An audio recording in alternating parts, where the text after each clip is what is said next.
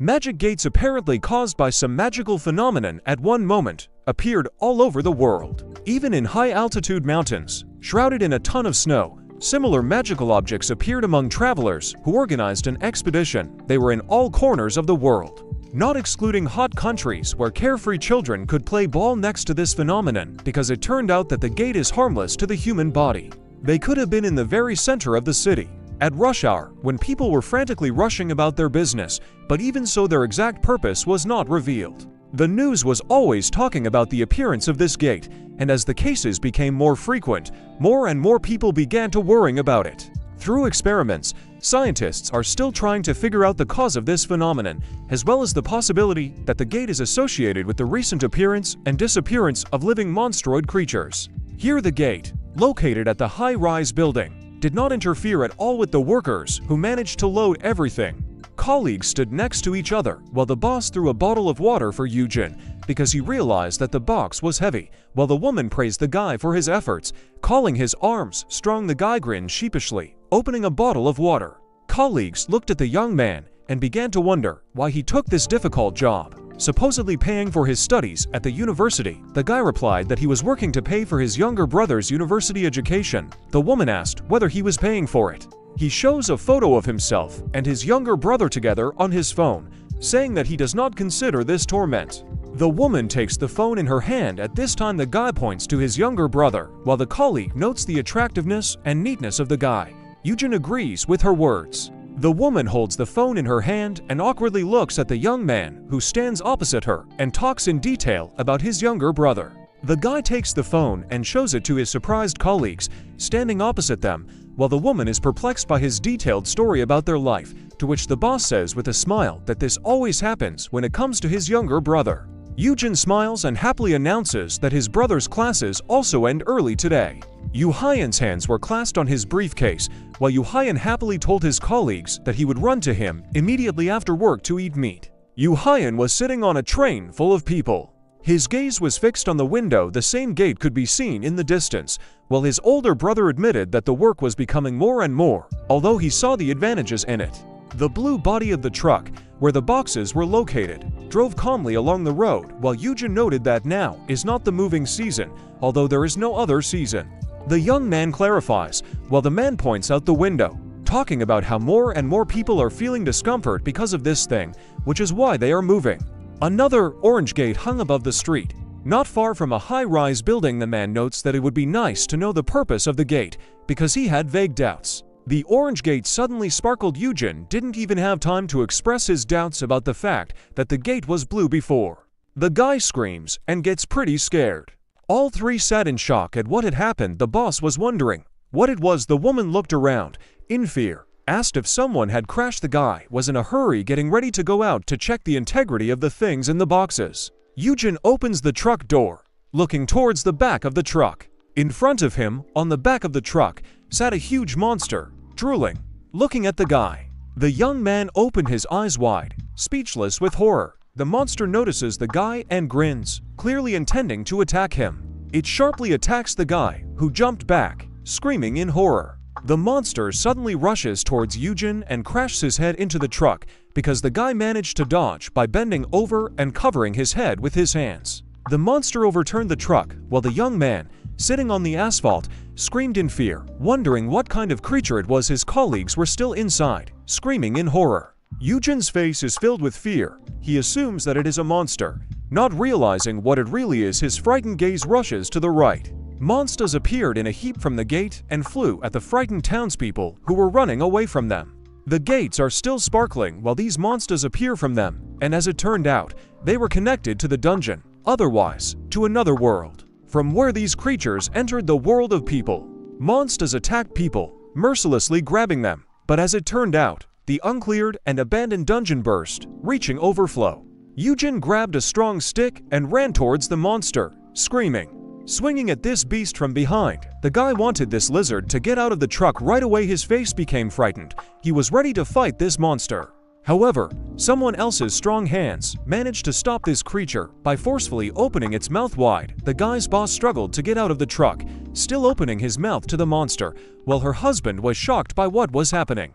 Her hands took on an unusual purple color while she restrained the beast and told the man to get out while there was still a moment, but he, in turn, did not understand what had happened to her. Drops of sweat were running down the woman's face. She shouted to her husband that she herself did not understand everything that had happened. In fact, it turned out that there were people who awakened their abilities when encountering monsters. There was an accident and fire on one of the roads. The awakened became hunters, who had to clear the dungeons. Hunters soon became the most sought-after profession in the world. The demonic beast was burning dead. Those around were horrified after the attack.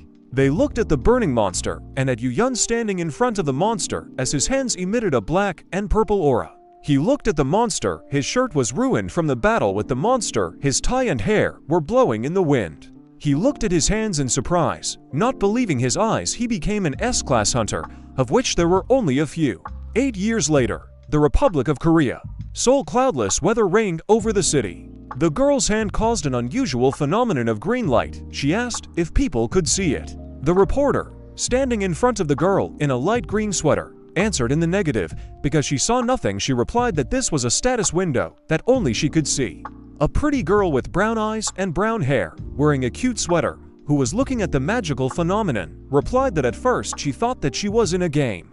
The glowing sprout logo, surrounded by a circle, had an inscription beneath it calling on nature to become greener. It was a skill that grew trees in a specific area. Yumi explained that this status window contains a list of skills that she can use. For example, a girl falls to her knees with a roar, touching the tiles with her hands, from which tree vines instantly grew, reaching upward, surprising the journalists present there. Soon the vines intertwined with each other, right up to the ceiling. Inscriptions appeared in the frame with the names of the program and a similar phenomenon. People were delighted with this ability, asking if people were saved with the help of this power. Yumi lived among garbage in a terrible room, overgrown with mold and moss, 8 years ago while looking for work during a dungeon strike. Then she was able to grow wooden vines and save people by awakening her skill, and recently she saved people from a falling building in a similar way. The girl absent-mindedly put her hand behind her neck, talking about how she was in a hurry and didn't notice it herself.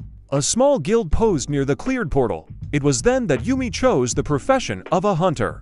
A middle-aged woman with short hair, pulled back into a ponytail, stood with her back in front of shelves with unusual contents. Pointing at them with her left thumb, she talked about how the items obtained in the dungeon cost a lot of money. The magical crystals glowing with a purple light, floating above a group of hunters, were called magic stones, and only hunters with good skills could get them. Thanks to this thing, they could sit on a whole lot of money because they were worth from several hundred to several billion. Eugene especially stands out, looking to the side with a thoughtful expression on his face. He is quite famous. He was still a high school student at the time of his awakening. The small guild emerged from the gates and was greeted by the paparazzi. Eugene, who lost his parents at an early age and lived in poverty, founded a guild, which everyone calls the Abyss, after his awakening. Behind the guy stood a rather strong man, and another guy was walking not so far behind them. Eugene is already 25 years old, and many cannot even imagine its condition. The reporter holds out the microphone to Yumi, who was at a loss. She was asked about her condition, to which the girl replied that this was impossible because she was E-class. However, clenching her hand into a fist and closing her eyes, she answered enthusiastically that if she continued to work, she would be able to save money for her younger sister's education. Then the screen darkens, and an inscription appears on half the screen about the death of the huntress. This was her last interview, because she died while clearing the dungeon. A whole group of rescuers carried Yumi's body, while others tried to help the rest of the hunters. In the morning, the girl's body was taken to the hospital, but she was unable to recover. A huge crowd of people gathered in front of the portal and stood behind the fence while preparations were made. The gates sparkled, shimmering blue. The hunters were gathering for the next cleanup, preparing their weapons. At this time, one guy in a red uniform called out to his superior, who was nearby in a blue uniform and getting ready, asking about a Class F person.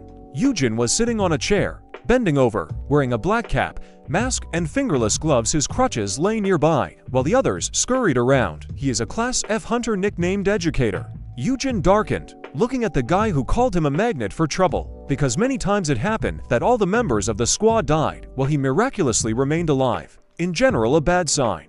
Eugene clasped his fingers together as he listened to how things were so bad that his younger brother abandoned him. The guy in red took out his phone, Starting to read the article while the blonde hunter was behind him, he began to read an article about how Eugene did not visit Yun in the hospital when his leg was crushed into powder, and the blonde asked him to stop discussing the younger one. Suddenly, Eugene's hand grabs the guy's t-shirt as he continues to read the article, calling his little brother disgusting. He pulls the guy towards him, threateningly telling him to shut up. The young man looked furiously at his opponent, cutting off his words by saying that this was no one's business. The guy in the red uniform grins at first, raising his hands, taking on a harmless position. Next, he pushes Eugene away from him with a kick in the leg, spreading his arms to the side, causing the lower one to fall, shouting that he doesn't dare to attack like that. Now he grabs Eugene by the collar, who is trying to understand what happened. The guy lifts him off the ground, clearly demonstrating his strength to him while the blonde was nearby. Eugene opened his eyes slightly, grabbing the offender's hand while he shouted that he did not dare to dig into Class D. Then the guy lets go of his victim, causing him to fall to the ground with a roar, while he himself began to move away, throwing words at him that he could complain about it to your brother. The blonde notes that this behavior occurs every time his younger brother is mentioned. Eugene grabs his leg, trying to come to his senses. Opening his eyes, he sees in front of him the hand of a man who used his power. Eugene looks in surprise at Seokwoo, who caused a flash of light with his power, crouched in front of him and complained about what happened because they didn't even have time to enter the dungeon yet. Eugene frowned as he listened to him say that because of his class, he would have to rely on someone and have to endure it. The young man smiles radiantly, closing his eyes. He accepts the help of the boss with a smile, who extended his hand to him and tried to help him get up, while Eugene thanked him for being accepted into the dungeon, despite his level. They clasped their hands tightly, while the young man said that Seokwoo himself works hard, reconciling his subordinates. The boss lit up with happiness after hearing his words of gratitude and noted that Eugene is the only one who notices his efforts. The young man looked at him, a little nervous, thinking about the fact that he had been exposed. Eugene hurriedly picks up his cap from the ground. Next, on crutches, the guy walks behind his squad, looking at how the boss slaps the offender on the head with the words that he should stop bothering the young man because he is as useful as the others and has enough experience, and with him the purge will go quickly. Eugene used his power to test the subject's upbringing, which he called out mentally. While the boss was diligently scolding his subordinates, Eugene added the head of the guild to the objects of education and almost agreed with the words of his offender. Seokwoo gathered the squad around him and gave the order to enter, urging Eugene to catch up with them on crutches, mentally noting that he had always survived thanks to his skill. We were transported to the dungeon area. Huge old walls with small gates were surrounded by tree roots. Two huge and terrible bats were moving straight towards the guys. The guys from the guild began to defend themselves from the giant monsters, hiding behind their shields and using their magical powers. One of the giant bats' corpses lay on the ground. The guys grinned at this, realizing that during the strike into the dungeons, they were shivering at the mere sight of such creatures. Suddenly, the monster's corpse began to evaporate and turn into a sparkling crystal. Seokwoo and the guy in the red jacket watched the sparkling crystal with delight. Seokwoo didn't expect that they could earn so much from one monster. The F-class player noticed that the crystal was large, realizing that with such a size, even a D-class magic stone would cost several hundred. The protagonist looked at the guy with an anxious look and held a small crystal in his hand. He replied that he did not find anything serious, except for small stones that could be considered waste. Eugene turned around in frustration and began hammering on the walls with his pickaxe. He was very angry that he was mistaken for cheap labor, comparing himself to Cinderella. Eugene humbly lowered his head, realizing that he was like a young orphan. Eugene lost his parents, and even his younger brother turned his back on him. Eugene recalled how his younger brother Yun came to the door and was about to leave, taking his backpack with him. Hyun in his cloak stood on a stone ledge surrounded by his comrades in black jackets. Eugene remembered that, while he was in the army, his brother gathered hunters and created the Abyss Guild, and as the Abyss was recognized as the strongest guild in the country, Yun became somehow unattainable. The main character recalled with longing how his brother's entire squad left him alone. Eugene humbly lowered his head at that moment, leaving him completely alone. From such a situation, when he was left alone, he clenched his fists tightly. He felt that he was unlucky and did not awaken, although he really wanted to. A bunch of all sorts of papers and cards were floating in the air, as if the wind had blown on them. Eugene then spent all the money left after quitting his job and found a broker who was supposed to awaken him. He recalled that he fell for their flattering interactions, that they would take care of him since he was an S-class brother. He recalled that he had done a lot of bad things, after which he was still able to awaken only to the F class, realizing that his brother had received the highest rank.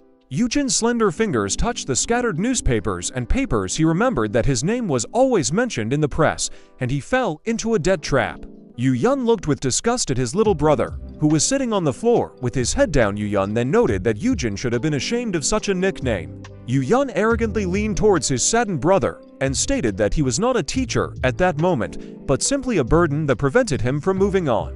The protagonist desperately stretched his hand after his brother, who indifferently stood with his back to him. Yuhaya noticed at that moment that everything turned out very well, because Eugene would no longer get into trouble in the dungeon. Yuhaya looked at his brother with disgust and told him to live calmly and quietly from now on, and not interfere with his younger brother's development further. A strong blow from the pick broke off a piece of stone from the rock. The protagonist looked down sadly, whose face was covered in abrasions covered with bandages. The words that came out of Eugene's mouth were that he truly deserved to be abandoned. The main character continued to recall with annoyance how his brother, surrounded by his guild comrades, went towards his adventures. Eugene thought of himself as the weak older brother of the great S-class hunter, like a parasite trying to extract benefits from him, suddenly noting that this was not a delusion. In the dark and dusty space of the dungeon, Eugene continued to work with his pickaxe. The protagonist realized that he was an F-class hunter and was still able to survive in a dungeon where people constantly died, only thanks to one skill that took advantage of others. Eugene looked forward with a cold gaze. In the past, his nickname is Teacher. Eugene's silhouette was illuminated by the dim light. As he sat on a chair with everyone he knew and his brother in the background, he knew that this ability, given to him upon awakening, allowed him to influence those around him.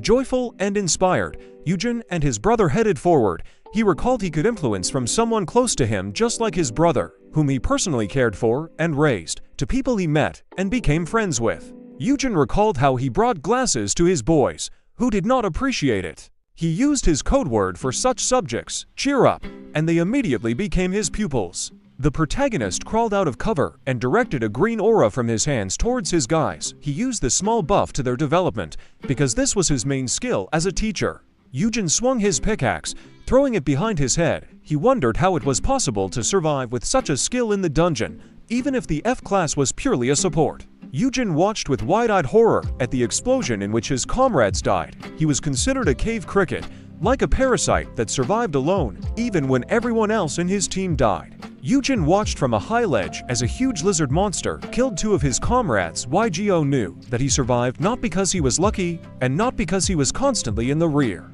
Yugio tried to get his dagger from behind his back. In fact, the teacher had another hidden skill. It was this skill that saved him every time in a crisis, and it was thanks to it that he could survive, despite the death of everyone else. The main character widened his eyes and looked down in surprise. Notification: the effect of the title teacher appears. The additional skill Last Retribution is launched. The protagonist swung his pickaxe and noticed how it began to glow in his hands, realizing that his additional skill should now be activated. Notification: the skills and abilities of the object of education are transferred twice as much. Eugene looked at his pickaxe in amazement as he held it in his hands. He felt the power flowing into him and the abilities of his boss too. A magic circle with a pattern of increasing strength appeared near Eugene's pickaxe. The teacher immediately froze and opened his mouth, throwing his pickaxe to the ground. Eugene desperately rushed forward, jumping on his crutches. He understood that this could not happen in a D-class dungeon. He understood that this was a hidden skill, the Last Retribution. The hieroglyph of the tombstone in the red circle glowed in the air. The abilities and skills of the pupil, improved by him, were temporarily transferred to him with redoubled force. A huge tunnel in the cave led to the exit. Eugene knew that if the student's speed was 100, then he would be able to run at a speed of 200, and his strength would also be twice as strong.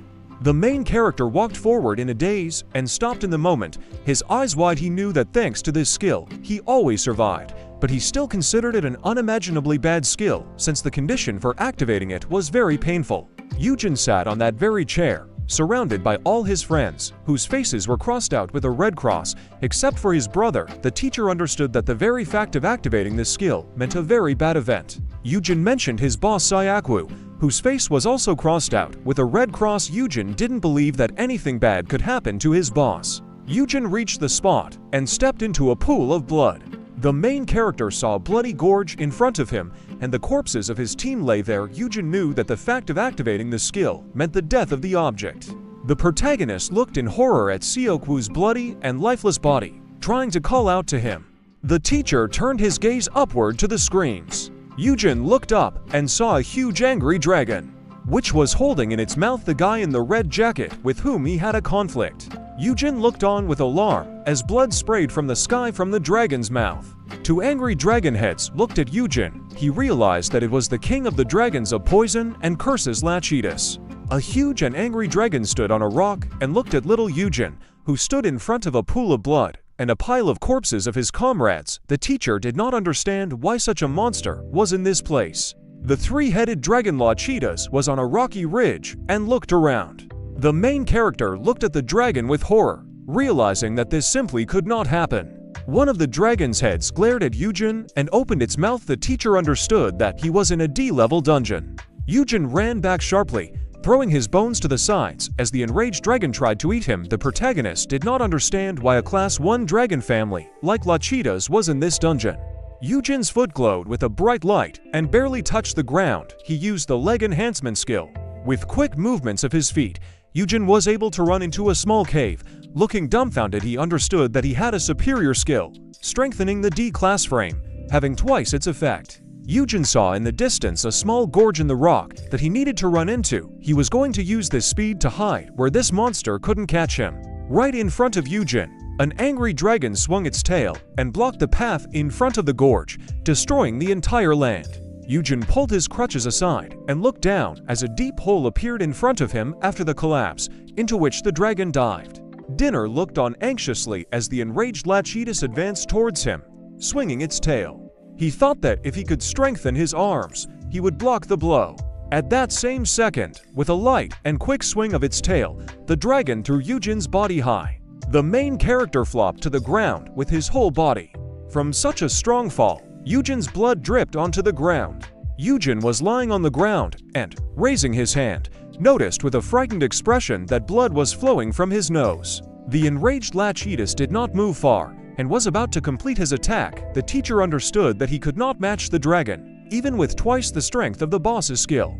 The protagonist recalled the last minutes of his team's life, where the boss held the wounded body of a fighter, telling him that even a healing potion would not have helped. Eugene felt like he was being covered with dying memories. The guy in the red shirt and Eugene's memories turned back angrily, preparing to fight alone, yelling at his superior to hide in the corner. With sorrow, the main character recalled the moment of his death when the guy was going to gain time, but did not have time, and he was overtaken by death in the form of a dragon, and all his blood fell on the face of the numb boss. The wounded Eugene scrambled on the ground, realizing that he could suffer the same fate. Eugene couldn't walk, and so he crawled on the ground, dragging his feet on the ground. He understood that with such legs, he could not escape. The exhausted main character raised his head and watched as the dragon advanced towards him in anger. He understood that in the end, he would die. The enraged dragon opened its mouth and was about to pounce on Eugene, who closed his eyes tightly and awaited his death. Suddenly, a powerful and strong explosion sounded right in front of the dragon, causing it to start shaking its heads. At the same second, Eugene's immobilized and humble body was picked up by his younger brother. The main character lay on Eugene's back and, widening his eyes, hopefully said the name of his younger brother. Eugene managed to hide his brother behind a block of stone and told him to stay behind the stone, as he was going to deal with the monsters himself, taking out his long sword. Eugene looked out from behind the stone, dumbfounded, trying to convey to his brother that even he could not cope with the three-headed enemy. Eugene straightened his shoulders proudly and threw his sword aside, looking straight into the face of the enraged Lachetus. Eugene whispered quietly, then he activated the blue willow leaf skill. At the same instant, Eugene's entire angry silhouette was surrounded by a blue magical aura with blue leaves. Eugene, with a deft movement of his body, jumped away from these leaves floating in the air. Eugene deftly swung through the air, flying past the dragon's heads, floating in his magical aura with his sword. Eugene held the handle tightly when suddenly it glowed with a bright purple aura. Eugene frowned at the dragon, and with a wave of his hand, summoned a wave of purple magical aura. The protagonist's younger brother looked down in disdain, pointing his reincarnated purple sword towards the dragon. Yun attacked the dragon from the air, trying to thrust his sword into the La Cheetah's dragon. Eugene watched in admiration as the fight between his brother and the angry dragon took place, realizing that his brother's attacks were too fast. Yun looked down at the dragon with disdain. He continued to point his sword towards the dragon, with his hand raised above the hilt. The main character understood that this was an S-class battle. Yun cast a questioning glance to the side when he saw that one of the dragon's heads was trying to pounce on him from the side. Hyan quickly flew into the air, trying to dodge the green poisonous stream from the dragon's mouth, which was supposed to incinerate him. Yun, realizing that there was no way his brother would have time to dodge this poisonous attack, rushed to his brother's aid, putting his sword in front of him, using the activation of a giant shield. Yun bared his teeth in pain as some of the poison still got into him. Eugene was very worried about his brother and shouted his name as Hyan looked towards the dragon with anger and contempt. Hyan swung his sword away from the dragon's poisonous attack, and all the sweat of the poison was thrown aside. Hyan looked worriedly as his sword melted from the dragon's poisonous attack. Eugene watched his brother with despair, realizing that the blade of the sword would no longer help them. The main character carefully watched the intense fight of his brother, who confidently fought with La Cheetah's. Eugene did not understand the behavior of his brother, who tried to protect him in this way, noting to himself that his brother could fight more freely. Yun, with a quick movement of his body, again tried to dodge the dragon's poisonous spit, throwing an angry look at him from behind. Eugene understood that this was the only way his brother could protect both of them. Yun turned his attention to the undead Eugene team. Yun offendedly shouted to his brother that he went into the dungeon without knowing his place at all, which all led to sad consequences. Yun sarcastically asked his brother about how long he plans to leave a trail behind him to clean up after him. Yun frowned at his older brother, who fearfully raised his head up. Hyan remarked rudely to his brother that he constantly told him that he should have lived quietly and peacefully. The teacher ironically asked his brother that he had come to the battlefield to express all this to his face. The dragon opened its mouth angrily. Eugene tried to ironically tease his brother about how he was already tired of his older brother's tutelage. The main character could barely stand on his feet, but still tried to move forward. Yun looked at his brother angrily. Lowering his head down, Hyan stood his ground and tried to tell his brother not to come out and hide, but Eugene got tired of hiding in the shadows and started his own plan. Eugene grabbed his sword and attacked the dragon, trying to thrust his blue aura sword deeper. Hyan held his sword out in front of him as one of the dragon's heads approached him. Hyan didn't understand what his older brother was doing. Eugene let go of the sword and threw it to the ground. Jin humbly lowered his head, throwing the sword from his hands. The main character was offended by such injustice because he understood that if his brother saved him, he would again become a burden to him, so he decided for himself that Hyan left him to die. The protagonist frowned forward. He replied with self-irony that even for someone who died in a dungeon, there would be no need to arrange a funeral. Eugene once again remembered the moment when the entire team turned away from him and left. He felt that he was already tired of such a life. Eugene raised his head and spread his arms to the side, watching as he was about to be devoured by the enraged dragon. Eugene closed his eyes tightly, already mentally preparing for death. Yun immediately spread his hand to the side, trying to strike with his purple aura. Yun flew with all his might to help his brother, whose silhouette humbly stood on the ground and was almost overtaken by the paw of a dragon with sharp claws. A powerful explosion occurred, from which a violet aura intertwined with poisonous gusts. Drops of blood appeared on the ground. Eugene widened his eyes and abruptly averted them to the side. Eugene lay on the ground and looked towards his brother, who decided to save him, sacrificing his body, receiving huge holes from the dragon's claws. Eugene wondered since when did things go wrong for them. Eugene knew that they were brothers who had no one else. The main character recalled a sad moment when he and his brother were at the wake of their parents. A photograph of their parents stood near white flowers with sorrow. The protagonist noted that it was hard for them after the death of their parents. At that moment, their sad gazes crossed as Eugene held a flower in his hands. Then little Hyan became interested in how his older brother felt. The brothers held hands and planned to cook dinner together. They understood that in the whole world, they were the only ones who had each other. Drops of blood continued to drip from Hyan's body. Eugene was alarmed that his brother had received such deep wounds and tried to call out to him, asking if he was okay. Eugene held the exhausted and wounded body of his brother as a huge and ferocious dragon destroyed the entire earth and its path to get to the guys. The ferocious dragon was burning in flames when Eugene showed signs of life and rested his hand on the ground. Eugene turned to his older brother with a heavy sigh, telling him that La Cheetahs falls asleep every 5 hours. The main character looked dumbfounded at his brother, who noticed to him that if he held on for another hour, the monster would fall asleep.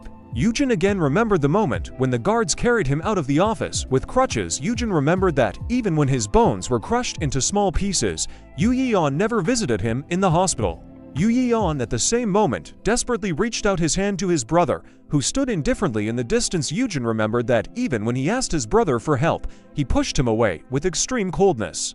The memory of the main character remains that very painful moment when his younger brother looked at him with contempt, who abandoned him and told him to live quietly without sticking his head out. Eugene was very worried about the question, why now. His brother came to the rescue and began to smile. Exhausted, Eugene held out a small yellow stone with his last breath, telling his brother to take the stone.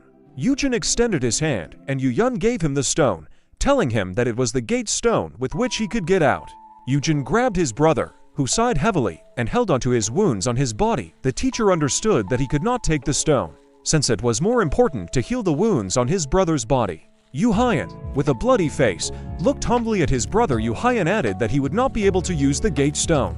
Eugene put his hand on his brother's shoulder. Eugene was living the last seconds of his life and fell exhausted on his brother's body. Eugene looked frantically at his brother, who lay motionless with his eyes closed, and tried to call out to him. The protagonist looked forward in shock as a bright blue light shone in front of him. Eugene continued to hold his brother's immobilized body as a magical blue funnel appeared near them. The effect of the title of teacher has appeared. The duration of the additional skill, the last reward, is 1 hour. The main character watched in numbness as everything around them was surrounded by a blue magical aura. Notice that the skills and abilities of the deceased Eugene have been transferred to Eugene with double strength. The enraged dragon, along with its 3 heads, opened its mouth as Eugene's body was pierced by a bright blue light. The protagonist raised his head to the dragon, baring his teeth. The dragon La Cheetahs struck the place where the 2 brothers were with his powerful paw, destroying the entire earth. Eugene, with the help of his brother's blue magic beam skills, was able to dodge the dragon strike, flying into the air and holding his deceased brother's body. The main character landed nearby. Eugene suddenly and reverently clutched the body of his late brother, calling him a fool. Suddenly, power with a purple magical aura began to flow through Eugene's fingers. A magical purple spear appeared in front of Eugene, which he was about to take. Eugene held this spear in his hands and bowed before the deceased body of his younger brother, which lay on the cold ground. Eugene continued to hug his deceased brother's body, holding his staff in front of him as protection. Eugene pointed out that he should make it a brother even until the very end. A ferocious dragon was approaching the main character, who was looking at the dead body of his brother with mental pain. At the same instant, Eugene flew into the air and with a deft wave of his hands dealt a crushing blow to the dragon with his spear. Eugene, looking out from under his long bangs at the dragon, I noticed that he carried out the attack slowly. In a furious look, the main character swung his spear and was about to destroy the dragon that killed his brother by piercing the body of La Cheetahs. Eugene held the spear menacingly and noticed that he had twice the strength of his incredible brother. Eugene held onto his spear tightly as the dragon fell from such a powerful blow, sending a cloud of dust into the air. Eugene realized that along with the power, he also received the memories of his younger brother. In Eugene's memories, he was holding his brother's card, noticing that Eugene had awakened as an F class. Eugene carefully examined his brother's file and realized that he should not have contacted his brother. The protagonist soared into the air and aimed at the dragon with his angry gaze, swinging his staff. Gaining great speed, Eugene landed and ran towards the dragon, who was waiting for him. With a deft movement, he jumped away from the dragon's head. Flying high into the air, Eugene swung his spear. Aiming with his gaze, Eugene was about to deliver a crushing blow under La Cheetahs. Eugene was then in the hospital with his leg and arm bandaged. Eugene was very angry with himself for not being able to prevent the moment for his brother to remain unharmed and not lie in a hospital bed. The main character noticed the moment when his angry younger brother ordered his assistants to deal with the scoundrels who broke Eugene's legs. Eugene struck the dragon's body with a powerful blow. causing everything around to sparkle with a bright aura and blood. That very painful moment when Eugene was held by the very guards who were supposed to protect him, Eugene told his guard to tell his brother that he was forbidden to provide a healer. Eugene ordered his guards to throw his brother out the door, providing only financial assistance. Eugene felt terrible. Experiencing a deep sense of guilt, he stood in front of his reflection with his head bowed. He told the guards to frame the whole situation as if he was forced to do this only because they were brothers. Eugene desperately punched the wall. Clenching his teeth, Eugene understood that such a situation would be better for his brother than if he went to die in the dungeon. Eugene was very ashamed in front of his brother and mentally asked Eugene for forgiveness. Eugene sat on the floor, resting his head on his crossed arms, feeling hurt and annoyed by what had happened. He really wanted Eugene not to go to the dungeon under any circumstances. In the dungeon, where Eugene was fighting a fierce battle with the monster, it began to rain. Eugene held onto his staff. He stood on the dragon's dead body in the heavy downpour. The dragon's head, with its tongue hanging out of its mouth, lay immobilized on the ground. Eugene, seeing with his own eyes the entire chronology of events, grinned maliciously. He ironically noted about his brother that he took too much upon himself, deciding to come up with such a plan, and without telling him anything. Eugene was soaked from the heavy rain and held onto his staff. Breaking into a mocking smile, he wondered what he should do now in such a situation, because he could not expect this, realizing that he still shackled the entire realization of his younger brother with his behavior. Eugene wondered what he would be doing now if he could survive. A shortcut appeared with a notification that Eugene received an impossible achievement by killing the dragon. Eugene suddenly looked at the icon, which said that he was being given the legendary title of Dragon Slayer. The protagonist widened his eyes when a bunch of notifications with rewards popped up in front of him. As a reward, he was given 10 gate stones, 5 acquired class 1 liquids, and the great sword of the Scarlet Dragon. The most important event was the wishing stone, which could fulfill his any desire. Eugene looked with anticipation at the shining crystal above the dead body of the dragon. The crystal emitted a bright light from itself. Floating in the air, Eugene thought about what he should choose as his wish. Eugene suddenly raised his hand to the crystal and made a wish for his brother to be resurrected. A notification came out that he could make any wish except to resurrect the dead. The teacher sat down near the stone and looked at it frantically. He was discouraged and did not understand what kind of wish he should make in this case. Eugene imagined himself in a new way as he stood at a crosswalk during a rainstorm and looked around. He thought about becoming the strongest hunter, a new hero. Eugene presented himself as popular when his face was shown on the city's big screens. He also thought that this time he could get the role that he had been jealous of for so long, noting that he could have wished for even greater honor. The main character was tormented in doubt about the choice of desires with his head down. His black silhouette with a sword behind his back stood under a heavy downpour. Eugene determined his wish and wished to turn back time to a time when his younger brother had not yet died. Shards of a shining crystal floated above the protagonist's hands. A notification popped up, asking if Eugene really decided to turn back time. Eugene looked at the stone suddenly and noted that this was the final decision. Suddenly, bright rays of light and air currents spread out from the crystal. Eugene humbly closed his eyes and awaited his further fate. He knew that he would not allow something like this to happen again. Eugene found himself in a different space, raising his eyebrows with a dumbfounded look. Eugene was dressed in normal casual clothes and sat on the sofa, looking around. It was a large, spacious office that was well lit. Eugene realized his hand and looked at it, trying to see the changes. He realized that he was in the main building of the Abyss Guild of his younger brother, realizing that he had indeed found himself in the past. The protagonist took out his phone and looked at the date and time. He realized that he had returned 5 years ago, wondering at the same time about that why this place. He grabbed his phone and began to study the date more carefully. It dawned on him that he had arrived on the day when he found the broker upon awakening. Eugene leaned his hand on the sofa and froze in the moment, realizing that now there would be a certain stage in his life. The footsteps of his brother were heard, who was about to enter his room. The door to the room began to open. Eugene cast his stunned glance towards his brother, who had entered, who bared his teeth slightly as he was very dissatisfied. Eugene frowned deeply and told his brother not to be in this room again. The main character looked in awe at his living younger brother. The protagonist rushed to run towards his brother, realizing that he was able to return.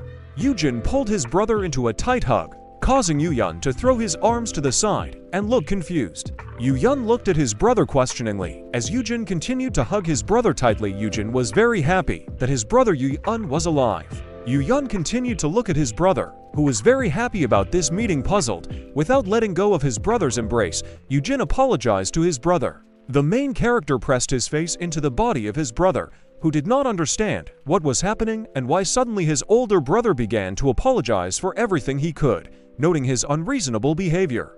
The guys were in a spacious, bright office. Eugene frantically asked his brother that he could get into even bigger problems. Eugene replied sharply that it was something else. Eugene extended his hand behind his brother's head and pressed himself even closer to him. Eugene said he just thought about it while walking to his office, noticing that he was 20 years old now, although he was 25 years old at the time of his death. Eugene looked at his brother with excitement, as Eugene looked at his brother with excitement. Eugene happily noted that he would no longer create a fuss or cause problems for his brother. Eugene looked at his brother very reverently as he turned to him. Eugene, in response to such pleasant words, snuggled up to his older brother. Eugene closed his eyes and smiled. He felt incredible relief, realizing that he was guilty before his younger brother. Eugene remembered his little brother and himself when they returned from school. Playing with each other, Eugene was incredibly happy that at least now he could return everything back. The little happy brothers were happy with each other and smiled. Eugene understood that they were brothers who had no one but each other. Eugene leaned away from his brother slightly. Still holding him, he approached Eugene, telling him that he loved him very much. The main character thought to himself that now he will forget about Awakening and the hunters and will calmly sit in his place. Notification: the recording of the awakened Eugene is completed. The protagonist excitedly raised his head, rejoicing at what was happening. Notifications came out that the legendary titles had been received: Dragon Slayer, an ideal educator. An additional skill called My Child is the Best was also launched. Eugene's pupil's growth rate was doubled, to which Eugene was surprised. Delicious bacon and eggs and soup were cooking on the stove. Eugene put on an apron and prepared to eat. Turning towards his brother, Eugene said that everything will be ready soon, so Eugene needs to wait a little and sit quietly. Eugene answered happily. The main character was sitting at the table and waiting for his brother to prepare food. He felt awkward about the situation.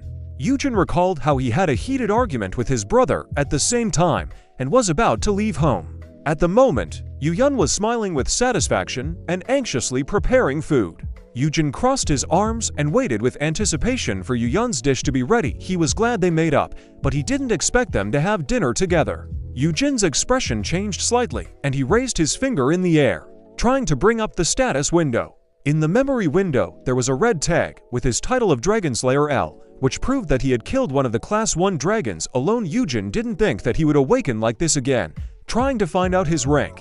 The protagonist touched the red label in the status window. He understood that the L class meant a legendary class, even stronger than the S class. The teacher spread his arms, sitting at the table, and watched as more labels with different hieroglyphs appeared around the emblem with the dragon.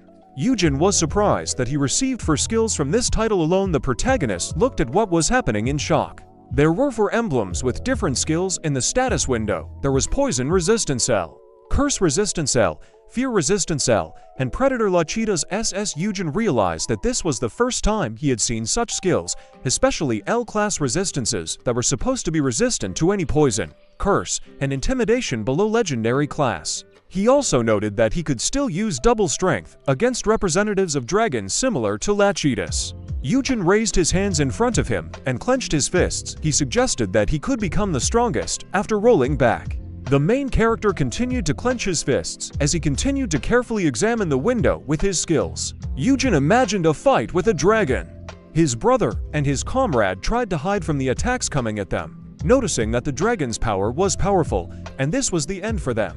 The dragon opened his mouth and was about to splash out a huge poisonous stream. Eugene understood that if they came into contact with the deadly poison that this dragon emitted, they would die suddenly. Eugene's voice was heard from the side, telling the guys to move away. The main character covered Eugene's body with his arms outstretched to the sides. Eugene threw his malicious grin towards his brother. Eugene noticed that he arrived at the scene and sarcastically asked what they needed to do with the deadly poison. Eugene sparkled and shone with a bright light, spreading a joyful smile. Eugene looked at him questioningly, as Eugene noted that the deadly poison was just a refreshing shower. For a true hunter, Eugene noticed that his brother was cool. Eugene, with his fist raised, proudly imagined how he held his little brother in his arms to him.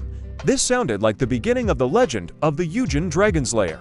The protagonist, inspired by this idea of his life, clicked on the screen of his status window. He understood that this was how he would become the strongest hunter and be able to live well, noting that he would become the first representative of the L class. Eugene poked his finger on the black screen, choosing his skill level: Stamina 6, Strength 4, Agility 5, Intelligence 4, Mana 2.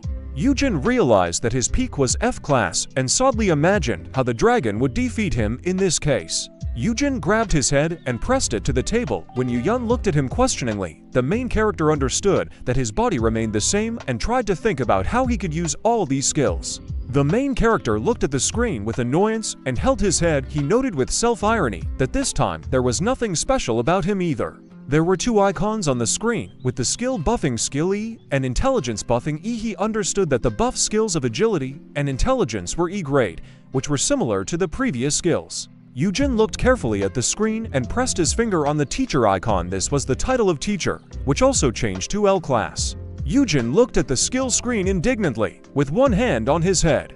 Eugene's finger touched one of the three skills called LS Final Gratitude. Realizing that it was better not to use it, Eugene also noticed that the names of all these ranks sounded disgusting. Eugene imagined the title of my child as the best L, seeing on the screen that he was communicating with his brother, and suddenly, unexpectedly, thanks to the code word, his brother suddenly began to emit a fiery aura from himself. This was the accelerated growth of an object under the influence of a code word. Validity period: 3 days. Eugene understood that this title was similar to the previous title of educator. Eugene cast his puzzled glance towards his brother, who was very surprised at the increased growth rate. Eugene realized that Eugene would become 2 times faster and stronger than other hunters, realizing that all this could be used with a skill called Our Child is So Incredible SS. The properties of this skill were that, if you support the object of education with a code word in front of more than 5 beings with intelligence, then the abilities and effect of the object skills increase relative to the number of living being,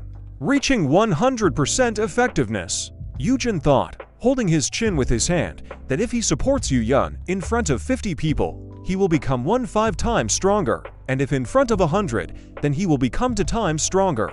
The protagonist imagined himself as a king, bathed in gold, and his red cape held by his brother and several other people. He imagined that in this way, he would be reborn as a teacher who raised an entire guild. He understood that, if he was lucky and everything worked out so well, he would be able to live richly and happily all his life. Icon with code word, love. Eugene grabbed his head and leaned against the table in frustration, to which his younger brother immediately reacted. Eugene didn't understand who came up with such a terrible code word. Eugene remembered the moment when he held his brother and confessed his brotherly love to him. Eugene realized that the code word had changed during his awakening.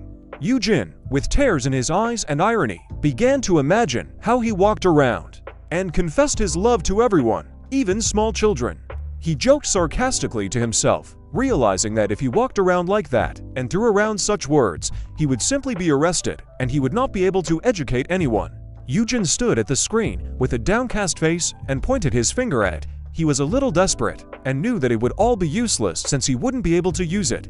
Noting that the skill itself was good on the screen, Eugene saw the latest skill called Promising Cutting. As Eugene looked at all the people around him and saw letters above their heads, this skill suggested that he could check the class of unawakened people and objects under the influence of the code word could awaken with optimal talents. Eugene looked pensive, still contemplating his bright future, when Eugene walked over to the table and began serving food on plates. Eugene looked at his brother and handed him a plate of rice. He asked if Eugene had enough rice. The main character gladly picked up a plate of rice and thanked his brother, saying that he would eat everything with great appetite. Eugene noted that he cooked everything from what they had at home, so he didn't know what his dish tasted like. Eugene put a spoonful of rice in his mouth and began to chew it with a puzzled face. The protagonist continued to eat the rice with gusto, and the younger brother looked at it all with admiration. He was glad that he cooked deliciously, and Eugene noticed it. Eugene looked at his brother warmly and added that if he wants more, then let him say so. Eugene began to look down in slight confusion as Suhayan began to explain the reason for this phenomenon. Eugene replied, that it was safer to cook by himself because at that time there were items for detoxification and removal of curses, although such things had not existed before.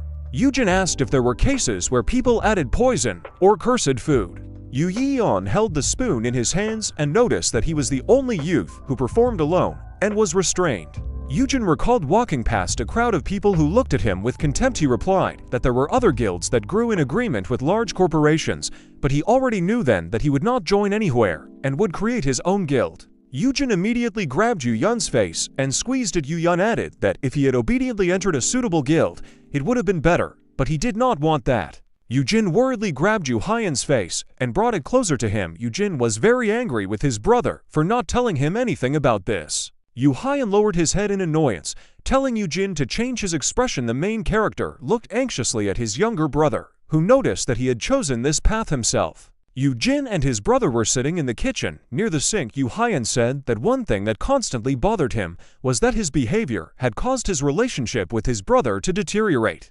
Yuyeon recalled how he ordered his guards to limit their communication. Yuyeon explained that he watched his every action and interfered in every matter, trying to make sure that Yuyeon did not catch anyone's attention and deliberately moved away, afraid that they would touch his only brother.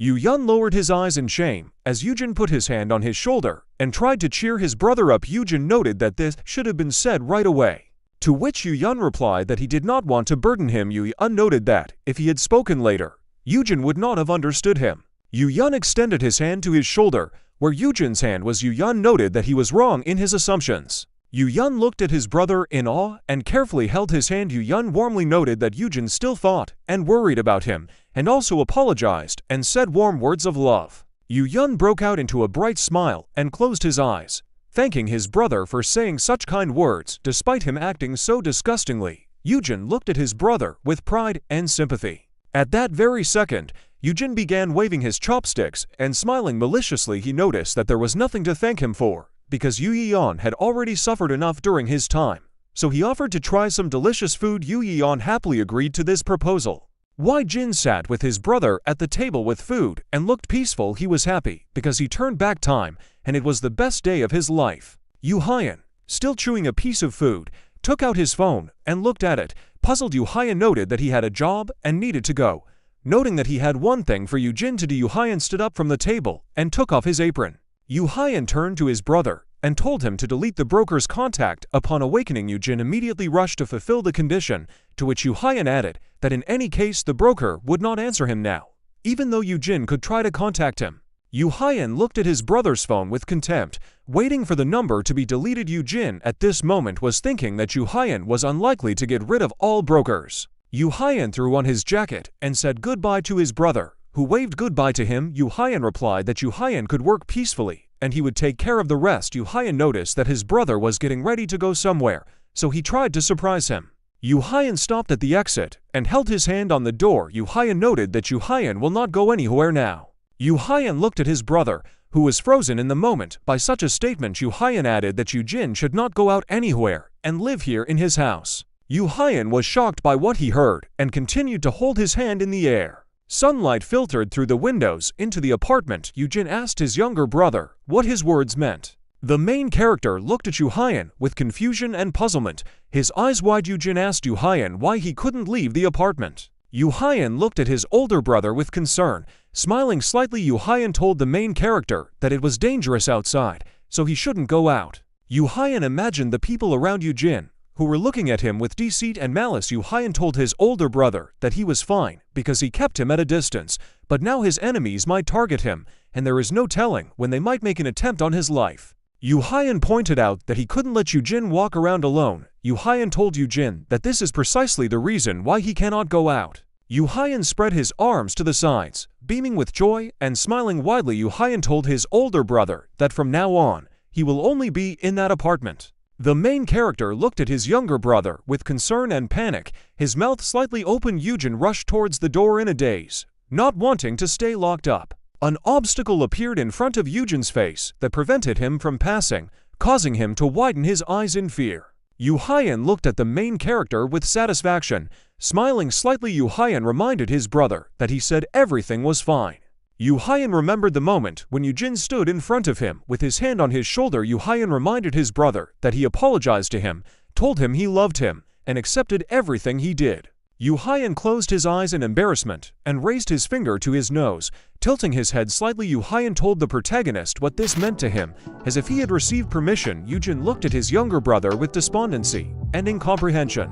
The weather was beautiful outside. The main character did not understand how this could mean something like this. Eugene was lying on the floor, face down, among scattered things and boxes. The main character hurriedly began to pack his things into a backpack. Eugene said that he needed to take everything he needed and run away before his younger brother returned. The main character cautiously looked back at the apartment. Opening the front door, he thought that he would spend his whole life locked up if he was wrong. Kim stood in front of the open door, gloomily looking at the main character. Kim frowned unkindly and opened his mouth slightly. Eugene looked out of the door with wariness and fear, looking at Kim. The main character introduced Kim by holding his hands in front of him, clenched into fists. The protagonist noticed that this was a class abyss hunter, Kim, Yu Hyun's confidant, with a powerful defensive skill. The main character stood close to Kim. Eugene asked Kim to step aside. Kim objected negatively to the main character. Kim held the door with his hand. From where the main character looked out warily, Kim told the protagonist that Yu Hyun ordered to make sure he doesn't go out. The protagonist was surprised that his younger brother assigned in a class guard. Kim closed his eyes and sighed heavily, putting his hand to his face. Kim put his big hand on the main character's shoulder. Kim told the protagonist that he would not speak at length and ordered him to obediently return to the room. Kim held the main character by the shoulders, overwhelming him with his powerful aura. Kim told the protagonist that otherwise, he would push him there by force. The main character looked at Kim with numbness and anxiety. The protagonist was shaking with fear. He thought that he should not be afraid. Eugene opened his eyes in surprise. A notification window appeared in front of him. Activation of resistance to fear. The suppression is cancelled. The main character remembered the red icon with the image of ghosts. The protagonist noticed that his trembling disappeared thanks to the skill. Due to the use of the skill, the main character's eye briefly turned blue, after which it suddenly disappeared. In the eyes of the protagonist, Kim looked like a cute bear cub. Eugene noticed that Kim now looks not like a predator, but a meek puppy. The main character looked like an angry rabbit, baring his teeth. Eugene angrily asked Kim what he was trying to do. Kim frowned, looking seriously at the main character. Eugene angrily poked his finger at Kim's chest. The protagonist sarcastically asked Kim he really didn't know the laws of the Republic of Korea, noting that every person has the right to freedom, and locking him up like that is a crime. Kim could not restrain himself and grabbed Eugene by the collar of his jacket. The protagonist told Kim that he would go to jail, mentioning the policeman. Kim held the protagonist by the collar, lifting him up. Eugene looked ahead dejectedly. With his hands down, Kim told the main character that this was a punishment and sarcastically asked if he wanted him to continue dragging him to the room. Eugene apologized to Kim, answering him negatively. The protagonist looked depressed, thinking that with or without skill, no matter how hard the frog pouts, he won't become an ox. A red icon depicting a twig with leaves appeared before the eyes of the main character. Eugene noticed this skill without understanding what it was. A system window appears. A promising cutting is activated. The protagonist suddenly grabbed Kim by the face, pulling him closer. Eugene looked at Kim's surprised face. The main character saw information about Kim and his skill's possible awakening level at unwavering body. Acquisition failed. Regeneration. Acquisition failed. Expanse shield. The protagonist was surprised that Kim could awaken his S-class. The main character introduced Kim and Yu Hyun with their backs to each other. The main character thought that then there could be two S-class hunters in the abyss. Eugene began to pull Kim's ears and hair, staring intently at his face. The main character thought that maybe he could change this with his skill. The protagonist closed his eyes, knitting his eyebrows. System notification nurturing an object in a state of incompleteness. After using the code word, you can use my baby, the best, and get the S-class skills that you failed to obtain. Eugene was glad that he could change this after all. The protagonist imagined Kim calmly releasing him. The main character thought that he had found a solution to the problem in education, and that if he obediently raised Kim, he would obediently obey him. Eugene added that he would find himself an S-class and regain his freedom. The protagonist looked at Kim excitedly, pursing his lips. The main character thought that for education, it is necessary to say a code word, and that he should tell Kim that he loves. Kim furrowed his brows with rage as the veins popped out on his face. Kim didn't understand what Eugene was doing. The main character pointed decisively with his hand at himself. Knitting his eyebrows, the protagonist asked Kim to look where his hand was pointing. Eugene raised his hand, and with a confused smile, showed him a heart by folding to fingers. Kim looked gloomily, and made a gesture that the main character showed. The protagonist awkwardly winked at Kim, and showed his heart by folding his fingers. Kim became gloomy at the actions of the main character, and looked at him angrily. Kim told Eugene to stop making those nasty gestures, and go back to his room. The main character fell to his knees with a drooping look. Resting his hands on the floor, the protagonist really wanted the code word to be changed. It was night outside. Hyun returned home, looking at his older brother with a relaxed expression. The protagonist was lying on the floor, looking exhausted. Hyun asked Eugene if he had a good rest. The main character sarcastically answered his younger brother that he was dying. He told Eugene that the abyss has many enemies holding it back, but if they become the strongest, even they will not be able to touch them lightly, noting that then he too will be able to go out calmly. The protagonist imagined himself wearing a collar with a leash, which was held by a happy Hyun. The main character thought it looked like walking the dog. Suddenly, it dawned on the protagonist, causing his eyes to widen. He thought he could pull off something similar with his abilities. The main character recalled how he sat in front of the TV, looking at the hunters. Eugene thought that back then, he spent days searching for hunter-related information, and clearly remembered who would become a high-level hunter in the future. The protagonist imagined a lot of falling papers. He thought that if he found them in advance and appeased them, he could awaken them, and as payment for awakening, he would make them his guards. The main character imagined himself in a circle of powerful and cool hunters. He thought that if he became more authoritative this way, then Hyun would also not be able to do whatever he wanted. Eugene noted that with his skills and rank, this is quite possible. Hyun turned his thoughtful gaze to his older brother. The main character jumped up and smiled joyfully, pressing his hand to his chest. Eugene happily told his younger brother that he could find in a class hunter. Hyun looked at his brother in surprise and shock. Eugene knitted his eyebrows and smiled maliciously, clenching his hand into a fist. He thought he would dig up future as classes. Night hung over the city. Lanterns glowed on the streets. Eugene thought that since everything turned out this way, he would have to find small children who were easy to convince. Yaram stood in tattered and worn-out sneakers. She raised her head and fixed her gaze on the dark sky. The main character thought that he would carefully appease and raise him as a personal hunter. Hyun was surprised that Eugene wanted to find a class. The main character looked at his younger brother with enthusiasm. Holding out his hand, the protagonist asked Hyun to allow him to move freely if he found in a class personal bodyguard. Hyun looked at his brother in confusion, smiling awkwardly. Hyun wondered how his older brother would find a bodyguard. Hyun looked intently at his older brother.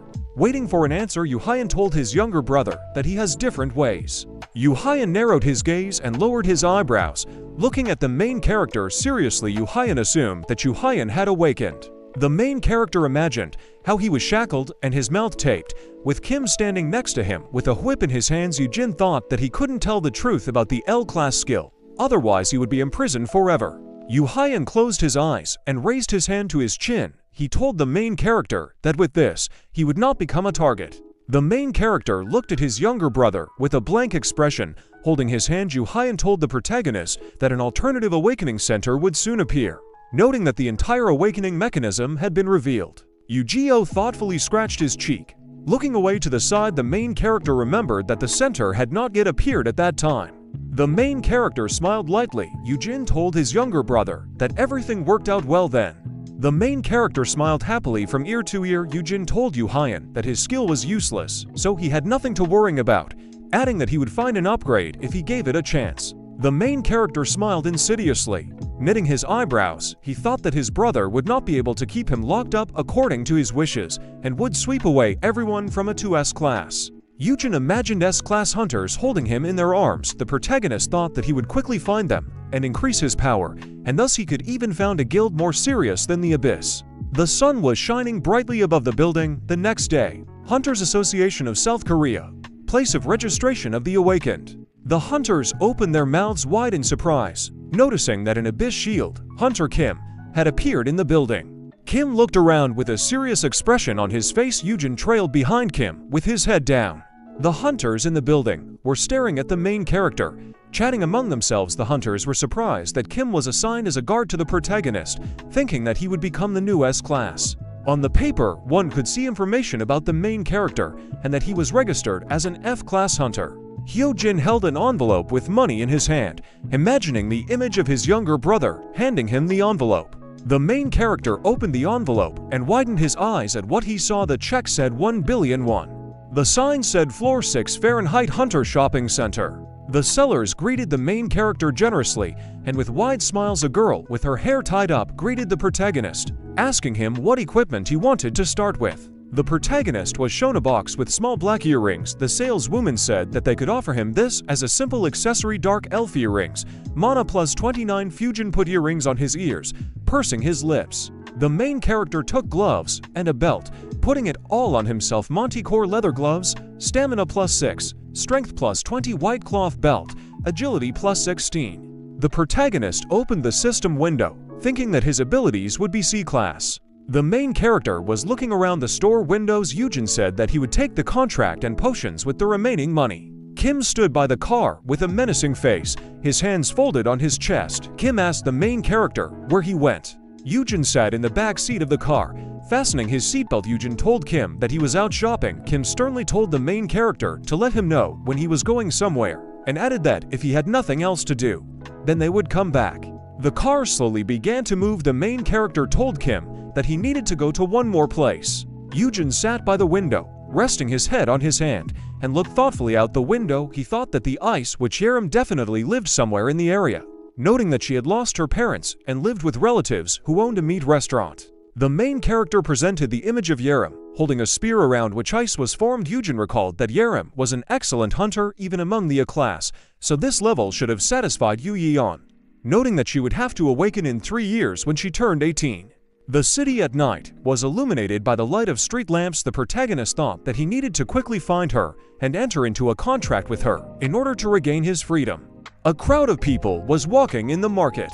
The woman with the black bag looked at the main character in surprise. She told him that she didn't know any Yaram. The man in the mustard scarf shook his head negatively. He told the main character that they don't have Yaram in their restaurant. Eugene looked around, holding a snack in his hand. Kim walked with a menacing look. Looking straight ahead, the main character noticed that there were more meat restaurants than he expected, and he would have to go around them all. The protagonist felt a delicious smell and closed his eyes. Sniffing with pleasure, he noticed that it was the smell of roasting meat. The market was hung with garlands and signs. Eugene asked Kim if he was hungry, suggesting they eat first. Kim replied to the main character that he was fine. The main character chewed his snack carefully. Looking at Kim, Kim asked the protagonist why they came there. Since there was a meat restaurant next to the abyss, Eugene told Kim that he felt a strong energy there. Kim furrowed his eyebrows. Looking away in disbelief, Kim muttered under his breath that this was a complete scam. The main character closed his eyes, about to take a bite of his snack in his hands. An angry Yaram stood nearby. The protagonist thought that first he needed to have dinner and then continue his search. Noticing that he wanted to eat Kopchen, Yaram screamed furiously that it always her fault. The main character looked at Jam in surprise, his eyes widening. Yaram furrowed her eyebrows and opened her mouth wide. Yaram told her uncle that it was all because of that man Park Soo-koon's. An angry man looked out from the restaurant. Yaram took off her apron and turned her back to the man. Running away from him, the man told Yaram in a commanding tone to come back. Yaram shouted in rage that she hated everything and it would be easier to die. Yaram, with a downcast look, ran past the main character, who looked at her in bewilderment. The protagonist opened his mouth slightly, recognizing the girl. He thought that he had finally found Yaram. Yaram frowned and clenched her teeth, running wherever her eyes were looking. Eugene will extend his hand after the fleeing Yaram. The main character handed his snack to Kim and with a serious look looked in the direction where Yaram ran away. Kim looked at Eugene in bewilderment. The main character asked Kim to hold his snack for a while. The protagonist followed Yaram. Knitting his eyebrows, he thought that Yaram was very fast for someone who was not awakened. A bright blue light began to emanate from Eugene's feet. The main character had to use a B-class item, a light fabric belt, agility plus 16. The protagonist accelerated, emitting blue light from his feet, and ran after Yaram. Eugene noticed that with his equipment, high speed is nonsense for him. The main character ran past people, raising a strong wind. He thought the equipment was the best thing in the world. Many people were walking around the market. Eugene ran, looking at Yaram in the crowd. The main character saw Yaram running away. Yaram turned around, looking at the main character in surprise. The protagonist called out to her, asking if she was Yaram's student. Eugene ran closer and closer to Yaram. His mouth wide open. The main character wanted to talk to the student. Yaram thought that her uncle had sent it. Yaram moved from her place, running out onto the roadway. She called the protagonist uncle, telling him to leave as she had no intention of coming back. Eugene didn't like that she called him uncle, noting that he was in the prime of his life. The main character opened his eyes wide. Looking at Yaram with concern, the protagonist noticed that there was a car on the road. The car was shining its headlights brightly as it approached Yaram. Yaram was numb with horror. Her eyes widening, a blue burst of energy appeared. The main character released blue energy, bounced off the car, and grabbed Yaram. The main character collapsed to the ground, along with Yaram. The driver of the car widened his eyes in fear. A crowd of people watched with shocked faces. Yaram looked at the main character in confusion, her mouth slightly open. Eugene asked her if she was okay. The protagonist looked at Yaram with relief. Smiling slightly, the main character told Yaram that he wanted the ending to be cooler. Yaram sat on the back of the main character, resting her foot on his face. Yaram noticed that the main character was a hunter. Eugene invited the student to get up from his back. There was a grill on the table on which meat was being fried. The main character closed his eyes and smiled joyfully. Drooling, Eugene said that the texture of the meat was simply killer, noting that he had not eaten marbled beef for a long time. Yaram held a green pepper in her hand, dipping it into the sauce. She noticed that the main character called himself the elder brother of the head of the abyss. Yaram looked intently at the main character, biting the pepper. She didn't understand why such a person needed her. Eugene closed his eyes, raised his hands to his chin, and smiled widely. He jokingly told Yaram that it was because good energy emanated from her. Yaram turned around sharply and was about to get up from the table. Yaram thanked the main character for the food, saying that she didn't believe it at all. The protagonist looked away, smiling awkwardly, imagining himself with his little brother and a man with a woman. He told Yaram that he knew her parents, adding that when his parents passed away, they helped him. The main character noticed in his head that this was a lie.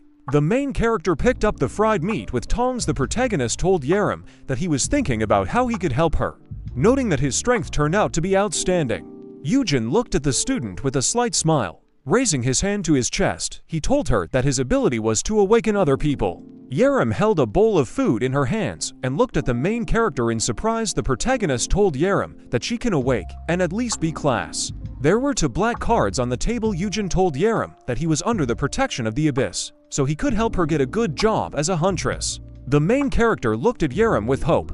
Crossing his fingers, Eugene told Yaram that he wants to sponsor her if she doesn't mind. The protagonist extended his hand with a friendly smile. Yaram looked at the main character with confusion. Eugene asked the student if she would become a huntress by entering into a contract with him. Yaram widened her eyes in shock, raising her eyebrows. The main character watched Yaram with interest. He thought that Yaram was hooked since hunting was considered the coolest profession among teenagers, adding that he needed to put on a show to lure her in. The main character raised his hand and opened his inventory. Eugene took out a shining scroll with a feather from his inventory. The protagonist suggested to Yaram that she read the contract. A shining contract flew up to Yaram's face. Eugene told the student that all she had to do was officially sign a contract as the huntress Yaram. Yaram looked at the contract with delight, blushing slightly. There were hieroglyphs inscribed on the contract. Yaram read the conditions, which included entering into a contract with the Abyss Guild, keeping Eugene's skill a secret, and being responsible for guarding Eugene for a year. The protagonist leaned his hand on the table and smiled awkwardly from ear to ear. The main character told Yaram that he would not be ashamed, because after awakening she would be much stronger than him. Yaram asked Eugene if she could become independent after awakening. Yaram lowered her head, looking sadly at the contract. The main character suddenly grabbed his pen. Eugene asked Yaram to wait. Yaram didn't understand what to expect, thinking that just writing the name was enough. Eugene told Yaram that everything needs to be checked carefully, adding that the contract doesn't even have her terms. Yaram looked at the contract in confusion, her mouth slightly open. The main character moved closer to Yaram, pointing his finger at the contract. Eugene warned Yaram what would happen if she was deceived when signing rashly. The main character looked questioningly at the student. Raising his eyebrows, the protagonist added that even if independence looks alluring, you need to be careful. Yaram asked what to do then if this guardian is deceiving her. Eugene looked at Yaram blankly. Yaram narrowed her eyes slightly, frowning. The student did not understand the point of a guardian deceiving her and monitoring the fulfillment of the contract, noting that everything would simply be taken away from her. Yaram kept her hands on her knees, clutching her clothes tightly. The main character did not understand what the student was talking about. The guys looked excitedly in the direction where the source of the noise appeared. The student's uncle searched everywhere for her, shouting her name. An angry Uncle Yaram appeared at the establishment. The uncle told the student that he had been told where she was. The guys quickly got up from the table. The main character greeted Uncle Yaram appeared at the establishment. The uncle told the student that he had been told where she was. Uncle told Yaram that she was not doing what she was told, but was chilling somewhere. The uncle furiously frowned on his face and grabbed Yaram's hand. The uncle told Yaram in a commanding tone to follow him, adding that he would correct her habits. The main character asked Uncle Yaram to calm down. Eugene grabbed his uncle's hand tightly. The uncle directed his furious gaze at the protagonist. The main character looked at his uncle in shock. Yaram's uncle asked Eugene who he was and how close he was to Yaram. The protagonist told his uncle that there was nothing like that between them. The main character held his uncle's hand, baring his teeth. The uncle did not understand where the main character got such strength. Eugene thought it was all thanks to his equipment. The uncle contorted his face with rage. Eugene turned his gaze to Yaram. The student's uncle asked the protagonist to let go of his hand and displeasantly asked him who he thought he was interfering in their affairs. Eugene raised his eyebrows and looked at Yaram in surprise. Yaram stood slightly cowed, looking away to the side. The main character noticed the worn-out and old sneakers on the student's feet. Eugene remembered how he saw Yaram and his uncle quarrel outside the establishment. The main character opened his mouth slightly. Eugene told Yaram that now he understood what she was talking about. The protagonist looked angrily at the student's uncle, squeezing his hand harder. Eugene told Yaram that she meant that nothing is better than such a guardian. Yaram furrowed her eyebrows and opened her mouth wide. Yaram told the main character that he is absolutely right and her uncle is the worst. Yaram pointed her finger at her uncle. The main character narrowed his eyes and glared at him, causing him to hesitate. Yaram told the protagonist that her uncle stole her parents' entire inheritance and did not give her a penny of pocket money. Uncle Yaram frowned with anger and bared his teeth. He told the student that she was always disgracing people. The student's uncle walked towards Yaram, throwing the main character aside. Eugene suddenly fell to the floor. Yaram and uncle widened their eyes as they looked at Eugene. Yaram looked at the main character excitedly. Her mouth parted. Uncle Yaram knitted his eyebrows, looking at Eugene in bewilderment. The protagonist sat on the cold floor with his head down. Yaram asked Eugene if he was okay. The main character rolled on the floor in horror, his mouth wide open. Eugene shouted to the entire establishment that Uncle Yaram was beating people. The protagonist sat on the floor, closing his eyes, pressing his hand to his chest. Eugene told his uncle that he could talk normally and not push people. Noting that he just stopped the student, the main character looked at Uncle Yaram with a pitiful look, letting tears flow from his eyes. The uncle grabbed the main character by the clothes, pulling him slightly towards him. The protagonist looked down with a serious look. Eugene tripped up the student's uncle. Uncle flew onto the table, sweeping plates off it. The main character rose to his feet and held a can of soda in his hands. With a smile, the protagonist told his uncle to be careful because the soda had spilled and the floor was now slippery. The uncle raised his head and looked furiously at the main character. Eugene grabbed his uncle's head, pressing it to the table. Yaram knitted her eyebrows and watched what was happening with a smile. Barely holding back her laughter, the main character asked his uncle if he was okay because he slipped again. The protagonist held his uncle's head over the hot grill and leaned slightly towards him. Eugene asked his uncle how he dared to steal from a small child, threatening him with violence. The main character looked at his uncle angrily. Eugene warned the student's uncle not to dare treat Yaram like hell again. The main character turned his head to the side and saw Yaram smiling joyfully. The student noticed that this hit on the table. The sound was just like in wrestling. Eugene told Yaram that the sound was not from him, noting that he heard it from the street. The guys looked at the street in surprise, their mouths slightly open. The restaurant building began to shake violently. People in the building thought that an earthquake or war had started. Kim ran into the restaurant. In a panic, Kim called out to the main character at the top of his lungs. People opened their mouths in horror at what they saw. Kim told all people to evacuate carefully. A huge black monster with worm-shaped eyes was destroying buildings. People in panic tried to escape from the terrible monster. Kim said that there was a dungeon break nearby.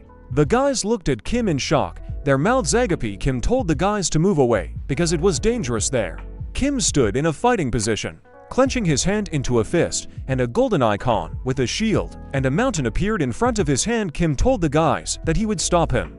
Kim hit the ground with all his might, stopping the huge monster. System notification defense skill, class shield of space. A wall of earth appeared in front of the monster, blocking its path. Kim watched the monster. The main character watched in horror. What was happening? Kim told the protagonist to take the chance and evacuate quickly. The main character watched the monster. With confusion, Eugene thought that there was no such thing in his memories, and why did the monster suddenly appear? The main character was in a daze. Kim sat on his haunches, looking towards the monster with a serious look. The protagonist recalled that in the past, at the same time, there was no dungeon breakout. Kim jumped off the ground and rushed at the monster. Kim flew into the air, swinging his leg at the monster. Kim kicked the monster with all his might, releasing a golden burst of energy. Kim rested his foot on the monster's body. Kim frowned. Looking at the monster with bewilderment, Kim noticed that the monster had no base. The monster began to attack Kim with its tentacles. Kim jumped over the wall, dodging the blows. The monster followed Kim and began to climb over people. Ran away from the wall in panic. Yaram ran, turning back in panic. The uncle ran away from the wall in horror, not understanding what was happening. The laces on the sneakers came undone, and Yaram stepped on the lace. The student fell to the ground. The uncle looked at Yaram and ran on. The student looked in front of her with displeasure, baring her teeth. The monster's tentacles were approaching Yaram. Yaram closed her eyes and opened her mouth slightly. The main character covered Yaram with a shield, preventing the tentacles from passing through. The student widened her eyes in surprise, looking at the protagonist. Eugene bared his teeth while holding a huge shield in his hand, from which a bright light emanated. The protagonist looked at Yaram with a serious look. The main character told the student to quickly run to the shelter. Eugene grabbed Yaram's hand and rushed with her, running away from the monster. Yaram slightly opened her mouth and looked at the back of the main character in confusion. The student knitted her eyebrows and looked down sadly. An entrance to the ground appeared in front of the guys. The main character asked Yaram if the hideout was located there. In the underground shopping center, Yaram told the main character that everything was correct. The protagonist turned behind him, looking at Yaram. Eugene told Yaram to quickly go down there. The protagonist narrowed his gaze and frowned at the student. Eugene told Yaram that he needs to go back. The main character recalled hunters attacking the same monster. The protagonist thought that he had seen this type of monster, and alone they are weak, so they move in a pack, noting that if they are not quickly gotten rid of, they become a complete headache. Kim formed a golden shield in front of him. Kim defended himself from the monster's furious blows. The main character thought that since Kim specializes in defense, he does not have a separate skill for area attack, adding that with such an opponent is the least suitable specialization. The protagonist nervously looked ahead, frowning. Eugene thought that he needed to find a way to defeat the monster at all costs. Yaram grabbed the protagonist's hand. She told the main character that she would also go, and asked him to wake her up, noting that she could go fight. Yaram was full of confidence and looked at the main character intently. The student widened her eyes in shock, pursing her lips. Eugene told Yaram that this is precisely why she is not allowed to, since she is still a child. The protagonist approached the student and put his hands on her shoulders. He told Yaram that she would not fight skillfully once she awakened, adding that he wanted to awaken her calmly and painlessly, and did not intend to immediately throw her into real combat. Eugene remembered his little brother when he awakened and had to fight monsters. Eugene told Yaram that he could calmly watch the child be forced to fight alone. The protagonist turned around and looked at the student one last time. Eugene told Yaram that adults should deal with this and she should get to the shelter safe and sound. Yaram watched as the main character ran towards the monster. The protagonist rushed headlong. Baring his teeth, Eugene tried to think of a way to help defeat the monster. The main character knitted his eyebrows, looking in the direction of the monster with irritation. Eugene thought that he had been hanging around as a hunter for more than 5 years, and even in this state, he could squeeze some kind of decision out of himself. The protagonist ran up to Kim. Kim turned behind him, looking at the main character in surprise. Kim looked at the main character with displeasure. Kim didn't understand why Eugene came, and told him that it was dangerous there. The main character told Kim to use the defense skill.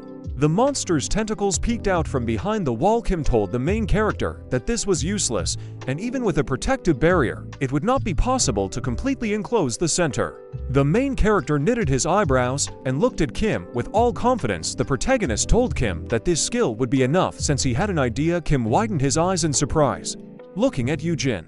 The men stand on a rock and look down at the monster. One man makes a vague movement with his hands as his companion holds his palms on the rocky surface.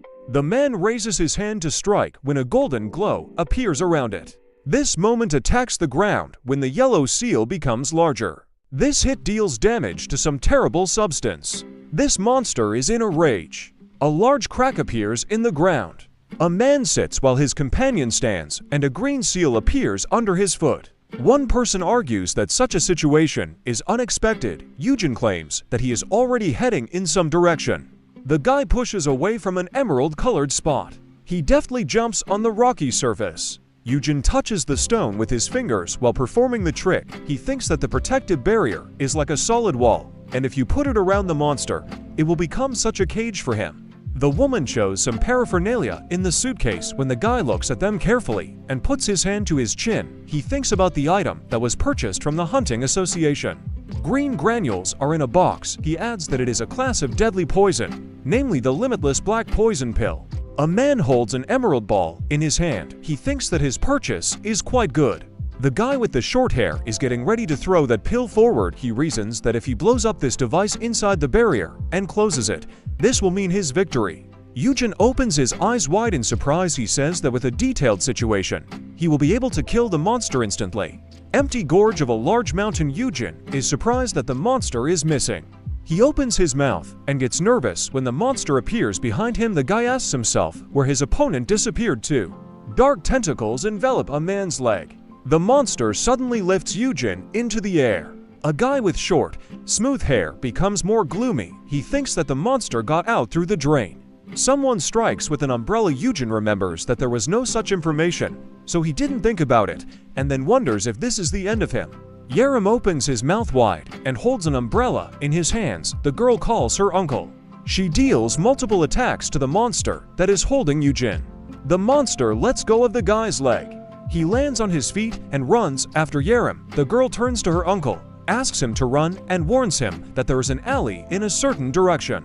A guy with short cocoa-colored hair quickly runs with Yaram from their opponent. He asks his comrade what she is doing here. He ordered all civilians to evacuate. The girl asks her uncle what he is doing, if he is a representative of Class F. The tentacles of the monster are heading after the heroes. Eugene claims that he is an adult and awakened. Yaram warns his interlocutor not to make her laugh. She asks if this is the person who asked the student of the neighboring school for protection.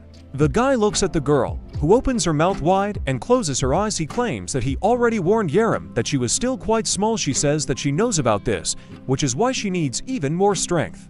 A girl with an interesting hair color looks forward sadly. Yaram and Eugene hold hands and run in a certain direction. She argues that when her uncle slept with her recently, the girl was able to calm down because she assumed that her new acquaintance really wanted to protect her. The schoolgirl looks down sadly. She thinks that such behavior could anger her. The heroes run in a certain direction. The girl explains that she does not have the strength to protect herself on her own. Buildings on the street in the city. She claims that this is the reason the girl wants to become stronger. A little girl looks in an unknown direction. She explains that she previously did not have the opportunity to do anything because of her age. An unknown person runs in the rain. People are running away from the child. Yaram adds that she doesn't want to wait for help while she's worried. Someone is running fast enough. The girl claims that she wants power that she can choose on her own, with which she can protect herself. She frowns and looks ahead resolutely. A girl with an unusual color of curls turns to her uncle and reminds him of his own words. A guy with short, smooth hair looks down in surprise. Yaram claims that she has such a power that can make a girl more powerful. She and Eugene run forward from their opponent. The student asks her friend to show her how much stronger she can become. The heroes raise their heads and are quite surprised. They shake hands when a blue glow appears around them. A bright flash of light appears. The man is holding a weapon in his hand. He asks how a situation like this could end this way. The man opens his eyes quite strongly in surprise. Something approaches the girl's hand, over which a blue seal appears. A school student smiles happily as she holds her palms above her head. The world system notifies that Yaram has activated a skill called Icy Breath, and the girl has completed her registration. She calls her uncle and notifies him that she has received an S rank. The short-haired man looks ahead. Dumbfounded, Yaram claims that she has developed some cool skills. Her friend claims that no one speaks loudly about their skills. The monster pulls its limbs upward. Yaram asks how her uncle feels about her new opportunities. A girl with an unusual color of curls looks forward. When a monster appears behind her, the guy warns his partner about the appearance of a monster. The enemy's tentacles wrap around the wrist of a school student. Her uncle tries to warn her that she needs to be careful. The men watch as their comrade gets scared and hits the wall. Her colleagues are in shock. The girl looks in surprise at the monster she slammed into the rocky surface. Eugene thinks that this kind of power is common for S-class. Yaram clenches his hands into fists and smiles happily. She assures that she will cope further on her own. A schoolgirl approaches a tall man and stretches out her hands to a certain staff. She asks her friend to lend her a weapon. He agrees with trepidation. The end of the staff rests on the ground as a blue glow appears around it. A pillar of light appears as Yaram delivers the killing blow. A man creates yellow shields to protect himself and his friend from rocks. Eugene asks for help. A blue stamp appears under the girl's feet. The game system notifies that the Hermes shoes skill is about to be activated. There is a flash of bright light due to Yaram's powerful attack.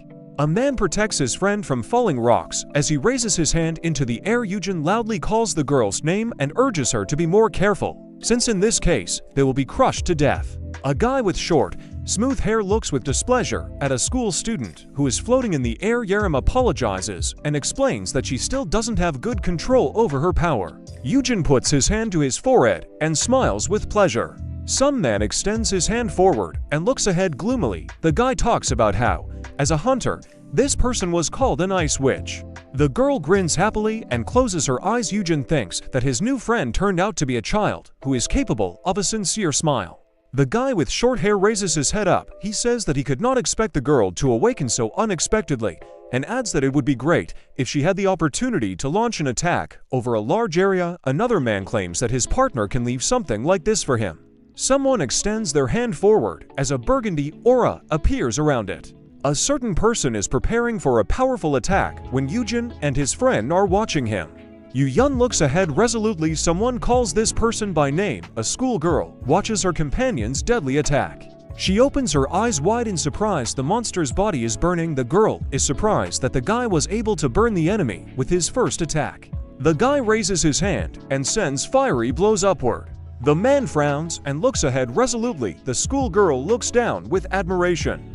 The guy is standing on the ground among the rubble and stones. He looks with interest at the girl with the unusual color of her curls. Eugene looks at the gloomy Yuyun. He calls his friend by name and is glad that he came. The guy turns his head to the side. Yaram sinks to the ground and watches as the guy in the raincoat scolds Eugene. He asks him he knows how worried Yuyun was when his friend called him on the way to the scene of the tragedy, and then mutters something about how many times he needs to be reminded not to be outside at such moments. Eugene points his hand forward, and the men turn their heads in the right direction. The guy with the short, sleek hair claims that everything is fine, and his friend doesn't need to worry so much. Eugene points to Yaram. The guy claims that he has found a person whose S-class has recently awakened. A girl with an unusual color of curls awkwardly greets the new person.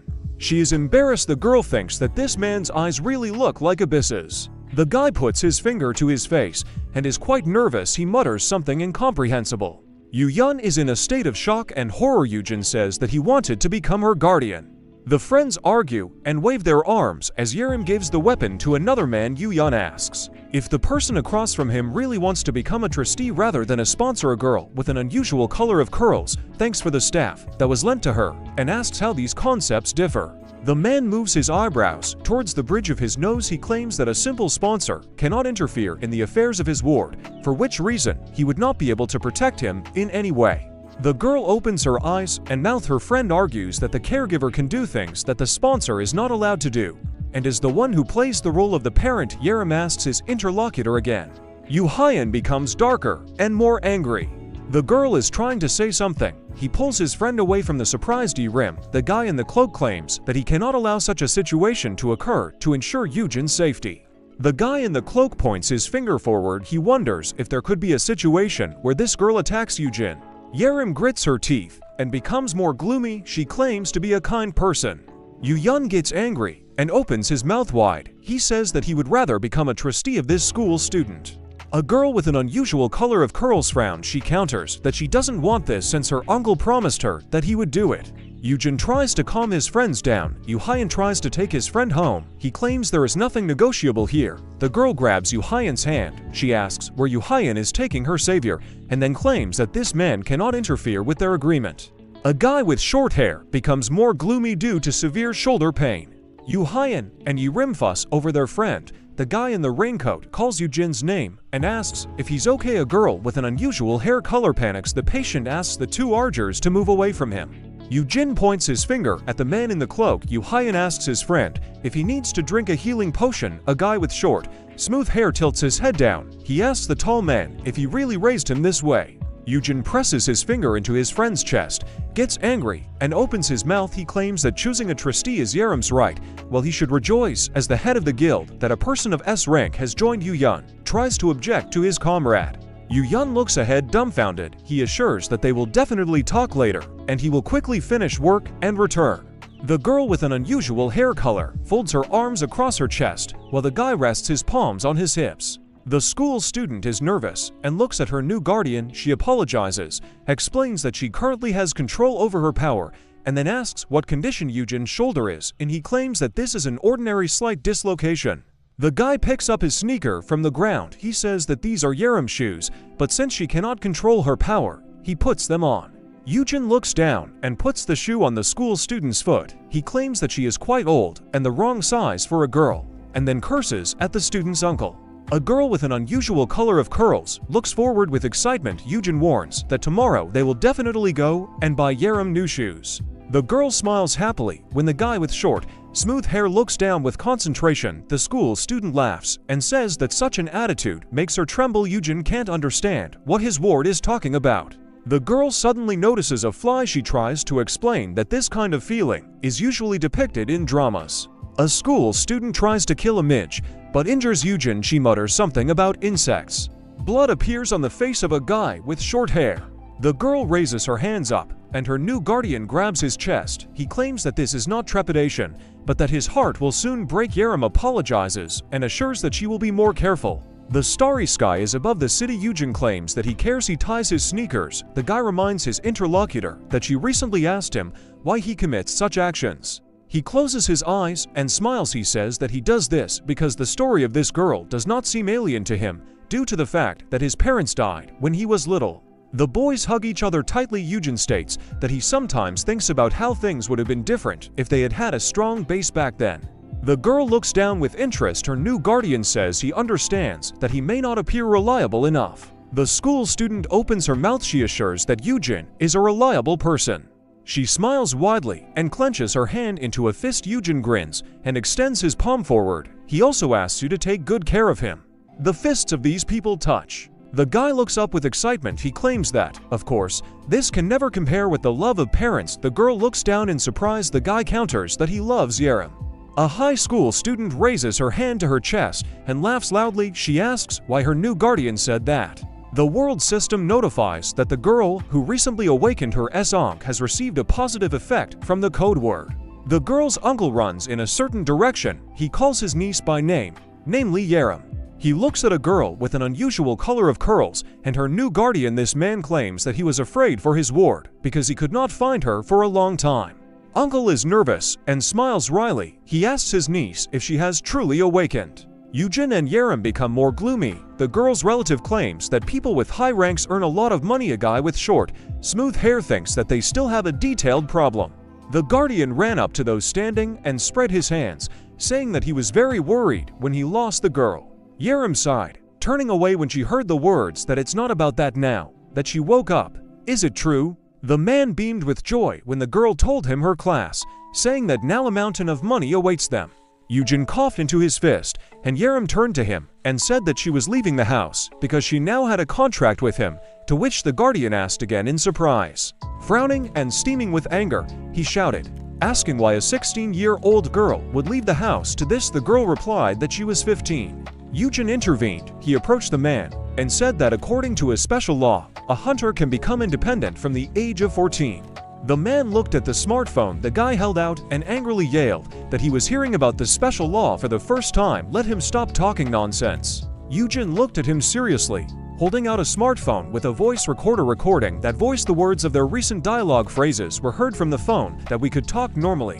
Why was he pushing him? The man was going to hit her like that, a weak high school student. The guardian, stuttering, asked what it was. The guy showed the recording to the amazed man, saying that he would still get recordings from CCTV cameras, and Yaram was surprised that he was recording everything from the very beginning.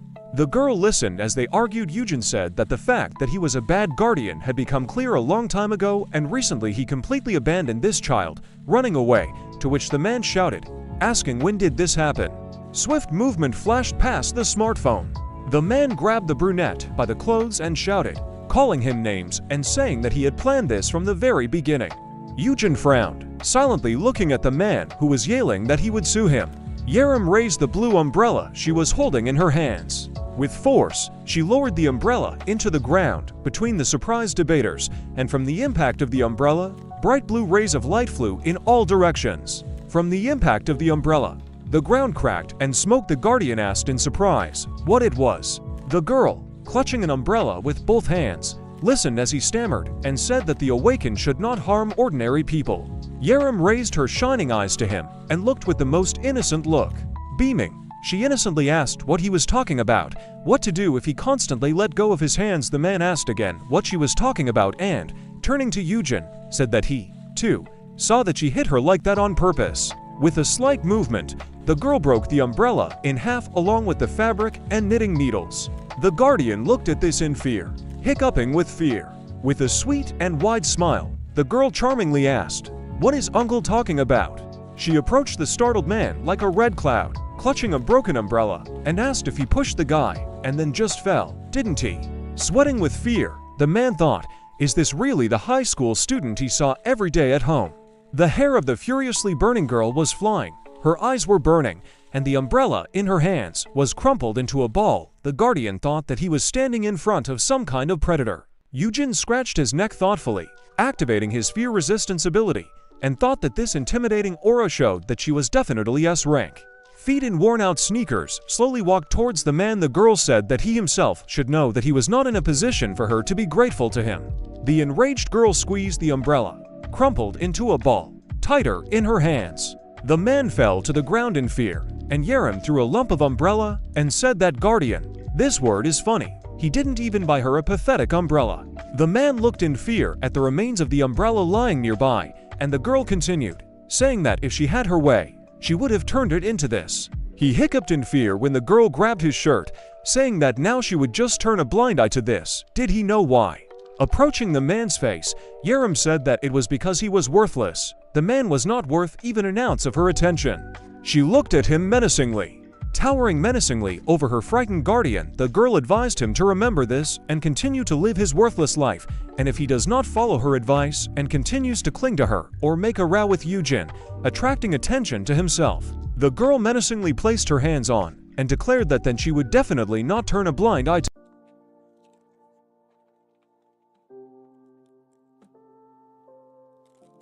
Startled man sitting on the ground screamed loudly. Yaram enthusiastically raised her fist in the air, asking, well, did she repeat after the guy? It was impossible to take a sip of cold water in front of the children. A bad example was contagious. The morning sun was rising over the city. The guy remembered that this is how Yaram became a member of the guild, and he was freed from captivity. The sleeping Eugene suddenly woke up and opened his eyes. He sat up on the bed and asked Yumi, who had entered the room, what he was doing. His brother walked towards him, and the guy asked in surprise what was wrong with him, what had come over him since the morning. He looked in surprise at his brother's hand extended to him, who demanded that the guy give him what he bought yesterday. Frightened, Eugene jabbered, asking, he was talking about shopping at the mall. He spent too much, but he thought he was allowed to spend all this money. The younger one shouted that that was not the point, but the black poison fog orb. The eldest held out the ball in his palm, but before he even had time to clarify, his brother grabbed it and squeezed it in his fist. Surprised, Eugene asked why, and then corrected himself and asked how he even knew he bought it. Eugene looked at the palm, asking the elder does he not trust him at all. The guy looked at his brother, who made a surprise sound. Eugene started to ask what he was talking about, but was interrupted because Eugene suddenly hugged him. A question was heard in the room. "What's wrong with the youngest?" Eugene asked his brother if he bought it, being prepared even to die if necessary. Continuing to hug his brother, the younger one closed his eyes and continued that if his enemies targeted the older one, he would become his weak point. The guy said that this is why his brother was ready to poison himself so that they could not use him as a hostage. Eugene's face was extremely surprised, and he thought that there was nothing like that. The guy began to deny, and the younger brother let him go and looking into his eyes said that he was so worried about him, but he still should never use something like that. The beaming Eugene confidently stated that even if something like this happened, he would definitely come to save him. Eugene thought he bought it to use when clearing the dungeon alone, without his brother's knowledge, but now he can't say he has L-class poison resistance. But Eugene agreed out loud and thanked his brother. He had the feeling that there were more and more misunderstandings. The elevator arrived at floor B1. Eugene looked at his brother and asked if everything had already been resolved with Yaram, to which Eugene replied that yes, Seok went to her house yesterday. The younger one looked forward, saying that, apparently, the guardian spent billions of the girl's inheritance on his own business. He remembered the picture of a man in a suit, handing a paper to a disgruntled, screaming guardian. The guy said that in exchange for the fact that they would not sue, he wrote a receipt that under no circumstances would he approach or contact the girl. He won't interfere anymore. The guild has success. The guy stepped forward, leaving the elevator, and the eldest asked, Yaram really agreed not to sue. But what about the inheritance of her parents to this? The younger replied that yes, she said that she simply did not want to contact him anymore. Eugene scratched his neck and agreed, saying that now that amount would rather seem ridiculous, and Eugene looked at his smartphone and said that the girl had also gradually finished adapting to her abilities and seemed to have spent all of last night in the training room.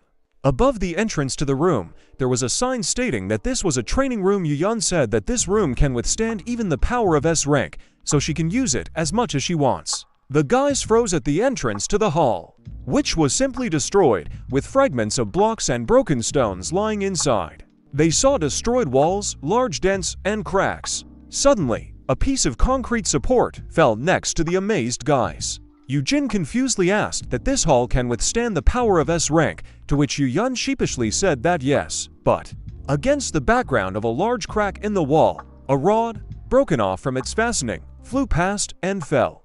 Among the fragments of tiles and concrete, Yaram quickly rushed headfirst, holding a chain in her hands. Somersaulting in the air, she landed and slammed her palm onto the floor.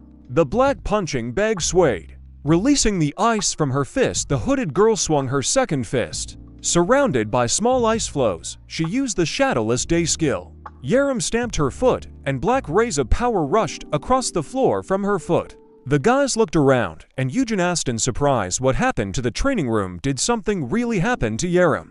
He looked down in surprise. A black shadow from the girl rushed towards his leg, gluing it to the floor, and the guy said in surprise that he could not move. The girl looked intently and said the command to activate the skill. The fragments of stone were covered with a black sticky substance. Like the training barbell, blue fumes rose from the black marks. Covered in a black mass up to his shoulders, Eugene screamed, and his brother called out to him in surprise. Black shadows swirling across the floor connected with the girl, who put her fist to her chest. Yaram raised her foot, the sole of her shoe glowing blue. Surrounded by the radiance, she slammed her foot down to the ground, breaking the floor. Yaram quickly ran forward, and her steps crumbled the tiles on the floor. With a scream, the girl raised her fist to strike, and she hit the floor with her fist, raising not only blue shining flashes, but also fragments of stones. Cracks from the floor even spread to the walls of the training room. The girl stood confidently, clenching her fists glowing with blue power. Suddenly she heard her brother's requests to wake up. Surprised, she turned to the guy she called uncle. She was amazed to see Eugene, who, holding white Eugene on his knees, asked him not to die, and told the girl that she had become stronger. Yaram screamed for the guy to come to his senses. They shook white Eugene by the shoulders, bringing him to his senses suddenly. The guy opened his eyes, looking at her in surprise. Eugene adjusted her hood and excitedly asked if her uncle was okay, to which he asked who she was. The girl thought in surprise that he had lost his memory and asked if he didn't remember she was Yaram, to which Eugene shouted that he knew, but she had changed beyond recognition, and the surprised Eugene said that the stylist had worked with her. The girl beamed, as if against the backdrop of refreshing lemonade, smiled, standing in a confident pose with a new haircut, and said that World's Edge had corrected her image.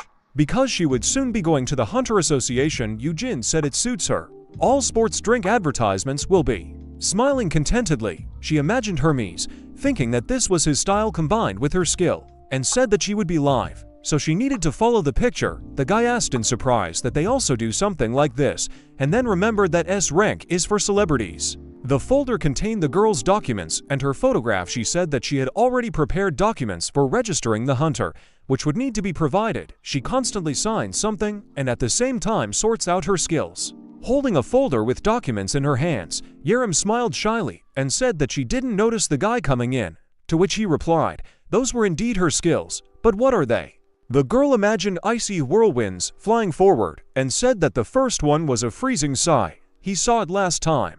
A circle with symbols appeared under the girl's foot, and she said that Hermes' shoes allow you to fly and instantly move short distances. The girl presented a skill in which black shadows emanated from her and said that shadowless they applied a boost to a wide area. Yaram said that when using it, the effectiveness of skills and attributes greatly increases, and she can also slow down the enemy by absorbing his shadow, which also gives. Eugene held her documents and asked that she becomes even stronger by absorbing power from her surroundings. He realized that it was because of this skill that the training hall had turned into ruins. Yaram, thoughtfully, said that there is another skill, the last one, White Corpse, which allows you to read information from a corpse. Eugene listened carefully. Thoughtful, he said that it was quite creepy, and the girl scratched the back of her head and confirmed, saying that it was supposed to be an attack skill. The thoughtful voice of Eugene was heard in the office, who said that they would hide White Corpse for now, and the girl asked again in surprise. The brunette held her documents and pen in his hands and explained that it was not necessary to disclose all the skills when registering. The blue-haired girl listened attentively to the guy who was correcting the data in her documents, saying that since this happened, it would be better to hide a few more details. For example, in Shadowless Day, you can only record the effect of sitting, and in Hermes' shoes, only flying, which is suit. She smiled joyfully, touching the guy's hand, and said that he was so good at this. Like a specialist, Eugene looked on in surprise as his brother smiled at the compliment and asked if she had mastered power control. The younger shielded the surprised brother with himself and told the surprised girl that he was so well aware of everything because for his sake, he delved into all the details and advised her to keep his distance. Eugene watched in confusion as Yaram angrily asked the head of the guild that she was not addressing him and why he was interfering, to which the guy said that he did not interfere, but helped his older brother with an explanation. The eldest sheepishly scratched his cheek with his finger, thinking with a chuckle that this is really possible, so everything will be okay. Many photographers gathered near the tall multi-story glass building.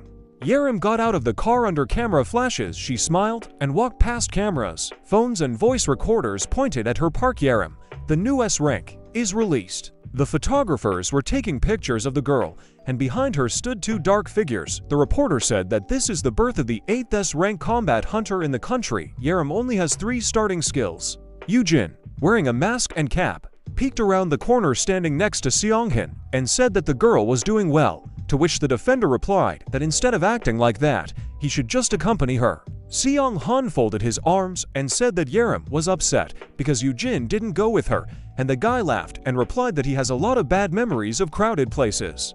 Pulling off the mask from his face, Eugene said that resentment has its end. Now that fame and fortune awaits her, it will surely fade into the background. The man remained silent, looking at him. And the guy said that the main thing is that everything will be fine. This pleases me the most. Eugene thought the changes were too big. He remembered the serious girl with long hair surrounded by ice, and thought that there was no trace left of the cold and arrogant Yaram from the future, whom he knew. The real girl with the new hairstyle was smiling widely. The guy thought that now instead of her, there was a Yaram high school student imbued with a confident smile. He remembered the monster with eyes between the tentacles that came out of the gate, and thought that the dungeon breakthrough that happened a few days ago also did not happen in the first place. Will everything be okay if the future he saw changes so much? Eugene straightened his cap, shook his head, and thought that what difference does it make? What's good is good. What's important now is different. Since he came to the association, he needs to see if there are any newcomers with good potential here. The guy peeked around the corner. looking at the crowd. Letters appeared above the people indicating their class. The guy saw that there was F rank, E rank. He chuckled and thought that finding another S rank would be a huge success. Eugene looked at the people carefully, thinking that he was unlikely to find anything here. What kind of high-level awakened would just walk around here? Suddenly, he took off and ran, and Seonghin looked at him in surprise, asking where he was going. The guy thought that nothing was impossible. He imagined how the crystals of the precious stones sparkled in his palms. He remembered that it all started with the fact that he actually turned back time to save his younger brother once he was able to change everything for the better for Yaram and for him and Yuyun. He saw the figure of a guy with long hair. The guy thought that perhaps his gift had been given to him. Eugene grabbed the guy's wrists. As he ran, his cap and mask flew off. The stranger turned to look at him in surprise, and the guy thought he was needed to make the uncut diamond that caught his eye shine. The long-haired guy looked in surprise, asking who he was. System information, meanwhile, informed Eugene that the guy was an awakened named Myungwoo, current class F, awakening potential F, the optimal starting skill possible for learning SS rank. A guy with long hair and a backpack put on the other way, asked in surprise who it was, and Eugene confidently asked, "He's Myungwoo, Myungwoo. Haven't seen him for a long time. He doesn't remember him. It's Eugene, Han Eugene." The long-haired man rubbed his neck in embarrassment and apologized, saying that he really didn't remember him. The guy smiled broadly, waving his hands, and said that everything was fine. They had not seen each other for a long time. This was quite natural, but he himself thought that, to be honest, he didn't know him either. A blue circle of the ability used appeared in Eugene's eye. He saw an image of an anvil and hammer icon, and the name of the skill master of the golden smithy. He thought, this is incredible, just look at this guy's skill. An image of an ancient blacksmith working on a golden anvil appeared in his head. Eugene thought that from the name alone, it was clear that this was a special skill related to the manufacture of equipment. Moreover, SS rank. Eugene reflected that the S-Onk blacksmith who personally creates equipment. That the guy imagined an embarrassed Myungwoo surrounded by gold, guards, money, and thought that if he managed to acquire this skill, he could build himself a bed from bags of money from all over the world. The guy with the backpack looked rather embarrassed, and Eugene thought that it was all through this man, who looked like a runt depressed by life's difficulties. The elder looked at the guy's documents, asking if everything was fine with him. Did he also wake up? The long-haired one sheepishly replied that yes, although F rank, they give 1,000,000 in subsidies for registering an awakened one. Myungwoo held documents with his information in his hand, and Eugene exclaimed that he was also an F rank. The guy asked if he would go with him to get basic training. Smiling, the long-haired man said that he only came for a subsidy. You have to pay for basic training, but F rank and it are not needed anywhere. It is now worthless. Eugene grabbed the guy's palm with both hands. Looking at him with enthusiasm, the brunette smiled and invited him to study with him in their guild. Eugene said that he would get it for free. One word from him, but suddenly Seonghin grabbed him by the collar, and Myungwoo looked at it in surprise. The guard told the guy that only members of the guild could receive training for new hunters. Myungwoo looked at this picture in surprise, asking, "Is this Seonghan from World's Edge?" Eugene asked to make an exception for just one person, and the defense lawyer referred to the charter. He asked the guy who was hanging in the hands of a serious man, like a kitten, if they knew each other, and how. Smiling confidently, Eugene pointed a finger at himself and told the amazed guy that the head of the guild was his younger brother. Myungwoo covered his eyes with his hands and squinted, turning away from his interlocutors, asking about the head of World's Edge and saying that he suddenly began to blind his eyes. To which Eugene smiled contentedly and replied that it was a halo of power. The elder said that he would put in a good. Myungwoo, still covering his eyes, asked that even equipment. Is it really possible? He held the guy's gloved hands and said he couldn't even remember him. Eugene held the embarrassed guy's palms and told him not to worry about it and just agree he wants to take care of him because Myungwoo is a good person. With an embarrassed smile, the brunette continued that he actually deserves such treatment. Looking at the guy with shining eyes, the long-haired one repeated what he really deserves. His eyes filled with tears. With sobs, he fell to his knees in front of Eugene, who called out to him in surprise. The brunette told the guy to drink some warm tea. There was a glass of tea in the machine. Eugene handed Myungwoo one of the glasses of tea, saying that it would, of course, be better to buy expensive coffee in some cafe, to which the long-haired man said that everything was fine, that was enough for him. Sitting with a glass of tea in his hands and looking down, Myungwoo answered positively when asked if he had calmed down. He wiped away the remaining tears with his finger and apologized for the fact that it was so unexpected he had not heard such words for too long. Eugene looked at him, saying that he had a hard time. Myungwoo smiled a little and began to tell me that as a child he had a talent for working with his ha. He remembered making a dinosaur with his hands while his classmates and teachers stood around him. Then he remembered people sitting at the university reading books and said that as an adult, this was of no use. Everyone just told him to stop fooling around and get down to studying. A pile of papers fell on the guy standing on top with a backpack in his hands. He said that that's when he went to the bottom. Because he was completely incompetent in his studies, he said that his grades at the university were terrible. He couldn't get a job, and there were also family circumstances. Looking into his glass of tea, Myungwoo said that at some point, he found himself in such a deplorable situation and with a lot of debt, like an outsider with nowhere to turn. The brunette sat next to him and listened to him. Then he lowered his gaze, saying that he understood him perfectly. Eugene thought that even after the world changed, everything remained the same. He remembered how one of the students bullied him, saying that he was F rank and dared to say something to D rank. He reflected that people are literally divided into classes. Then he remembered how they called out to him, asking where he was going to climb, and thought that only combat and healing skills were welcome. An image of a railroad appeared in his head, illustrating the idea that if he left this road, he would be F rank among hunters, F rank in society. He imagined Myungwoo standing alone in the dark and wondered what would have become of him in the original scenario. He would never have been able to rekindle his talent. Perhaps he would have continued to be the same. Eugene squeezed his knee with his palm and thought that everything was fine. Anyway, now he can.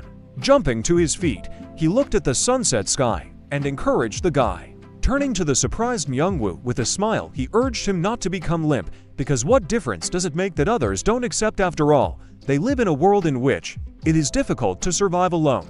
Putting his arm around the guy's shoulders, he pointed his finger forward and quoted the words that he should confidently raise his head. If he remains depressed, the money for the spine operation will also fly away. Myungwoo sat on the bench and watched as Eugene confidently raised his fists in the air, shouting that he is great and others just don't understand it. He loves himself. Turning around, he smiled and encouraged the guy to think like this. Looking at Myungwoo with a smile, he called him a friend and said that he loved him too. Myungwoo looked at the brunette with a confused look. Agreed, he said that they would do so, and thanked him. The system reported that the awakened Myungwoo received beneficial influence from the code word. The sun was setting and illuminated the city with golden rays. The guy thought that this would be solved so simply, but no. A serious man in glasses, the head of the HR department of World's Edge, Simeon, confidently said that it is impossible.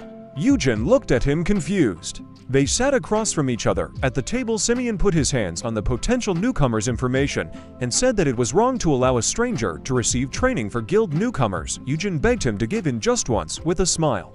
Lost in thought, the man clasped his fingers and said that giving in and sending a person to training was the same as vouching for him. Myungwoo spat out his tea when he heard that there would be rumors that such a privilege was given to some dog bones lying around somewhere. Eugene held his friend, who had fainted from embarrassment, and shouted that it was rude. What kind of dog bone? And Simeon adjusted his glasses, saying that he only meant that somewhere they could say that. Holding the white-faced guy, the brunette asked him to stop doubting and trust him for once. He really is an honest person.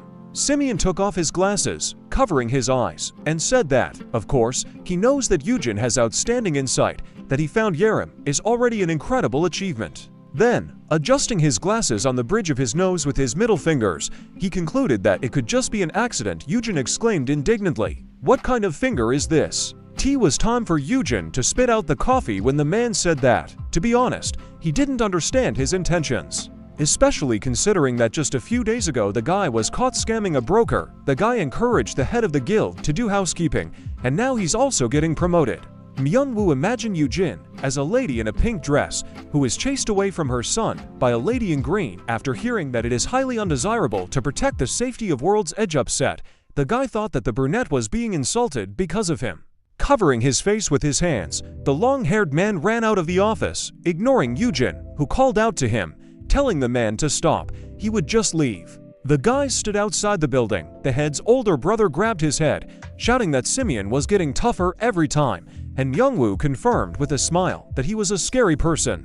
Eugene took the phone in his hands, saying that he would ask his little brother directly, and the long-haired one shook his head saying that there was no need. With a smile, he looked at the guy and said that he was valuable, that's enough. Eugene looked at his friend in surprise, who said that thanks to him, he had the will to live a little longer. Resolutely clenching his fist, the long-haired man said that he would not be discouraged and would try to do what he could. To be honest, in some places, they offered work for F ranks like him.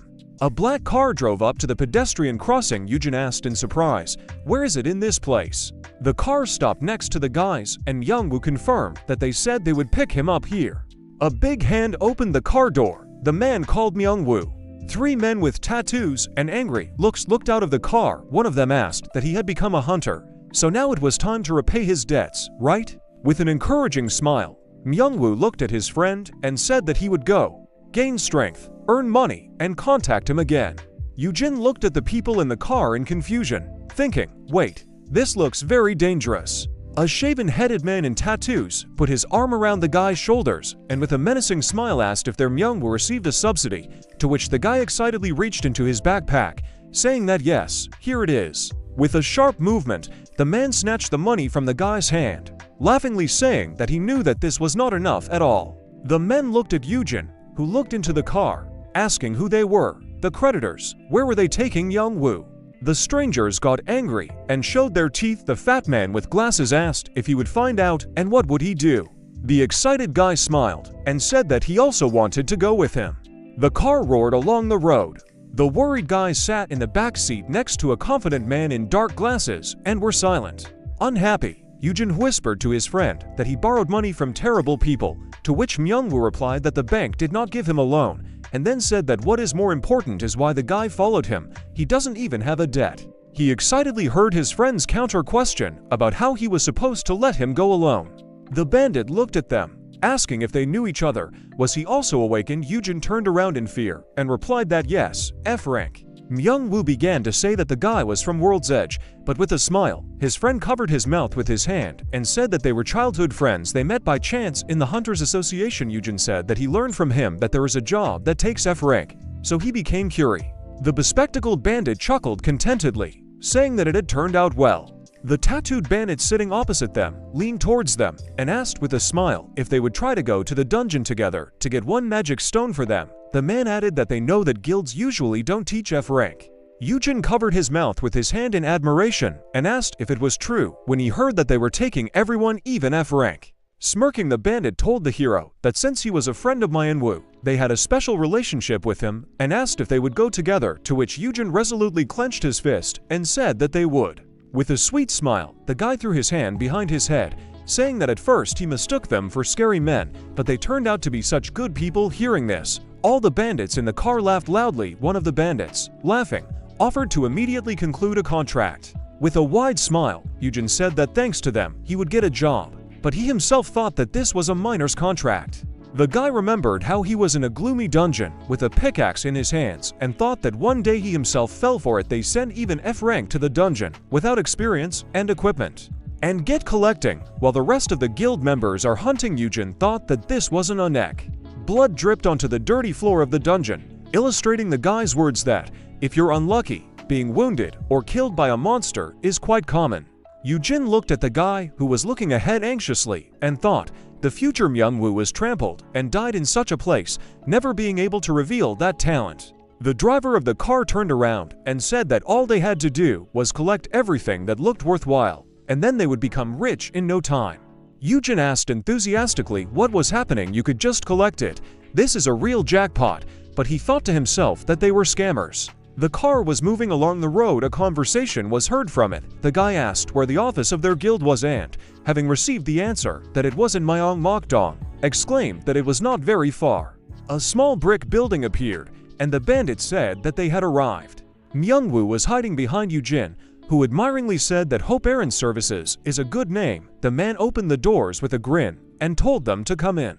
Going upstairs, the guy with an overly pleased smile said that although the building was outdated, he felt a future full of hope. Eugene walked between 2 bandits and, looking back, spoke that the office on the 2nd floor has good lighting. He didn't have time to praise the stairs because someone else's foot pushed him in the back from behind. He exclaimed as he fell to the office floor.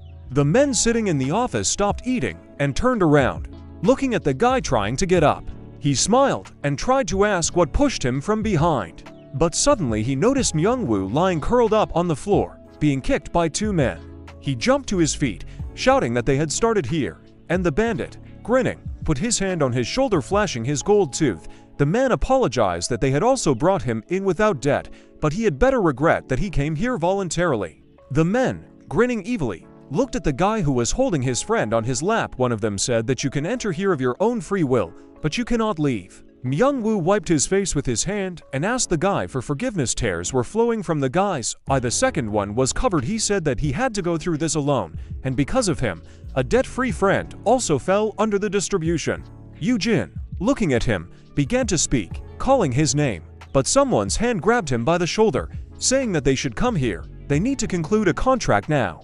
The man set the guy down on the sofa next to another bandit. Eugene looked in surprise at the contact sheet that was handed to him with the words that he should put his fingerprint on it. The head of the guild in a shirt and jacket held a glowing sheet of agreement in his hands and said that minus the commission, his profit is 20%, and since he has no debts, it means he will earn a lot of money. The paper glowed. Blue circles hovered around it. The man said that this is a special contract of the Awakened One. Unceremonious violation of its terms imposes a D-rank curse, so they should not even think of escaping by breaking it. The bandits surrounded Myung-woo and forcefully pulled his hand to the sheet and hurried him to put his fingerprint. Turning to the guild leader with a paper in his hands, Eugene said that he had a request. The man asked again displeasantly and said that even if he begged, it wouldn't work. Looking away in embarrassment, the guy squeezed the paper in, saying that this was not the case. Asked to compare the contracts, he said that it would be a shame if he had the same conditions as the guy, because he doesn't even have a debt. The bandits, along with the leader, stared at him in surprise, and then they laughed until they cried, saying that the guy was very attentive to detail. Eugene looked happily as the head handed him a glowing contract with the words that you need to live, thinking first of all about yourself. Let him check.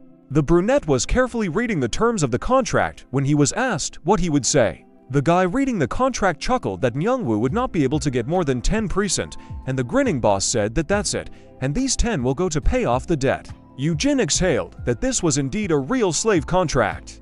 He took the paper with his fingers from both sides. The guy asked how dare they keep Myung-woo as a laborer or something like that. Looking confidently at the bandit, he tore the contract down the middle with both hands. The head and his subordinates stared at him in surprise, asking why he broke contact and what about the curse. Eugene looked at them carefully. The system reported that due to the termination of the contract, a level to debuff curse would be activated. The guy leaned his hand on the back of the sofa. The system notification stated that the debuff curse had been removed by level L curse resistance. Suddenly, Eugene kicked the guild master directly in the head. The bandit screamed, calling out to him. As they looked at this, the man held his head, closed one eye and yelled that this bad man was not F rank. Confidently clenching his fist, Eugene forcefully slammed his head into the floor with his other hand. The head lay defeated on the floor and cracks spread across the floor from his head. Confidently holding his hand, demonstrating his muscles, the guy said that he would start with the fact that he was really F rank and added to himself that he was in the best equipment. The bandit shouted, swinging sticks and fists, insulting him and saying that he would die here today. The men advanced, holding a heavy dumbbell in their hands. Myung-woo sat fearfully on the floor, behind the confident Eugene. The brunette looked at them seriously, holding a smartphone in his hand, to which he was told that it was too late to call the police. Instead of answering, the guy showed them a screen where it was clear that he had been talking with Seong-han for 25 minutes and 37 seconds. They asked in surprise that this was not the police. Opening the locked office doors with his hands, an enraged Seong-han burst in with flaming eyes. And Eugene, confidently holding the phone in his hand, stated that he had been following them for a long time. The bandits looked at the angry defender in surprise, asking what was going on. Seong-han frowned as he raised his fist to strike. The man's fist glowed. The bespectacled bandit asked that he had accomplices, even just one, but he didn't have time to finish. A powerful fist slammed into his stomach so hard that even his glasses came off. Everyone present in the room looked in surprise at the bandit, who flew far back from the powerful blow. They called out to him in alarm as his body fell to the floor with a crash. Myung-woo, sitting next to Eugene, who was holding him down, asked in surprise how he did it while the voices shouted how dare they hit the head. Eugene remembered how, smiling, he walked with the bandit in glasses and said that everything was simple. The guy's hand found the phone. He explained that from the moment they got into the car, he secretly pressed the call button. Seong Han looked carefully at his smartphone. Eugene explained that this was enough for him to understand the situation, especially since he told in detail where exactly they were, so it was easy to find them. With a straight face, Seong Han was in the enemy's face. With a swing of his fist, he hit the next bandit. The bald, tattooed bandit sat next to the beaten brunette and gritted his teeth in anger as he addressed the guard. He grabbed a knife from behind his back. With insults and shouting that if the man did not stop, he ran at the defender, who turned on him with a knife. Myung-woo saw this and screamed in fear that no, this guy has a knife. The bandit stabbed Seong Han in the torso, and looking in shock, he made a surprise sound. The blade of the knife cut the fabric, but did not even scratch the torso of the man, who was shining with the strength of his muscles. The bandit said in surprise that this could not happen. How? Seong Han towered over him, dominating him with a scarlet aura of suppression, and raised his fingers folded to click above the bandit's head, saying that he should have taken a weapon worth a rank. From a click on the forehead, the criminal flew far back, and the man did not even change his face. An alarmed partner called out to the fallen bandit named Deok-soo, and another pointed a finger at the man, saying a rank, and then recognized him. Seong Han exhaled, turning his head to the side, and the bandit said that this Mr. Seong Han is from World's Edge. Looking fiercely at the bandits, the man ordered them to kneel down.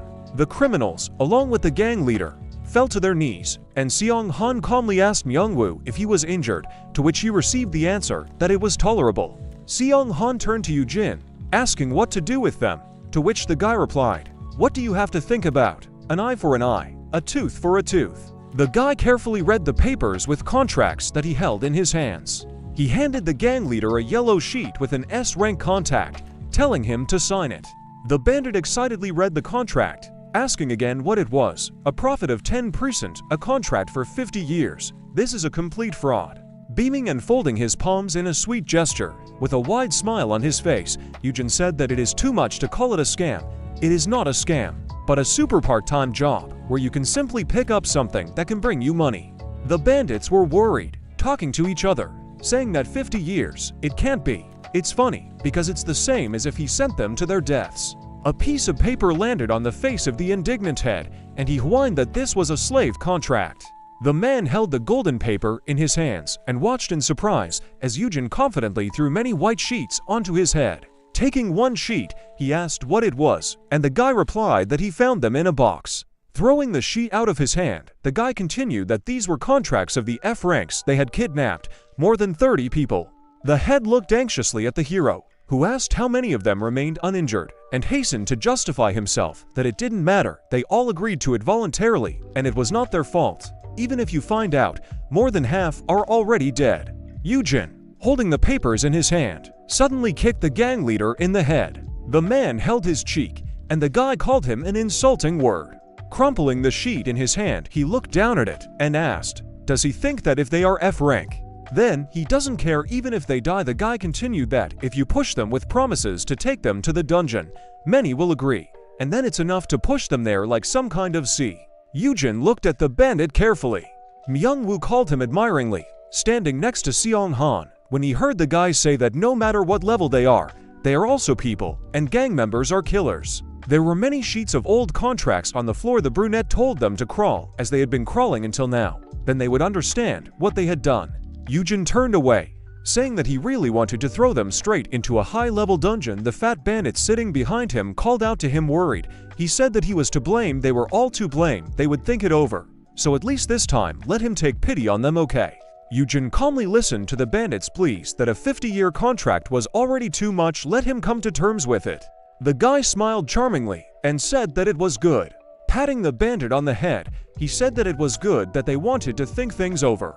He squeezed the man's head with his fingers and, leaning towards him, said that he needed to pay the appropriate price for his crimes. The hero said to take them away from here. A car was driving through the evening city, and from there came words that the criminals had been taken to the Hunters Association. Seong Han, while driving, reported into a wireless headset about what was handed over to the employee. The victims were paid compensation and would later provide a report in the back seat. A tired Eugene slumped over Myung-woo's shoulder, saying that it had been a crazy day.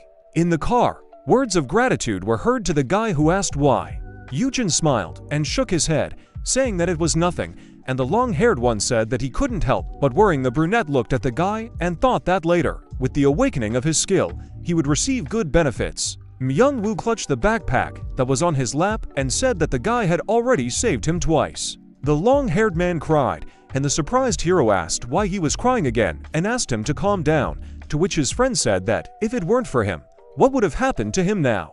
Eugene was not allowed to say that this was nothing because Myung-woo threw himself on his neck, hugging him, crying, and saying that he really was his hero. The car was driving along the road, and shouts could be heard from it about the guy not being stupid, but rather thanking Seong-han and the calm voice of the driver, who told them both to buckle up. A glass multi-story building towered over the night city. The hero remembered that immediately after returning, he went to Simeon after he told him the whole story. He, as Yaram's guardian, was able to get a room for himself in the dorm. Simon watched in shock as Eugene lay on the floor by his door, preventing him from leaving. Then the following happened. The room shone with cleanliness and newness, had a wide bed and other furniture. An admiring question was heard, "Is this really a dorm room?" Myung-woo looked around the room, saying that it looked like a luxury apartment, and Eugene, who was holding a booklet, said that they write that there are 4 rooms. Myung-woo was looking around the area with armchairs and a coffee table, saying that you could live in a place like this while studying, and the guy called out to him. Looking at the long-haired man, Eugene asked him if he knew how to do housework, to which he received the answer that the guy knew how to cook ramen. Myung-woo listened in surprise to the guy's words that outsiders are not allowed into this dormitory, but housekeeping workers are allowed to stay in it. How about pretending to be a worker after training to stay here? Eugene waved his hands, telling the surprised guy that this didn't mean he would have to actually do housework. The guy's admiring eyes, shining with tears, did not allow him to finish the sentence that it would be a long time before he settled here. Myung-woo threw himself on his neck, shouting that the guy was such a kind and good friend, to which the brunette exclaimed that he was crying again and asked to let him go. The long-haired man slept with his palms on the pillow. Eugene looked into the guy's room and thought that he quickly fell asleep. He was probably exhausted. Myung-woo muttered in his sleep for the guy to trust him with all the housework. Bath first or dinner? Eugene thought confusedly. What kind of sleep talk is this? He closed his eyes, contentedly saying that he needed to move things from Yu-yeon's room, who would be unhappy if he found out that he was moving.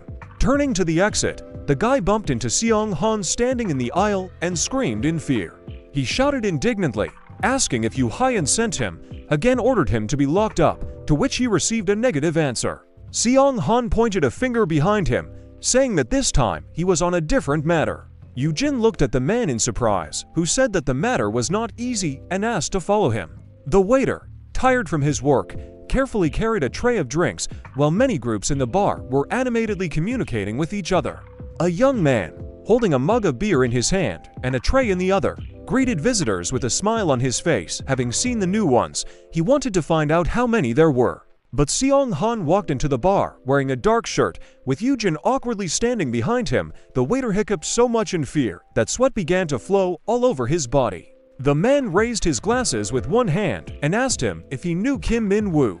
The guy's face turned blue from the sight of him, after which he bent over and pointed to the side. He said that he received a call about him and then offered to take Seong-han and Eugene to a quieter place. Eugene became confused when the bar patrons began whispering to each other as they walked past them, and one young man with earrings sitting next to her assumed that they had come for money. The table is bursting with the number of appetizers for drinks, French fries, Caesar salad, and soup with sausages. The waiter said he served them the most popular item on the menu. The guys felt embarrassed by what was happening, but the young man bowed before them again, asking them to call him if they needed anything. Eugene looked around and wondered why he was brought here. Because this place looks like a youth place, Seong-han said. This is the place recommended by a hunter from the abyss, who is about the same age as him. He said Minui suggested the place because it was popular among his peers. There's a neon sign on the wall of the bar that says Oppa is especially attractive when he's drinking, and there's music playing throughout the place. Eugene remembered that he is now a little over 20. While the song was playing in the bar, Seong-han held his hands to his face and advised the guy to relax and enjoy the atmosphere. And although he was still tense from what was happening, Eugene agreed with him. The guy started opening a bottle of soju. With a smile on his face, he asked Seong-han why they came here. At that moment, The man took the drink from him because he wanted to pour it himself. While the man was holding the soju with both hands, Eugene felt awkward and didn't understand what was happening. Seong-hin said that he wanted to apologize to him before it was too late. The guy made a face at what he heard so that all his muscles tensed when the man told him that he had not liked him all this time. Since he seemed to him a stupid obstacle interfering with the future of the head of the guild, Eugene was in a stupor because after the apology, he received insults in his. The man blossomed as he admitted to the guy that he actually turned out to be a good person. Eugene no longer understands what Seong-hin is talking about. He began to remember the moment when they were squatting together. He noted that the guy returned to help him as soon as the dungeon broke through. I also remember the moment Yaram awakened when she used her skill. He noted that at that moment the guy also entered into a contract with her, and he added that in the midst of all this, he not only resolved a problem with a guardian that could have become a source of trouble. He remembered how today Eugene sat between his friend and the bandit. The man noted that he went to save him, risking his safety. The guy was embarrassed by such confessions. Looking at him, Seong-han said that he could now trust him and also trust him to cover the rear. Eugene became so thoughtful that his eyes widened. He realized that this was a chance that he needed to take advantage of and use a code word to strengthen relationships. He imagined how he would say this word to him when they got drunk. Eugene clinked glasses with him, filled with sayu. He began to smile. He thanked his friend for his good opinion of him. The guy decided to make him his pupil tonight.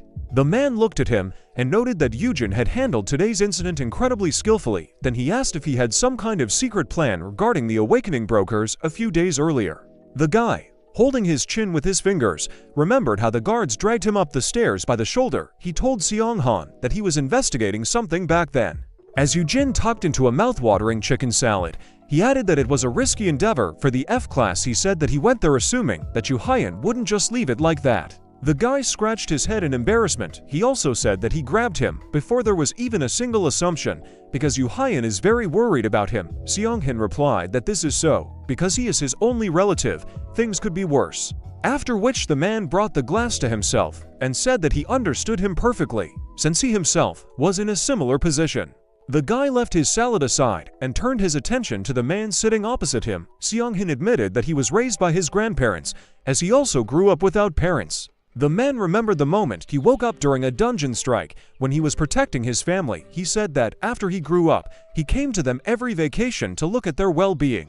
He imagined an image of Yu-Hyan in his head, saying that the head helped him until they died last year. He added that the guy even hired a foreign healer specializing in caring for the sick. The man remembered the brunette with a smile on his face, since he knows so well the value of family ties. Eugene again held out his glass for his interlocutor to pour for him. The man told him to treat his brother with understanding, even if his concern seemed excessive. To which the guy said that he would do so, adding that he himself becomes calmer now that he sees that his youngest right hand is a person who understands him perfectly. Seong-han smiled at the compliment in his direction and continued drinking together. The guy said that in future, he would ask him to take care of him too. The bar is illuminated with a disco ball. Eugene raised his head in surprise and looked at Seong-han when he noticed that he was resistant to alcohol, although you couldn't tell from his appearance. Holding his glass in his hand, he admitted that he could only drink so much because he had an embarrassing habit that manifested itself when he was drunk, while the interlocutor did not suspect anything. The guy decided to prepare the ground for now and use a code word, pretending that the alcohol There was already a huge pile of empty bottles on the table. Seong-han noticed this and said that the guy had drunk too much. Meanwhile, the young man widened his eyes when he saw such a quantity, since he did not realize that he had drunk so much due to so much alcohol. He decided to pretend to be drunk, and his mouth began to drool, and his eyes looked in all directions. In fact, Eugene doesn't understand why he still does. The guy assumed that this was all due to the poison resistance skill. It is depicted as a red shield with a skull on it. Eugene realized that now he would not be able to get drunk, no matter how much he drank. Seong-hin looked at the young man, who, with a puzzled face, grabbed his head and squeezed his entire face. He doesn't want to say something like that sober. The man explained what suddenly came over him. Eugene raised his head and smiled. Still holding the glass in his hand, he said he was thinking about something at that moment. He tried to press the shield to turn off the skill, but at first it didn't work. Eugene began to think hard about making this skill disappear. After this, the tablet began to fall into pieces. Noticing that she was disappearing, the guy threw the glass so that all the sayu poured out of it. Seong-hin even began to sweat from what he saw. He called the guy by name.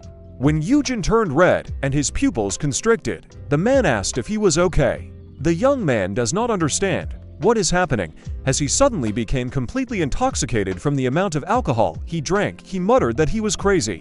The man stood up and looked at him warily when he added that everything had gone to his head at once. The guy hit his head on the table, where there were still a bunch of snacks. Seong-han tried to wake him up with his voice, calling his name, but it was no use. Sunlight streams through the open blinds. Eugene opened his eyes, with huge bruises around them. Dressed in blue pajamas, he stood up and grabbed his head, shouting that his head hurt. When Seong-hin approached him with a basin in his hands, walking on the bed with a dissatisfied face, the guy said that he thought the skill would just go away. The man said that he had brought water for washing. The guy was embarrassed. A man with a kind face and a soft smile stood in front of him. Eugene jumped out of bed. Grabbing the blanket, the man said that he needed to get ready if he wanted to start training from today. The guy didn't expect to see him in the morning.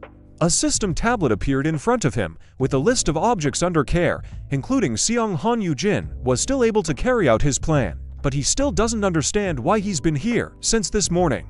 The young man looked at the morning guests with frightened eyes when he put the basin down and asked if he really didn't remember what happened last night.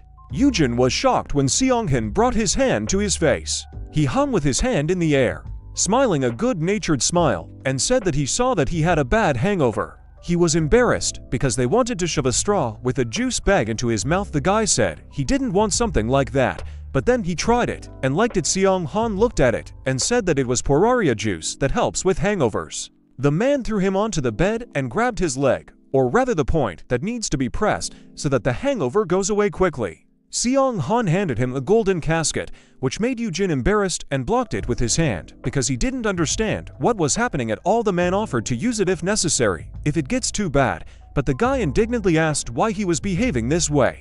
The man was puzzled. He realized that the young man really didn't remember anything.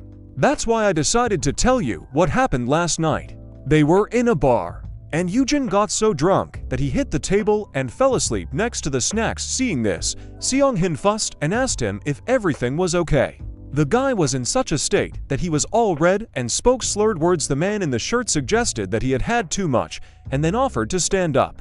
At that moment, Eugene suddenly grabbed his hand. Seong-hin looked at him blankly as he bowed his head. He called him by name. The guy decided to tell him something, so he asked him to listen to him carefully.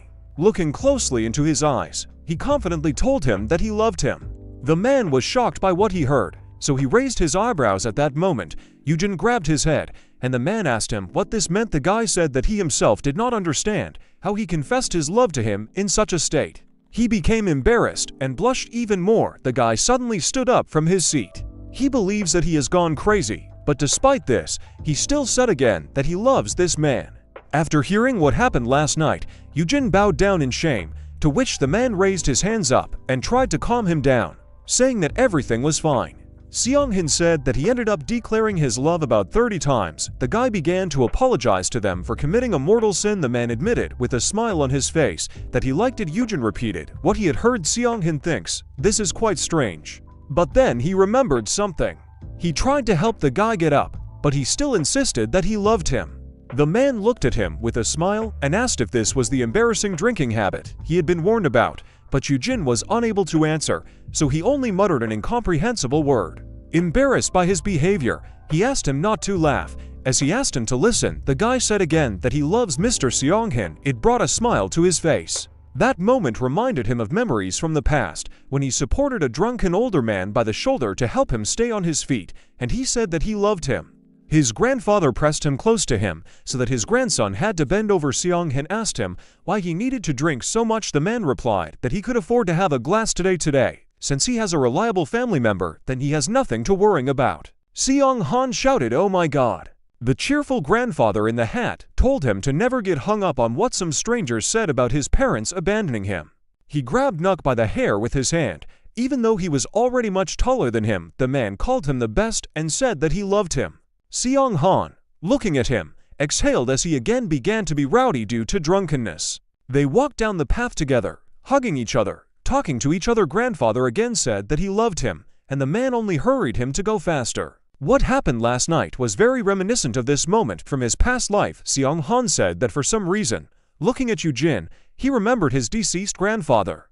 A system tablet appeared, on which it was written that the awakened Seong Han had received beneficial influence from the code word. The guy, who was still wearing pajamas, was embarrassed by what he heard. He asked him again. Sitting on his knees, the young man asked if he really resembled his grandfather. The man gave a positive answer, not understanding what was happening. Eugene grabbed his face with his hands and thought that he looked so old, since he reminded him of his grandfather. He recalled that he was only a little over 20 at that moment. Seong Han began to shake his head around and said that he also thought it was strange, since he was not a grandfather at all. He remembered how he covered the guy with a blanket, and Youngwoo watched it all from the aisle. The man said that he had not felt such peace for a long time, because it was as if he was next to his grandfather. There was still a bowl of water, a juice box, and a golden casket on the bed. Seong Han realized that he was constantly trying to serve something to Eugene. Since he reminded him of his grandfather, he promised that he would not talk nonsense in the presence of others. The man asked if he could occasionally inquire about the boy's well-being and visit him. Seong Han gave him his hand and said that he so wanted to make up for all the remaining regrets to the man who raised him. A bead of sweat ran down Eugene's face. He repeated his last words. It dawned on him that this was all a teacher, or rather the effect of an ideal teacher who protects. He repeated his last words. It dawned on him that this was all a teacher, or rather the effect of an ideal teacher who protects a child with his own hands. Eugene sits thoughtfully on the bed.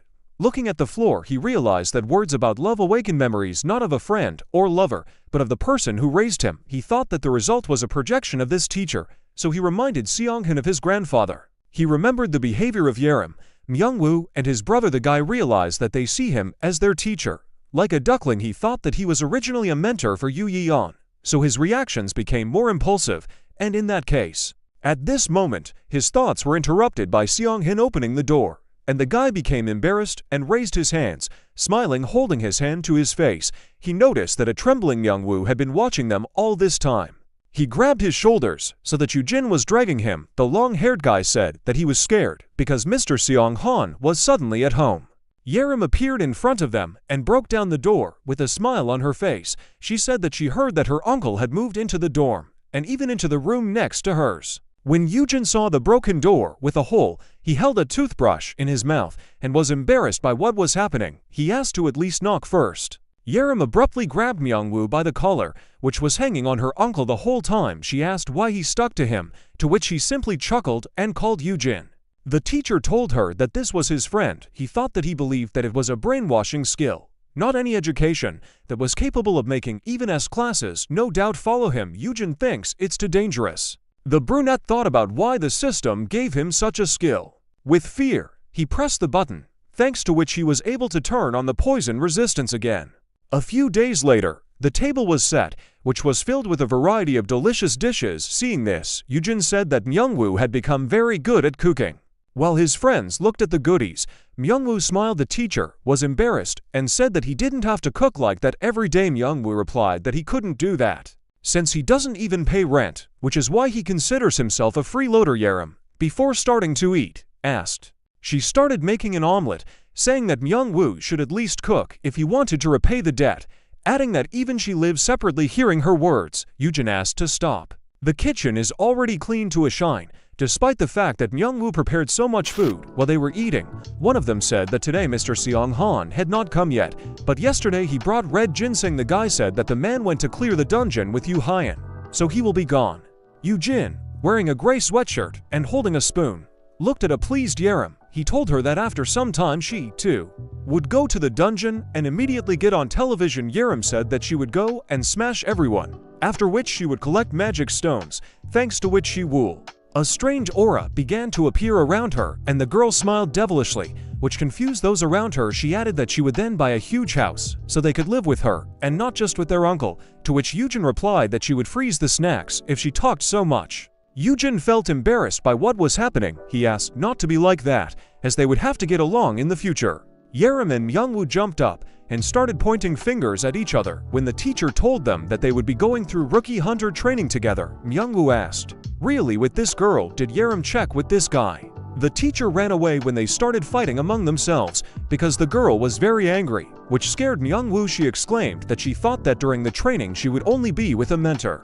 Out of breath, the guy opened the door for the man, asking his friends to stop. A man in a suit called him cheerful since the morning. It turned out to be Simeon, with his assistant standing behind him, and he handed the piece of paper to Eugene and said that the training starts from today. While the three looked at him with surprised faces, the man with glasses announced that the schedule had changed, so he came to visit them in person. Simeon also said that the person in charge of the theory is a little late. They suddenly changed into orange overalls and found themselves in an unknown place, holding spears in their hands. This happened because the man with glasses decided to start training with basic practice. In front of them was a cage in which there were angry monsters covered with close fur, but despite this, Simayong told them not to worry, since the essence of the practice is extremely simple. The monster, trying to get out of captivity, makes various growling sounds, showing sharp fangs. The cage disappeared. A swarm of monsters filled the entire room, and the guy shook with fear. Simeon said that they just need to destroy the monsters in front of them. He asked them, "Is it easy?" A crowd of monsters roared towards the heroes. Eugene exclaimed, asking where such a thing had been seen. The guy looked scared and was holding a spear in his hands. Myung-woo was holding on to him in fear, and Yaram was standing behind them. The guy shouted that this was basic training, after which he asked if they didn't usually get rid of one monster at a time, to which the girl asked if it was necessa. Simayong brought the walkie-talkie closer and, laughing, said that this was practice for getting used to monsters. Hordes of rodents were heading towards the heroes. The man added on the radio that the more contact there is with them, the faster they will get used to them, to which Eugene exclaimed in fear about where such a thing had even been seen. The girl moved towards the monsters, telling them not to worry because she would cut them up in no time. She made a strong push with a wide smile. One by one she struck with her spear. At the battle site, a bright light appeared and dust rose. The guys covered their faces, and Eugene said that it looked inspiring. Yaram admiringly held a spear on which two rodents were hanging and asked if it would be tasty if they were grilled. The guy asked her to lower them, joking that she had an occupational deformity. Simeon watched Yaram through the screen. She told the guy with a smile that the skills also need to be tried. A girl in a dress approached him from behind, calling Yaram a true S-class, adding that although she was a beginner, her power was especially impressive. The man looked at her with a smile. He was glad that she came. He adjusted his glasses, and the woman standing behind him said that this was basic practice, after which she asked if it was dangerous for them to fight with so many, to which he replied that she should not worry about it. He looked at the screen where the girl dumped monster corpses up a mountain, covered them in ice, and called it a Christmas tree, and said that he was more afraid that there wouldn't be enough monsters for these guys. The carcasses of rodents lay under a shiny crust of ice. Another living monster crawled out from under them. The heroes noticed it. Suddenly he rushed towards Myung-woo, which scared him very much. Eugene turned to look at him in surprise, shouting his name. The guy, looking at the approaching monster, squealed a little. Eugene shouted to him to put out his spear and cut as it was. The guy threw the spear to the floor. He quickly turned around and began to ask for help. Running away from the rodent, tears appeared in his eyes, and he shouted in a trembling voice that this would not work. A monster loomed over him. Myung-woo exclaimed in despair that he was catching up with him. Suddenly, Eugene jumped and pulled the guy out from under the monster's blow, and dust rose into the air. The guy looked in surprise at Eugene, who knelt down, holding a spear in his hand, and asked how he could even throw the weapon. Looking at the angry rodent, and said that it is an F-class monster, a toothy mole, and that it has poor eyesight, so it basically only moves in a straight line.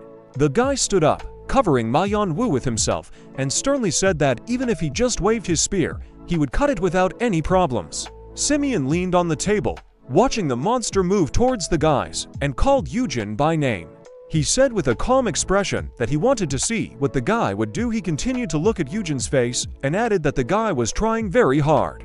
The rodent approached the heroes at high speed. The man said that Eugene, of course, knows about monsters, and the contract signed with Yaram can be considered a standard for their sphere, but he may well be hiding something. Myung-woo looked confusedly at Eugene standing in front of him and asked if everything would be okay with him, to which the guy replied not to worry, because such a thing was even nonsense even for him.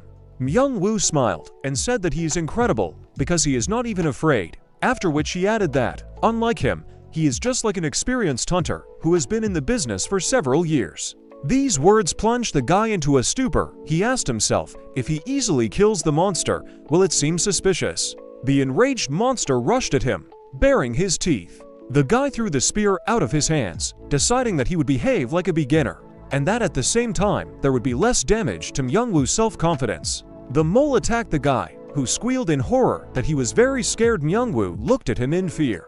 The man looked at what was happening through the glass and said that on the other hand, his eyes could deceive him. The metal doors slowly moved apart. Yaram asked if it was all over yet. They left the training area. Eugene was carrying Myungwoo. The girl was stretching her arms, saying that everything went well, but she would like to practice more. The guy, holding on to the hero, tearfully asked for forgiveness for being bitten, but he still had to support him, to which Eugene replied that he really did not have any predisposition for battles. Yaram turned to them and happily boasted that she was indeed better. The guy put his hands on his hips and told her to stop comparing. He wanted to say that they should get along, but he was interrupted by Simeon, who praised them. The man adjusted his glasses and said with a satisfied look that they had successfully completed the basic practice. He added that Yaram is incomparably amazing, but he has nothing to say about the guys, to which Eugene annoyedly said that he would tell everything to his brother.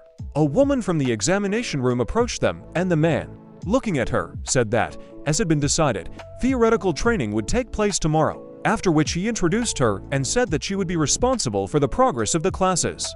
Hyen, holding a folder in her hand, adjusted her glasses, and said with a smile that she hoped they would get along.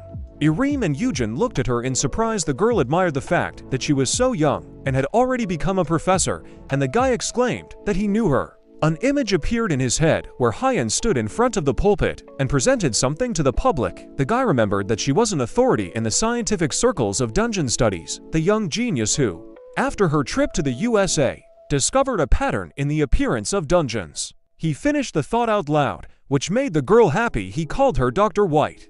The girl approached him, saying that few people call her that, causing Eugene to shy away and say that he was pretty much interested in this area. He realized that she was not that famous yet. Ha Yeon looked him in the face and said, with a smile, that he was indeed erudite. Eugene listened in embarrassment as she said that she had heard about him from her uncle, after which she corrected herself, calling her uncle the head of the personnel department. These words made the guy think. Suddenly, Eugene, looking at Hyen and Simeon, who had adjusted his glasses, exclaimed, asking what uncle meant, after which he realized that they had the same surname. The man asked him to avoid misunderstandings because she did not work because he took advantage of his position. Hyen smiled broadly and said that for some time she would be working in the abyss in connection with one study, so they would see each other part, after which she asked to take care of her. The guy embarrassedly shook her hand and muttered that it was he who was asking, thinking that judging by the course of events, he was now in the prime of his youth. The skyscraper was illuminated by the sun's rays. The high rocks were shrouded in smoke, and something was burning underneath them. Seong-han and Yu Hyen walked across the scorched earth towards the dead flame lion. Yu Hyen asked if the guy destroyed it. Seong-han replied that he thought so, since no reactions were visible. The dead beast lay with its mouth open. The head said that he was a monster, and that he really died. The man said that they only won because the head had resistance to fire. Yu Hyen sat down next to the animal. The man standing behind him asked what they would do. Moving the carcass, they saw a small lion cub. Shining gates appeared in the darkness. Hyen said that when a dungeon first appeared in the world, the portal was floating next to the roof of the building. People in uniform stood in front of it. The girl continued to say that everything was like primitive people who first discovered fire. Another gate was floating over the road along which people were crossing, and the girl finished the thought by saying that the people, half out of caution and half out of their interest, focused their attention on them. Bird-like monsters burst out of the scarlet gates. The girl said that the dungeons, which were left unattended, gradually overflowed and burst, as a result of which monsters poured out. Monsters flew over the city. Hyen called it a dungeon breakout, adding that the dungeon shock occurred due to a simultaneous dungeon breakout. The girl in the red uniform held back the bird's mouth with all her might. The professor said that even in such a crisis, many people from among the awakened entered into battle. People in sealed suits monitored the crystals in the capsules. Hyen added that others began to invent new technologies using magic stones as a new source of energy, and that humanity was quickly adapting to the measured world. Above the building was a golden symbol of the association. The professor said that in each country an association of hunters was founded to control the awakened ones, and that most hunters conduct their activities by being in an association or being part of a guild. There were several hunters standing near this building. The girl added that S-class hunters in the country conduct activities that are mainly related to business or go the way of founding large guilds. Eugene listened with interest to the girl's lecture. The girl stood near the pulpit in front of the heroes, saying that she would then tell about the awakened ones. Eugene was thinking about that, and when he listens about it now, it gives him new thoughts. The professor pointed her hand at the screen, saying that the level of an awakened one is determined by looking at stats and skills in general. The guy looked down at the table and thought that she was giving a good lecture, and her explanation was easy to understand. The images changed on the screen, and the girl was still saying that since skills are abilities that are characteristic of each person, in a crisis situation, they manifest themselves in various forms for self-defense. The guy, looking at this, continued to think that due to the fact that the materials. A slide appeared on the screen with a girl sitting on a bed in a cluttered room with her legs crossed. It said that because she lived in an environmentally friendly environment filled with mold and moss. On the second slide, the girl put her hands forward. Next to her a plant grew to the ceiling, and the inscription said that thanks to this she received the ability of a wooden vine. Looking at this, the guy thought that the skills simply differ in inclinations and environment. The girl with the tablet leaned towards him and asked if she had made a mistake somewhere. The guy recoiled in fear from the table, and Hyen said that he looked like a professor in her specialty, after which she said that he looked that way because there was a mistake, and asked where she was. Yaram stopped drawing and looked at them, thinking that she was almost noticed. Eugene awkwardly scratched the back of his head and said that this was just his guess. Yaram and Hyen looked at the guy while he raised his hands and said that according to the professor, skills appear only at a critical moment for self-defense. However, recently the number of awakened ones whose skills are not related to battles has been growing, and, in his opinion, it has nothing to. The girl put her hand to her lips and listened with interest to the guy while he said that before it looked like this because the situation was in crisis every day due to constant dungeon breakthroughs, but in reality there may be other factors in the manifestation of skills. He looked into the professor's eyes and sheepishly said that she could simply ignore him, thinking that nothing should happen from this piece of information. Suddenly the girl grabbed the guy's hand. She approached Eugene with delight and admired the fact that he even understood the tendency of skill displays. Sweat appeared on the guy's face, and he listened in embarrassment as she said that he really deserved his uncle's attention, after which she asked if he was conducting some kind of personal research and if he wouldn't mind talking a little after the lecture, about 10 hours in total. Suddenly he extended his hand and loudly asked Yaram if she had any questions for the professor. The girl made a circle with her fingers, timidly asking how much S ranks earn. The professor grinned and said that this was an important question. She took out a bill gun. She filled the room with golden bills and, holding her hand up, said that the base salary for such heroes is $10 million. To which the girl reacted with delight. The guy asked himself if the professor brought this thing specifically for this purpose. He looked with relief as the girl issued a large number of banknotes and said that it was only natural that the salary was so outstanding because in all countries S-rank hunters were so rare that they could be counted on one hand. An image of a map with marks in the form of people appeared in my imagination, and the professor said that in addition to the fact that they fight monsters in creepy high-level dungeons and protect the safety of citizens, the image was replaced by jewelry and flowers floating in the air. The girl added that the objects obtained by them in dungeons have simply astronomical value, be it magic stones or rare animals and tree fruits. Then an image appeared with a screaming fiery lion, and the professor said that sometimes there are living magical beasts. The guy stood behind his brother and asked if he had found it in the dungeon, to which Yun said that it was, saying that it was a fiery horned lion cub and that he thought he could tame it and use it as a mount. Eugene listened to him in surprise. He remembered what the lion cub looked like, one horn on its head, scarlet fur, and a fox-like tail. He imagined how a huge lion cut the air with its claws, setting everything on fire. The guy remembered that this is a subspecies of unicorns. A second-class fiery horned lion has high stats and high speed. An image appeared in my imagination of how this lion loomed over the hunters, and the guy added that this was a dangerous magical beast that even S-rank hunters would find difficult to compete with alone. The guy stood in front of the cabinet on which there was a baby. Eugene added that in front of them was his cub, and Yun said that he had no signs of taming. He took some kind of blue necklace in his hand. Eugene asked with interest whether there were any hunters who specialized in taming, to which his brother replied that there were, but he had already tried all the basic techniques and even got the owner's sign, but said that this was not will help. This blue stone in the guy's hand was the sign of the owner, which allowed him to recognize the owner as the owner. The guy pulled it out in front of him and imperiously told the lion cub to come down to him. The kid looked at him in shock, after which he staggered standing on the cabinet. Eugene said that it seemed to him that there was an effect. The baby bared his claws. Suddenly he jumped with a scream on the face of Eugene, who shouted to his brother to be careful. He pushed away the frightened Eugene.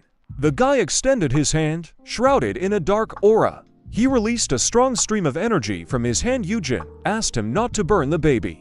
The room filled with purple flames. The lion cub, shrouded in fire, still screamed. The guy remembered that fiery attacks do not affect a fiery lion. The baby, reaching the guy, scratched his face. Eugene looked at it in shock. A guy screamed in the house, shouting his brother's name. Eugene stood covered in bruises and held the disgruntled baby by the withers. He threw him behind the glass door and said that he needed to be locked in the garden. Eugene watched as the kitten landed on a tree branch and said that such a little thing has a lot of ferocity.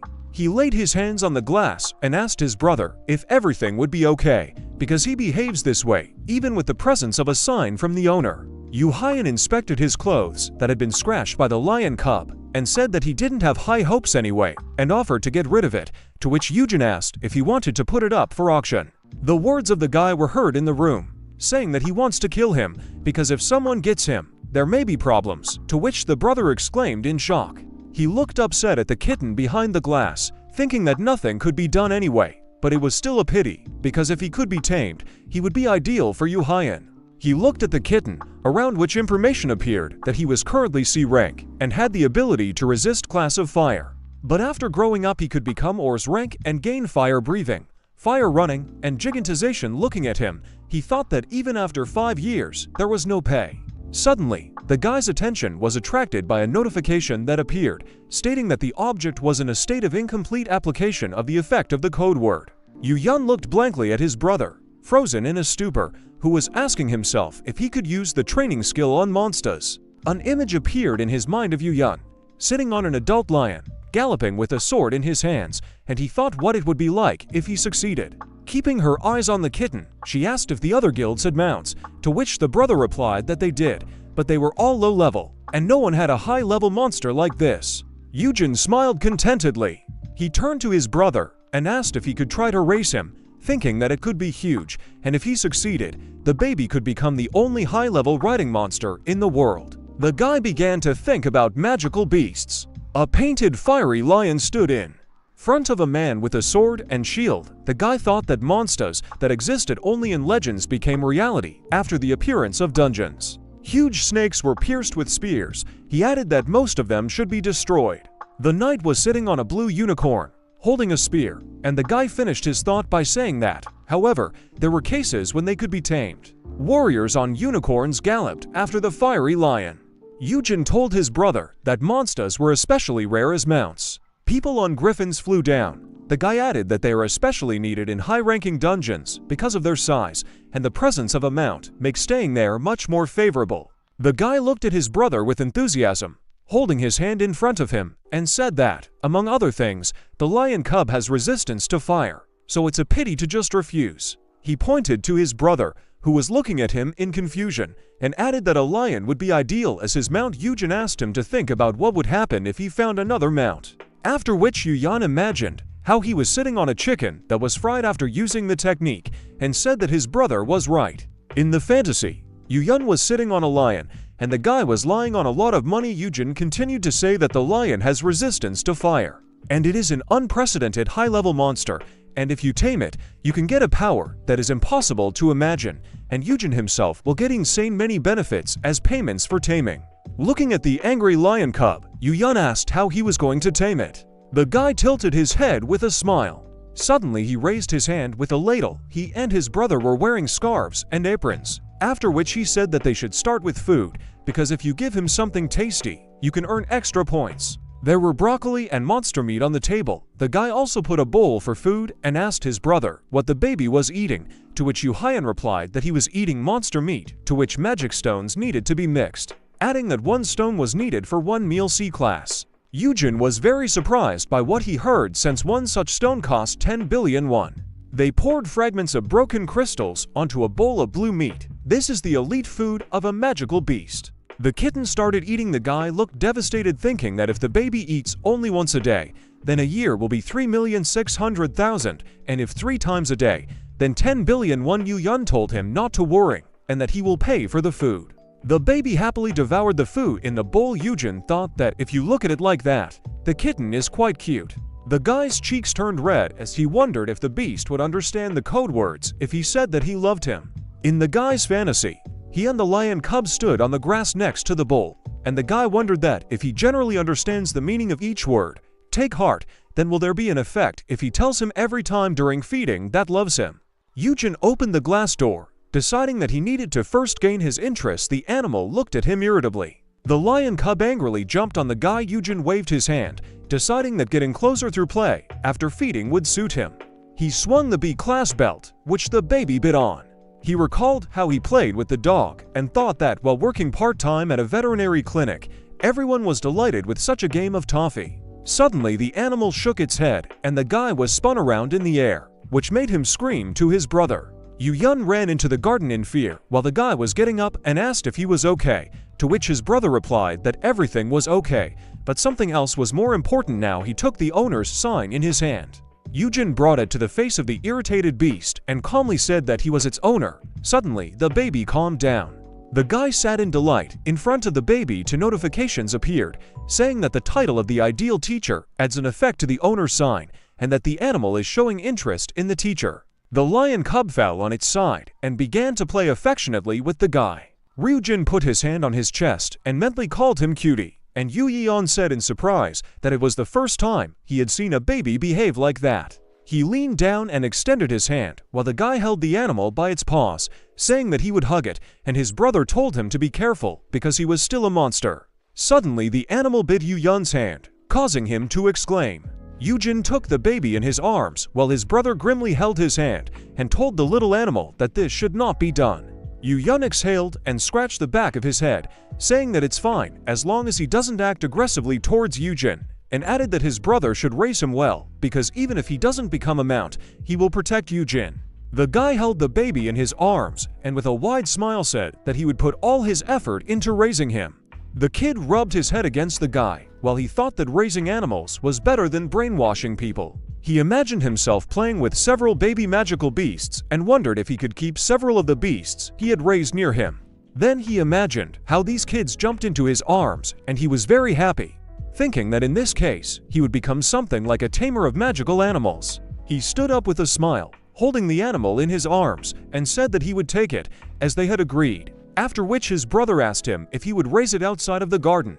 The guy headed to the door and said that the dorm room was also very spacious, to which Yun asked in surprise if he really would leave and live separately. Eugene turned around with a smile, thinking that if he stayed, his brother would ban him again, after which he replied that it would be better, and he also had Myungwoo and Yaram.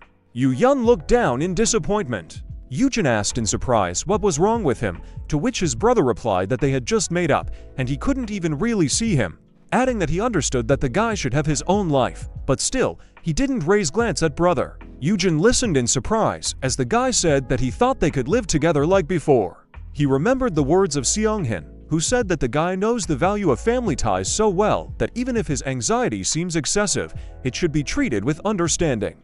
Hyojin put his hand on his brother's head, thinking that he was not to blame for anything. He patted his brother on the head and said that he was not moving around and that he would live here and there and would also come here often, after which he thought that in fact, his skill and the way the world had become were to blame. He happily patted his brother on the back and said with a smile that as soon as he finished training, they will relax together more often. Suddenly, it dawned on him and he asked Yun if he was free tomorrow evening. The brother's answer rang through the kitchen, saying that he could free up some time, and then asked what it was for.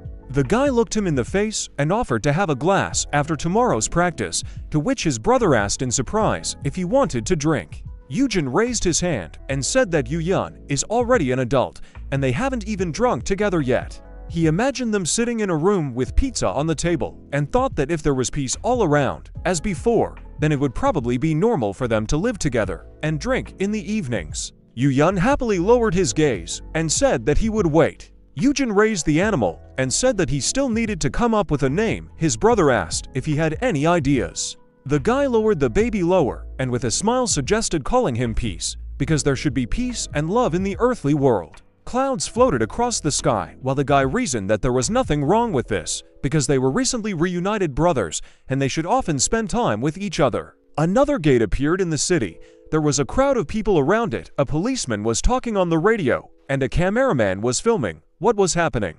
Eugene stood in a stupor. Yun smiled warmly. Wu stood behind Yaram. The girl confusedly asked what was going on. Suddenly she pointed to the hero's brother and exclaimed, asking why the head of the guild should go with them, to which the guy replied with a smile that he was looking forward to today. He turned his gaze to Eugene and asked him to take care of him.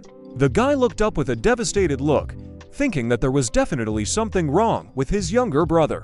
Yun and Yaram stood in front of the dungeon. The girl looked unhappy, and the guy looked to the side. The operator said that he would take pictures of them, asking them to look at him. The reporter approached the guy and asked why he was personally assisting in the first clearing of the Yaram hunter's dungeon. The girl looked nervously into the camera, and the guy calmly answered into the microphone that this was the first dungeon of the new S-class, and therefore he wanted to conduct it personally, and besides, it was his duty as the head of the guild and the most experienced S-class. Wu and Eugene were sitting on a bench behind them. The guy covered his face with his hand and asked if this is how peer works, after which Wu said that this story would become a touching example for others. Eugene had an image in his head of his brother, Yaram, Wu, and Seong Han using abilities, and he thought that this was an ideal alliance because they are two representatives of generally opposite elements, fire and ice. Plus, they have the creator of the equipment, Wu, and then thought, will he get Seong Han's defensive ability? Eugene looked at the guy with a smile and said that he was looking forward to it. Various types of blades glittered on the stand. The surprise guy stood among a large amount of equipment. The man behind them said that all this was given out for free, but everything must be returned after returning. Wu and Eugene looked at the weapons. The hero said that due to the influence of the guild, there were indeed a lot of good things there. Suddenly Wu was frightened by a man who appeared next to him, who said that any damage would need to be repaired. The hero looked at his comrade and thought with displeasure that this was a man who would create things 10 times better. He handed the spear to the guy and told him not to be so afraid, because high-level things are stronger than ordinary ones. They looked at the jars illuminated by the sun, and the guy said that they should grab some restorative potions, after which they asked if they were free. Yaram was collecting potions. The man replied to Eugene that since they were not in the guild, they needed to be paid. The guy didn't listen to him and shouted to the girl to grab potions for 4 and give them to them. The girl picked up a huge axe with eyes and asked her to choose a weapon, asking if Eugene liked it, to which the guy confusedly asked where she found this thing. Yeon, standing in front of the reporters, looked at his brother, who explained to the girl that she focuses on skills, so she should take something to suit her physique. The journalist brought him a microphone and asked if he had any idea about the prospects for the further development of the guild. But the guy did not listen to him, thinking that his brother, as he thought, was surprisingly erudite for a novice hunter. He decided that this knowledge was accurate. He suddenly smiled warmly, ending the thought with his brother gathering as much information as possible about the hunters out of concern for him, and the reporter exclaimed that the head of Abyss smiled. The reporter quickly left, deciding that the prospects were really good. And the head and heroes gathered at the dungeon. Yun offered to move forward, to which his brother agreed, and Yaram quipped that they were inseparable. The dungeon gate was floating in the air. Yun said that on the other side was a relatively safety-ranked dungeon, a rocky area, and that the gate would close an hour after they entered, and would not open until either the boss or hunters. The guy took out the capsule and said that in a pinch, you can use the gate stone, but it is such a rare thing that you can't even find 2 of them in the country. The girl was amazed that he even had such a thing. Looking at his brother standing with a spear, he told them to try their best. He called out to Eugene, but he did not hear. Images of the past appeared in his thoughts, and he thought that just a couple of days ago he was treated like trash and humiliated in the dungeons. He looked at his group. Yaram was calling him, and thought that now everything is different. He is not at the bottom of the dead hole, he is not being persecuted. He adjusted his equipment, adding that he was going with his younger brother and people who were glad to see him. With a wide smile, he replied that he was already following them. He walked towards the group, deciding that that future no longer existed, and as if it had never existed. Entering the gate, he thought that he believed in it then. Myung-woo and Yaram looked around in surprise. The girl exclaimed in admiration. They stood on a small hill. Around them there were green fields and high rocks. The girl exclaimed that this was a dungeon. Yu Hyan drew his blade. Stepping forward a little, the girl looked around and said that this is the first time she sees such a landscape, as if it were another world, to which the guy replied that they did not come to have fun, and so that they should not succumb to the camp mood. The guy looked sternly at the sword, which was enveloped in dark flames. He struck the ground, and a wave of flames hit in front of him. The heroes looked at what was happening in shock. Yaram looked at the guy's face in a stupor. The next second, she walked to the edge of the cliff, looking at the burning fields, grabbed her head, and exclaimed that he was doing this. She turned to Yu-yan and shouted at him in irritation, asking what he was trying to achieve by setting everything on fire for no reason. Eugene approached her from behind. She continued to shout, asking if he had heard anything about protecting the environment. After which she said that if he didn't like something, he could just say it, but she was interrupted by Eugene, saying that everything was completely wrong and for her to look down. She looked down and was surprised to notice that there were monsters hiding there. Yu-yan, standing against the backdrop of a burning flame, sheathed his blade and said that the first thing after getting into the dungeon is to ensure safety, but from the outside, it is impossible to assess the situation and find out if there are monsters, and therefore the strongest hunter of the GR. He looked sternly at the heroes and asked if they were taught these basics in theoretical classes. The girl, standing behind Eugene, awkwardly scratched the back of her head and said that, of course, they were taught everything, adding that she simply did not have an area attack, because if she had, then the girl would have done everything. She was interrupted by Eugene and said that she is right. The head, standing with his back to them, exhaled heavily and listened as the girl asked whether skills could really appear. Eugene asked if she listened to the lectures. He looked at the dead monster and explained that the level increases after killing monsters, and every 10 levels a new skill appears. He opened the interface and added with a smile that this is exactly why they came to practice, but it was impossible to predict which skill would appear. He looked up at the girl, who was looking at him with interest, and thought that, fortunately, he himself could choose him. The notification window said that the guy could select a preferred skill for the Yaram object. He remembered the pale rain that Yaram used in his previous life, and thought that this was just a characteristic area attack skill for an ice, which a notification appeared in front of the girl looking at the guy, saying that the Yaram object was set to receive this skill. The girl listened with delight, as he said that he was sure that she would have an area attack, after which she happily said that if she raised 10 levels, she would be able to help Eugene. Yu-yan languidly said that he did not need help. He turned to her and explained that the amount of experience for raising 1 level for an S class is 5 times higher than for an F class, and besides, for each subsequent level, more points are required, so even if they cleared the entire dungeon, they still won't get 10 levels. Suddenly he put out his hand, pointing at the girl, and said that he would help his brother and that she should take care of herself. Eugene stood behind the angry girl and asked his brother to be careful. Yaram said that he has been very cocky lately. The girl approached Yu-yan and, pointing her finger at him, began to quarrel with him. Eugene, standing behind them, tried to calm them down. The girl asked if he was annoyed because she was close to his brother, and then said that he was her guardian. The guy calmly told her that he wasn't bullying anyone, he was just trying to instill in her S-rank self-awareness. Yaram said irritably that she herself was aware of this. Eugene tried to calm them down, telling them to listen to him, but his brother interrupted him, telling the girl that she was talk. Eugene grabbed both of them by the cheeks in a rage. They still continued to argue. The girl asked why he even followed him here. Yu-yan replied that it was not out of great pleasure that he kept his distance all this time. Unable to bear it, the guy shouted at them to stop, asking what they had done. They pointed at each other, trying to shift the blame from themselves, which made the guy even more angry. Myung-woo timidly stood aside and listened as the guy shouted at them that if they were going to fight because of him in front of him, then they should leave now. After which Myung-woo fearfully asked if they would leave. Eugene looked at his brother and asked why he came here with them, to which he replied that he came to help with the practice. Then the guy turned his gaze to the girl and asked her why she came to the dungeon. She awkwardly replied that she came to raise the level and hunt monsters. He then looked at them angrily, raising his hand, and told them to focus on killing monsters furiously, adding that the F classes also needed to kill a large number of monsters in order to increase their levels. Yaram and Eugene listened silently as he told them to pretend they were getting along, just like in an interview, but if they kept fighting like that, he wouldn't even look at them. They looked at each other angrily and decided that there was nothing to do.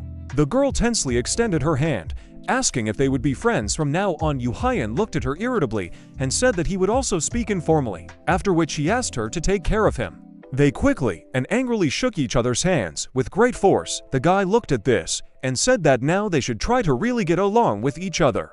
A monster appeared not far from them, taking off while the guy said that they were in a dungeon and should not let their guard down, after which he asked to help him and Myungwoo raised 10 levels. Yaram and Eugene quickly looked at the fleeing monster. They decisively took off, leaving behind an explosion, and continued to argue in the air about who exactly would bring the monster to Eugene.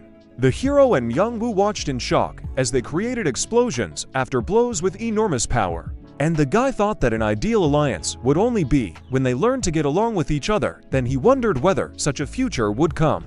Voices were heard in the Shining Ice Palace. Naked said that someone had entered the dungeon, to which the second voice asked who exactly. Stairs rose next to the ice buildings, and the first person said that this was the one who turned back time. A girl with blue hair approached the chair and loudly asked if it was true, after which she asked to find where exactly he entered. The girl in the chair fussily asked her for some time. The blue-haired girl with a smile asked her to hurry up because they can only intervene when he's in the dungeon. She looked at the screen where Eugene was and said that they were waiting for his return, calling him dear. A huge stone arch stood next to a rock. Some animals were grazing under it. Something caught the monster's attention. He looked at the sky. Suddenly Yaram struck their herd, freezing the area. She looked at what had happened with a smile and, letting off steam from her mouth, said that it was easy. She turned to the flying monsters and said that she would freeze them and bring them to the guy. Suddenly a thread of energy knitted together while the girl was wondering whether a spear would pierce such an ice sheet. Eugene snapped his fingers and the monsters burst into flames. He said that he would burn their fur so that the spear would penetrate better. One by one, the monsters fell into a heap in front of the guys. The rival said that they were still breathing, so it would be enough to just pierce them with a spear. Myungwoo looked at it in shock, while Eugene fussed behind him and said that they were incredible. He asked Eugene, who was holding a magic stone, what he was doing, to which the guy replied that it was necessary to collect stones from dead monsters and was horrified at how much it all cost, and the S ranks were freaking out. The guy, standing on the corpse of the monster, extended his hand to Myungwoo and said that he also needed to raise the level. Myungwoo looked down timidly, sticking his spear, and he asked the hero if he would have good skills if he diligently leveled up. Eugene looked at him as he opened the interface and said that he had nothing to worry about because this would happen. He looked at the information about the guy and thought that at level 10, he would unlock the SS class crafting skill, Master of the Gold Forge. Suddenly, he noticed that this skill had one more condition. In the skill window it said that to obtain it, you need to reach level 10, and it was written with an error that you also need to sharpen 10,000 blades. The guy looked at the inscription in surprise. He looked towards the joyful Mayan, who had raised another level, and thought that this had just happened. He continued to cut monsters in shock and asked himself whether there were errors in the system and whether it was really filled in by hand. Myungwoo wiped the sweat from his forehead and, looking at the interface, said that he had reached level 10, but not a single skill was given. The guy silently walked up to him and patted him on the back, asking himself who was filling the system. An amazing rocky landscape opened up before him, and he remembered that in the future, nothing was known about the system either. It changed the world. So many thought that it was a miracle given by God, after which he asked himself if it were God, would there be typos? Yaram hovered above Eugene and said that she thought this was the last section. The guy below asked how Myungwoo and Eugene were doing and how many levels they had raised. The guy replied to his brother that Myungwoo had already raised 10 levels and he himself was almost finished. Suddenly his attention was attracted by a notice that said that he had been found. He looked closely at the inscription, wondering what it meant. Myungwoo asked if he was okay. Another notification appeared in front of his face, on which someone was apologizing. Looking at him, the guy said that there was something in the system window. He looked at it in surprise, ending the sentence by saying that he was apologizing for something. Suddenly his brother called out to him, causing him to quickly turn around. Looking to the side, he saw worried Yaram and Eugene flying towards him. The guy covered his brother, and the girl covered them with her spear from the flames heading towards him. Eugene sat on the ground next to his brother and worriedly asked if everything was okay with him. The guy looked at what was happening in shock and asked what it was, to which Yaram replied that it was an attack from the boss. The fields all around were blazing in scarlet flames, the guy exclaimed, asking what the boss meant, because the boss of a low-ranking dungeon cannot attack in such a radius. The bull with red eyes and curved horns looked ahead, and he was told that initially the boss should have been another huge mountain bull. This bull was pierced by the beak of a huge bird, and the girl added that suddenly that bird appeared and killed him.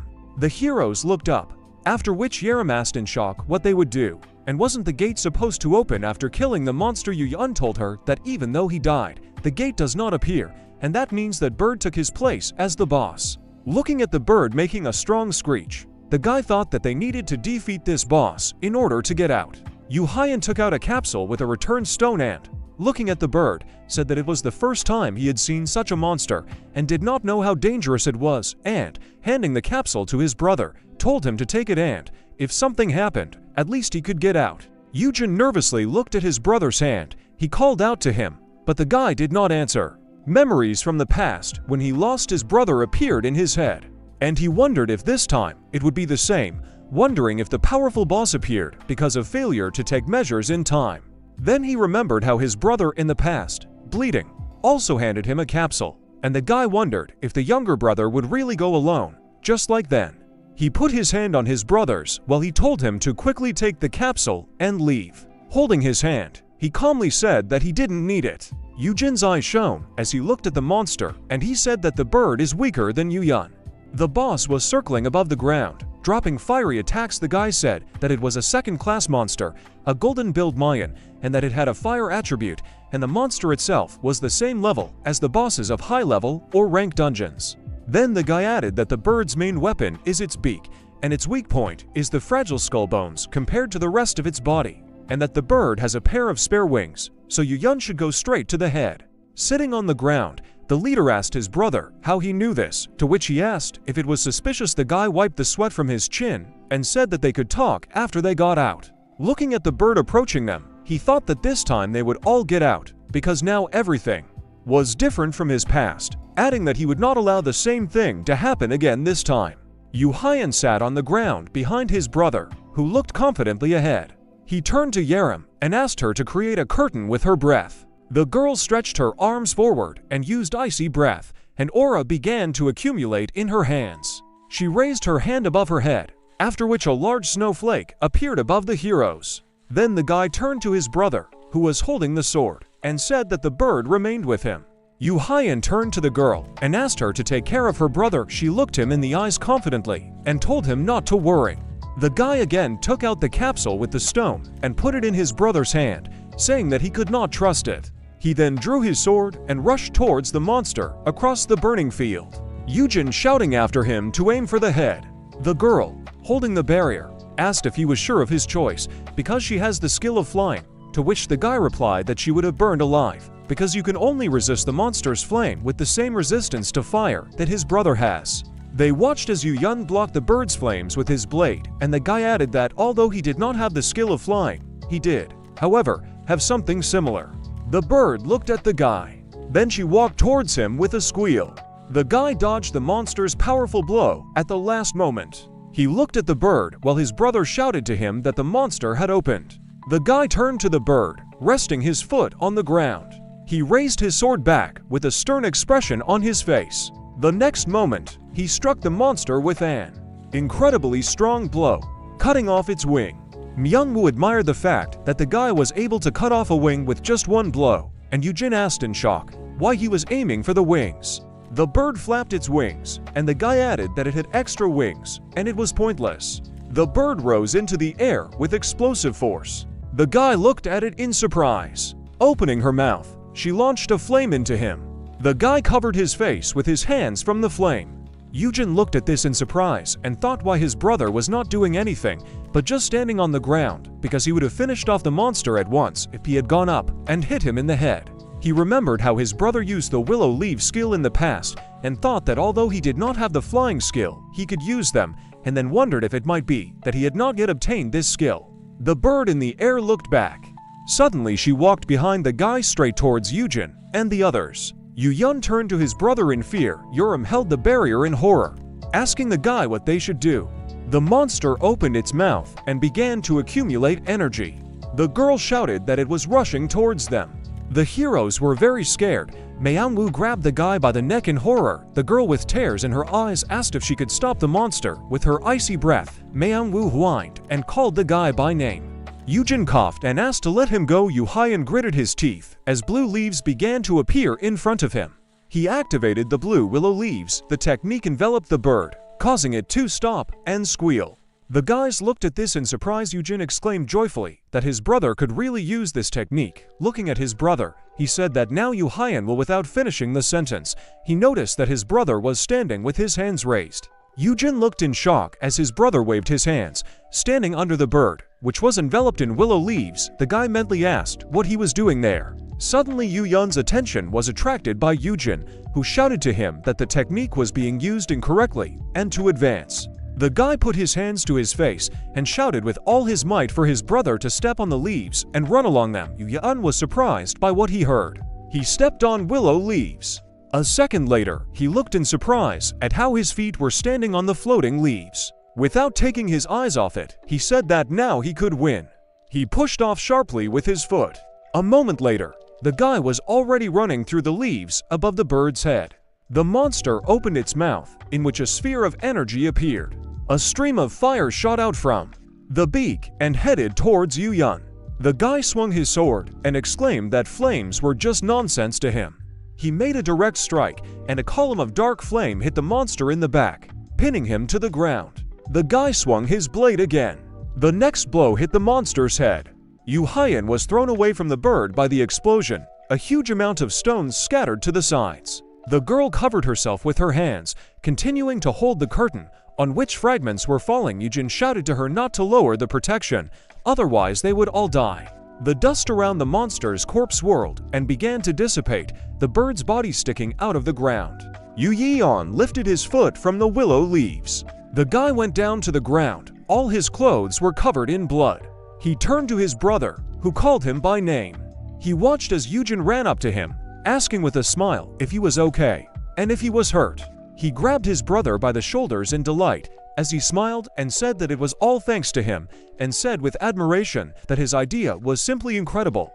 After which he asked how he came up with the idea of using willow leaves instead of the flying skill.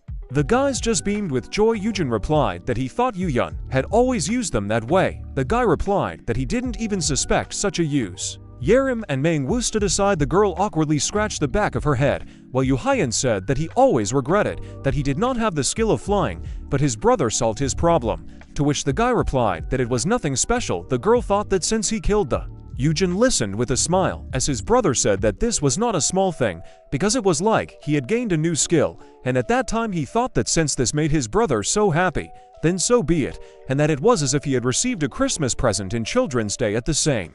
His brother looked into his eyes with delight and said that it all happened thanks to him, adding that he was the best. The dungeon gates opened. The guy awkwardly said that when they leave, he will look at the rest of his skills. The brother thanked him, and Yaram asked him to look at her skills. The people standing at the dungeon were fussily asking if everything was okay with the head. Yaram and Eugene were surrounded by reporters who said that they were worried about them because the level of the dungeon had changed dramatically. The guy said that they suddenly had a rank boss. A man from the crowd said that it was a great relief that Yaram was okay. Eugene began to move away from the crowd and, pretending that they were strangers, listened to his brother say that this should be reported to the association, while thinking that it was better to keep a distance outside. Seonghin ran towards him very quickly, while the guy was thinking that he needed to quickly hand over his equipment and leave. The man shouted his name with all his might. He fell at the feet of the frightened guy, who had raised his leg, and began to ask if he was hurt, saying that he should have come with them. Eugene awkwardly said that he was fine, thinking that the mission of not being conspicuous had failed. Mangwu watched as the man rose to his feet, standing in front of the embarrassed guy, and told him to climb on his back because he needed to get back quickly, to which he awkwardly replied that he was fine. Mangwu looked down in disappointment. The skyscraper stood under the night sky. The guy turned to his brother, saying that he had arrived. The guy put the food on the table, saying that he had brought snacks from the administration and that they looked wildly expensive. Holding the bag by the handles, he looked back when he heard the sound of water and asked himself if Eugene was washing himself, adding that he had recently gotten a lot of the boss's blood on him. The guy opened the door to the garden, deciding that while he would wait, he entered the garden with his arms wide apart. The animal ran towards him, and he finished his sentence with a smile, saying that at this time he could play with peace. The guy asked if he was okay, but the kid interrupted him by kicking him in the stomach with great force. The lion cub again spun the guy around, and Eugene, spinning in the air, said that he loved him. He lay down next to the baby, who was eating food, and again said with a smile that he loved him. Eugene lay down in the middle of the garden. All his clothes were torn off. Peace lay on his chest, and the guy wondered if the imposed effect of education would be enough, adding that he was dying of fatigue. He looked at the ceiling with a smile, saying that today he really thought he was going to die. He recalled strange notifications from the system, reasoning that there were too many strange things today, typos, and the fact that it seemed to be talking to him. He then remembered the boss fight, continuing to reason that there were a lot of strange things in the dungeon too, because a high-level monster appeared out of nowhere, and this only happened occasionally in the future. The guy got up and sat on the floor. The lion cub rolled off his chest. He turned pale with fright, wondering if this was all because he had turned back time. The animal, lying on its back, began to swear. The guy apologized to him, thinking that something had broken due to the time rollback.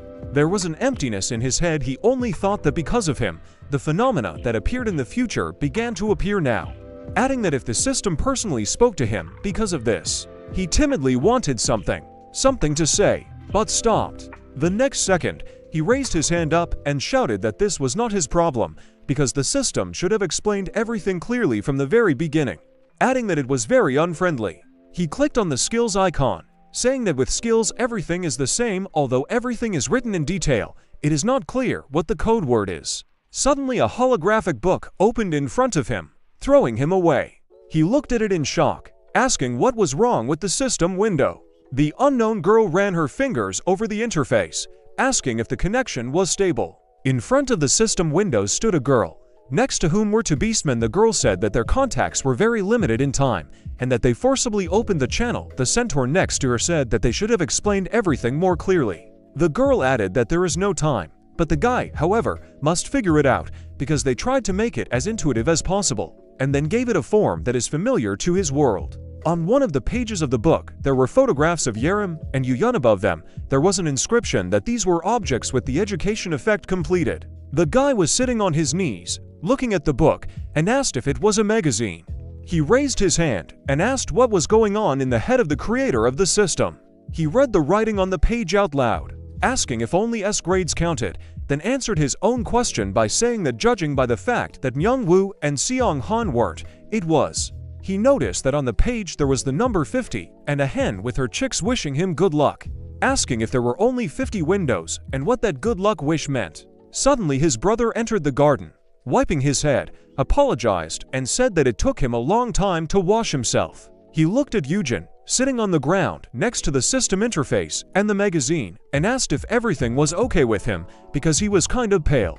The guy wondered if the system wanted him to tame as many as 50 S rank hunters. The furry monster sitting in the cage bared its teeth, looking at its prey with glowing red eyes. When the grate opened, he ran forward towards Peace, swinging his long claws. A loud impact sound was heard. Drops of dark blood began to fly in different directions. The camera filmed a breeding lion, which sat next to the defeated monster and licked blood from its paw. The voice over noted that this is a subspecies of unicorns, flamehorn lion, class 2. Day 2 of training the skill of taming animals. Eugene looked at the beast through his protective helmet and said that its current indicators are 51 centimeters in length and 5-6 kilograms in weight. He added that in the past 2 days, it had doubled in size. The guy behind whom the camera stood lifted the bars and noted with a smile on his face that the beast was a beast. He spread his arms with a satisfied face when Peace began to jump in his direction and said that he had done a good job. At that moment, the fiery lion hit his teacher in the stomach with his front paws, causing him to start coughing loudly, flying back. The guy smiled weakly as a bead of sweat ran down his face. Taking the beast wagging its tail in his arms, Eugene raised his fist up and loudly declared that this was a mere trifle, since he had rented all possible equipment to increase endurance and strength, after using which his indicators increased by 94 and 45 units. Last night, the man poured a light liquid into a glass with ice, asking about the animal tamer. The two brothers were sitting on the floor near the glass table, and Eugene raised his glass. He said that he got this skill after he reached level 10. Yuyela asked him what he was doing. The elder brother opened his mouth slightly and began to bring the glass to him, simultaneously telling him that this was a skill that allowed him to influence animals. He added that it was an S-class skill, so it could be used on high-level monsters at this moment. He thought that it was better to H. The younger brother was very surprised when he heard about the S-class. He rose to his feet with his eerie eyes burning and wrapped a rope around his hands, causing Eugene to stumble back. Yuyun began to reason that an S-class skill and an F-class body in such a dangerous world. Moreover, it is also a unique skill. His brother indignantly asked if he was really thinking of. The guy with a displeased face arched his index finger and began to exclaim that instead of hiding it, they should find a use for it. While Peace tried to steal a snack from the table with his paw, his teacher said that he could race him into a mount for his brother and could race him to have the. A picture appeared in his head of hunters sitting astride various animals. Eugene asked how many more S-class hunters need high-level mounts. He asked his brother to imagine how everything would change if the Abyss acquired them and could explore the huge dungeons on horseback. The guild leader froze, pursing his lips as Eugene noted that thanks to this skill, the course of clearing dungeons would greatly change. The guy thought that, fortunately, Peace was already under the effect. He threw the cub a small toy in the shape of a mouse, which he successfully caught with his teeth. He thought that if the system wanted him to educate 5 OS classes, the teacher put protective pads on his hands, which the fiery lion hit with all his might. They also ran at sunset, tying a large tire to the body of the beast. The guy thought that it would be better for him to train monsters and brainwash people. He buried his face in the floor of the training room, while Peace sat on his back and moaned about how bad he felt. The fiery lion, with a good-natured face, looked at the teacher when he asked if he was tired. Eugene, with empty eyes, lay in a puddle of his own and said that he did not think that he would have to work so hard for this venture. He recalled how a bunch of monsters flew over the city, thinking that the more hunter riders appeared, the more effective the cleansing would be, which means there will be fewer dungeon breaks and Peace will be safer. He thought that, especially considering that over the years, there will be more dungeons. The guy abruptly turned over on his back and took Peace with his hands, closing his eyes. He exclaimed that his conscience did not allow him to simply relax and rest. He looked up in surprise when a voice from the side said that this was simply incredible. Simayong entered the room with a smile on his face and clapped his hands, saying that Eugene's practice had barely ended and he was already training here. Looking at the man, the guy rose to his knees, saying that Yeon allowed him to use this premises. Simeon replied that he did not come here to kick him out. He looked at the fiery lion with a soft smile, noting that he had grown a lot in just a day of training. Peace, with one ear raised, sat calmly on the floor, hugging himself with his tail. Eugene, with a frightened face, jerked sharply as the man bowed in front of him and said that he was delighted and inspired. The guy was embarrassed by this action and indignantly asked what came over him. Without raising his head, Simeon began to apologize for all the times he was rude to him and underestimated him. He noted that he had demonstrated soothsaying and analytical ability as well as his new skill. When he grabbed the guy with his arms while on his knees, he with an indignant face began to push away Simeon, who asked him to join the Abyss and become the new wind-in world of hunters. Peace recalled how he flicked the teacher in different directions, seeing how he was now doing the same to the man. Eugene shouted that he didn't want to, and that he didn't have the ability to do it. The man continued to ask, saying that they needed his strength. Turning blue, the guy clenched his teeth in anger, thinking that he was not at all insightful, but simply knew all the answers from the future. He remembered the unpleasant meeting with Simeon and thought that this person was unpleasant to him, and every time he went to the Abyss, he became angry and upset because of his poisonous remarks. The man waved his hand, asking him to think again. Sitting on his knees and looking at the puzzled guy, he said that they would provide him with transportation for the monster cubs, food, and the necessary equipment. He added that they would do anything at his request. Eugene froze as a bead of cold sweat ran down his cheek. He presented an Egyptian fresco depicting him as a ruler, with Simeon as his servant. He suddenly remembered that these events did not happen in this life, and the man simply does not know all the horror that he had to endure. Because of him, he realized that he was now in charge. The guy grimaced sharply and muttered that he didn't need to. Humming the song, Eugene spread his arms to the sides with a satisfied face and said that his brother would still cover all the expenses. Looking at the training room, he added that since he was using them as a dormitory, then in general, he could sign a contract. The man immediately became inspired and waved his hand until a blue holographic window appeared. He said that if so, then it was worth doing right now. Eugene squatted down with a grin and patted P's head, saying that he had the condition that he should be a regular employee since he was going to be an independent hunter. He lifted the cub up and began to circle, noting that this way, he could freely raise animals for other guilds and make a lot of money. When Simeon began to say that this was for the sake of the future of the Abyss, he said that it did not concern him.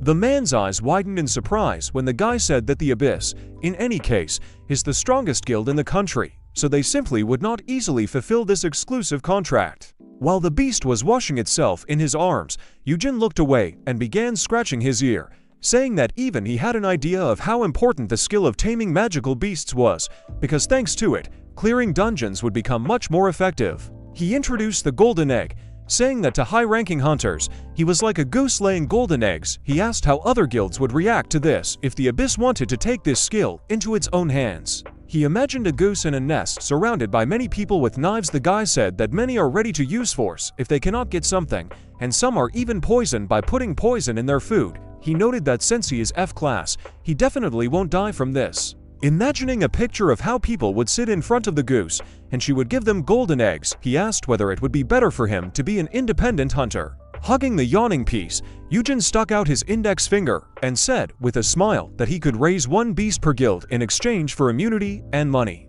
Looking at Simeon, he showed a thumbs up and noted that, of course, he would raise a fiery lion for them, so he asked to hire him and negotiate with other guilds for him. The man opened his mouth slightly when the guy continued to babble about salaries, bonuses, and social security. Touching his chin with his hands, he laughed, noting that, apparently, he could not cope with it, so he accepted the conditions. He pointed to the camera mounted on a tripod and asked if he could take the video from the training for negotiations. Eugene agreed. Simeon touched the camera and added that there was something else. Holding peace in his hands, the guy looked at the man. He began to ask if he would sign the hunter's contract in the event that Abyss became the strongest shields in the country. The guy lowered his head and replied that he didn't even know. He pointed to the man with glasses and asked if he was just trying to film this. He looked away, noting that he had been caught. Simeon turned around on the way out, hearing the question of what use would it be to them to hire him.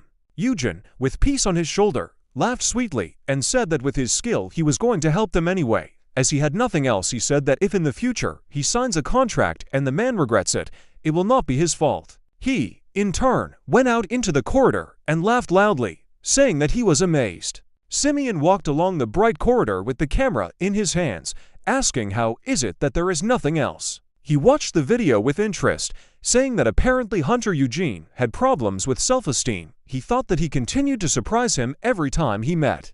At this time, the guy in the training room, with a joyful face, was rolling on the floor, holding peace in his hands and joyfully exclaiming that now he will have a salary and social benefits. He asked the cub if he saw Simeon stutter out of confusion. Remembering their long-ago meeting in his office, the man thought about that those with unique abilities imagine themselves to be someone unknown, and power intoxicates them and makes them arrogant. He thought that Eugene also seemed eccentric to him, but he is different from them, since he soberly assesses the prospects and managed to lead to negotiations that were beneficial to him. Imagining images of the two Han brothers in his head, he wondered if the guy had always been so gifted, but he did not notice it because of the genius of his younger brother. Simeon touched his glasses with his hands, saying that just imagining Yuan, Yaram, and Shang Han fighting in his head, he thought that he assumed that other guilds would begin to put pressure on Abyss, but she was willing to take such a risk. Then an image of Eugene appeared in his head, dressed in an expensive suit with gold accents, with an adult fiery Leo walking next to him. He thought that if the guy remained an independent hunter, then all attention would be focused on him, and not on the Abyss. He realized that this was both a great benefit and a great risk. The man lowered his head asking if he didn't realize their weight because he was far from the world of hunters, raising his head. He straightened his glasses with his hand and asked if it could be that he was doing this to protect his younger brother. While Eugene was playing with peace on his knees in the training hall, Simeon mentally noted that from now on the trophies of the largest guilds around the world would be focused on him. A man with dark hair sat on his desk and watched a video of a fiery lion on the screen. The girl in the fuchsia suit did the same. On the large, bright terrace, there was a chaise lounge on which a man was lying with a tablet in his hands. Touching his face with his fingers, he smiled, noting that he needed to go to the abyss as soon as he cleared his schedule. The video showed Eugene sitting and petting a contented piece while holding him in his arms. Simeon thought that he would soon find out what a valuable figure he really was. With his hands folded on his belt, the guy stood opposite the large play complex and told Peace that his corner was now completely ready. He squatted down, letting the cub sniff the new territory, after which he asked if he liked it. He said that now they can live together in a dormitory. He said that it would most likely be crowded here when he grew up, and in that case. The guy smiled nervously when Vuk and Yaram entered the room, and the girl with enthusiastic eyes pounced on his back. She asked loudly, "Who is it?" The guy with long hair asked in fear why there was a monster here. Eugene opened the door to the room amidst caustic screams. He heard the girl exclaim that this cat was very cute. After which his older brother explained that it was not a cat at all. Myungwoo then screamed that the monster was biting him and asked to be saved, to which Eugene explained to Peace that he turned to his brother, holding the angry beast in his arms, while the girl with a joyful face tried to pet him, and the bitten guy with long hair sat on the floor. The teacher said hello and asked what happened. Eugene asked him to step away with him for a minute. The elder brother looked at his family member with worried eyes and said that he would come over now. While expensive cars were cutting through the city streets, the guy shouted loudly, asking if the guild heads were really coming here to meet him. The two brothers walked out into a large, bright corridor. Eugene said that he could very well refuse and not see them. Eugene replied that he couldn't do that. He walked ahead with Peace in his arms, and the head of the abyss walked behind him, saying that these are S-class hunters, and hunters who are a lower class usually find it difficult to deal with them. The elder brother agreed with his words. With a grim face, he grabbed him sharply by the shoulder as the guy muttered that he would just tell them to go back. Eugene asked indignantly, how could he continue to behave like this towards the guild heads? As people in suits walked along the corridors, he asked how the fact that the leaders of the three guilds personally came to the abyss would affect public opinion. He himself answered, saying that everyone would be surprised and realize that the guild has influence, after which they themselves would. The teacher stepped forward, holding the fiery lion on his shoulder and sticking his thumb up. He said he needed to show himself at least once. Eugene began to say that, but however, Eugene interrupted and said that from now on, he was forbidden to say that word. Opening the door, he began to enter the room, saying that since they were going to negotiate, personally evaluate everything. Glancing forward, he froze, seeing many people in the room. A guy in a blue suit and glasses was looking at him, an elderly man sitting next to him. Then the teacher looked to the side and saw a dark-haired man in a printed shirt who folded his hands in front of his face, on the fingers of which there were many gold rings. Eugene, with the beast in his arms, smiled nervously as he smiled as his fear resistance skill activated. He thought that he felt a lot of pressure. His brother glanced to the side and introduced the hunter to Eugene. A man in a classic suit and sunglasses approached the guy and asked if he could hold his hand for 1 minute. The teacher asked why this was necessary. With a surprised face, he began to extend his palm to the man while a blue light glowed above his hand. He said he needed to test his skills before negotiating. Hearing this, Eugene's face immediately changed and his eyes narrowed in shock. He waved his hand, pushing the man away from him, and indignantly asked how he could so carelessly grab an unmarried man. He cursed in his own head, annoyed at the fact that a professional appraiser had come with them. He recalled how he was afraid that he would definitely reveal his L and S class skills.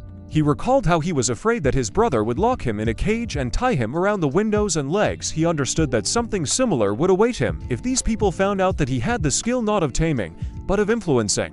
When the man began to approach the frightened guy, Peace began to growl with a displeased look. The appraiser said that he needed only 1 moment and urgently asked for a hand. With a loud roar, the animal suddenly jumped out of the owner's hands, which greatly frightened the man.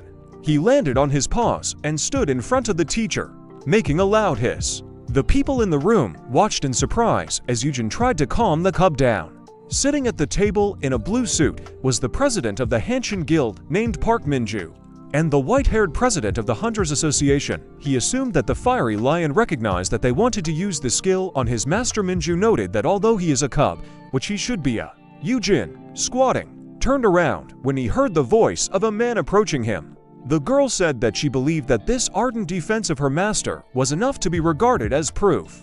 A tall, long-haired girl with broad shoulders rolled a chair up to the guy, noting that she couldn't even make an impact with her suppression. Guild leader Breaker Moon Hyuna smiled softly and asked the beast tamer if this is true. Eugene put his arms around Peace as the girl pointed to a chair and asked him to sit down since they couldn't force such an important person to stand. The guy looked at the head glowing with joy and noted what a large physique she had. Hyuna enthusiastically noted that she did not know that the head of the abyss had such an older brother. The teacher sat down on a chair with Peace in his arms with a nervous smile, wondering if all S classes are like this, and will Yaram one day also become taller than him. The head looked thoughtfully at the horned flame lion and noted that when he grew up, he would be on par with the S class boss in the dungeon. The cub on its owner's lap looked back at her shyly. Hyuna touched the back of the chair with her hand and turned towards Yuyun, who was busy with documents. She asked him if they would give them his kittens if they ever showed up. The head of the abyss looked up at her and smiled, saying that they definitely wouldn't get it for free, but they could exchange it for a baby riding monster with resistance to cold. As Eugene and the beast listened in surprise to their conversation, the girl smirked and suggested that he wanted them to get a monster mount for Yaram. Aloud, indignant male voice asked if he was getting too impudent. Yuyun turned and looked towards the man in the printed shirt, who slammed his fist on the table. He stated that the abyss had already taken all the animals in the market, and had 7 monster cubs and 1 high-level one.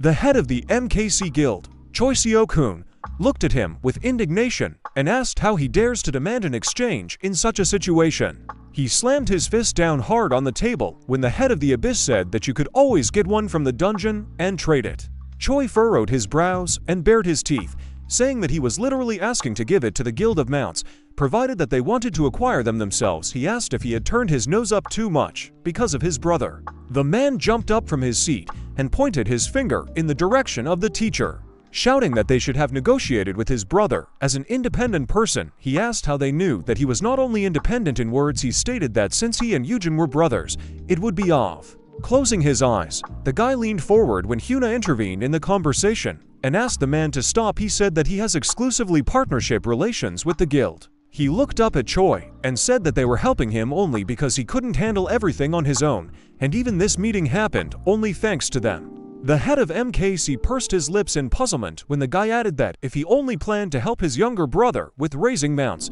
then there would be no point in coming here. Eugene scratched the pleased piece, adding that he also has a certain limit on how many monsters he can raise at a time. He stood up from his chair and moved his hand to the side, saying that if they could agree, then their guilds would be among the first in the whole world to acquire mounts, just like the abyss. He smiled broadly as the fiery lion walked on his shoulders and asked, "Isn't this a significant reward for these negotiations?" He noted that it is great for him to see his dear clients here. Ignoring his words, Choi crossed his arms and sank into his chair. Eugene thought that he didn't seem so creepy on TV, and he even fangirled over him for a while since he was a member of the national soccer team before awakening. The guy was surprised when a finger was poked into his cheek. He turned his head and saw Hyuna, who with a smile on her face held his shoulder and said that she saw that he not only had a good skill, but he was also very talkative. While Yuyun stood behind them, blazing with rage, Eugene repeated that he had no intention of joining anywhere, and he was not for sale. Hyuna asked, "Is he really not selling even to his own brother?" The guy thought that now that he saw her up close, he realized that she was a beauty, after which he waving his hand, he pulled away and smiled shyly, saying that he could only make an exception for his precious brother if he became the best in Korea. After these words, a male voice asked again. Eugene turned his head and looked at the man in the light suit. The blonde man with yellow eyes, who was touching his chin with his hand, was the head of the Jupiter Guild, named Sungyun. He asked if it looked like his guild could buy it right now. The teacher with the animal in his arms was caught with a puzzled face. He imagined the blonde stretching his hand forward, with energy shining around him, and thought that the Jupiter Guild was now the strongest in the country, and not only strong as a guild as a whole, but its leader was also the strongest hunter. The guy, dripping with sweat, looked at the carefree face of the head, and wondered why he had only remained silent all this time and decided to speak right now. Eugene put a wide smile on his face and stuck his index finger up, thinking that if he agreed, there would be chaos here. He said that this was an exception only for his brother. The three guild heads looked at him with surprised eyes when the guy said that everyone else would have to become at least the best in this world. When the atmosphere around was restored, Hyuna ran up to the guy with a satisfied face and slapped him on the back, causing him to bend over in pain. She laughed loudly. Noting his confidence, the girl noted that he would rather die than go anywhere. While he was trying to come to his senses with a gloomy look, and High on Awe was waving her hands in front of him, Peace hissed back at her. She noted that both Han brothers appear to have tenacity and independence. At that moment, the teacher imagined himself as a small shrimp among the bolting whales and thought that he was experiencing great tension. He mentally noted that, if it were not for his suppression of fear, he would have died long ago from these intimidations. An image of the four fully armed heads he had met today appeared in his head, and he thought about what he had heard, that S-classes were all crazy due to the fact that their path often crossed with death. He wondered how they managed to exude such pressure even when they don't take their smiles off their faces. Due to pressure, he presented Yuyun as an object of bullying. Mocked by powerful people, he tried to understand how his brother had survived among them all this time. Eugene stood with a confused face not far from the head of Minju, and thought that they definitely offended his brother because of his young age. The guy in the blue suit said that now he understood why this newcomer was so insistent on creating his own guild. He noted that he apparently wanted to follow. Raised with Peace in his arms, turned to him, and with a smile on his face, noted that this was not at all the case. All the people in the room froze with surprise on their faces when the guy said that his brother was much kinder than himself, and even kinder than everyone in this room. He saw the atmosphere in the conference room immediately darken, and everyone present grimaced in shock. The fiery lion yawned loudly, and his owner opened his mouth in confusion, and his eyes widened when he was asked the question, "Is he serious now?" Eugene wondered if he really said something wrong. He remembered how little Yuyun ran home from school, and thought that he could not even dream of a better younger brother. Meeting Eugene at the door, the child hugged him tightly as he was about to leave. The boy, with an embarrassed, joyful face, handed him an envelope decorated with a beautiful red bow and congratulated him on his birthday. The beast tamer thought that even when he was very small, he cared for him a lot. Memories with the child changed to a young man with a bouquet of flowers who offered his brother to take a photo together, and then to a high school student who scored excellent on all tests and was going to enter a medical university. Blushing from the memories, Eugene lowered his head and closed his eyes, thinking that although he could not devote himself entirely to taking care of him, since he worked a lot after the death of his parents, he began to tell everyone that Yuyun is kind, obedient, tries not to lose heart, and in the listening to all these words, everyone present fell into a stupor and shock and lowered their heads. They started laughing loudly and imitating him when the guy asked what he said wrong. Shaking into a quiet chuckle, he said that he was wondering why the Abyssal Chief was so polite today.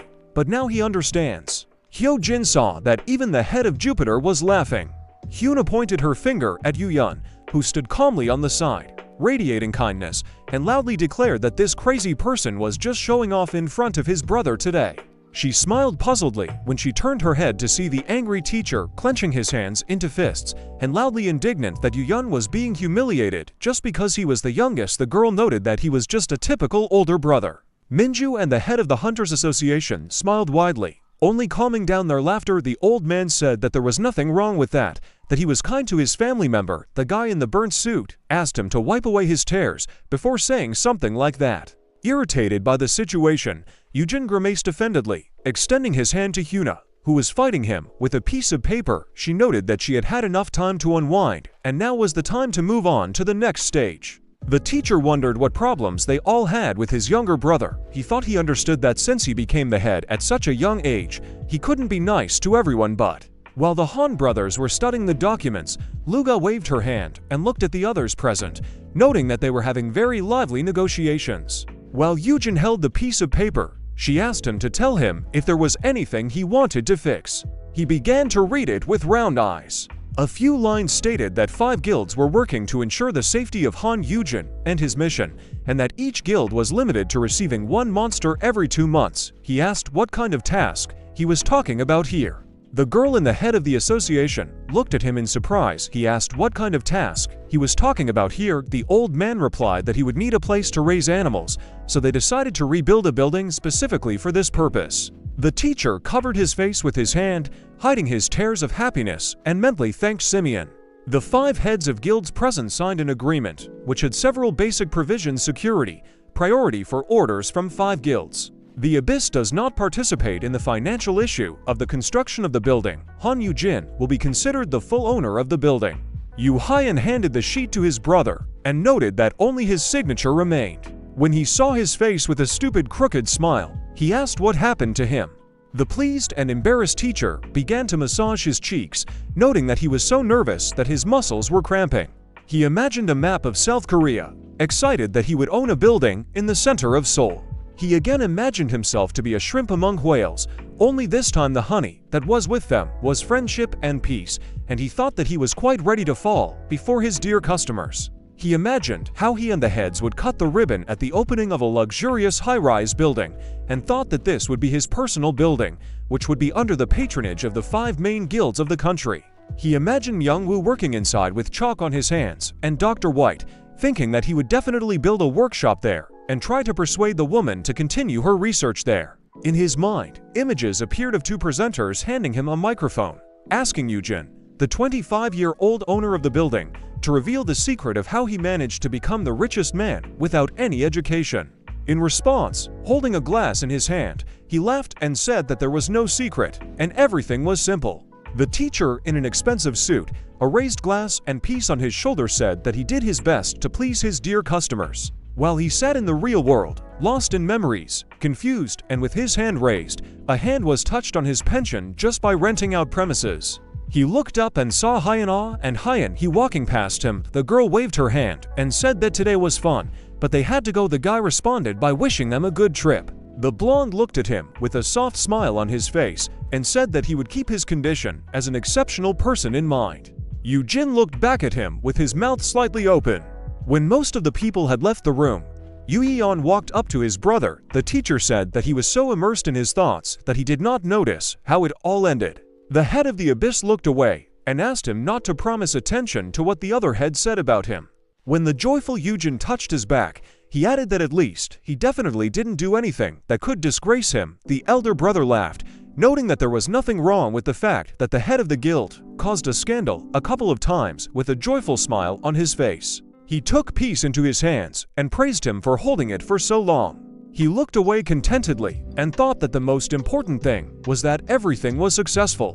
Returning to the hostel closer tonight, he thought that peace had suddenly become beautiful. He saw a lush table on which there were liquid dishes, salads, and many snacks. The guy enthusiastically asked what the reason for this feast was. While he gazed at the food in fascination, Young-woo, wearing an apron, continued to serve his dishes. Eugene asked if today is a special day. The guy with long hair replied that he just decided to cook more dishes today. With a slight blush on his face, he smiled softly, noting that his friend deserved special treatment. Eugene, with a satisfied face, began to gobble up the food with a spoon, the other saying that today was not his day, but a small agony pleasure. He picked up a pickle with chopsticks and noted the fact that Young-woo didn't have many things with him. The guy with long hair agreed with this fact and asked why he was interested. He suddenly froze with a stunned face when he heard his friend's words that he should be ready to pack his things at any moment. With his mouth slightly open, he tried to utter a word. Without paying any attention to this, Eugene began to chew the cucumber with appetite, saying that sooner or later a new building will be built nearby. He spat out the entire contents of his mouth when Young-woo suddenly fell to the floor and began to cry, noting that he was being kicked out after all.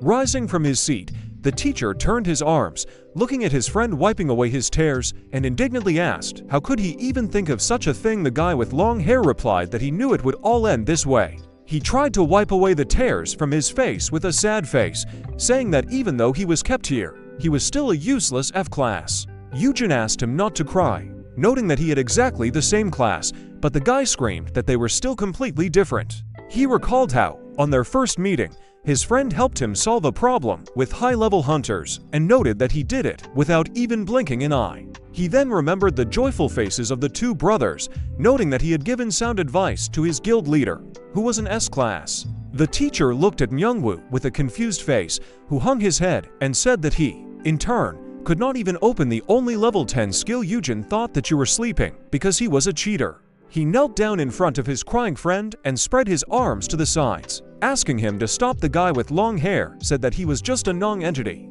He smiled softly with wet eyes and began to take off his apron, saying that he really had better move out of here. The teacher was shocked by what was happening and froze with his hand raised and his mouth wide open.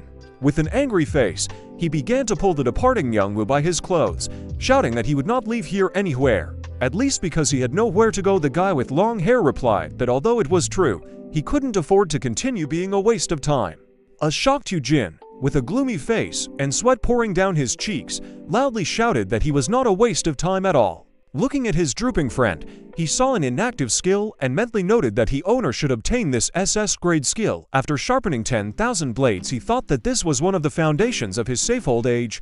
However, if he told the truth, no one would believe him. He imagined a picture of him trying to stop his friend leaving, saying that he has SS class potential, but he asks him not to console him and is sold forever. Eugene thought that he shouldn't reveal his skill mindlessly anyway. He reached his palm towards the sleeve of Myungwoo's t-shirt, but it froze in the air. He hung his head and with a sad face noted that he really did not have any right to hold him by force. The guy with tear-stained eyes also lowered his gaze to the floor when his friend began to say that he would not like to force him to try even more than he suffered. Now he said he was very sorry now. Eugene, with a soft smile on his face, looked away with his mysterious gaze and said that only today he learned one very useful information. These words showed surprise on Myungwoo's face. Grabbing his almost crying face, the teacher began to act out the scene, trying to push his puzzled friend away from him with his second hand. He emotionally exclaimed that no matter how valuable she was, he could not force him to listen if he did not want to. The guy with long hair asked what kind of. He reached out his hand to Eugene as he turned away and thoughtfully touched his chin, saying that he was only going to tell this to a friend, even though he shouldn't have. Myungwoo, in a state of confusion, asked him to just tell him about it. The teacher with an interested face turned to the guy and asked him if he really wanted to find out before he left. He began to tell what he heard from Hae-in, that there was one training that allowed awakened ones like him to discover a special skill. He thought that his friend would be more willing to believe if he mentioned an authority figure. He apologized to Dr. White for using her name a little, but noted that he would definitely pay it back later. A dark-haired woman sat in a dark room, littered with various literature, and looked at the burning computer monitors. Han closed her eyes and stretched tiredly. She looked at the screen sweatily and noted that all preparations were now complete. She noted that she was very interested in whether this would really help to get an answer, while the girl, sitting at the table, leaned her chin on her hand. Shadows thickened on the walls behind her. A pile of sharp knives lay on the table. Eugene noted that this training was perfect for Myungwoo. Myungwoo looked with incomprehension at the main character, who dumped a bunch of knives out of the bag onto the table. Eugene told Myungwoo not to tell anyone where he learned about this training. Especially Han. Myungwoo understood Eugene's message and asked what he should do with these kitchen KN. Myungwoo picked up one of the knives and frantically began to examine it. As the main character looked at Myungwoo with excitement, Eugene noted that Myungwoo had a passive skill related to weapons. So he asked Myungwoo to sharpen those knives. Myungwoo was slightly embarrassed by this proposal. Myungwoo's slender fingers held the knife and sharpened it on a special whetstone.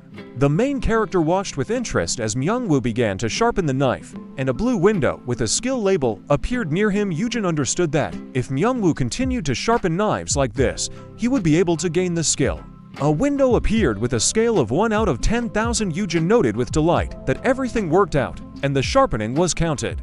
Eugene looked at Myungwoo, who raised his knife into the air and stared back desperately. The protagonist noted that he had heard that it was possible to gain equipment skill by sharpening blades for a long time. He also added that, moreover, Myungwoo will be guaranteed a cool skill through which he. Eugene frowned sarcastically and raised his hand to his face, covering his lips from prying eyes. Eugene noted that he was speaking in all seriousness and explained that this would not be an easy test, since Myungwoo would have to sharpen as many as 10,000 knives. Eugene said that it would be very good if. Myungwoo opened his eyes excitedly, rejoicing at this news, because in this case, 10,000 knives would not be a problem. Myungwoo replied that if he sharpens 100 knives a day, He will finish it in 100 days. Eugene was slightly surprised by Myungwoo's statement and asked him if Myungwoo would really sharpen knives all day long. Myungwoo was taken aback by the main character, saying that he is very good at such. Myungwoo took the knife in his hands and looked gloatingly at Eugene, who raised his hands in front of him. Slightly frightened by such a reaction from Myungwoo sarcastically noted that Eugene could count on him, ironically explaining that Eugene would not even have time to blink an eye. Myungwoo enthusiastically raised his hands up and closed his eyes joyfully. He grinned and remarked that he would work hard and make sure to repay Eugene for his kindness. The main character raised his eyebrows and scratched his nose. Eugene thought sarcastically about his kindness that Myungwoo mentioned. Realizing that his very existence was already an investment in his nose, Eugene thought sarcastically about his kindness that Myungwoo mentioned, realizing that his Haein research laboratory. Haein looked at Eugene in amazement, crossing her arms. She was very happy that Eugene was very pleasant to talk to.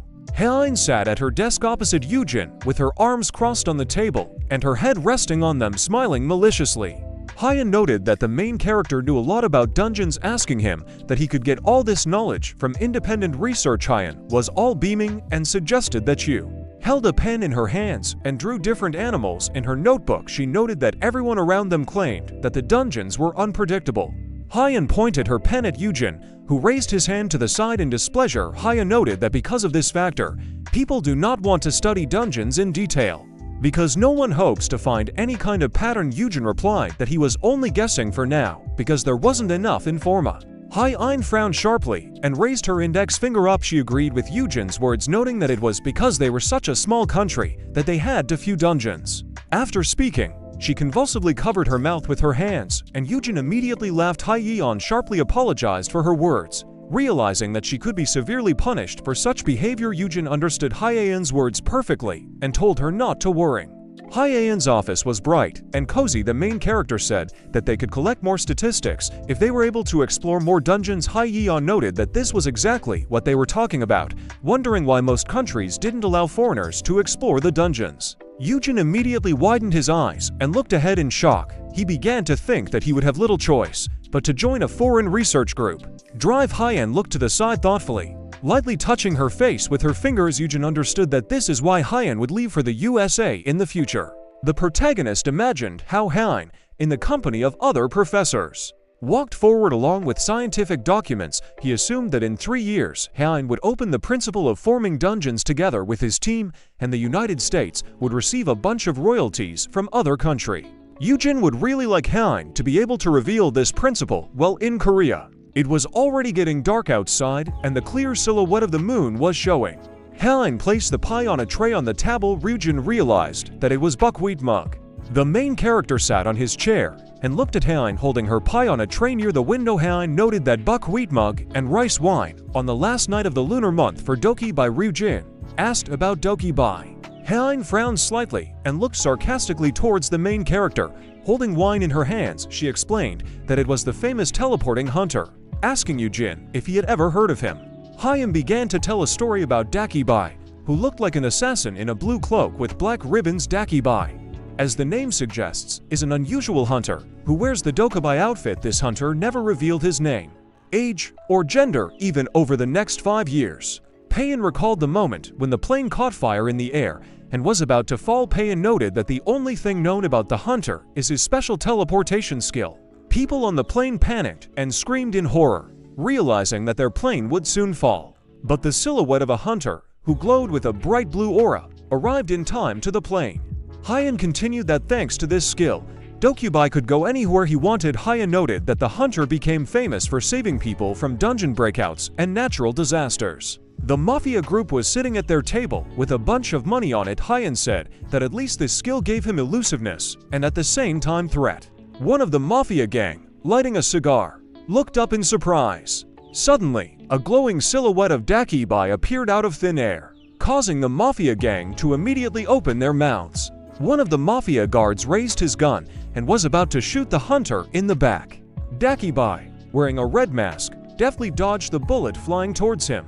The hunter began to spin in his blue aura, reflecting the fiery sparks from himself. The hunter's glowing eyes through his red mask looked furiously at the mafia gang with pistols. Dokubai came face to face with one of the mafia gangster in a black suit with a beard.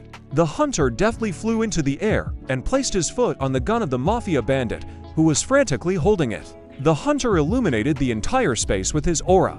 Standing on the mafia guard's gun, Dokubai knew that they were afraid of his abilities. The hunter smiled sarcastically and brought his finger closer to his mouth. He addressed the bandits, calling them gentlemen with many secrets and adding that they remembered once and for all. The hunter noticed that his bag contained many secrets and he was not going to reveal any of them while he was in danger. Suddenly, Dakibai disappeared and all the mafia thugs looked at the remaining blue aura that was already evaporating. The luminous pattern in outer space reflected the essence of what was happening initially. Dakibai was difficult to catch due to the specifics of his skill, but in the end, there was not a single group left whose secret he did not obtain.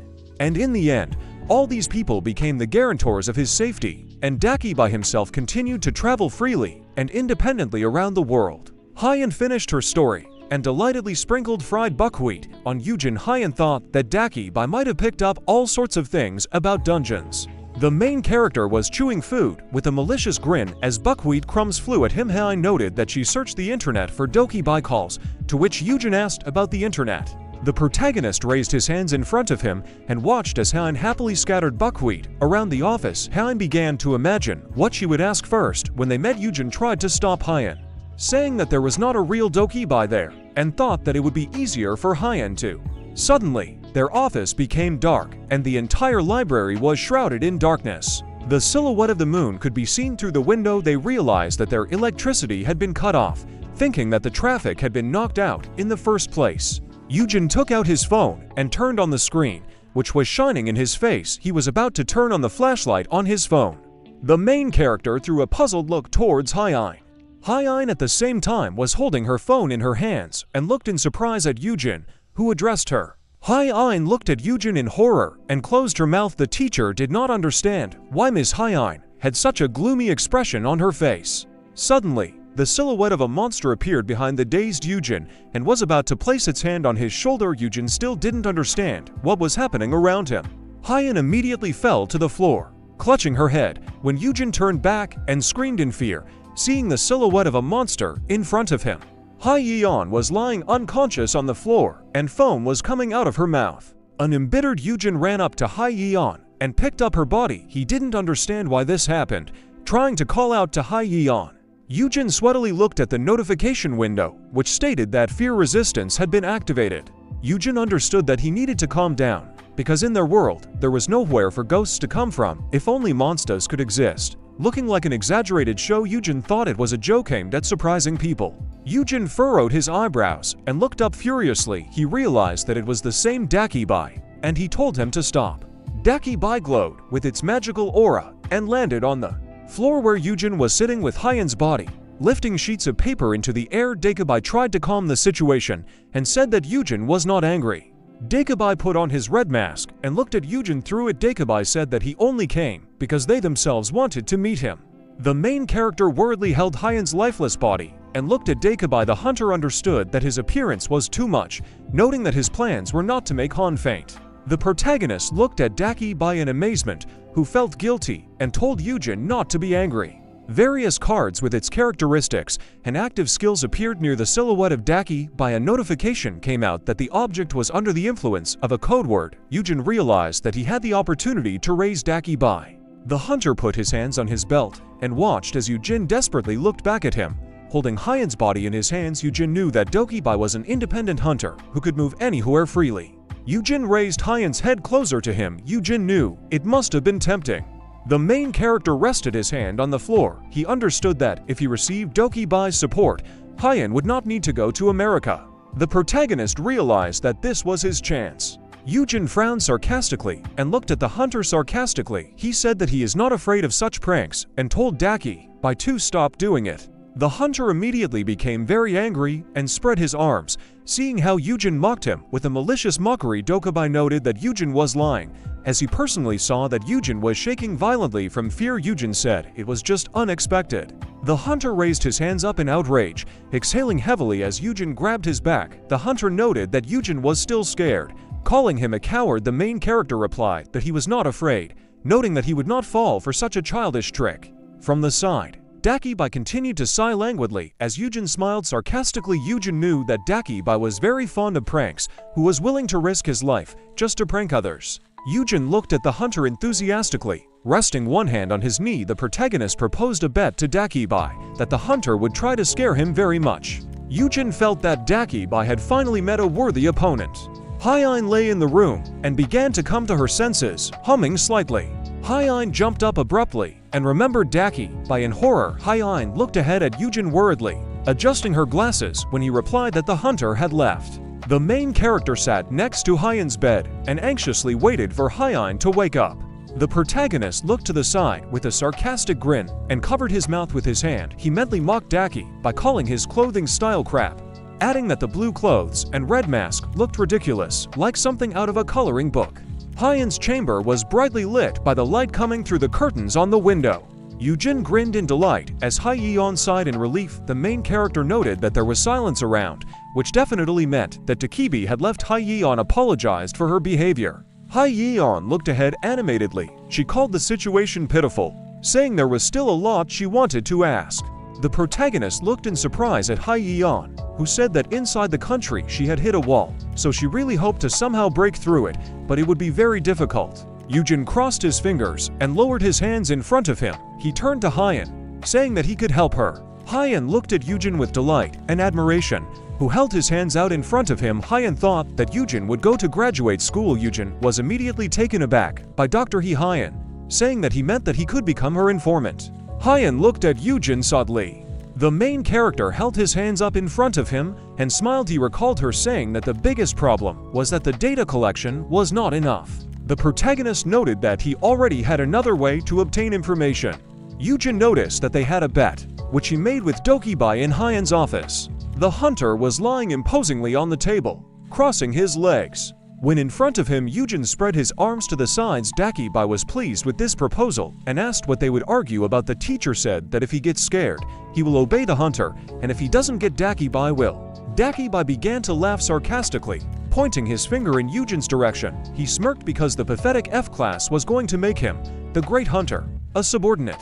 Eugene looked up at Dakibai expectantly. The hunter noted that if the contract was for 3 years, even though he was the elder brother of the Abyss Chief, then Eugene would have to work for him for at least 20 years to make it worth it. The main character looked at Dakibai mockingly, raising his eyebrows. He understood that Dakibai knew a lot about him. Eugene, with his eyes closed, extended his hand and presented Dakibai with a blue glowing contract. The main character added that he didn't care about all the factors, so he was ready to draw up a contract in response. Dakibai tried to stop Eugene, telling him that everything looked suspicious because the great hunter looked at Eugene with a puzzled expression, tilting his head to the side. Dakibai flew closer to Eugene. He humbly held the contract in his hands. The hunter was wondering what Eugene was hiding in himself that he decided to take such a reckless step. Dakibai replied that it was all unlikely that Class F had some kind of incredible skill, and suggested that Eugene would use. The main character became angry and frowned forward, anticipating his victory. He knew that Dakibai had no idea about his skills because his resistance to fear made him invulnerable to any suppression and intimidation skills of legendary class and below. A ghost icon appeared in space. Eugene knew that he would immediately win the moment. Dakibai agreed to the pair and the bet. Dakibai, with his head bowed, opened his mouth and looked towards Eugene, who said that he sincerely had an ulterior motive. The hunter was very interested to find out what Eugene was hiding within himself. The protagonist timidly put his hand behind his head and looked at Dakibai with admiration. Holding the contract in his other hand, Eugene noted that it was all because Dakibai was incredibly cool. Eugene recalled the moment when Dakibai saved an entire plane from crashing. Eugene noted that he greatly admired Dabai's accomplishments.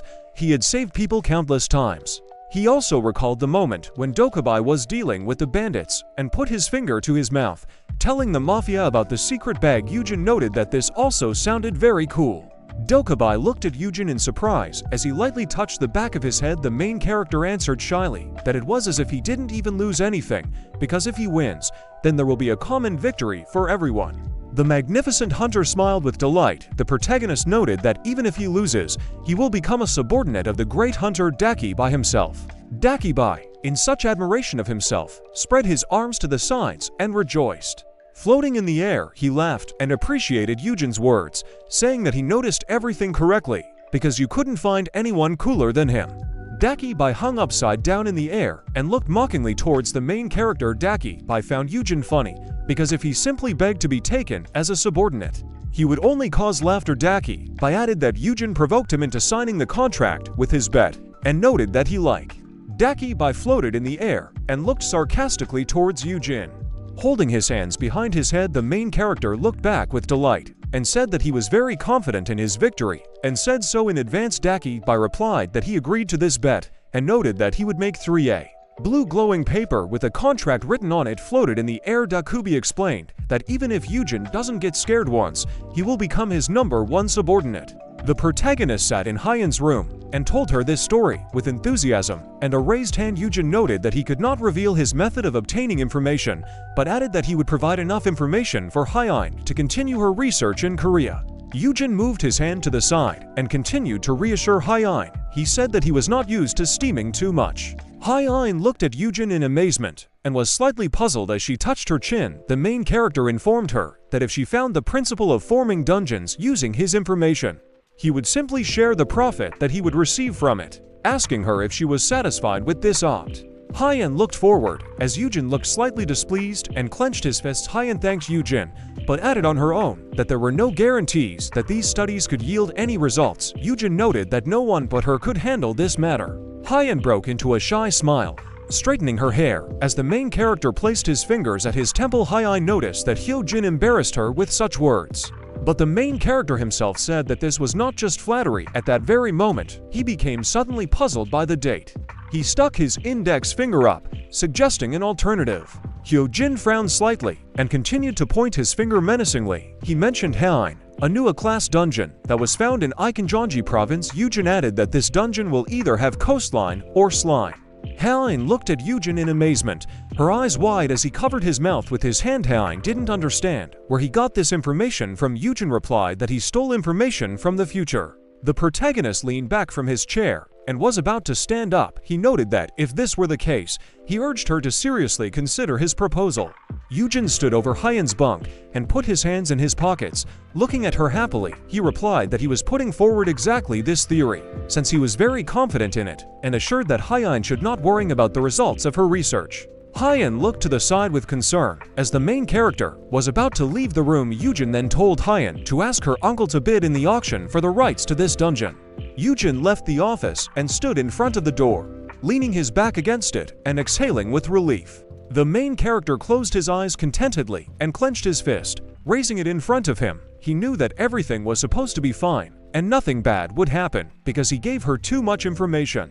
Ryujin found himself at home, and light leaked from his window onto the dark street. He realized that he only had to play with Dakibai for a week.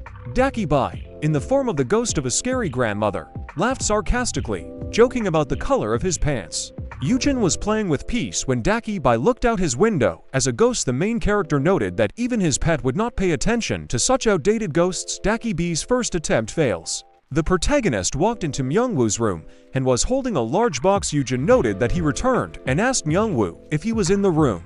Suddenly, the scary hands of Dakibai appeared from the closet, who intended to grab Eugene by the leg, who added that he had purchased dull knives at a flea market. At that same second, Dakibai jumped out of the closet and grabbed Eugene by the leg, who immediately fell from dropping the box. Dakibai ironically joked that Eugene would give him back his legs.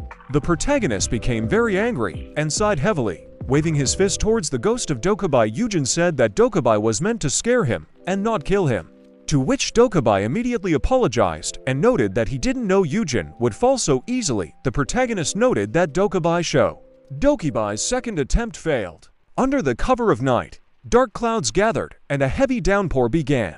Eugene woke up and went to the kitchen and opened the refrigerator to take a bottle of water. As soon as Eugene poured a mug of water, a scary scarecrow appeared with drops of blood. Eugene smirked slightly. Eugene sarcastically pointed his finger at the scarecrow. He noted with irony that Dakibai gave it his all for the last attempt. Suddenly, the main character turned his gaze to the side and said that he would not do such a thing. Eugene looked back in fear and saw the scary ghost of Dakibai reaching towards him. The terrifying ghost looked creepy, and Eugene realized that it was a continuous attack. The protagonist held a mug in his hands and looked mockingly at the ghost. The fear was neutralized. Eugene noted that it still looked a little creepy. Suddenly, Myungwoo leaned into Eugene from behind, to which the main character turned his gaze in surprise. Myungwoo grabbed the knife and raised it into the air. Myungwoo anxiously looked back towards Eugene, holding a knife in his hands. Eugene was slightly surprised and realized that it was Myungwoo when Dakibai got very scared and thought that Myungwoo was a ghost. The protagonist looked mockingly towards Dakibai as Myungwoo stood nearby holding a knife. Myungwoo said he couldn't sleep, so he decided to sharpen more knives. Eugene noticed that Dakibai himself was scared. Myungwoo widened his eyes and looked in horror at the corner of the room, seeing the ghost of Dakibai there, who himself was afraid of him. Myungwoo fell back unconscious and foam came out of his mouth, to which Eugene looked dumbfounded, trying to call out to him. Ghost Dakibai spread his arms out to the sides and was confused. Dakibai's third attempt was unsuccessful, and he lost. Ghost Dakibai widened his eyes and opened his mouth. He realized that he had lost. Eugene was next to Myungwoo's unconscious body and looked back towards Dakibai, who was waving his arms in anger. Dakibai noted that his subordinates still scold him terribly for signing the contract without permission. Eugene asked about Dakibai's subordinates, adding that he should have thought see. Dakibai floundered on the floor as Eugene barely listened to the hunter's screams. Dakibai understood that his subordinates would bury him alive, realizing that it was better for him not to return home and it would be better to stay here. The main character looked back at Dakibai with displeasure, who continued to behave inappropriately. Eugene told Dakibai to stop acting like a child. Noting that he is no longer little, Dakibai responded in tears that he was over 100 years old. Eugene told Dakibai to stop joking. Myungwoo was lying on the bed unconscious and had a bruise on his face from falling. Dakibai noted that he was not lying because he is a great hunter. Dakibai Eugene noted that this was just an image, wondering how Dakibai could actually exist. The protagonist placed his hands on his belt and towered over the silhouette of Dakibai, who was pointing his finger. Dakibai added that the underworld and the awakened could exist. Noting that his younger brother could breathe fire, Eugene humbly replied that it was all because of the system. The main character looked thoughtfully at Dakibai, realizing that he was not lying after all. Eugene looked at Dakibai, who had descriptions of tables with his characteristics and skills appearing in front of him. Eugene wondered if the existence of Dakibai and ghosts made any more sense than the sudden appearance of dungeons and awakened ones. Eugene thought that Dakibai must have been in a wall. Dakibai took off his black mask with a sad expression. The main character asked Dakibai whether he was human or not. Eugene looked at the hunter with anticipation and surprise. Dakibai noted that since they had a bet, he would tell about everything, mentioning his boss Kim. Dakibai transformed into his normal form and glowed with his bright aura. He spread his white cape. He replied that he was over 100 years old in total and at the same time 3 years old. The main character widened his eyes and looked at Dakibai in amazement, realizing that he was 3 years old. The blue magic core of the system shone brightly. Eugene remembered that exactly 3 years had passed since the first appearance of the dungeons and system. Dakibai flew closer to Eugene, who was pointing his finger at him. The protagonist asked that Dakibai was born on that very day along with the system, to which the hunter noticed the correctness of Eugene's thinking. Thick clouds floated past an old small hut located near a stream. Initially, Dakibai are creatures born from the infusion of a soul into an old object. Dakibai's clothed body sat in the water, bowing before her. Dakibai, in the body of a guy with long hair, looked up and raised his hand in front of him. Dakibai recalled that the power of the dungeons imbued and awakened him. Dakibai raised his head up and saw a glowing white door in the sky. This power of the underground interrupted his 100-year sleep. The main character looked at Dakibai in surprise. Eugene thought that it all sounded meaningless, but it still explained Dakibai's ability to teleport. Glimpses of the system floated in the air. The protagonist noted that the power of the system in some sense connected different dimensions. Dakibai floated in the air with a mischievous grin, crossing his arms and legs. Eugene felt that it was strange to realize that this was the real Dakibai in front of him. Eugene looked to the side thoughtfully, lightly touching his chin as Dakibai became slightly angry. Eugene knew that Dakibai's name was Yun Yun, and noted that if one of these words meant his last name, then the name must mean wheel from the Chinese word yun, adding that in that case, Dakibai's home. Eugene turned around and began to leave the room when Dakibai followed him in the air. Eugene noted that Dakibai was wrong. The main character grabbed a black folder from the table, noting that this was the boss of Dakibai. The main character looked sarcastically back towards the hunter. He noted that he had a special task for Dakibai's subordinate. Dakibai immediately became sad. Eugene didn't understand why Dakibai had that expression on his face. Eugene watched humbly as Dakibai became hysterical and rolled on the floor. Waving his arms and legs, Dakibai didn't want to admit being forced to do something, especially if it was something boring. The main character noted that subordinates should not behave this way. Eugene took out a piece of paper and looked at it. Reading out the tasks, he noticed that Dakibai needed to explore the dungeons of other states, and he wrote down for him everything he needed to know.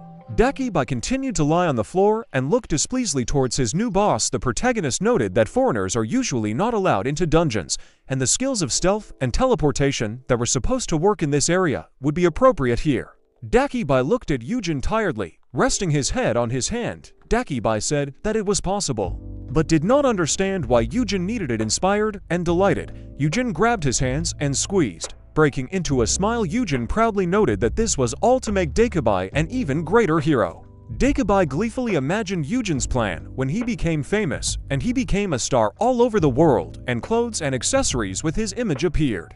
Eugene added that if he collected the necessary information, they would be able to uncover the principle of dungeon formation and reduce the damage caused by dungeon gusts. And this all meant that they would receive research aimed at saving the world, and Dakibai would become a worldwide hero since he got this necessary information, noting that his fans and the biography of the great Dakibai would begin to appear.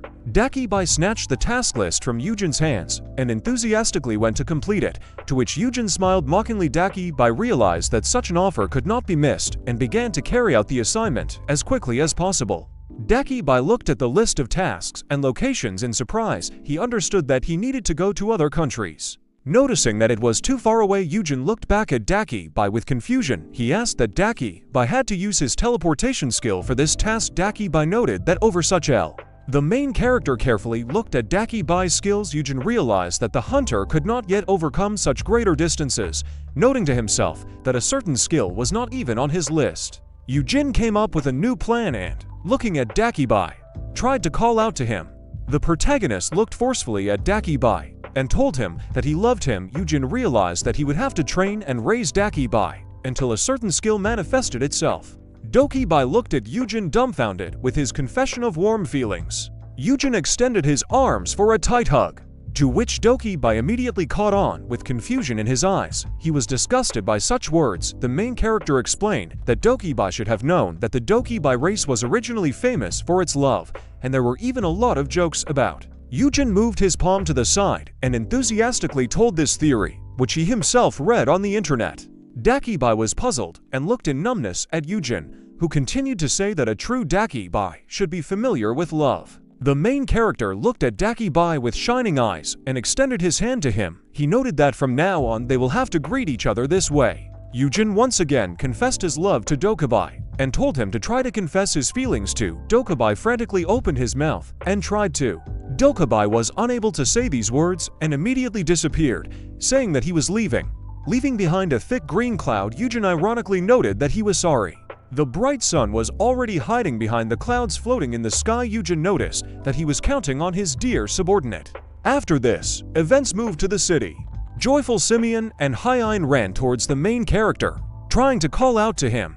Eugene held peace in his hands and looked in bewilderment at the joyful Hyein and Simeon, who were running towards him. They shouted that Eugene was right in his theory. Encouraged, Hyein and Simeon rejoiced and threw Eugene's body up, which made him unhappy. Simeon noted that they had indeed encountered a slimy dungeon. The enraged Peace bared his teeth and was ready to rush to the defense of his master. Simeon explained that he had no doubts when he placed the bet, but did not expect that they would hit the whole jackpot. The main character alarmedly shouted to the guys to put him on his feet and noticed to his Oniv. Yun Company, along with other guys from the Abyss, represented themselves for Eugene. Simeon noted that thanks to Eugene, the Abyss Guild received treasure. The guys from the guild talked among themselves, realizing that this was an extremely expensive raw material, and from now on they would not Eve. Simeon and Hyein looked at Mr. Eugene with awe and warmth, raising their hands in front of their chests. Simeon broke into a wide smile and ironically wondered where such a wonderful person as Eugene came from. The main character felt that this sounded extremely burdensome. Hyen raised her hand to her chest and looked at Eugene with enthusiasm. She replied that she accepted Eugene's decision and would work as hard as she could. Eugene was extremely happy to hear this and thanked Hyen for his indulgence. Sima looked at Eugene carefully and was about to join his colleague's words. He said that they should install a tracking sensor for security reasons on Eugene. The main character was extremely dissatisfied with this statement. The protagonist looked angrily at the leaders and put his pet in front of him.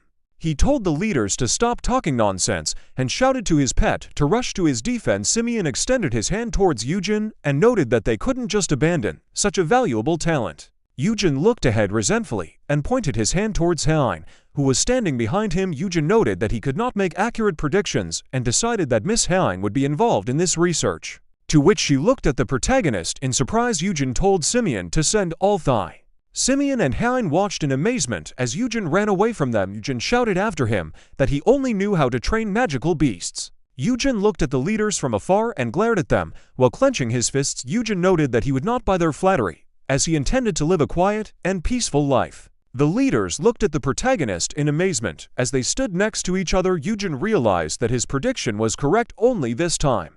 And from now on everything will be different, so he decided that he would not accept the role of a trickster who would pretend to know something. Hyen looked at Eugene in awe. Placing her hand on her chest as Simeon lowered his head and placed his hand on his head, Hyen understood that Eugene could be a true scientist who cared more about supporting future research than his own well-being. Simeon added that Eugene could pretend that it was all W. Eugene realized that the misunderstanding was only getting worse. The bright and interesting labyrinth at the show was illuminated by powerful spotlights. The announcer spoke about the task. It is necessary to find a way out of this labyrinth for the animals. Toys and hoops littered the floor of the labyrinth and were reflected from its mirrored walls. The announcer said that the maze had mirrors and toys to distract attention, noting that even cats and dogs took at least 3 minutes to get out. Peace's paws appeared from the maze. The fiery lion flew out of the maze with delight, sticking his paws out in front of him and tearing the ceremonial blue ribbon in honor of the victory. The announcer wondered how long it would have taken Peace. And at that very moment, he triumphed. Peace flew out of the maze before he even finished high. The host and assistant watched with glee as Peace jumped into his master's arms, and they were entwined in a tight hug. The announcer announced that this was a new record, as expected from a high-level monster. With his impressive intelligence, the main character praised his pet. The protagonist was about to let his pet go when he was on a show called These Are the Hunters of the World, and cameras were pointed at him, and the audience was watching. The announcer asked the audience to loudly applaud Peace and his master Eugene. The main character broke into a satisfied smile and closed his eyes, holding his pet in his hands. He thought about what kind of TV show this was. He recalled the moment when Simeon showed him a golden card with the name of a TV show and invited him to go see it. Eugene was then sitting at the table and frowned with displeasure as Simeon handed him an invitation to the show. Eugene did not understand why he had to go there, to which Simeon confidently replied that it would be better to make Eugene recognizable. Simeon looked to the side thoughtfully and touched his protruding chin. He noted that no matter how carefully they hid information about Eugene, it would still spread all over the world, and it would be better to just make sure that everyone knew him anyway. The main character realized that it was easier to hide something in plain sight. Eugene hugged his Peace to himself and, with a tear in his eye, realized that although he agreed, it was not the same. The main character scratched his joyful pet Peace on the cheek, and this made him all glow. Eugene felt that he didn't like all this because he didn't have any good memories of appearing on television, but could only gather negativity around himself. The announcer and the audience were touched by the incredible pet Eugene. The announcer noted that he had never seen such an adorable monster before, adding that seeing this cute monster up close was the best part of his television career. Eugene looked down at Peace sarcastically and closed his eyes. Eugene released his pet to the floor and Peace began to dance, to which all the spectators looked on with admiration. Eugene immediately thought that the TV show was the best thing ever. Eugene reclined on a comfortable chair with his pet as the TV show writers exchanged papers, noting that they should have taken a short break. Eugene broke into a bright smile and beamed, realizing that he had shown his pet in all its glory. Two girls approached Eugene with glee and started talking about the fact that he had started a page on social networks for his pet. Eugene thought that the world should seem cute, not only to him, because the real crime against humanity is to hide your cute pet. Eugene imagined himself as a star along with his pet, basking in the glory and having many followers on his pet's social networks. He thought about actually making an account for Peace, releasing a personal clothing brand, and an album of music, realizing that Peace would become a star by the time Eugene ironically noted to himself that he could then gain some fame as a manager and tamer of magical beasts. The protagonist threw his hands behind his head and leaned back on the chair, breaking into a satisfied smile. He sarcastically noted that if the guys want an autograph, then let them stand in line. One of the girls noted that she was the first in line. It was Hyuna, and she closed her eyes sarcastically, lowering her head in front of Eugene. The main character looked up in surprise, his eyes widening when he saw Hyuna in front of him. Hyuna joked that Peace would have to use her paw print as a signature. A bunch of spotlights from the ceiling shone onto the stage. Hyuna greeted Eugene, calling him the brother of the Abyss Guild leader. Eugene looked back towards Hyuna with displeasure, and his pet was also extremely frightened by this appearance of Hyuna. Eugene knew that it was the head of the Crusher Guild and asked her what she was doing here. Hyuna replied that at least 3 A-class hunters and above had to be present when filming.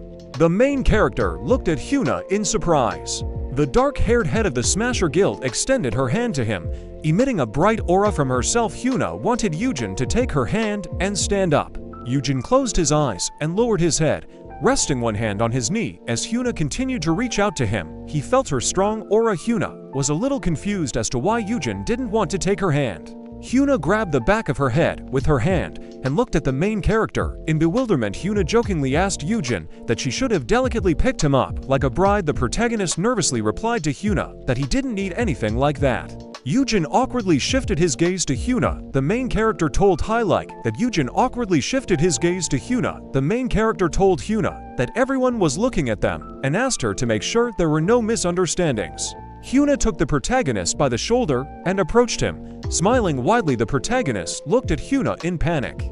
His mouth wide open, the head of the guild told the main character that it makes no difference to her because he will raise her baby. Eugene told her that these were the misunderstandings. Hyuna stood behind the main character, holding his shoulders. The protagonist turned his head away. Exhaling heavily, Hyuna told Eugene that she liked him, inviting him to join her guild. The main character harmfully told the head of the guild that they should offer him the best conditions in the world. The main character, with a serious expression on his face, looked straight ahead. Eugene told the guild leader that he had nothing to fear since his brother was also S-class, adding that they were all human. Hyuna smiled contentedly, looking at the main character.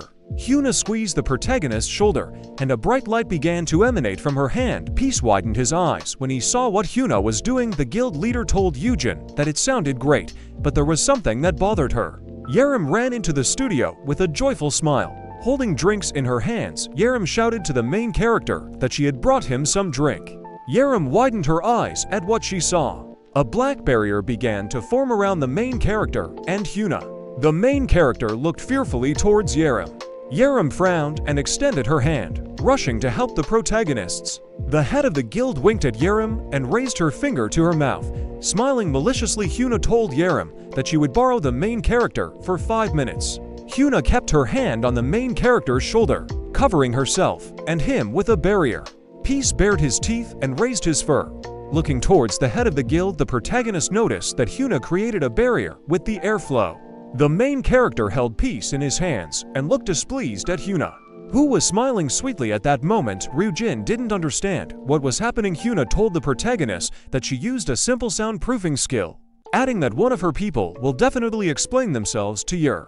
The main character lowered his eyebrows, slightly gloomy from such actions. He thought that this was not such a simple skill.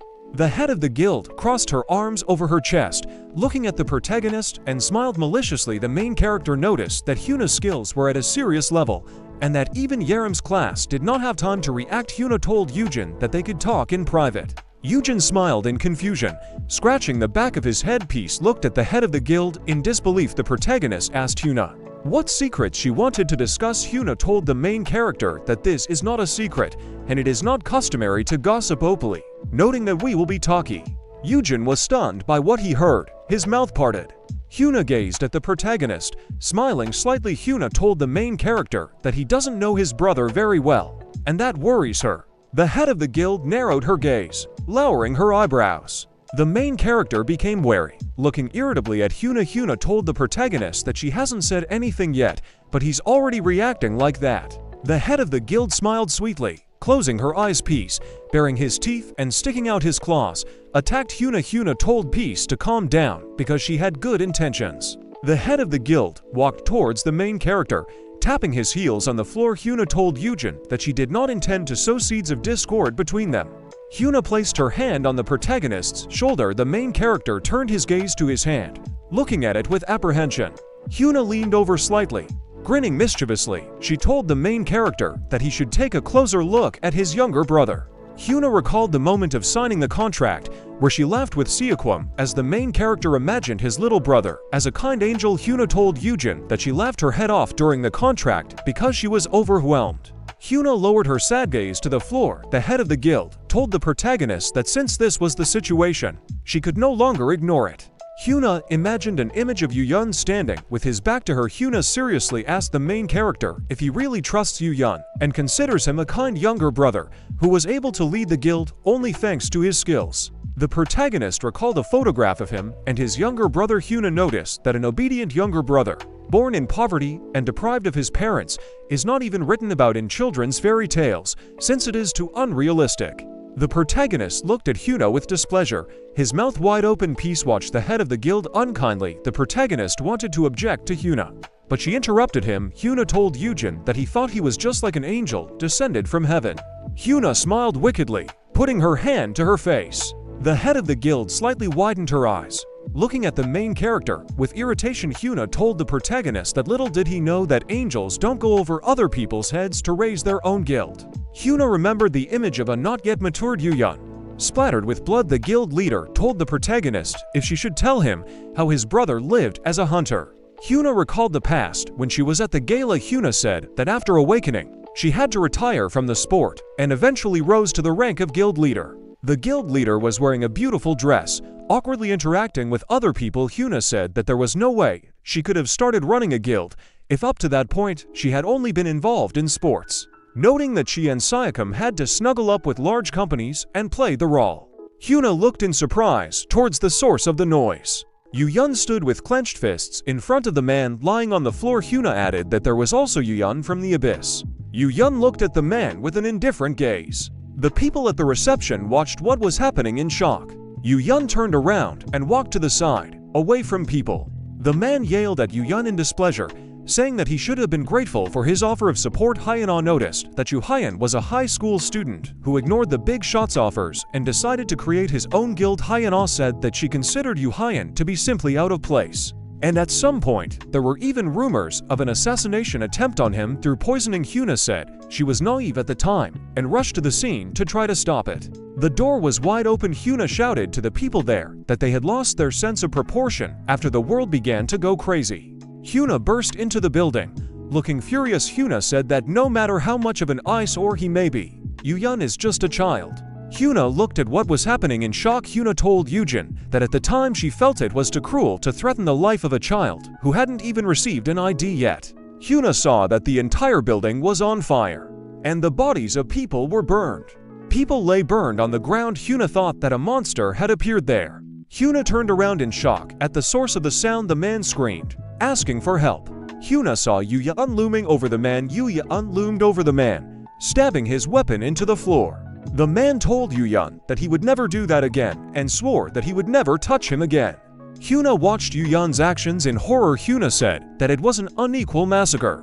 Hyuna approached Eugene carefully and slowly she asked him if he was okay. Hyun turned sharply towards Hyuna with an angry look. Hyun swung his weapon at Hyuna with all his might, emitting a bright yellow light. Hyuna blocked Hyun's bloody weapon. Hyuna furrowed her eyebrows and smiled maliciously as she looked at Hyun. She told Hyun that she was a fool for worrying about him being just a child. Hyun widened his eyes and looked at Hyuna with a mad look.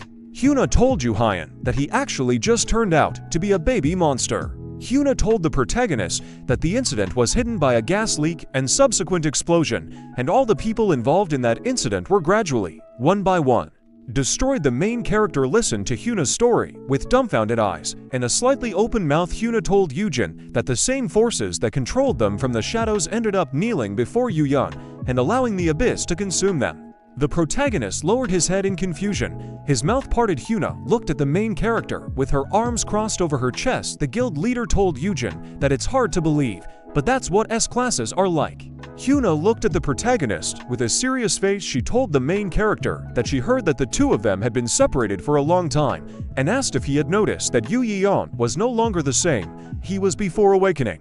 The protagonist turned his head away, looking to the side in frustration. Hyuna put her hand on Eugene's shoulder. The guild leader told the protagonist to think it over carefully. Hyuna leaned towards the protagonist's ear. Looking at him seriously, Hyuna told the protagonist that the person she saw all this time was not at all like the person he knew, adding that Eugene is a monster and can pretend to be an innocent younger brother. Hyuna presented a photo of Eugene and Eugene, where half of the photo was burned and Eugene's dark side was visible. The guild leader told Eugene that who knows when he will show his true colors to him too. Hyuna turned her head to the side. Looking at her pants pocket, Hyuna told the protagonist that it was too dangerous to be around Eugene. Hyuna took her phone out of her pocket. When she saw that Eugene was calling her, Hyuna noticed that what had happened had already reached the ears of the head of the abyss. Eugene sat with his head down. Under Hyuna's gaze, the guild leader asked the protagonist what he would do. Noting that if he preferred to stay away from him, she was ready to help. Eugene drooped slightly, his mouth slightly open. The main character said that his younger brother apparently also broke down in such chaos. The protagonist snatched the phone from Hyuna's hands, which surprised her. Eugene answered the call and put the phone to his ear. Eugene was surprised that his older brother answered the call. The main character stood with a serious face, his mouth slightly open. Eugene asked his older brother if he was okay, and if she said something strange to him. Eugene thought that his monstrous little brother was climbing, getting his hands dirty, and walking over the corpses. The main character rolled his eyes in displeasure.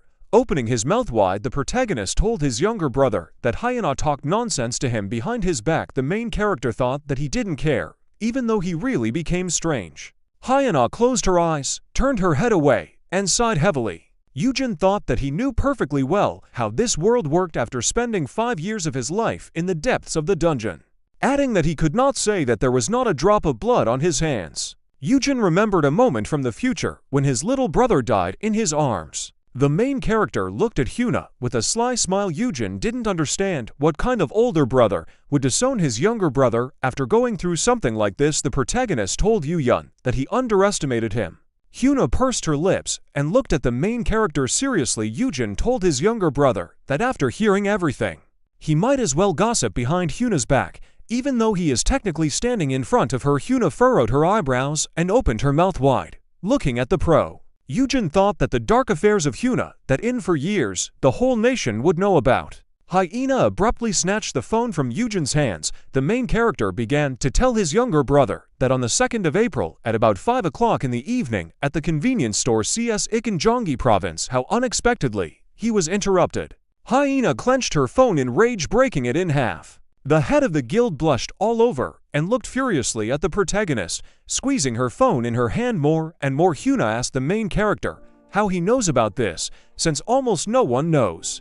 Hyuna grabbed Eugene by the clothes and began to shake him. The main character closed his eyes, pouting his lips. Hyuna furiously asked Eugene where he heard about this. The protagonist told the guild leader that he just happened to overhear. Peace bared his teeth, raising his fur, and glared at Hyuna. The guild leader told Eugene that she couldn't even kill him to shut him up. The main character sarcastically told Hyuna to try to kill him if she doesn't need mounts. Eugene knitted his eyebrows, smiling maliciously. He told the guild leader that she shouldn't gossip about his younger brother, adding that why don't they mutually shut up now, even though it would put him at a much greater loss. Kiana looked at the main character with a malicious smile and frowned. The head of the guild let go of the protagonist and grabbed her head with her hand. Drooping from this outcome, Kiana stated that she was deceived by both brothers. The protagonist thought that the public would eventually find out anyway. Kiana snapped her fingers. She told the main character that she thought that he, unlike Eugene, would be innocent, so she tried to hit him. Hyuna looked at the protagonist with a wide smile. The barrier began to gradually disappear. Hyuna told Eugene that since they have him like this, she shouldn't worry about other guilds intercepting him.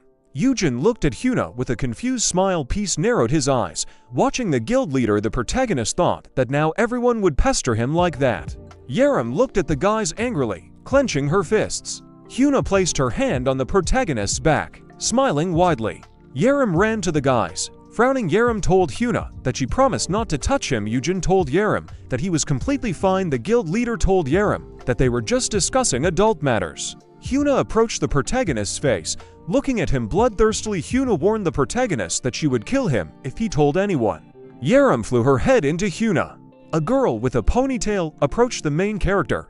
Handing him a bottle of water, Yaram asked Hyuna what she was planning to do with the main character. The girl with the ponytail told the protagonist that they would continue filming in 5 minutes. The main character watched Yaram and Hyuna in surprise. As he opened a bottle of water, the protagonist did not understand when they managed to become so close, thinking that it was all due to the fact that they were the only S-class women in Korea. Hyuna smiled widely as she wrapped her arms around Yaram. The main character thought that Yaram was going to the Smashers after her contract with the Abyss ended. The protagonist introduced Hyuna, who was holding a weapon and a sign that read Crusha. Eugene thought that the Crusha would soon disappear, noting that Hyuna would not last long in a cramped cage, and the same goes for Sayakam, and in 5 years both the Crusha and the ISS would disintegrate. The main character brought a bottle of water to Peace to give him something to drink. The protagonist thought that he should lure Hyuna. Eugene smiled happily as he watched the guys. The main character thought that Hyuna with attacking power would go well with Yaram, and did not understand what the system was trying to accomplish if he needed to raise S-classes. The main character smiled joyfully. Bringing the bottle to his mouth, he thought that Yaram would be better taken care of by a female mentor than by some shady guy. Yaram knitted her eyebrows and opened her mouth wide. Clenching her hand into a fist, water began to pour out of the main character's mouth. Yaram told Hyuna that the main character will not only grow up her baby, but also her. The studio was brightly lit by bright lanterns. The protagonist yelled at Yaram to move away from Hyuna immediately, as she was a bad influence on her. The main character mentioned a TV show he went to see. The name of the TV show appeared. These are the hunters of the world, capturing the moment. On the TV screen, the main character was holding Peace in his hands and smiling joyfully at him. The protagonist told Peace to listen to his daddy. A line with the inscription appeared on the television screen. Monster Dad Eugene, 25 years old. Yaram smiled widely. Looking at the drooping protagonist, Myungwoo walked up to the guys. Holding plates of chopped fruit, Yaram noticed that the protagonist was nicknamed Monster Dad. The main character did not understand where they had taken the animal tamer. Myungwoo told Eugene that he looks great-o. The main character thought that this is how society remembered him. The red bag contained knives wrapped in racks. Myungwoo was surprised that the maintenance department would give him a desk. Eugene looked back at Myungwoo with a smile. Holding a bag of knives, the protagonist told Myungwoo that he asked them because he couldn't really sharpen knives in the kitchen all night long. Myungwoo told the protagonist that he was right, adding that they also scared his friend Doki by. Myungwoo smiled awkwardly. Looking at the floor, the protagonist looked at Myungwoo with a satisfied face. Eugene told Myungwoo that it would also be nice for him to become friends with the maintenance guys, noting that they could become colleagues in the future. Myungwoo told the protagonist Myungwoo remembered the moment during the training when monsters attacked him. Eugene agreed with Myungwoo, saying that such activities are not very suitable for him. The protagonist looked happily to the side. He thought that Myungwoo's destiny was to be an SS-class blacksmith, and that he would rather be lost in workshops than in dungeons. There was a sign on the door that said, "Maintenance Department." The door opened slightly. The guys went inside, covering their faces from the intense heat. The guys saw huge cauldrons filled with hot liquid metal. The main character noticed that this is the technical maintenance department. Hot liquid metal poured through the pipes. The guys looked around the room with delight. The protagonist told Myungwoo that everything there looks very serious, and that he heard that everything there is at least E-class. Myungwoo extended his hand towards the large glowing crystal. Myungwoo asked the main character that this was also some kind of magic stone. A man in a blue scarf ran up to the guys, his mouth wide open. He shouted to Myungwoo that this stone should not be touched. The guys looked at the man running up to them. The man told the guys that they couldn't go there. The main character told the man that HR should have contacted him, adding that his friend should have been allocated a workplace. The man relaxed his face and looked at the guys. The man bowed slightly, after which Myungwoo bowed back. The man told the guys that he had indeed been contacted and that he had heard that Myungwoo had sharpening skills. The main character was surprised, thinking that the difference in physique was striking and whether Myungwoo could really Biko. The guys obediently followed the man. Holding bags with knives in their hands, the man asked Myungwoo if he knew how to use a sharpening machine. Myungwoo told him that he used it a little when he was a kid. A special work tool caught Mangwoo's eye. Mangwoo noticed that this is a special grinder. Myungwoo happily looked at the grinder. Admiring him, Myungwoo said that he saw it on the internet, and that just ask a command, and he will do everything himself. The man told Myungwoo not to touch it since it was their equipment, and his workplace was here. The battered door opened easily. The guys entered a dimly lit room, where all sorts of rubbish was scattered. An old machine was placed in the room. The man told Myungwoo that he could use it. Myungwoo placed the bag of knives on the table. The main character turned to the leaving man. The man told Myungwoo that he said he knew how to use it, so he would go. The main character asked the man to wait. The protagonist knitted his eyebrows in displeasure. Myungwoo looked at the main character in confusion and grabbed him by the shoulder. Eugene told the man that it was too much to drive someone into such a dump. Myungwoo asked Eugene to stop. The main character widened his eyes in surprise. The workers in that room looked at the guys with displeasure. Myungwoo hesitated slightly. Hiding behind the main character, one of the workers said that this is the guy who has connections with the head of the guild. Another of the workers noticed that they don't even let F-class in there. Another worker was unhappy, saying that they had enough to do without high. The protagonist looked at Myungwoo in surprise. His mouth slightly open. Myungwoo told the main character that this is natural, because for them, he is someone who was simply pushed there. Myungwoo closed his eyes and smiled happily. He told Eugene that he could now use the equipment and would work as hard as he could. Myungwoo took a chair and brought it to the machine. The protagonist thought that he was ashamed because it was he who brought him there. The main character walked up to Myungwoo, who was holding a dull knife in his hand. Eugene asked Myungwoo if he was sure that everything was fine, because he said that he had not used such a machine for a long time. Myungwoo told the protagonist that he still needs to try. Myungwoo pressed his foot on the pedal from the machine. The guys watched the spinning machine. Myungwoo brought the knife to the machine, sharpening it. Myungwoo brought the sharpened knife closer to himself, touching it with his finger. System information about the Myungwoo sharpening was revealed to the main character. It was said that Myungwoo sharpened 70 to 10,000 blades. Myungwoo said that it would do just fine. The main character was Hop. The main character watched the happy Myungwoo with a serious face. Eugene thought that this method of sharpening would be more reliable than using an automatic machine. Myungwoo pulled his hair into a ponytail. The protagonist watched Myungwoo with interest. The main character told him to be careful and not get hurt. Eugene looked at Myungwoo in surprise. His mouth parted. Myungwoo sharpened a knife on a machine. The knives began to sparkle after perfect sharpening. The main character watched Myungwoo closely. The protagonist was surprised, thinking that Myungwoo could be like this. Myungwoo was enthusiastically sharpening his knives, looking at them with a serious look. The main character remembered Myungwoo as slightly shabby and pinched. The protagonist recalled how Myungwoo ran away from the monsters in panic. Eugene thought that the Myungwoo he knew always looked scared or depressed. The main character recalled Myungwoo grabbing his back in a panic. The protagonist thought that he had never seen Myungwoo so calm before. Beads of sweat ran down Myungwoo's peaceful face. Eugene put his hand in his trouser pocket. When he heard the ringtone, the main character took out his phone and turned to Myungwoo. The protagonist told Myungwoo that he would need to leave to train peace. Myungwoo raised his gaze and looked at the main character with a smile. Myungwoo was surprised that the protagonist was next to him all the time. Eugene told Myungwoo that while watching him work, time flew by.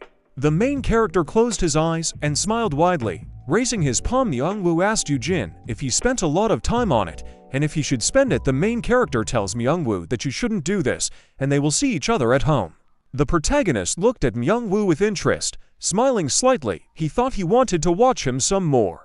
The main character presented a fish in a pond. He thought it was a bit like a fish that had nearly suffocated in a shallow pool, finally returning to its home waters. The protagonist thought that even someone like him, who doesn't know a damn thing about such things, could understand at one glance that this was his natural talent. Eugene glanced at Myungwoo before leaving. Smiling happily, he thought that Myungwoo would be fine. Myungwoo was lying in bed under the covers, his head buried in the pillow. Myungwoo sadly shed tears as he put a lot of band-aids on himself. Myungwoo told Eugene that this happened after one day, adding that he really was no good for anything. The protagonist thought that the next day he had to stay home due to severe muscle pain. The gray walls of the room were illuminated by yellow light. One of the workers asked if Myungwoo had arrived. The workers were undressing, having changed into their uniforms. The girl with the scythe asked another worker, reminding him that Myungwoo also borrowed their machine. The working man called Myungwoo a living example of favoritism. The girl smiled haughtily, Looking at the worker told the girl that Myungwoo said he couldn't come because he was sick. The girl said sarcastically that he didn't come just for one day, thinking that he might be pretending.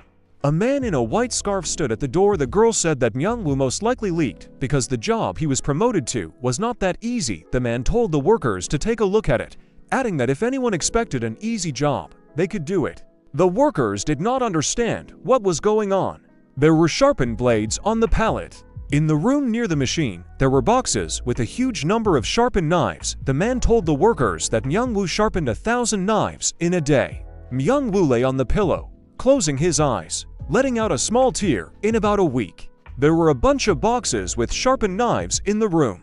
The workers watched in shock as Myungwoo worked. Myungwoo was passionate and serious about his work. There were many knives lying around. Myungwoo, the main character, thought that Myungwoo's progress in sharpening knives was already 560010000. There was delicious-looking food on the table. Eugene and Yaram looked at the set table in bewilderment, their mouths agape. Myungwoo closed his eyes, smiling sweetly. The main character said that the whole table simply shines, thinking that sharpening the blades also raises the level of cooking. Yaram didn't understand what it was all about and called MANHWA, inviting him to live together forever. Yaram furrowed her eyebrows in satisfaction, raising the spoon to her mouth. The main character was surprised that Yaram called MANHWA after just one spoon of rice. Yaram stuffed food into her mouth with pleasure. She said that she needed to eat a lot and that she wouldn't get such delicious food in the dungeon. The main character clarified to Yaram that she would soon go to the dungeon. Yaram closed her eyes and knitted her eyebrows in displeasure. She said it had become very boring lately. Yaram imagined herself on the standing monster, baring her teeth. She told the protagonist that she was only allowed into Class B and lower dungeons due to her being underage, adding that she needed to level up faster to gain new skills and get rich. Eugene looked at Yaram with a serious look. Yaram looked at the table displeasedly. Chewing her food, she asked the protagonist if it would be better if she went to dungeons every day without a break, adding that if she used all the skills at the same time, she could even take on several dungeons per day. The main character pointed her finger in the air, imagining a little man above a sign of health, mana, and an unconscious man. Eugene told Yaram that it is easy to determine when health is low, but replacing mana consumption is difficult. The main character asked Yaram what would happen if she passed out. Yaram looked at the main character relaxedly. Chewing her food, Eugene told Yaram that it would be difficult, even with potions, and asked how much mana she had. Yaram told the protagonist that she has 100 to mana. The main character smiled dejectedly and closed his eyes. The protagonist thought that he had mana 2 and equipment plus 29. Yaram turned to Myungwoo, smiling widely. The main character sat depressed, head down. The protagonist did not understand who else should take care of whom, thinking that her characteristics were 51 times higher than his. And even if he added up all hers would be 5 times higher. Yaram asked Myung. The protagonist turned his attention to Myungwoo's hands. Yaram told Myungwoo that he could get rich if he went there as a cook, or they could just open a restaurant. Myungwoo's hands were pretty beat up. Yaram told Myungwoo that with his talents, he doesn't have to be a hunter. Myungwoo looked at the protagonist, smiling slightly and raising his eyebrows. Eugene asked Myungwoo if he's been working too hard lately, noting that he spends his days sharpening blades and then cooking. Myungwoo told the main character that he liked it all. The protagonist handed his black gloves to Myungwoo. The main character told Myungwoo to use them. Myungwoo took the gloves and looked at them in confusion. The main character closed his eyes and raised the spoon to his mouth. Myungwoo noted that his gloves are wildly expensive, saying that he told him they were great. Eugene told Myungwoo that he hasn't been wearing them much lately anyway. Myungwoo blushed with happiness and his eyes filled with tears. Myungwoo suddenly rushed towards the main character. Hugging him, Myungwoo told Eugene that he promises him that this favor will not be in vain and will never take them off. The main character asked Myungwoo to move away from him and told him to at least take them off in the toilet. The main character thought that step by step. Myungwoo was carrying a box of dull knives. Myungwoo said that it is enough to sharpen about that much after lunch. The workers looked in surprise at Myungwoo, who was hanging over the box of knives. Myungwoo turned his head to the side, wiping the sweat from his face with his hand. Myungwoo thought it was very hot there, noting that a lot of fire was used there. Myungwoo turned his head behind his back, seeing a blue towel. The girl with her hair tied up handed the towel to Myungwoo. She told him that this towel was made of magical materials and therefore retained its temperature. Myungwoo held a towel in his hands and looked at the girl, blushing slightly, Myung-woo thanked her. The protagonist continued his thought that everything began to form. Myung-woo sat on a stool and stretched up. Myung-woo said that he was completely exhausted. Myung-woo took out his phone and looked at it confused. Myung-woo noticed that it's already very late. Myung-woo pushed the door open with his hand. He walked around the room. Looking around, Myung-woo noticed that everyone had already gone home. Suddenly, Myung-woo shifted his gaze, opening his mouth slightly. Myung-woo saw that big glowing crystal. Myung-woo walked closer to the crystal. Examining it, he was surprised that it glowed on its own. Myung-woo jumped in fright. The man suddenly shouted at Myung-woo not to touch him randomly. Myung-woo turned around and saw a man in a white scarf. The man put his hands to his side and looked at Myung-woo with a serious expression on his face. He told Myung-woo that it was an S-class magic crystal and was worth about 1 billion. A large white crystal emitted a bright light. The woman told Myung-woo that it is very rare for crystals of this size to be completely preserved, adding that they left it aside because they were not even sure how to process it. The man leaned towards the crystal, lightly tapping it with his hand. He told Myung-woo that it was a pity that even a team of such a large guild, with all its equipment, did not have a single person in its ranks that could work with him. Myung-woo looked at the man in confusion. Pursing his lips, the man told Myung-woo that the F-class could not even dream of such a thing.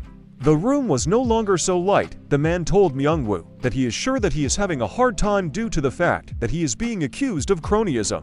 Myung-woo awkwardly lowered his head. Scratching the back of his head, the man told Myung-woo that they are all meritocrats there, so they do not recognize those who get there without going through proper selection, adding that sometimes in life you meet other people. Myung-woo slightly widened his eyes and opened them slightly in surprise. The man added that there are other people who need a special chance to get out of the mud in which they have been crawling all their lives. Myung-woo looked at the man in shock. The man looked intently at the crystal with a serious look. He noticed that Myung-woo had sharpened tools for their workers the previous day and said that he had looked at them and they looked like new. The guys stood in front of a brightly glowing crystal. The man told Myung-woo that he thinks that he has a predisposition for this, and therefore in the future, he must show him that he is not just some thief. The man told Myung-woo that if only he was interested in working with them. Myung-woo opened his mouth in surprise. The man told him that the lack of characteristics could be compensated for by equipment that increases strength. Myung-woo told him that he will try his best. Myung-woo blushed with happiness and smiled widely as he looked at the man. The main character thought that everything was going just fine, until one moment. A refined hand touched the door. Myung-woo turned behind him, looking at the people. The girl in the black suit looked slightly alarmed. She asked if he was Myung-woo. People in black suits walked inside. Walking towards Myung-woo, a man in a white scarf walked towards those people, stopping them with his hand. The girl in the black suit told Myung-woo that he should come with them. The man asked those people what was the matter. The girl put her hand on Myung-woo's shoulder. She mentioned Hunter Eugene. Myung-woo looked at the girl in shock. His mouth parted. The girl told Myung-woo that the main character has disappeared and they are investigating. Myung-woo darkened at what he heard and widened his eyes in bewilderment. Myung-woo did not understand how this could happen. Myung-woo looked at the girl in shock, shouting that Eugene could not disappear. He said that today he plans to stay in the abyss all day.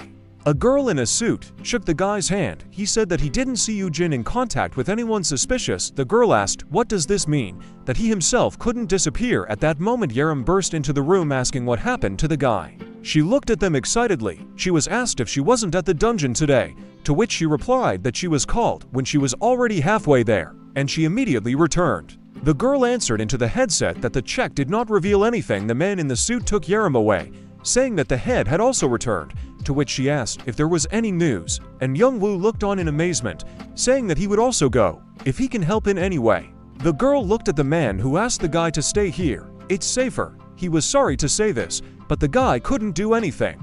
Myung-woo looked at them in shock.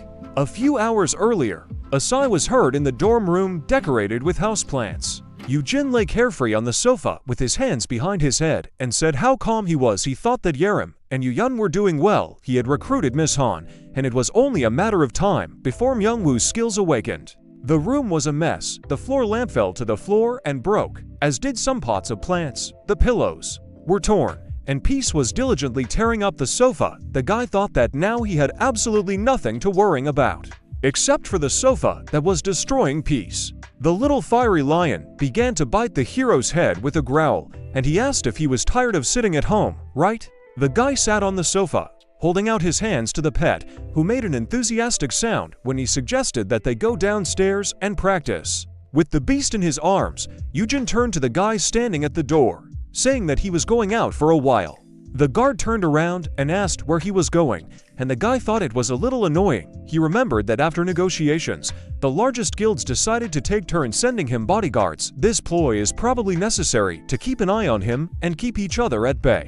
The guy, together with the security guard who said on the phone that they were about to go down, stood at the elevator doors and, using his skill, checked that today it was a B rank from the ISS. Eugene held peace, who was escaping from his hands, and answered with consent when the guy asked if he was going to the training room, saying that he needed the second basement floor. With a meow, the lion pressed the B2 button with his paw to a surprised cry. The guy looked at the pet glowing with pride, admiringly saying that his baby himself pressed the elevator button. Looking at the guy with a smile, he stroked the beast and asked, "Isn't their baby smart?" The guard didn't answer, looking at his phone. The brunette coughed, raising his head and holding the beast in his arms. He thought that yesterday's bodyguard was delighted with peace, but not everyone should necessarily like him. The elevator door opened. An unknown blonde man in a red suit entered and, apologizing, wheeled a large black suitcase on a trolley into the elevator. Nodding with a smile, he apologized for the fact that their suitcases were quite large, to which Eugene said with a smile that it was no big deal.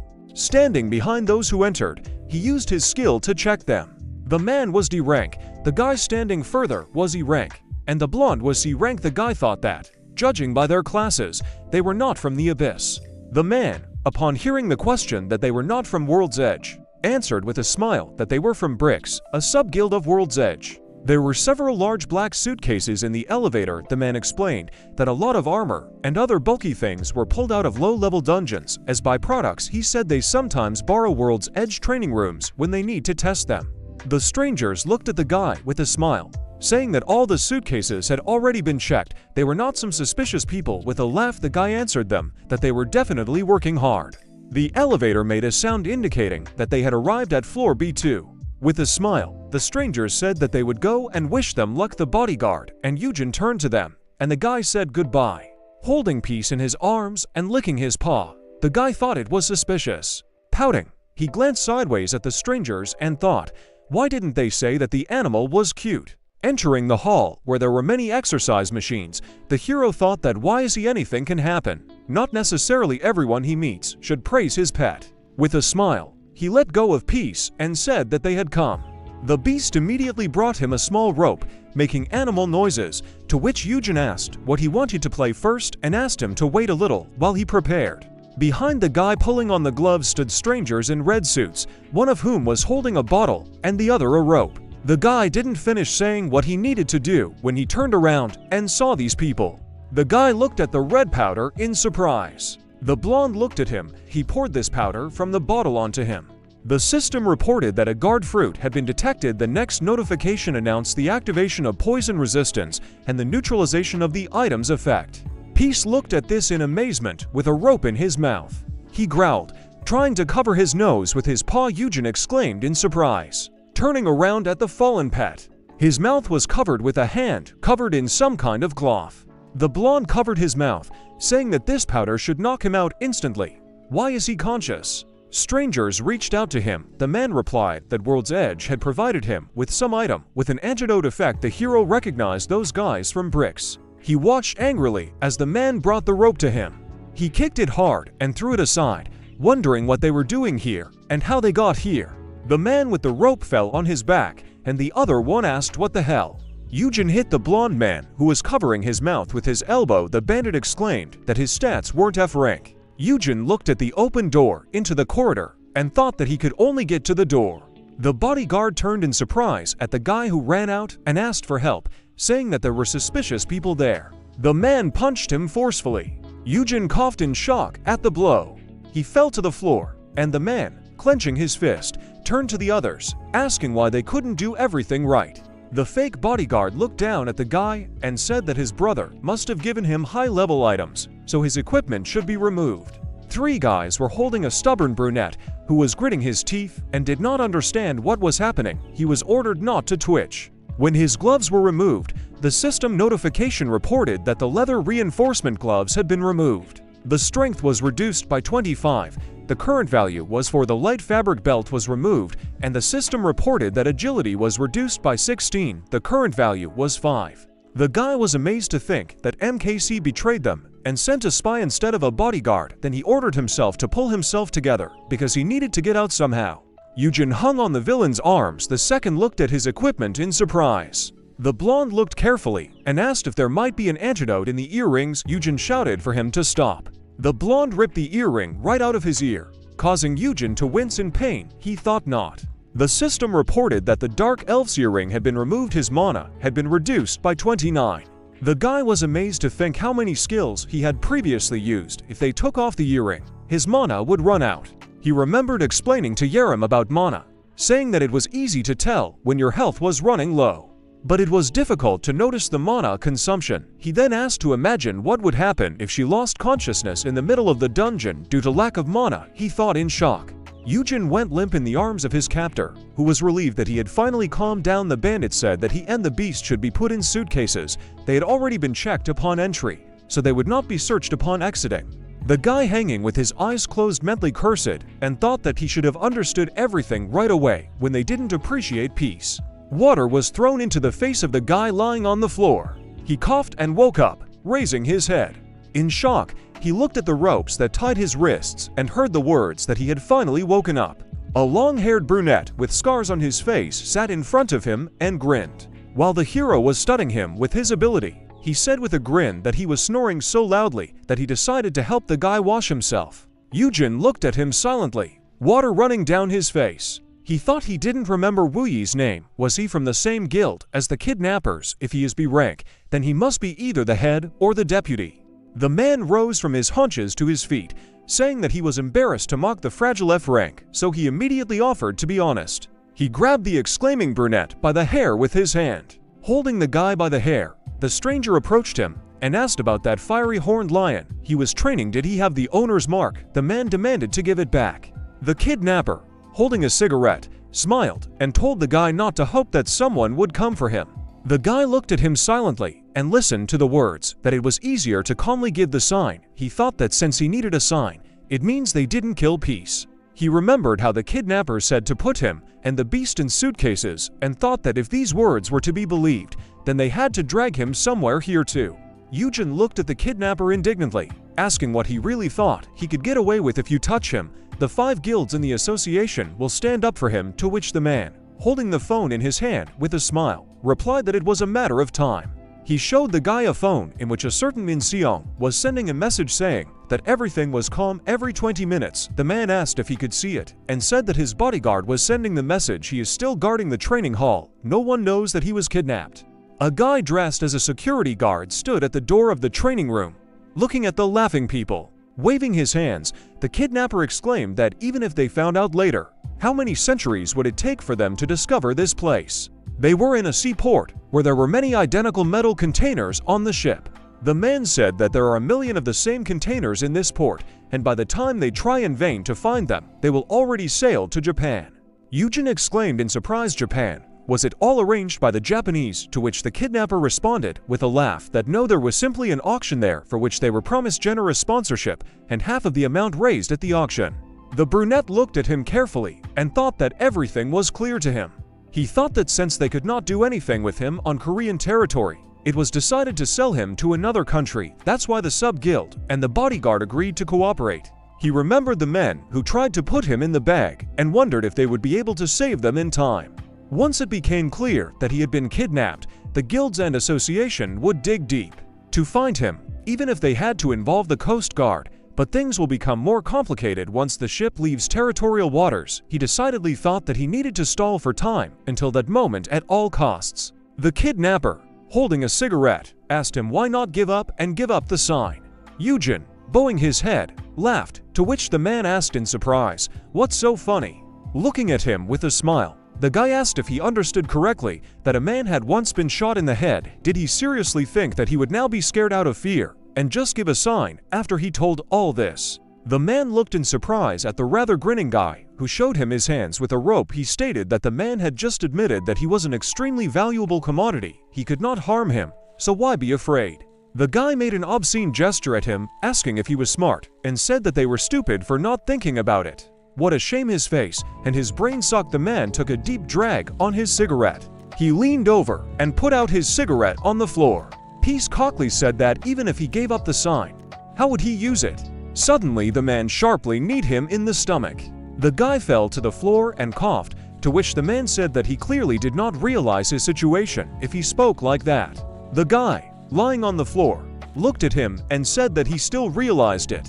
The man looked at him angrily. The guy kept saying that he has brains, unlike the fool in front of him, and he has better skills. Rank fighters like him are an empty place. Even if they assemble a truck like the kidnapper, they are no comparison with him. The man swung his foot in a heavy boot at him. Swift strike. Eugene screamed in pain.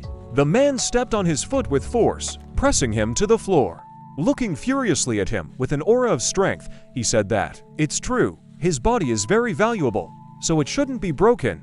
It's a pity that he can't do more with it." The guy thought that the man would continue to go even further, cut him, damage his intestines. The man lifted him by the shirt with his hand, and the hero thought that he needed him to kill him half to death, and he had to spend time finding a hospital or something. The bandit dragged the guy by his clothes to the exit of the room, saying that he would better introduce him to his new friend. Eugene fell and hit his back against some bars. He was sitting in the corner by the cage. The kidnapper approached him and said that they also had a demonic beast that they were raising. The guy looked at the black tentacle that was reaching for his neck. The man leaned contentedly against the door frame and, folding his arms on his chest, heard the scream of the victim, saying that now he was scared. A black beast with glowing eyes and long tentacles peeked out of the cage. Reaching towards the frightened guy, the man explained that this is a dungeon monster, Sirang Creek. It hangs poison and curses on the victim using its tentacles. He continued that the beast causes extreme pain. Just 30 minutes is. The beast looked at him predatorily with a yellow eye and bared its teeth. The man left the room, holding the door, and said with a smile that they would see how such a valuable product would begin to beg for mercy. The guy, wrapped in tentacles oozing a curse, looked fearfully at the man, who said that he was giving them half an hour to have fun. A frightened scream was heard in the darkness of the room. Yaram decisively opened the door. She looked at Eugene, who stood in front of her, wiping his hands. The girl resolutely approached him, and the guy said that she was the hunter Yaram. The head of the ISS guild had just called him. With her hand, she grabbed the head of the t-shirt. Violently clutching the fabric, she screamed for an explanation. The guild employee looked in fear as Yaram shouted that he said that World's Edge was safe. He said that Eugene would not be in danger here. And now what? Eugene calmly looked at her and said that there was no way this should have happened, to which she screamed, asking how it happened then. The guy introduced a wolf who was looking at other wolves standing below him. He explained that the chance of betrayal by the direct subordinates of an S-rank hunter is negligible, especially if they happen to clear the dungeon together. Just like wild animals follow the alpha for survival, hunters are irresistibly obeyed by S-rank on an instinctive level. The girl held him by the clothes and heard the words that therefore only bodyguards who were directly subordinate to the heads of the guild were allowed to guard her brother. At this she screamed, asking why then he was kidnapped. The guy remembered the short-haired bodyguard and said that it turned out that the wrong guard had come. He said there was a revolution inside the ISS. There was a huge pile of money behind Siwam, with 3 men sitting next to it. The ISS is sponsored by powerful unawakened. Unlike the hunter-centered World's Edge, the internal power structure of the ISS is divided. One of the sponsors found out about Eugene and arbitrarily organized the kidnapping. Seokwam furiously shouts something into the phone. Clutching his head next to him, people in suits are also shouting into their phones. The guy said that this also means that the head of the ISS has lost control of the guild after being cornered by the sponsors. He expected the day to come when the two powers would clash. He introduced his brother, who was holding a small flame lion in his arms, and said that he did not imagine that they would cooperate with one of their sub-guilds. He also didn't think they would use low-level hunters who weren't under his command. His brother is F rank, so he really should have been. The girl, still holding the guy by the clothes, asked what the head of the ISS said and where Eugene is now, to which the guy replied that this still needs to be found out. Eugene touched the girl's wrist and said that that's why he called her by name. The girl looked at him after hearing the request if she could use her ability. Yaram frowned at him. She, along with Eugene and a female employee, stood at the door to the training room, saying that now it's clear Why it stinks of blood in here? Is it in this room that she needs to read the memories from the bodyguard's corpse? To this, the guy told her that she was right. She needed to find a place. Yaram covered her mouth with her hand when the guy opened the door and said that he had already warned that World's Edge would deal with the bodyguard. A guy's body lay against the wall, completely covered in blood. Eugene added that he thinks this is safer than trying to extract a confession. Without looking at the girl, he said that this should be kept secret from his brother, and she agreed, saying that she would not say a word to him. The man was holding a smartphone in his hands, on which the time was 7:42. The man with a cigarette in his mouth looked at the phone screen and said that it's strange why the bodyguard doesn't report anymore. Looking away from the screen, he thought they couldn't have opened them already. He put out the cigarette, but with his foot, next to which there were many more of these lying around, he thought that he didn't care. He would get a sign. He would remain in the black even if the rest of the mission failed. Opening the door to the room, he smiled and asked if they had a good time. Eugene was lying face down on the floor, next to a cage that was filled with purple curse haze. The kidnapper asked what was going on. Stepping on the guy's hand, he said that this curse does not even allow him to cut off his eyes and ordered him to get up. The guy stood up, to which the kidnapper laughed, asking that he didn't even have the strength to move, and asked what he was muttering there. There was a beast sitting above the doorway, right above the man, and reaching out with its tentacles towards him. The guy told him to wait, calling him by name, and Kai. The man asked what he was saying, and felt a black tentacle touch his face. He jumped back in shock from the monster that had jumped to the floor and was stretching its tentacles towards him. The beast wrapped around his wrist, and the man angrily asked what was happening. The beast has already wrapped its tentacles around his face, while the villain says that this cannot be. Eugene stroked the monster's head with his hand, to which he made a tender cannot be. The beast stood right behind him with one of its tentacles extended towards the man, to which he shouted that he had been told that Eugene could only tame cubs. The brunette looked at him with a grin, saying that he himself should know that he should not reveal all the details of his skill, and then giving Kai the command to attack. The kidnapper cursed, sitting opposite the guy sitting calmly by the cage, tried to pull his hand away from the grip of the tentacles and said that he was not informed about this. He clenched his teeth, saying that no one said he could do that. Eugene looked at him with a smile and asked that he didn't expect that an ordinary F rank could do something like this. In fact, he can do a lot of things. Half an hour ago, he sat with his hands tied on the floor of the cage, hiccuping in fear, looking at the monster. He winced, thinking, what kind of abomination is this, and what kind of tentacles does he have? He looked at the beast with its flaming eyes and wide-toothed mouth and thought that resistance to poisons was good, but could he resist it in a direct attack? With a cry, he rose to his feet. A blue knife materialized above the guy's palm. He thought it was good that he could use the inventory. Pieces of cut rope fell. The monster looked at him carefully. The brunette held a knife in his hand, looking at the beast standing at a distance, and wondered if he could withstand 30 minutes against the S rank. The guy looked at the monster in surprise. He watched in surprise as the beast backed away, crawling away from him, and thought that he was retreating. What came over him? He was definitely scared, aka F rank. The system reported the activation of the Dragon Slayer and Rachita's Predator properties. The next notice announced a doubling of all effects before Creek. The guy looked at them in surprise. He remembered the silhouette of a menacing three-headed dragon and thought that this was because of the title of Dragon Slayer. He remembered the red Dragon Slayer symbol, which he received as confirmation of killing a first-class dragon alone, and the yellow Rachita's Predator symbol, which doubled all skill effects when fighting Rachitas and dragons of the same species. The hero thought in amazement that since he received this title for killing the king of poison and cursed dragons, it affects dragons of the same species. The guy with a knife in his hand looked at the clearly frightened beast in front of him. The monster growled, looking at him with a yellow eye. The guy looked at the beast and said that it had no attacking skills, but since the effects doubled, then the effect of education should also double. He unclenched his fingers, throwing the knife from his hand. The beast watched as the knife fell out and fell to the floor with a clang. A blue bubble materialized above the guy's hand. He affectionately addressed the beast, saying that Kai was a good boy. He showed the dragon the vial, asking if he wants something tasty. This is a finely ground S-rank magic stone. Eugene looked at the frightened kidnapper and said that he couldn't explain the details, but I must say that he was either lucky or they just got along in character. He stroked the monster that approached his face and said that thanks to the kidnapper, he really was able to make a very good friend. The guy pointed his finger at the man and ordered Kai to attack. The beast, opening its mouth, flew at the man. He managed to escape screaming, saying that it was useless to attack him with these tentacles. He winced, looking at the black footprints exuding the smoke of a curse, and asked how he dared. He screamed in pain when the guy suddenly attacked him from behind, stabbing him in the arm with a knife. Eugene forcefully pressed the weapon into the enemy's body, to which he shouted, "What is he doing?" He managed to push the guy away, who fell backwards onto the floor along with the knife. Eugene stood up, saying with a grin that even a knife would do against a B-rank weakened by poison. He grabbed his injured arm, clenching his teeth in pain, and cursed. The beast opened its mouth, emitting a curse when the guy ordered to attack it again.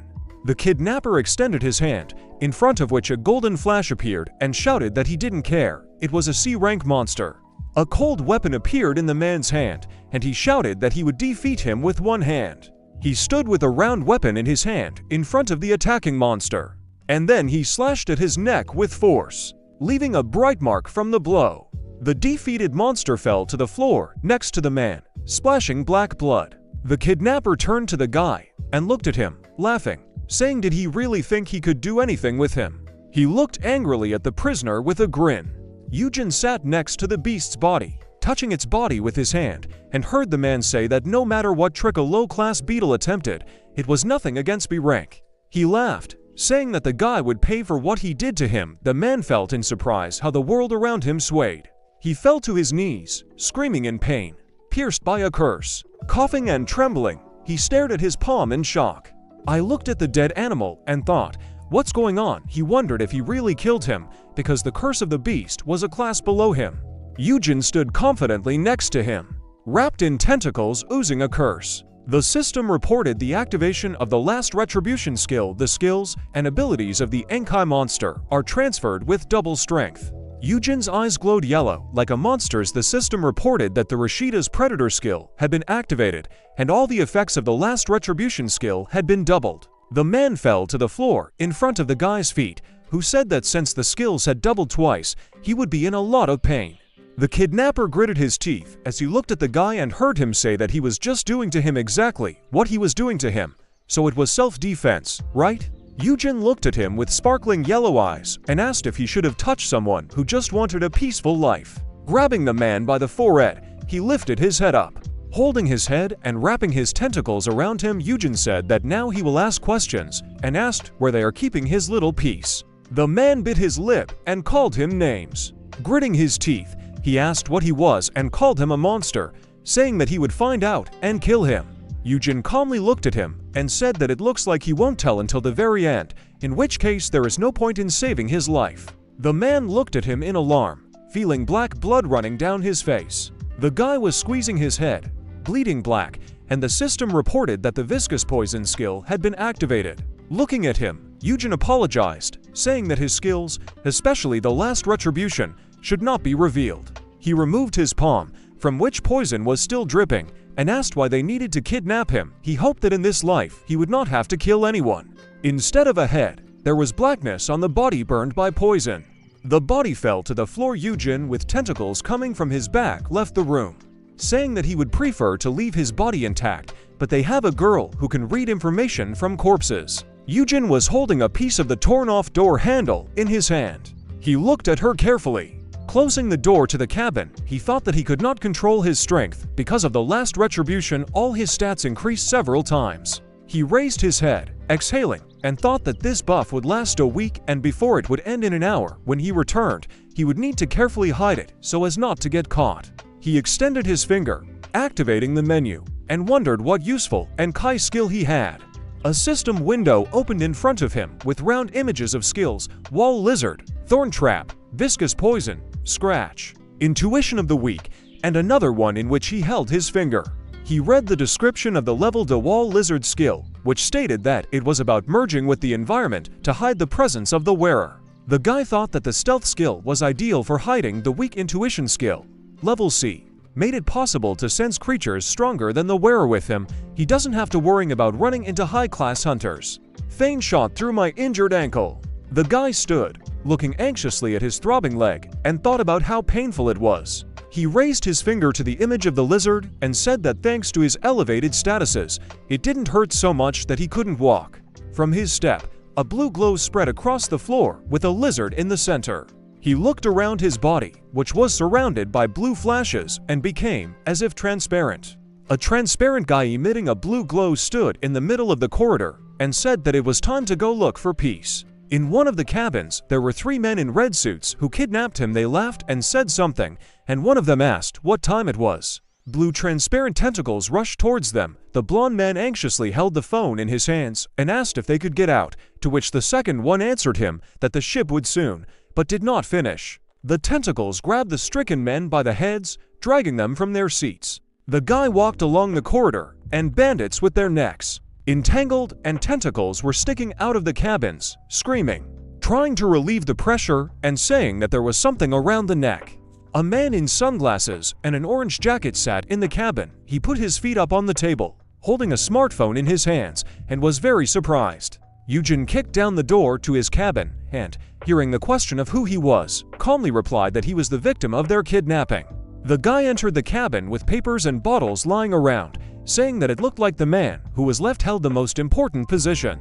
And the man jumped up in surprise, asking how he got out. With a grin, the man reached for the green box, hearing the guy say that it was none of his business, and the question, "Where is the fiery horned lion?"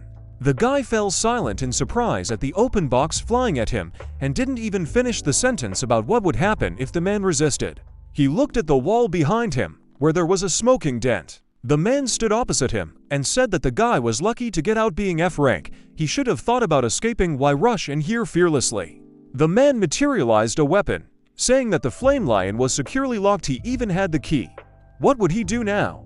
The man held his axe forward, saying he advised him to surrender. He began to ask if the guy was already sorry, but a blow to the face from a blue tentacle made his glasses fly off and silence him. He tried to get up in surprise, and Eugene pulled tentacles towards him, ordering him to give the key and tell him where the beast was. The kidnapper stood up and tried to ask what he had done, but the guy hit him in the face again. The man wondered if it was some kind of object. Was he really hiding his skills? Then asked him to stop. The beaten kidnapper wiped his broken face and asked how the guy got caught in the first place. Eugene scratched his neck boredly, replied that it was none of his business, and ordered him to give the key. A man entangled in tentacles lay on the broken floor, which was covered with cracks, and moaning in pain. The guy turned to him and said that he himself did not want to harm him like that. The man looked angrily as the guy picked up his axe from the floor. A symbol of poison appeared above the axe that Eugene was holding in his hand. With a wide smile, the guy said that this is not his only skill. He gave a choice to either obey him or. The axe in his hand became covered with a black slurry of poison. The man screamed heart-rendingly as a drop of poison fell next to him. He trembled, telling the guy that he would give the key, the cage in the center of the compartment, to which the brunette smiled widely and extended his hand, saying that great, let him give it here. The man sent him a yellow sheet with pictures of thorns, saying that there was a contract ahead of him. Eugene read the magic contract, hearing the man's words that he first guarantee his safety. He will give the key, and let the guy promise that he will not attack him. He took the sheet in his hand, bringing his pen to it, and said that he would add a clause that the man would not tell anyone about it, to which he happily agreed. The kidnapper watched as his hands were freed from the tentacles. Turning around, Eugene with the key in his hand said that he would go and get peace, and let him take care of it. The man frowned, looking at him angrily. The guy looked in surprise at the claws on the changed hand of the man, who was about to attack. Swiftly he grabbed Eugene by the neck. The man squeezed her with his hands, laughed evilly, saying that the guy believed it, and now he can't attack him anymore. The scroll with the contract shimmered with gold. The bandit said that there was a strong curse on this contract. If he attacked him, he would be blinded for violating the clauses of the contract. Eugene held the contract with his fingers, lowered his head, and listened as the man told him that he needed to be careful. However, how could a newcomer who had hardly ever been to a dungeon before know? With one movement, the guy tore the contact sheet in half to a surprise sound. The fragments of contact flashed purple. The kidnapper looked at it in surprise. Holding the guy by the neck and not understanding what was happening, a system notification announced the activation of the curse of blindness for destroying a contact. The next notice stated that the curse of blindness, Eugene grabbed the guy by the hand with which he was strangling him and, looking with the yellow eyes of the monster, said that he was sorry to disappoint him, but he was not a beginner. He was the most experienced here. In the middle of the purple darkness, a loud scream was heard. The guy stepped into a puddle of black and purple poison, saying that he knew it. Turning to the huge puddle, he said that in any case he was not going to save his life. The guy said that no one would have thought that he did it, right? More like some kind of internal conflict. He walked past the unconscious men in red suits lying in the cabin. Thinking that let them stay, they did not see him use the skill. He was sure that World's Edge would take care of them when they came to rescue him. He stopped, remembering. His shadow appeared on the floor of the room next to the killed beast. He lay with his tongue hanging out, and the guy called him by name. Eugene sat down next to him, putting his hands on his torso, and thought that if he left him like this, he would simply be stolen for materials and sold. A purple glow appeared from the guy's palm. The guy's eyes glowed yellow with vertical pupils. A red crystal appeared in front of him, surrounded by a bright glow, and Eugene said thank you to Enkai. A closed cage appeared.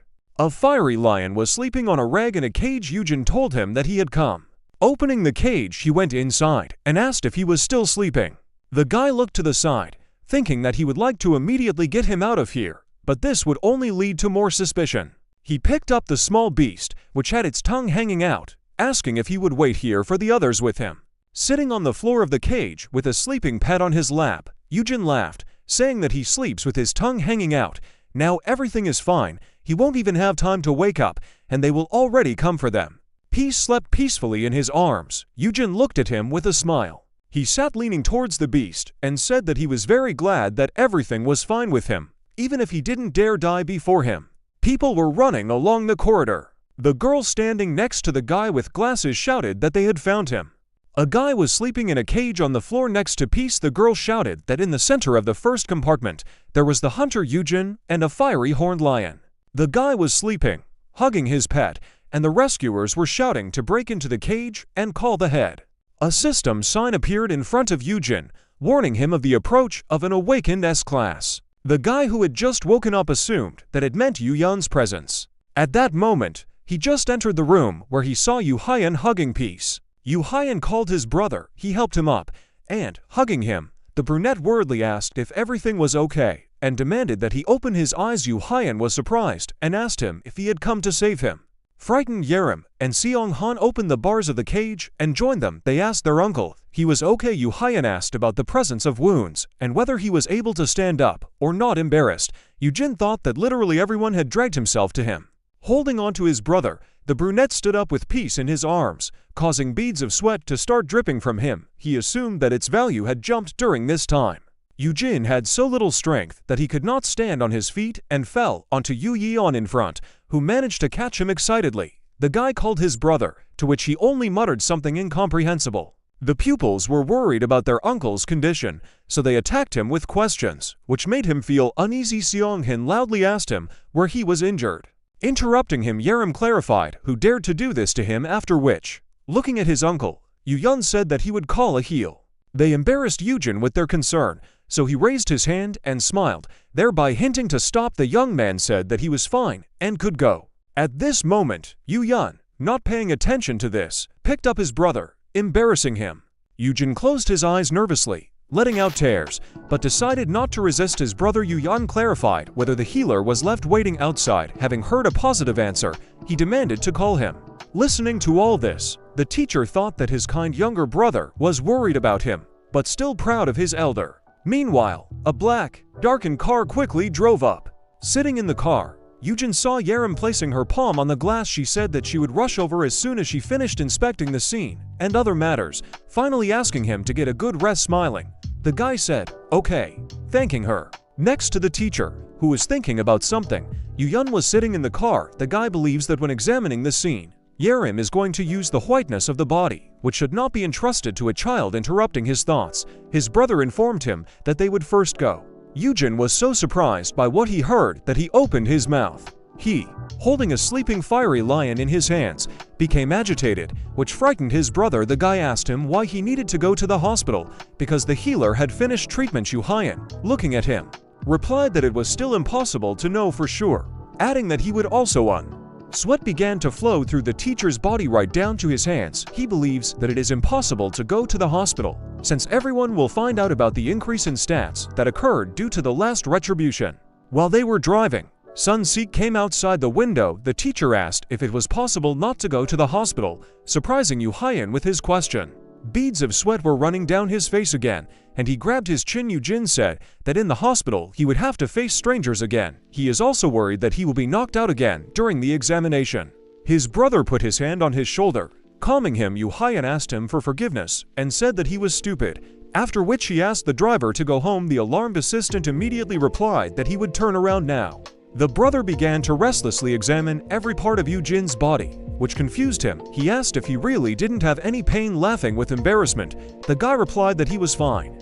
Yu Yeon came so close to him that the teacher's face turned blue. The guy, sniffing, said that there was definitely something unclean here, since he smelled of some kind of damp reptile. Hearing this, the guy thought that he was in terribly sensitive sneak. A system sign appeared in front of Eugene about activating the stealth skill. He told his brother that the smell was just damp because there was a port there, which meant he would need to go wash himself right away. Believing him, Yu-yeon reported that he no longer seemed to smell. This long day has come to an end. Seakwam, holding his hand in his pocket, watches the city at night. MKC were removed from security for a while, so this is only natural. Upon entering the building, everyone is checked with a metal detector. After all, the screening of visitors has become much stricter. A particularly significant innovation is that guild heads now provide information about the bodyguard each time they are assigned. There were several guards standing in the dark corridor outside Eugene's room. He saw the dirty cell bars in front of him. He sits on his knees, not understanding what is happening. Holding a jar filled with magic crystals in his hands, the guy looked at someone. He poured them onto his hand, showing them changing from purple to blue. Eugene fell to the floor in front of a man wearing a purple jacket.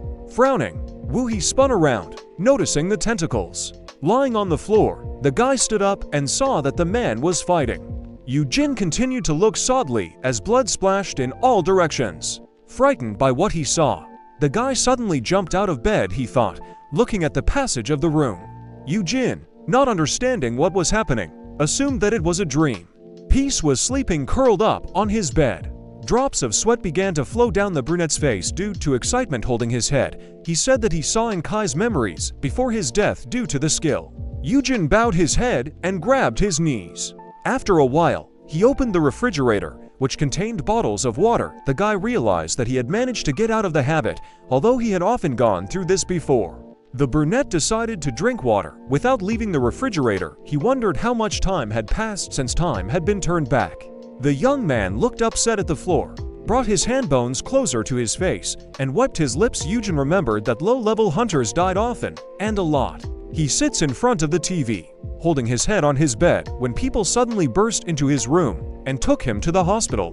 The guy only drank out of shock for more than a week. The brunette assumed that Yu Hyan had clearly called them then. Eugene turned to leave the kitchen. He believes that this will not happen now, since S classes are not dying. On his way to the room, something attracted him. In front of him was a room with a made bed. Seeing this, Eugene wondered where Myungwoo went since he was awake again. Boxes filled with unsharpened blades lie on the floor. A man works at a machine in a workshop. Despite the fact that his hands are already tired, he continues to sharpen the blade, supporting it on both sides. Myungwoo is so focused that he doesn't pay attention to the beads of sweat running down his face. He sharpens his knives so that they shine. The man took the next blade in his hand. Looking at it, he said that it was 9,980. Myungwoo smiles, despite being very tired. The man hit the table with his fist so that the things lying on him flew in different directions. He leaned his hands on the table, continuing to look at it. Near his hands lies a sharpened blade, the end of which is wrapped in cloth. Looking at him, Myungwoo called himself wretched because he doesn't understand what good he is if he wastes time on this. He was so upset that he wrinkled his forehead. After all, at that moment the man remembered that he was doing the same thing.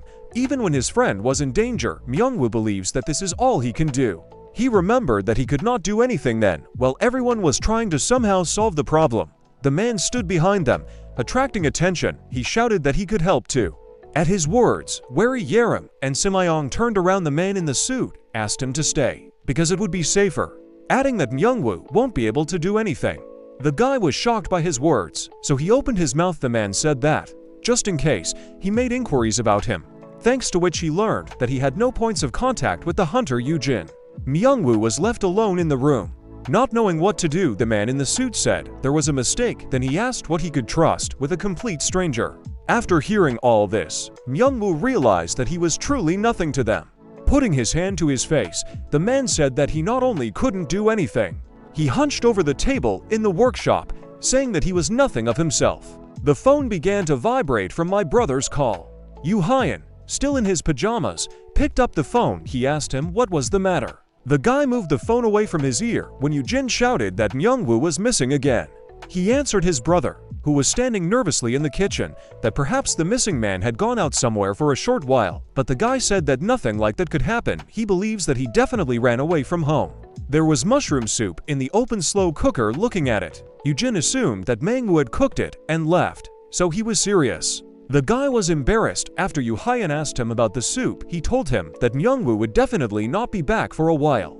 A man with a backpack walks along a crowded street. Imagining this, the guy added that the missing person could be kidnapped by some scoundrels. Myungwoo lowered his head because he was upset, because he realized that he was ashamed to see Eugene. Remembering the moment when his loved one was kidnapped, he thought that there was no help, but they also treated him in such a way that it seemed to him that he was not really a friend. The man approached the subway, near which there were many people. He realized that he had left thoughtlessly, since he had nowhere to go anyway. Myungwoo raised his eyebrows in surprise before noticing that his shoelace had come undone. The man bent down to tie his shoelace. While trying to do this, all his things fell out of his open backpack. Myungwoo looked blank as he realized he was a complete loser.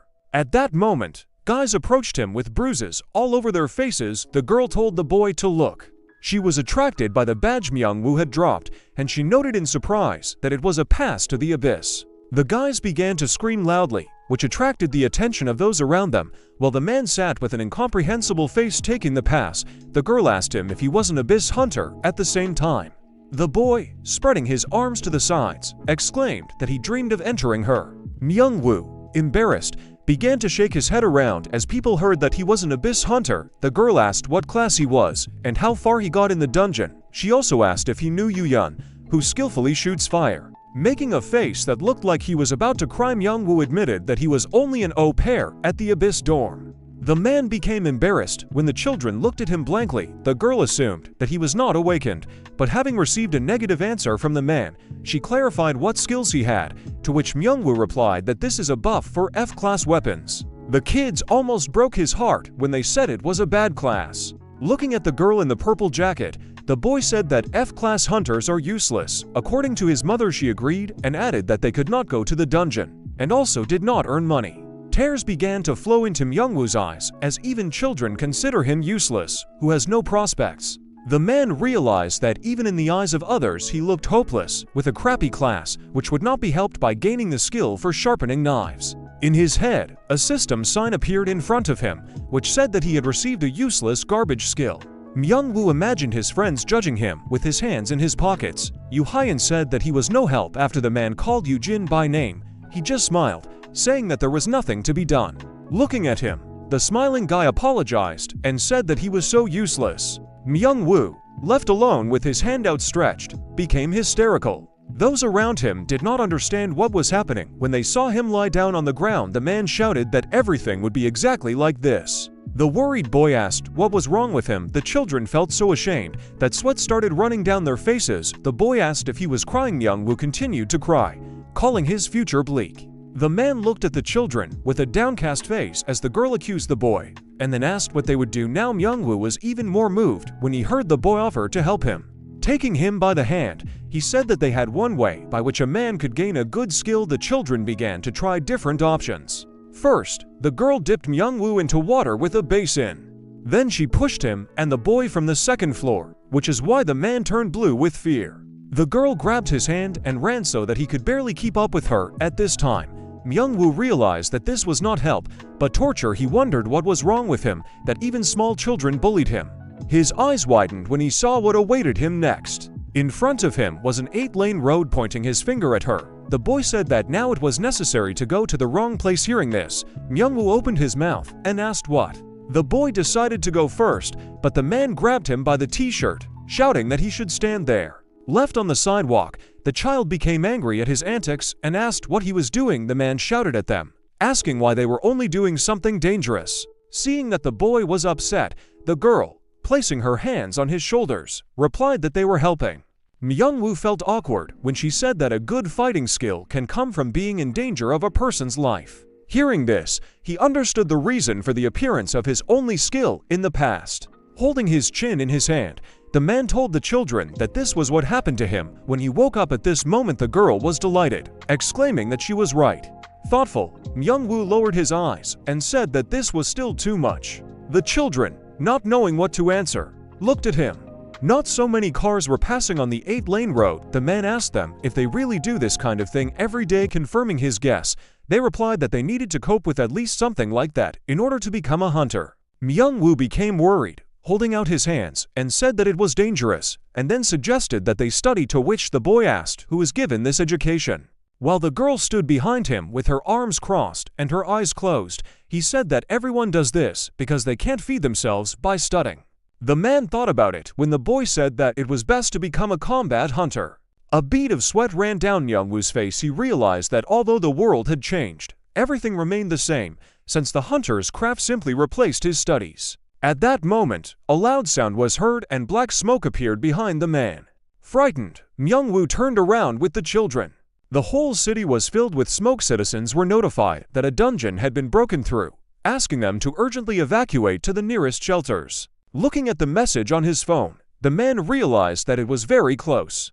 Myung-woo became excited as he saw the joyful children start running away from him. The boy shouted that they too could wake up if they went. Stomping his foot hard, the man said that it was forbidden to go there. All the people began to run away from this place, but the children were not at all embarrassed by this, and they walked towards their goal. Myung-woo, following them, shouted that it was too dangerous. The monster had large purple limbs. Leaving a web behind him, he climbed out through the portal and growled loudly. A helicopter with reporters in it flew over the destroyed part of the city, which was blazing with fire. They said that they were broadcasting live with the sister of the dungeon breakout. As huge purple spiders climbed over broken cars and clouds of buildings, they said that the entire city center was covered in cobwebs, and spider-like monsters had been spotted. The young man with a camera sat on the edge and filmed what was happening, while next to him, a guy with a microphone said that a gate had opened in the building of an abandoned shopping center, but due to the fact that they were not discovered in time. The operator started up, and his mouth and eyes opened wide from shock. He said there was something down there. He moved the camera in that direction and captured a guy and 2 children taking a road. She, with frightened eyes, tried to escape from the spiders that were everywhere. A helicopter was flying over the scene, and the reporter said that there were people who had not yet evacuated. Continuing to run, they looked around, meeting the eyes of the monsters and shouting that they were very scary and disgusting. Later they saw several spiders who had managed to wrap people in cocoons from their web and tried to understand what they should do in this situation. Clenching his hands into fists, the terrified Myung-woo continued to run with the crying children. Without breaking his pace, he exclaimed that they should try not to cross paths with them at all costs, otherwise they would die too. The girl turned her head and indignantly asked what was wrong with them, since they came here to rise and not to be afraid. Their eyes widened in horror when a black shadow flashed to the right. A huge spider, waving its long legs, jumped at the trio. As Myung-woo clutched his head in horror and the boy began to hide behind him, the girl stepped forward with a confident face and spread her arms to the sides. She exclaimed that fear had no place here until 2 of her comrades screamed loudly, asking for help. Her comrades screamed loudly, asking for help. Frowning, she began to wave her arms blazing with bright flames and exclaimed that she was using her super fantastic S-class fist of truth. The spider looked at her with his 6 eyes, puzzled. With one swing of his paw, he threw the child aside, breaking the wooden fence with her body. The girl in the wreckage sat on her knees, pressing her hands into the ground, while her brother called loudly to her. She looked at her open palm with a blank look. Ignoring the boy's questions about her condition, she asked why nothing worked out for her. While she sat on her knees and looked at her hands in horror, the dark figure of a large monster hung over her. She nervously began to say that this should not have happened. When the spider struck a powerful blow, Myung-woo managed to grab the girl under his armpit and dragged her brother by the hand, shouting that they urgently needed to run away from here. He saw the undestroyed staircase upstairs and said that they should go there. The frightened boy ran ahead, while Myung-woo behind him held his sister in his arms, exclaiming that as soon as they got up, they would call for help. The child turned to him and asked if he was okay, and could he go up to the roof with his sister in his arms. The guy, sweating, and with round eyes, tiredly exclaimed that he would do it. He turned his head to the side in surprise when the girl buried herself in his shoulder and asked him to leave her. She looked down with upset eyes, from which flowed a copious stream of tears, and asked to leave her, since she had failed anyway. The guy, breathing heavily, looked at the child with stunned eyes when the girl said that she had managed to wake up and received an F class. The boy with a frightened face turned around and pointed in the direction with his hand, loudly asking to look there. Turning his head in that direction, Myung-woo saw a spider approaching the stairs. Hugging the girl tightly, he, almost crying with fear, shouted that they needed to quickly get to the roof. He tried to take a step, but his legs were shaking, and he muttered that he had no more strength. The girl clutched the fabric of her t-shirt tightly on her shoulder, saying that it was all because of her, and that she wanted to be left here. While the spider, making eerie sounds, looked at them with its red eyes, she noted that the guy would be able to get up if he left her. She said that since she was only in F class, she was already doomed, especially without combat skills. Having closed her eyes, she continued to cry and scream that she was not worth being saved at the cost of her life. Hearing these words, Myung-woo with a sweaty face looked at her with a puzzled look with round eyes. He bent down and sat the tear-stained girl on the steps. Opening his backpack, he took out a knife, the blade of which was wrapped in fabric. The children looked at him in fear when the guy, baring his teeth, began to go down the stairs with a weapon in his hands. Looking at his trembling palms with a knife in his hands, they asked what he was going to do. Putting a smile on his face, the crying Myung-woo turned to the children and said that he would hold off the monsters while the two of them had to climb to the roof. The girl began to jerk forward, but her brother began to stop her. Grabbing her by the shoulder, she indignantly asked what kind of nonsense he was talking about. The guy exclaimed that he couldn't do otherwise because they were still very young children. The girl, with a sad face, opened her mouth in surprise when he quoted her words that she was doomed and asked him to leave her. She looked at the back of the guy who asked her to never say that again. Remembering the smiling face of her friend, she began to say that if you have a lot to do in life, you don't have to become a hunter. He exclaimed that life was worth living. He lowered his beaten face and said that the two of them should therefore quickly run upstairs, call for help, and only then return. The girl looked at the guy with frightened, tear-stained eyes and touched her brother's palm when Myung-woo asked them to hold hands and run as fast as they could. He stood at the bottom of the stairs, threatening the spider with his knife, while the boy with a confident face grabbed his sister by the back and dragged her upstairs. Although Myung-woo was terrified, he tried not to show it, and therefore turned his face towards the children with trembling lips. The girl screamed that they would definitely come back for him, after which she asked him to wait and not die. The guy, who only felt worse from her words, closed his eyes, from which tears were flowing profusely, and mentally asked her to stop. Clutching the knife tighter, he ran towards the monster with a tear-stained face, thinking that he thought too much of himself, but in fact he couldn't even hold a candle to himself. He thought that this little child was saying such things that he himself did not notice how. He screamed loudly when the spider hit him with its paw, after which the guy flew to the side. He broke through the glass with his body, and fragments flew in different directions. Myung-woo fell headfirst from a multi-story building, thinking that he was truly nothing. He stared ahead with empty eyes while his hair fluttered with the air, and thought that such a non-entity like him would have the same ridiculous end. He saw his friend running after him along a tall building. The guy mentally thanked Eugene, noting that apparently his death was already close since he saw him before his eyes. Clenching his hands into a fist, the teacher quickly continued to run. Myung-woo thought about how happy he was to see his friend at the last minute of his life. Eugene, with a frightened face, extended his open palm to his comrade, approaching a guy with long hair who was shocked by what was happening. He held his hand and loudly asked him to quickly grab it. Myung-woo looked at his friend with surprised eyes for several seconds through tears. He closed his eyes and began to cry loudly, wondering how he always succeeds in everything. The teacher grabbed the guy's wrist. Holding hands, the two of them quickly flew down, and Myung-woo thought that Eugene really always succeeds. At the place where they touched, there was a bright flash of light. The guy with long hair noted that he didn't remember much from that moment. The spider squealed loudly, showing its mouth with sharp teeth. Waving his hand, Eugene directed the long black tentacles that protruded from his back at him. When Myung-woo, who had been clinging to his friend all this time, saw them, he was very surprised, and his lower jaw moved down. When the teacher, pushing off the ground with his feet, ran forward, the guy with round eyes asked in fear, "What is this?" Eugene, who took his comrade in his arms, grimaced with irritation when he asked in horror where the tentacles on his back came from. The teacher replied that he seemed to be hallucinating, so he should not pay attention to it. Myung-woo indignantly asked how he could do this. His face darkened as Eugene knocked him out with a blow to the neck, not allowing him to finish the question of whether he had always had this skill. He replied that he did not need to know this, and it would be better to sleep. The guy with long hair thought that all his memories ended at that moment. He jumped up, sweating, and with round eyes. The battered Myung-woo was lying on the sofa in the living room, covered with a blanket.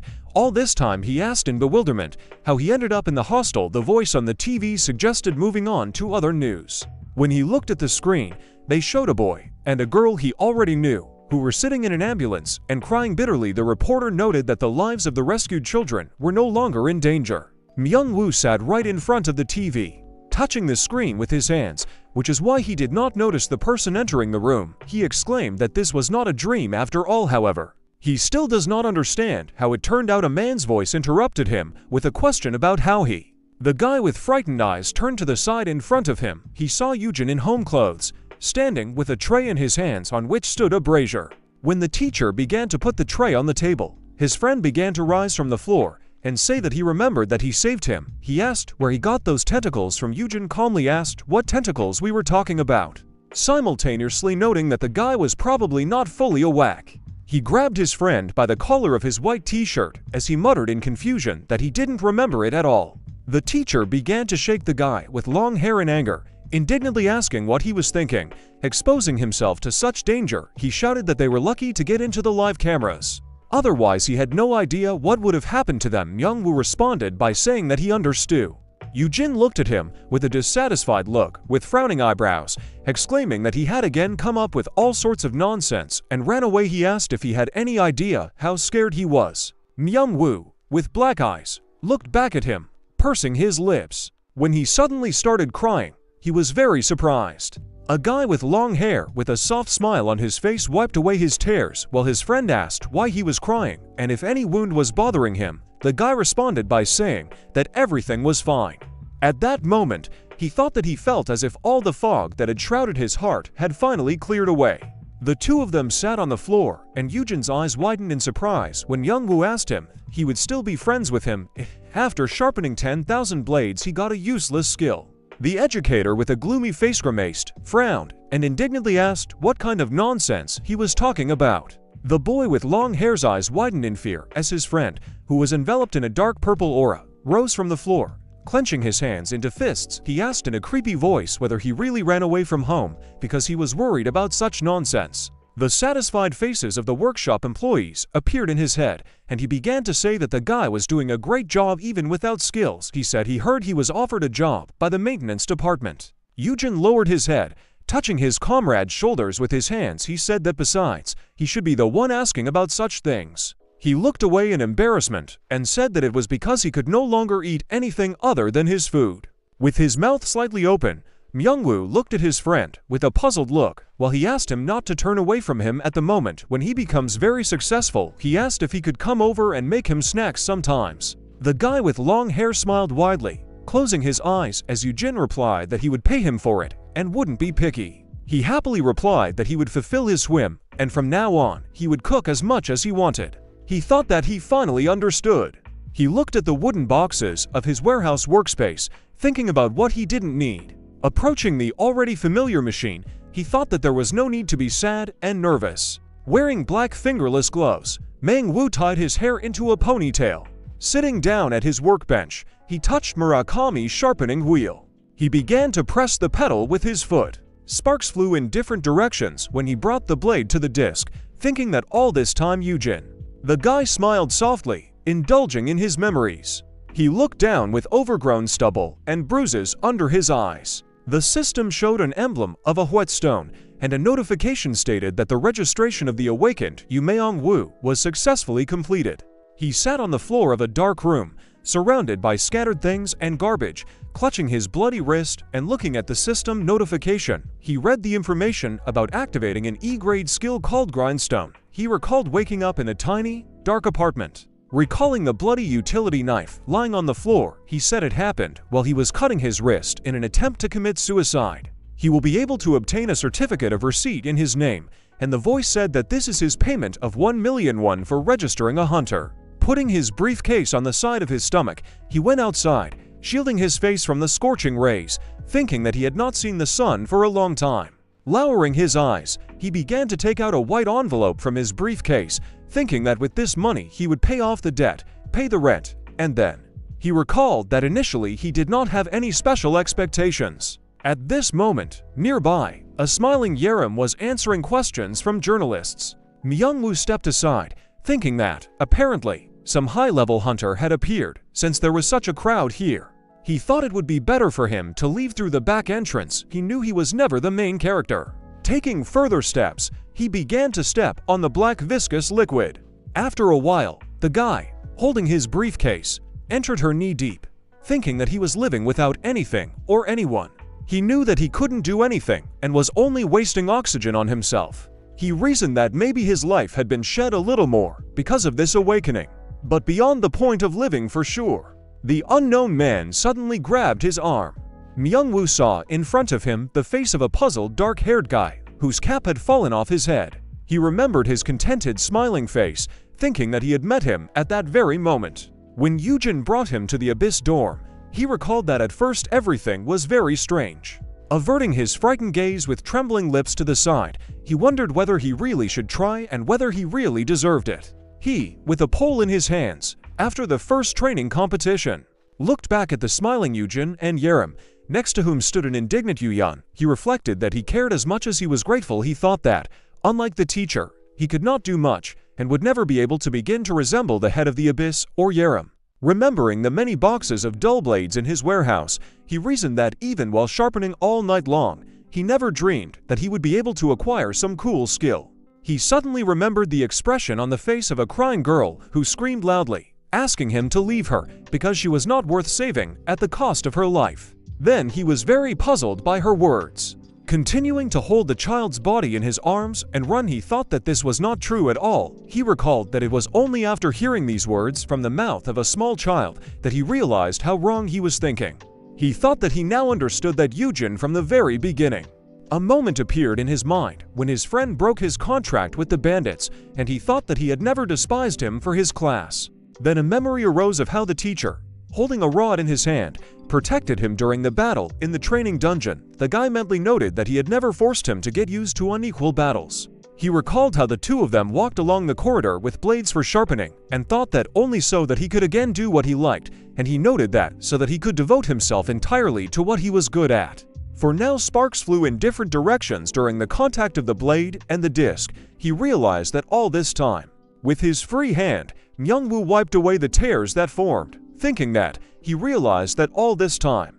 When Eugene's broadly smiling face appeared before his eyes, he thought that he believed in him even though he didn't believe in himself one bit. He placed the sharpened blade on the table, thinking that this was why he was no longer worried. Then he took another blunted tip from the pile nearby and mentally noted that he finally saw a path to the future for himself. When his sharpening progress reached 9,997 10,000th, he mentally addressed Eugene, saying that he wanted to become stronger. The guy thought that he wanted to be strong, not in what he or Yaram were strong in. Progress showed 9,998. He noted that he wanted to be strong in what he was best at. The enchantment scale rose to 9,999. He thought that he wanted to become strong in his own way. When the next sharpened blade flew into a pile with the others, progress reached 10,000. Myung-woo, whose eyes reflected a bright blue light, cried quietly. Kneeling on the floor, he raised his head, looking at the skill upgrade icon. He thought that he wanted to do this in order to repay his friend for the faith that he had given him. The system notified me that I had received an SS-class skill called Gold Forge Master. A loud, frightened scream was heard in the workshop. Two employees looked with surprised eyes at the dumbfounded girl, who was pointing to the side. They asked what was wrong with her. The girl tried to tell them about the magic crystal. She pointed with a trembling hand to the empty stand where it was kept and exclaimed that apparently someone had stolen it in the middle of the night. The two men gave her a mocking look and grinned, asking if she hadn't heard yet. They noted that they would soon talk about this in the news, but now the stone is with its owner. Around the silver trident with a crystal in the center, a blue light burned. Yaram, surrounded by drones with new weapons in her hands, towered over a large lake. She noted that, as expected from S-class equipment, the color and appearance are completely different. The girl was looking down at the lake, and an earpiece with a microphone was stuck in one ear. She said that the first round of testing of the Farman Ice Tree Spear, handcrafted by Myungwoo, is now beginning. Looking around the spacious body of water, colored with green fields, she said that her goal was that lake. The girl smiled contentedly, squeezing her weapon with her other hand, and noted that now is the time to try it. She sat with a wave, and a huge icy power quickly headed towards the lake. In an instant, a huge piece of ice appeared on its surface, passing on to the crystal. Yaram, with pleasant surprise and a smile on her face, covered her eyes from the sunlight, noting that they were very confused, and that with such a level. Suddenly her blue eyes opened wide in confusion. The girl saw that a piece of ice broke away from the surface of the water and began to increase in length. She wondered if her skill was really capable of this. The screen showed a close-up image of an ice flow, and a voice noted how clearly the effect of enhancing the S-class ice attribute was visible. There were a lot of people gathered in the high room where the press conference was now taking place. And there were 3 people on the podium on the big screen. The man with the microphone said that the 16th S-class weapon had been born in their country. He also noted that it did not drop as a dungeon. Simeon, with a smile on his face, pointed his hand towards the farm and ice tree spear, which was currently in the hands of a man wearing sunglasses. He said that based on the results of the inspection, the weapon was given an S-class, and the South Korean Hunters Association also certified that the creator was Hunter Myungwoo. A blonde man in a business suit and a microphone in his hands sat in the hall and asked what is the maximum level possible for creation.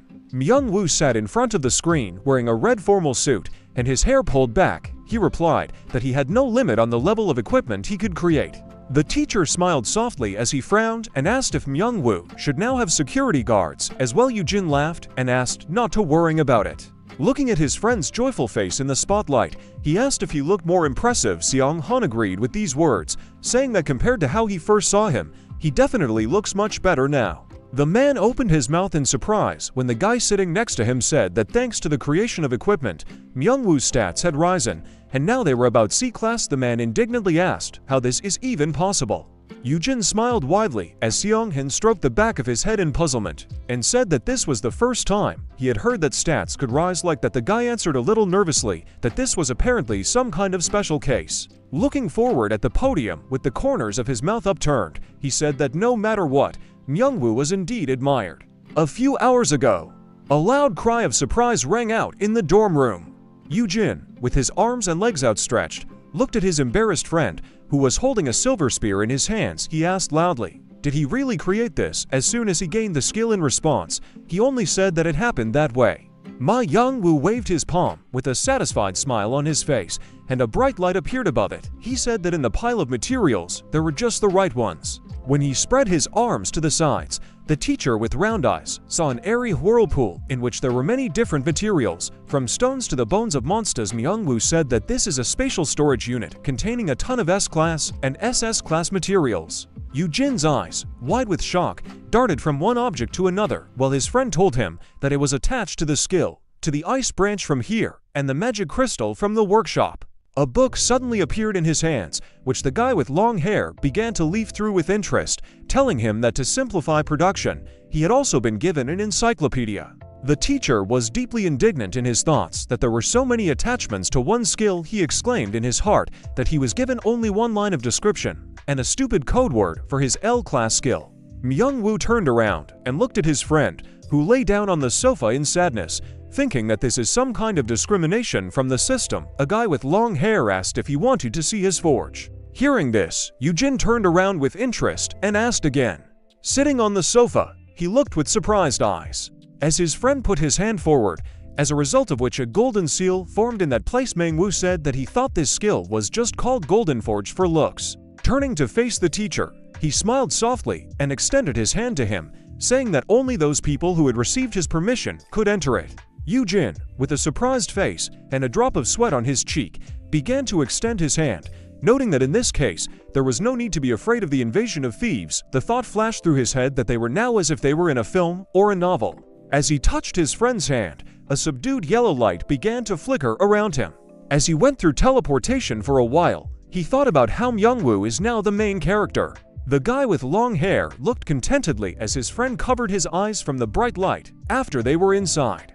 A moment later, Eugene's eyes widened in surprise. With a look of shock on his face, he began to look around the huge, bright room with open-work carved walls. He looked at one of the wooden windows, the frame of which depicted skillful patterns, and indignantly asked whether this wood would catch fire from the fire in the forge. Myungwoo replied that he was also surprised by this at first. When they went deeper, the teacher leaned over and began to examine the forge. In surprise, he asked why there is no fuel, but it still burns. Suddenly, the fire in front of the guy's face began to grow, and was reflected in his shocked eyes. Eugene jumped back in fear and screamed loudly when he saw the outline of a face in a huge piece of flame.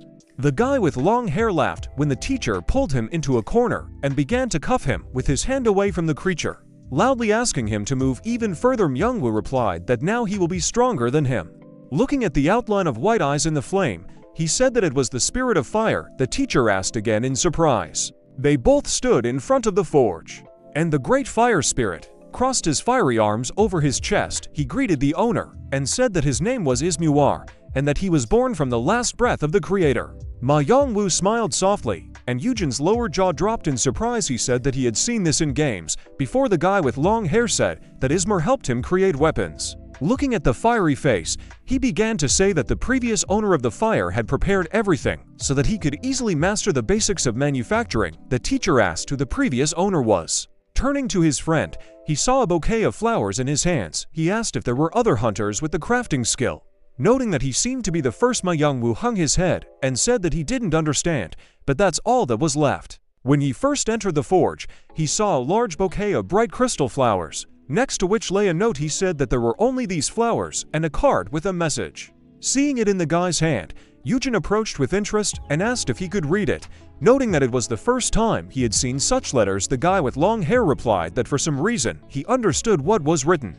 Holding a note with hieroglyphs in his hands, he began to read a greeting and a wish to the air for the blessing of flame and iron. Dragons flew among the destroyed ancient buildings, and Eugene began to think that sometimes traces of a certain civilization are found in the dungeons.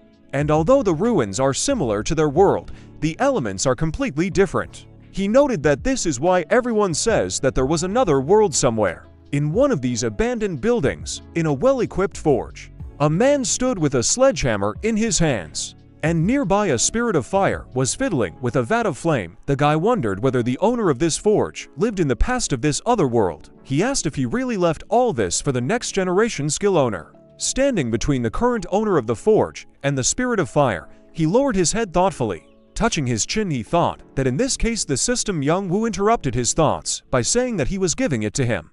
Eugene, removing his hand, gave him a surprised look. The guy with long hair, holding the flowers, smiled softly, noting that he received all this thanks to him. Closing his eyes, he handed the bouquet to his friend, who froze with a stunned face. The guy said that from now on, he would always follow him. He added that if he wants independence or decides to stay in the abyss, then he will do so too. Eugene, with his mouth slightly open, looked at the flowers in surprise, while his friend said that, if it weren't for him, then still.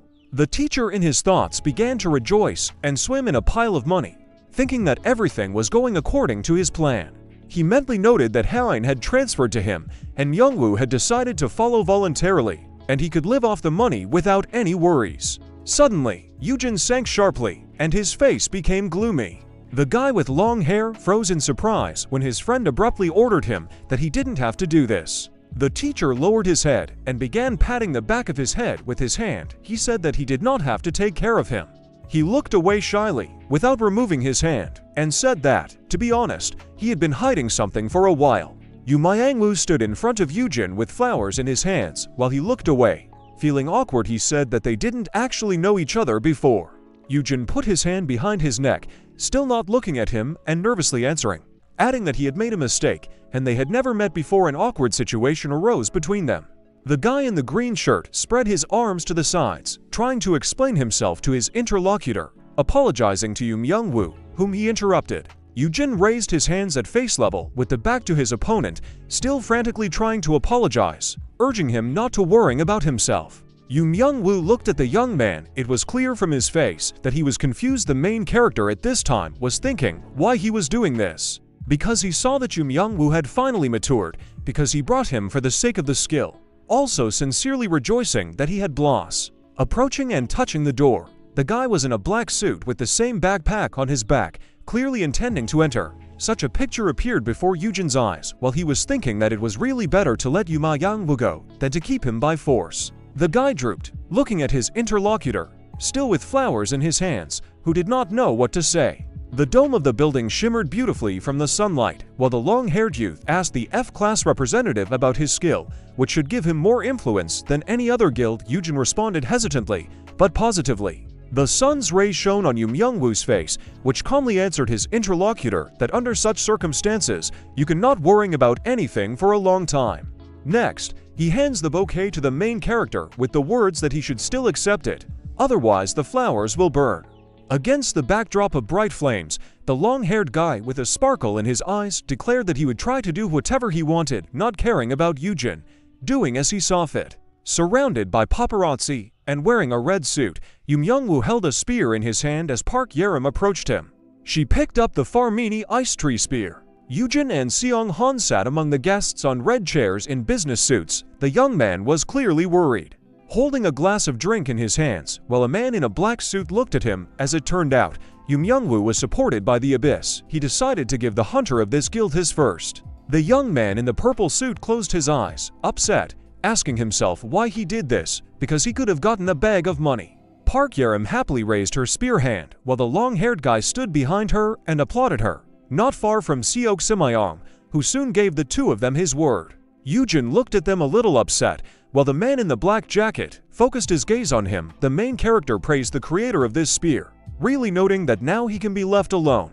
Several powerful spotlights from the ceiling of the building shone directly onto the stage. Seong-han asked the young man about Yum-Young-woo's plans, whether he would be independent or work with him. Eugene did not give an exact answer, but suggested that he would be welcome everywhere. The whole trio stood on the stage, not far from each other, and it was clear that the long-haired guy was happy with everything, while the girl willingly carried on a conversation with the man in glasses. The main character rested his head on his hand and looked at them thoughtfully, not understanding why Yum-Young-woo would stay here if he could find a better place. Seong-han looked at him indignantly, unable to find words for the young man's expression that despite his friendship with the long-haired guy, they were not that close and had not known each other for very long.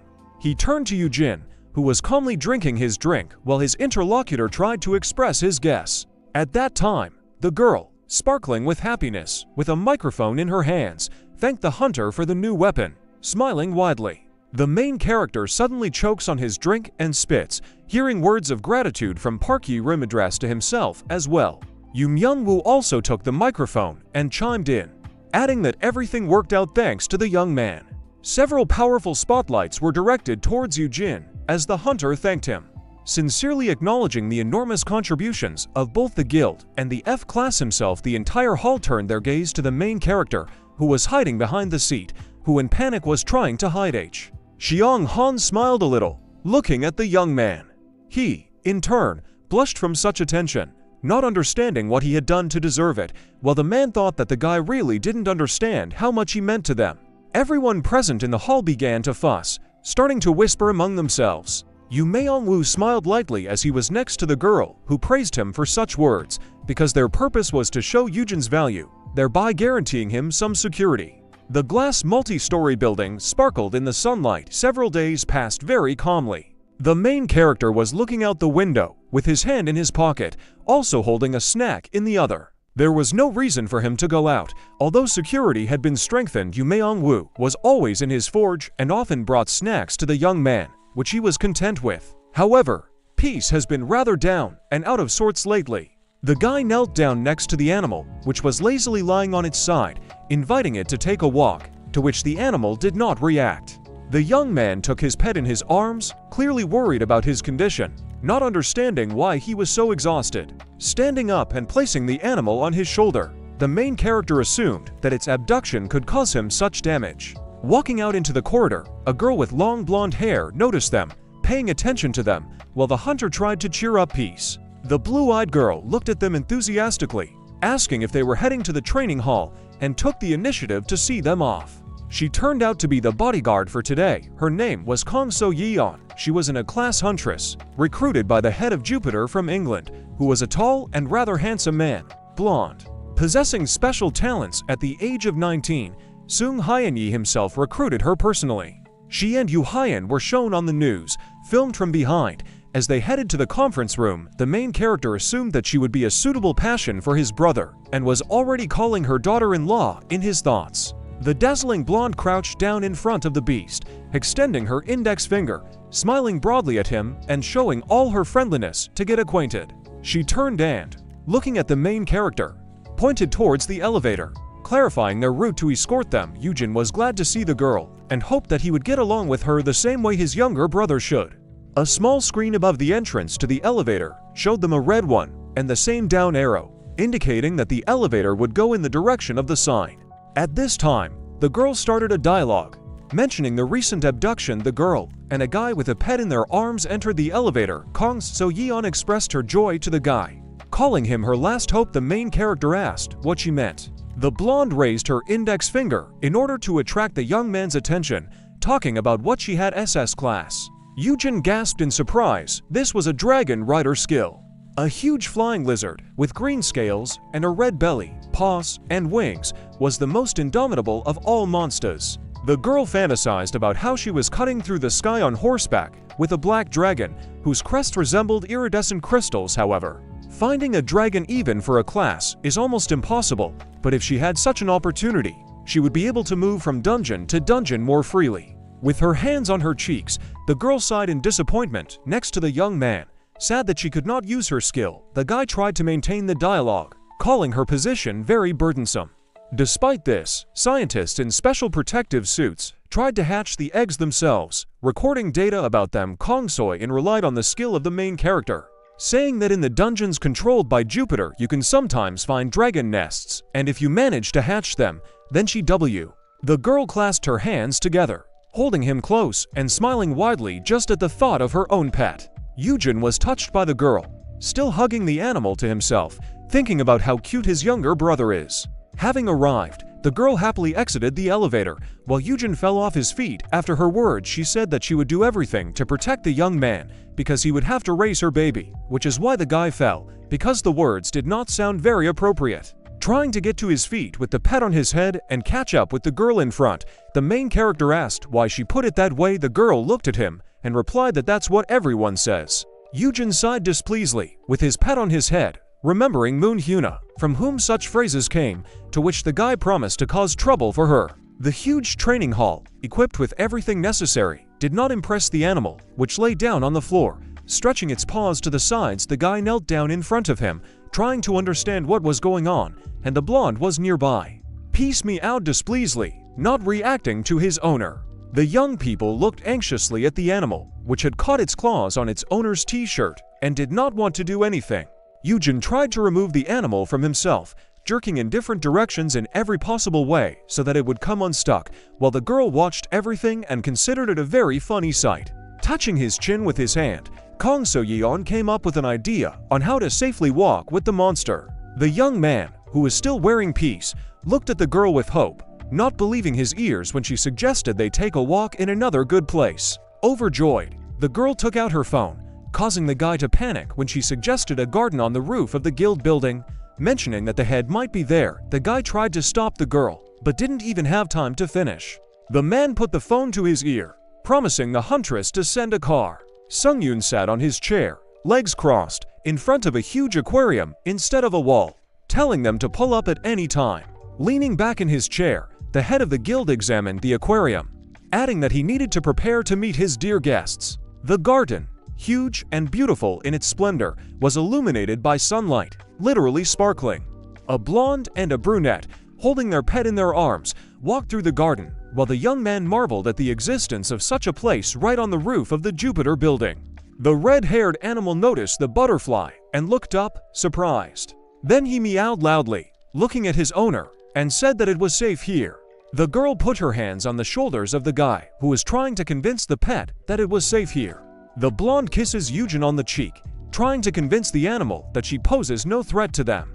The guy moved away from the girl in embarrassment while she calmed the animal inside himself. He was indignant, saying that this was impossible. Peace noticed blue flowers behind him, while his owner did not understand the girl's action, assuming this was due to her foreign origin.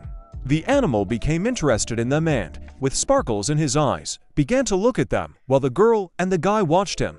Approaching the flowers, the pet began to sniff them, while the blonde asked whether he had seen such flowers before and whether he liked them. The next moment, the animal jumps and destroys the flower bed with its strength, scattering the flowers to the sides with streams of wind. So Yeon was very pleased with the pet's energy, but his owner did not appreciate this act, beginning to apologize for the mess. The girl touched her jacket, looking dreamily towards the building, fantasizing that their pets could play together, while the young man looked at her and was interested in the breed of the dragon. The dome of the building sparkled incredibly under the sun's rays. The blonde happily answered that a third-class flying dragon, dark and spiky-winged, should hatch. These dragons are the strongest, and they are completely covered with durable black scales and have huge spikes on their wings. So Yeon touched her cheeks, moved by just the description of the dragon, while her opponent didn't understand what was cute about it. The girl's eyes sparkled with happiness, and the young man became nervous, wondering why she was so pleased by the fact that there was poison on the tail of this lizard. With a smile, closing her eyes, she looked at the young man and asked him to look into the garden more often in order to brighten up the situation. Eugene smiled at the blonde, agreeing with her words. While his pet continued to rage, he looked up at the sky, at the shining sun, wondering when was the last time he walked like this, had not been given such a luxury before returning. Peace with flowers in his mouth, contentedly approaching the young man, while he was thinking about how he could be in the garden more often.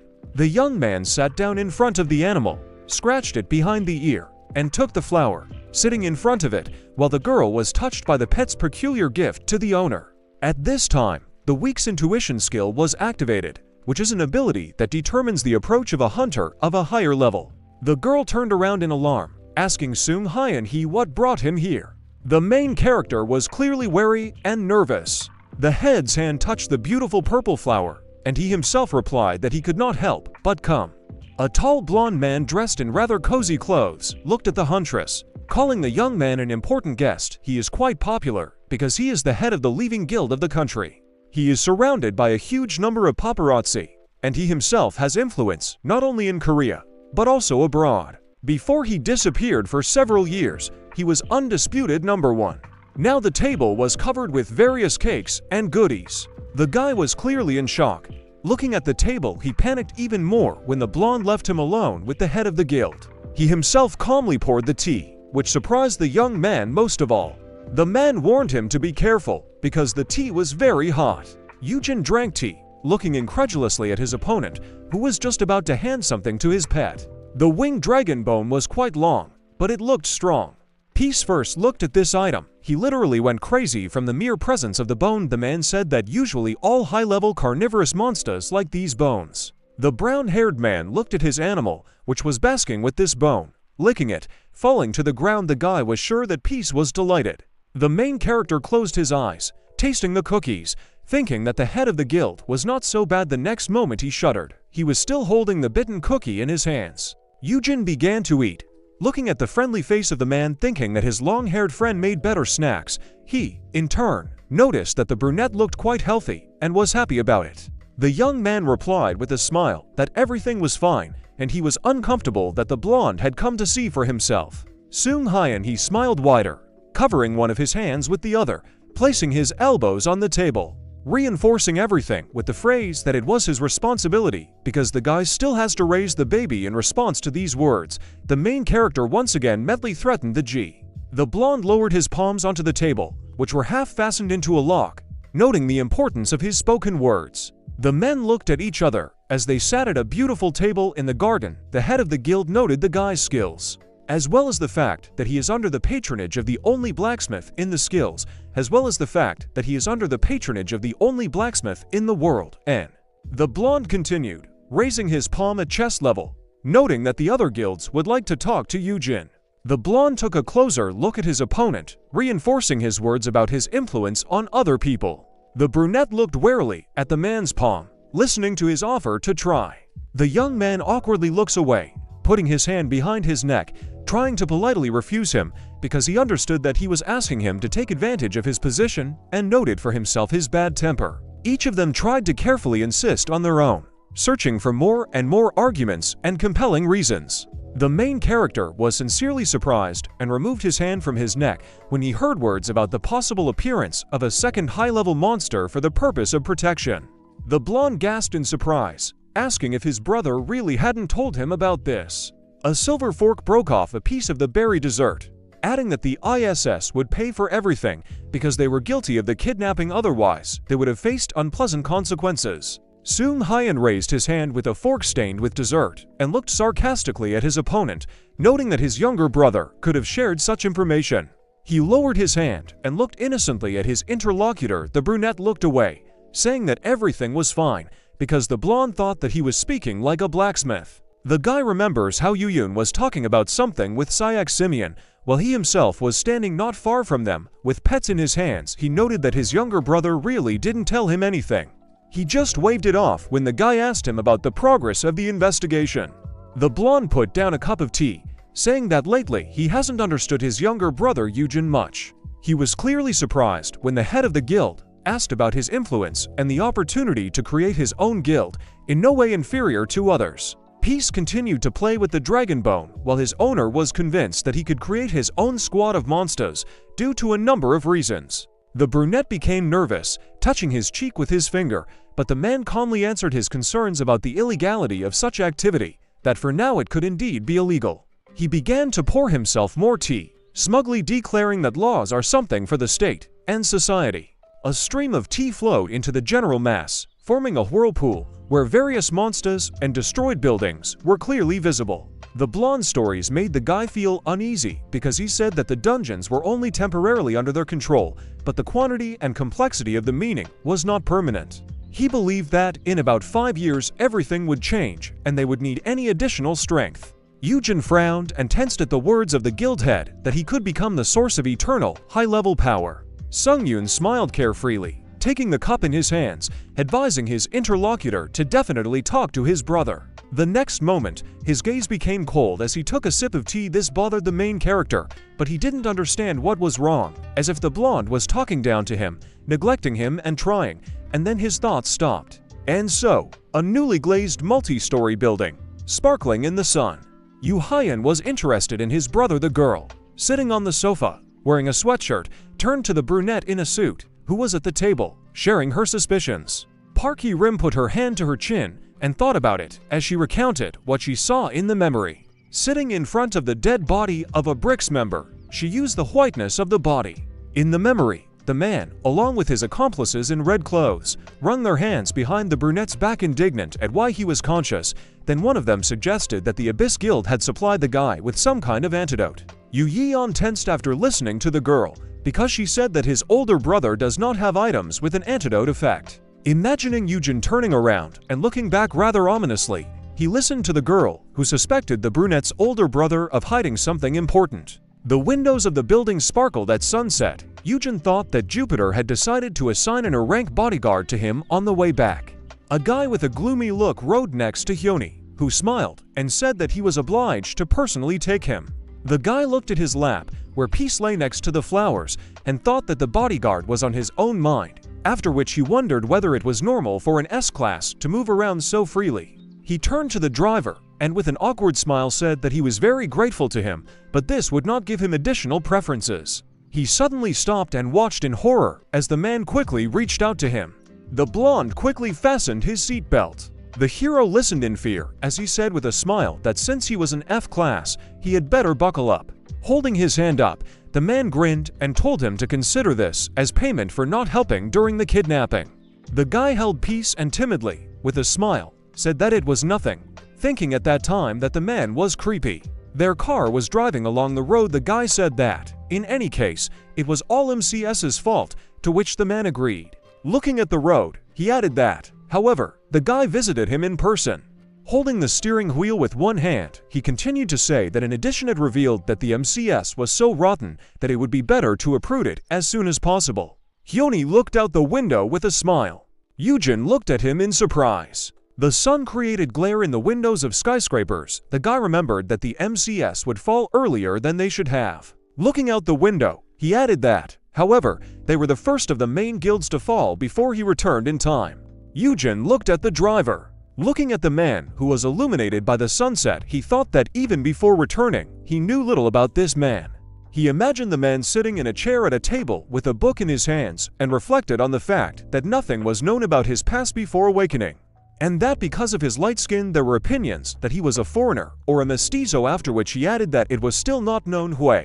The guy put his hand to his mouth and wondered if he should use the sprout skill. He turned his gaze to the smiling Hyuni, thinking that he wanted to look at the international first place stats window. After all, there was nothing wrong with that. He wouldn't pay attention to just one glance. Then he added that he would activate the skill and take a look with one eye. He glanced carefully towards the driver, looking towards the steering wheel. He decided that he would pretend to look at the billboard. He activated the sprout skill, thinking that he would not read everything, only part, and that he should not dart his eyes. Hyuni interrupted his thoughts by grabbing the guy by the neck. The bouquet fell from Eugene's lap. The car continued to move. The guy held the animal in fear and wondered what the hell happened. The skill of resisting fear was activated, and the guy thought that he was now on the verge of death. He turned pale and looked down with wide eyes, thinking that he would die if the man squeezed his neck even a little. The man watched the road with a calm smile. Sitting with his hand on his neck, the guy fussily thought about how the man noticed him because he didn't even have time to activate the skill. Peace jumped up and started growling at the driver. The guy looked up timidly and said that he believed the man was accompanying him as a bodyguard before asking if he was going to follow in MCS's footsteps. The blonde looked at him with a smirk. He let go of the guy's neck. Removing his hand, he said that he did not understand what he was talking about because none of them had done anything. The driver looked at Eugene with a grin. The guy held the angry animal with an awkward smile while Hyuni asked him if this was so. The guild skyscraper reflected the sun's rays. The man mentally said that the damn kid has excellent sense of smell. Simeon and Science Yonghin stood near the entrance. Hyuni appeared from the car, smiling and saying that everyone had come out to meet them. He walked up to the passenger door and, opening it, the guy flew out of the car like a bullet while the man called him a dear client. Eugene, with peace in his arms, fearfully stood next to Seonghin. Hyuni said that he was very playful. The man wanted to give him the forgotten flowers, but Simeon blocked his way and, asking what he was doing there, said that his sudden visit without warning was very problematic. Standing in front of him, Hyuni called him by name. He raised his hand slightly and said with a smile that he should have been notified that an Aklas or higher hunter was coming, to which the head replied irritably that he knew that was not the problem. Simeon adjusted his glasses and said sternly that hunter guilds are kind of military groups, and Hyuni is well aware that S-classes are extremely rarely allowed into other S-class guilds. Eugene listened silently as the man said that Hyuni knew very well what had already happened in such cases. The guy wondered why he personally took him then. Suddenly, the guy looked at them in shock. He looked at the smiling Hyuni, realizing that he was deliberately pissing them off for fun. The blonde pulled out one flower from the bouquet, saying that there was no need to be so harsh. He stuffed the flower into the irritated Simeon's pocket with a smile, adding that he took it upon himself to guarantee Eugene's safety. The head watched in fury as Hyuni walked past him, put his hand in his pocket, and told the guy that with the bouquet he would like to give him a gift. He opened a box containing 2 red earrings and said that they were a small gift and that they increased monostats and contained a B-class shield, adding that Soyoung would often work with them from now on, and then asked him to take care of her. Eugene looked at the gift in surprise and thought that an item with a skill was difficult to get even for several 100 million won. He was suddenly shocked by Hyuni's words that he didn't see the earrings on him and thought he had lost them during the kidnapping, and Eugene wondered when he noticed it. The man said with a smile that this gift may seem like too much. However, the greatest effectiveness can only be expected from such overkill. Hyuni opened the driver's door and, smiling broadly, said that he looked forward to a long and close cooperation. The morning sun illuminated the bathroom. The guy's hand was rested on the table next to the empty earring box. Eugene looked at himself with new earrings, his face in the water. He turned around and called Peace to launch the rockets. The animal burst into the room enthusiastically. He jumped at the guy, but a shield appeared in front of him, which he hit. Eugene caught the stunned animal and said with a smile that the shield works great. Suddenly the guy sniffed Peace, saying that it smelled strange, after which he added that the animal had played a lot today and needed to rinse off. Eugene happily ran to the bathroom, throwing up his pet. Peace suddenly sat under the stream of water with foam on his head. The guy poured water on him from the shower head and, while washing the pet, said that he was glad that the animal had regained its energy, and besides, Eugene acquired an item that increases the mana stat, adding that it was a good trip. Eugene remembered Simeon yelling at him and thought that he didn't want to go to Jupiter anymore. Simon angrily looked after Hyuni and said that he was impudent, and that if their leader came out, then everything around would turn into a sea of fire, and Eugene said with a smile that he was just going too far. The man turned to him irritably saying that he was not joking because it was impossible to predict how everything could end if they crossed paths, and said that once the head was arrested after his visit to one of the guilds. After hearing this, the guy asked in shock what happened to his brother. Coming out of his memories, Eugene looked down in frustration, asking himself what his brother had been doing all this time. He thought that, in addition to everything else, he needed to impose the effect of education on 50 equally dangerous people, adding that he wanted to grab the system by the screw. Peace began to shake off the water, splashing everything around. Suddenly the animal jumped out of the bath screaming. The guy fell back in surprise and told him to stop. Eugene caught the pet in the air, asking where he was going, then calling him a bully. Looking at Peace, he said he needed to dry off. Suddenly he noticed that instead of a pet, he had a toy in his hands. Dakabai watched as he turned around in annoyance at the wet animal and asked when he learned the body replacement technique, after which he said that it was a gift from him. Eugene looked at the joyful spirit, who was waving to him, and said that he had come. Dakabai came down from the windowsill holding another toy, and Eugene asked if these were Japanese toys, to which the guy replied that they were, but they were not sold as a peace toy, but as a fiery horned lion toy, after which he added that, whatever you call a rose, it will still smell like a rose. The spirit circled in front of the guy, naming the price of everything. The headband with ears cost 1,650 yen. The 50 centimeters toy cost 6,050 yen. The backpack cost 270 yen, and the 30 centimeters toy cost 3,850 yen. Dakabai flew up to the embarrassed guy and, putting his ears on him, said that after the show the guy became famous throughout the world, to which Eugene replied that he did not particularly observe the reaction of the internet. The spirit handed the tablet into the guy's hand. Eugene asked what was going on with his work and whether he was having fun all the time, to which Dakabai answered in the negative, asking who he took him for. He sat down next to Peace while the guy looked at the tablet, telling the animal that he was a real fiery horned lion. Eugene admired the fact that the spirit really had everything filled, adding that he was much more efficient than he expected, so he asked why there was no information about the dungeon. Dakabai put his head on his hand and said that he could not enter them. Eugene looked at him in surprise and asked why he couldn't get into the dungeon, to which the spirit replied that he didn't know why, but every time he tried to get into the dungeon, he was thrown out. The guy listened to this in surprise, asking himself if it was because the spirit had the power of the dungeon, after which he thought that the dungeon could not be pushed into the dungeon. He put down the tablet and thought that if Dakabai is essentially the same as the dungeon. Without finishing the thought, he called out to the spirit. The guy abruptly hugged Dakabai, startling him, and called him his love, causing the spirit to ask what the hell he was doing all of a sudden.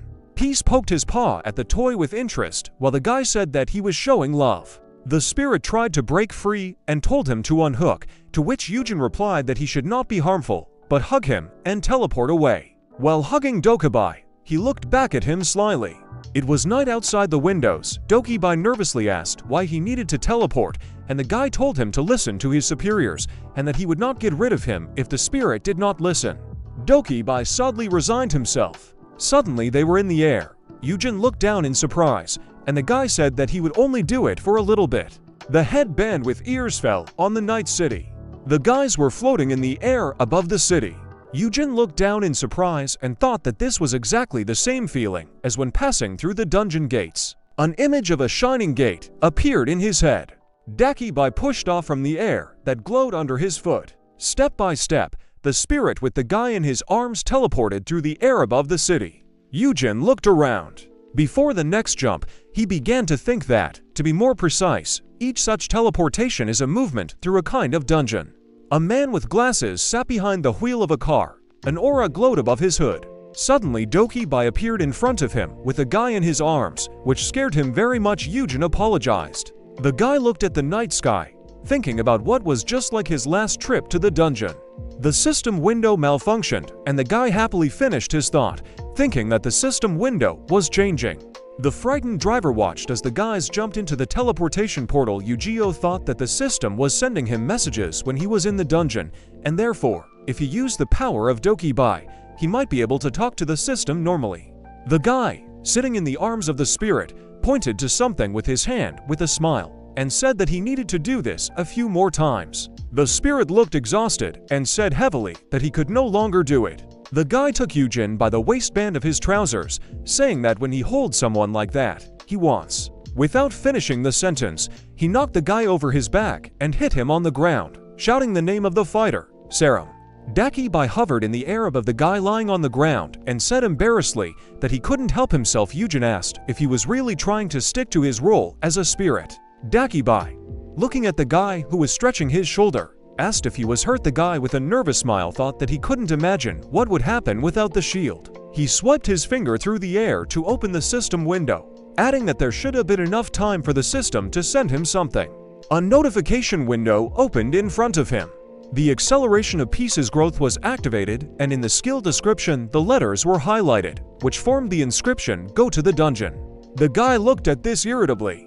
He did not take his eyes off the system window and thought that first there was a typo, now a change in the description of objects, after which he wondered if it was possible to simply open the chat as it was in the dungeon. He remembered the moment when he received unknown notifications and thought that, based on the contents, until he entered the dungeon, he would not even be able to find it, after which he wondered if it was possible that they simply could not do much in his world. The guy placed his hand on the spirit's head as he nervously asked if he should be given the potions. Eugene removed his hand and said, with a smile, that everything was fine, and he just needed to check something, and that thanks to Dokibai it was possible. As he walked away from the spirit, he looked back at him and said that he could go, and that if anything was needed, he would call, after which he thought that he had no choice but to return to the dungeon. The guy smiled sarcastically, raising his hand, and said that the spirit did a great job, calling him his favorite. Dakibai looked at him in confusion. The image of his grandmother appeared in his imagination, and he wondered why the boss looked so much like the grandmother who owned the house in ancient times. The night sky hung over the city. Dakibai said that he would see the guy off and offered to teleport him home. The guy agreed, thinking that this is how the spirit ended up under the influence of upbringing. The light was on in the guy's room. He looked at the message on his phone that showed the location of the winnings and said it was nearby. Eugene, looking in the mirror, put on a black hat, saying that no one would recognize him that way. He picked up the dark glasses and thought that it was time for him to move forward, because this is the only chance while the little black man's skills are still active. He put on his glasses and covered his face with a mask, adding that he was just quickly running into the dungeon for a small conversation, and mentally turned to the system, thinking that he was already on his way to it. There was a plant with large leaves in the corridor. Suddenly Eugene appeared around the corner. Step by step, he tried to walk secretly along the corridor, leaning against one wall or the other. Sitting behind a large flower, he held the leaf at face level and thought that this was the first stage. He activated the stealth skill wall lizard, after which he activated two more skills to strengthen it fourfold, the final retribution and the Rashida's predator. The guy hid his presence and, sitting opposite the elevator with security, thought that it would be very suspicious if the elevator suddenly went to a floor to which no one had called him. The elevator doors opened slightly. A man in a white robe came out of the elevator with a cart full of food. Eugene quickly slipped inside while he said that he was carrying lunches, adjusting his mask. He looked at the guy through the closing door and thought that he had come at this time on purpose and that his skill had been strengthened fourfold so that he could not be afraid of being detected, even by a. Eugene held onto his hat as he stood in the corner of the elevator next to a crowd of workers. The elevator reached the first floor and the door began to open, and the guy continued to think that besides, stealth skills are inherent only to monsters, and Dokibai is the only non-monster with such a skill. Eugene looked around as he exited the elevator, thinking that no one would suspect that someone could leave or enter using a stealth skill. He looked at the arched metal detector towards which a man in a suit was heading. Eugene rushed away while the man stood in the frame with his hands raised and was examined by a female security guard. The guy flew at their feet at high speed, thinking that all he had to do was get out of there. While he was running away from there, the girl told the man that the alarm had gone off and she needed to look at him, to which he said in surprise that he seemed to have laid out all his equipment. Clouds floated across the sky, and the guy mentally apologized, adding that after the skill ended, he would behave lower than grass, quieter than water. The multi-story building was surrounded by a blue barrier. The guy stood in front of the front door and, trying to catch his breath, said that the road here alone was more difficult than the dungeon itself. He stood at the console to enter the code and, looking around, was glad that no one was watching the F-class dungeons. The door opened and the dungeon gates appeared behind it, looking at them. The guy thought that he was just quickly going to talk to the system, after which he would return back to the hostel. He started counting on his fingers, saying that he had taken items and a lot of potions with him. Eugene then took out the gate stone, saying that he would take that too just in case. He remembered the moment when Eugene gave him this item, and, clenching it into his fist, he thought with relief that he had done the right thing by taking it, and mentally thanked his brother. Looking up at the gate, he turned to his brother, thinking that he might just come here, and immediately return to peaceful life. He stepped into the dungeon, and the gate shone blue. The guy ran in the shade of the tall treetops. Looking around, he said that this was supposed to be a forest dungeon, but everything looked more like a jungle. The monsters watched him from the tree branches as he accessed the system. There were many shining eyes watching him from the shadows. Eugene said that the system could at least guide him to the right place. The monsters jumped at him with a roar. The blue energy whip cut the monkey. The whips that grew from the guy's back cut down the monsters one by one, while he wondered out loud if it would take the system some time to find him again. The guy walked away towards the bushes. The whips continued to wriggle, and the corpses of the monsters fell to the ground. The guy ran through the forest past the monkeys, cutting them apart, keeping his hands in his pocket and trying to shout to the system. Extending his hand, he activated the viscous poison and began to accumulate the dark substance in his hand, saying that he had already arrived. Jumping up, he threw poison at the monsters, shouting for the system to finally show itself. He stepped on tree roots, shouting to the system. Having climbed the mountain of corpses, he raised his hand to his mouth and shouted for the shitty system to finally answer him. Eugene lowered himself and began collecting magic stones, indignant that at this rate, he would simply clear the dungeon, adding that, besides, F-rank stones were practically worthless. Suddenly, he fell back in fear because of the system window that appeared and exclaimed that the system scared him. In the system window, using lead style, it was written that it was not their fault. The guy scratched the back of his head incomprehensibly and wondered what this meant, that it was not their fault. The guy looked at another window that appeared, not having time to finish the question about why it was written like that and what they were talking about. In the window that appeared there was a description of the wishing stone. The guy asked what they had this time. He thoughtfully said that he remembered the wishing stone, after which he asked what it was for. Suddenly, before the guy's eyes, the line about the ban on resurrecting the dead began to disappear. He kept his eyes on what was happening and wondered why it was being erased. Suddenly, in place of this line, the system wrote an apology and an awkward emoji. The guy looked at this incomprehensibly, asking why they were apologizing. This message was repeated in the guy's head when suddenly he realized something. He, on his knees, grabbed his head and screamed, asking if the ban on resurrecting the dead was a bluff. He put his hands between himself and shouted at the system in rage, saying that it was not for nothing that it seemed strange to him last time, because how could it happen that you cannot resurrect the dead, but you can turn back time? Symbols appeared on the system window showing that the system was ashamed, and the guy continued to shout, asking why she deceived him, and then insulted her furious. He asked if she was hinting that she could not tell, and if she could only communicate with such symbols. He took out the gate stone, and again insulting her, told her to look at it. He raised the object above his head and angrily shouted to the system that he could easily deal with even a high-level monster, so that it could speak calmly. He fell silent, and silence hung in the air. Suddenly a response from the system appeared, and the guy said in surprise that this was what he meant. Before he could finish speaking, he looked in shock at the windows that appeared. System windows appeared in the air, one after another, and he asked in shock, what it was all about. While they appeared in the air, the guy asked to slow down. She told them not to get angry, because they understand how unpleasant it is, and that they want to tell him everything, but direct contact will cause certain consequences, and that the stronger the intervention, the easier to detect him. Then the system said that additional preparations were needed, because if too much information came up, he would be in danger, and then asked him to carefully prepare for a week. Eugene read the inscriptions in surprise, asking why they took so much time, a whole week, and if they were asking him to return a week after preparation.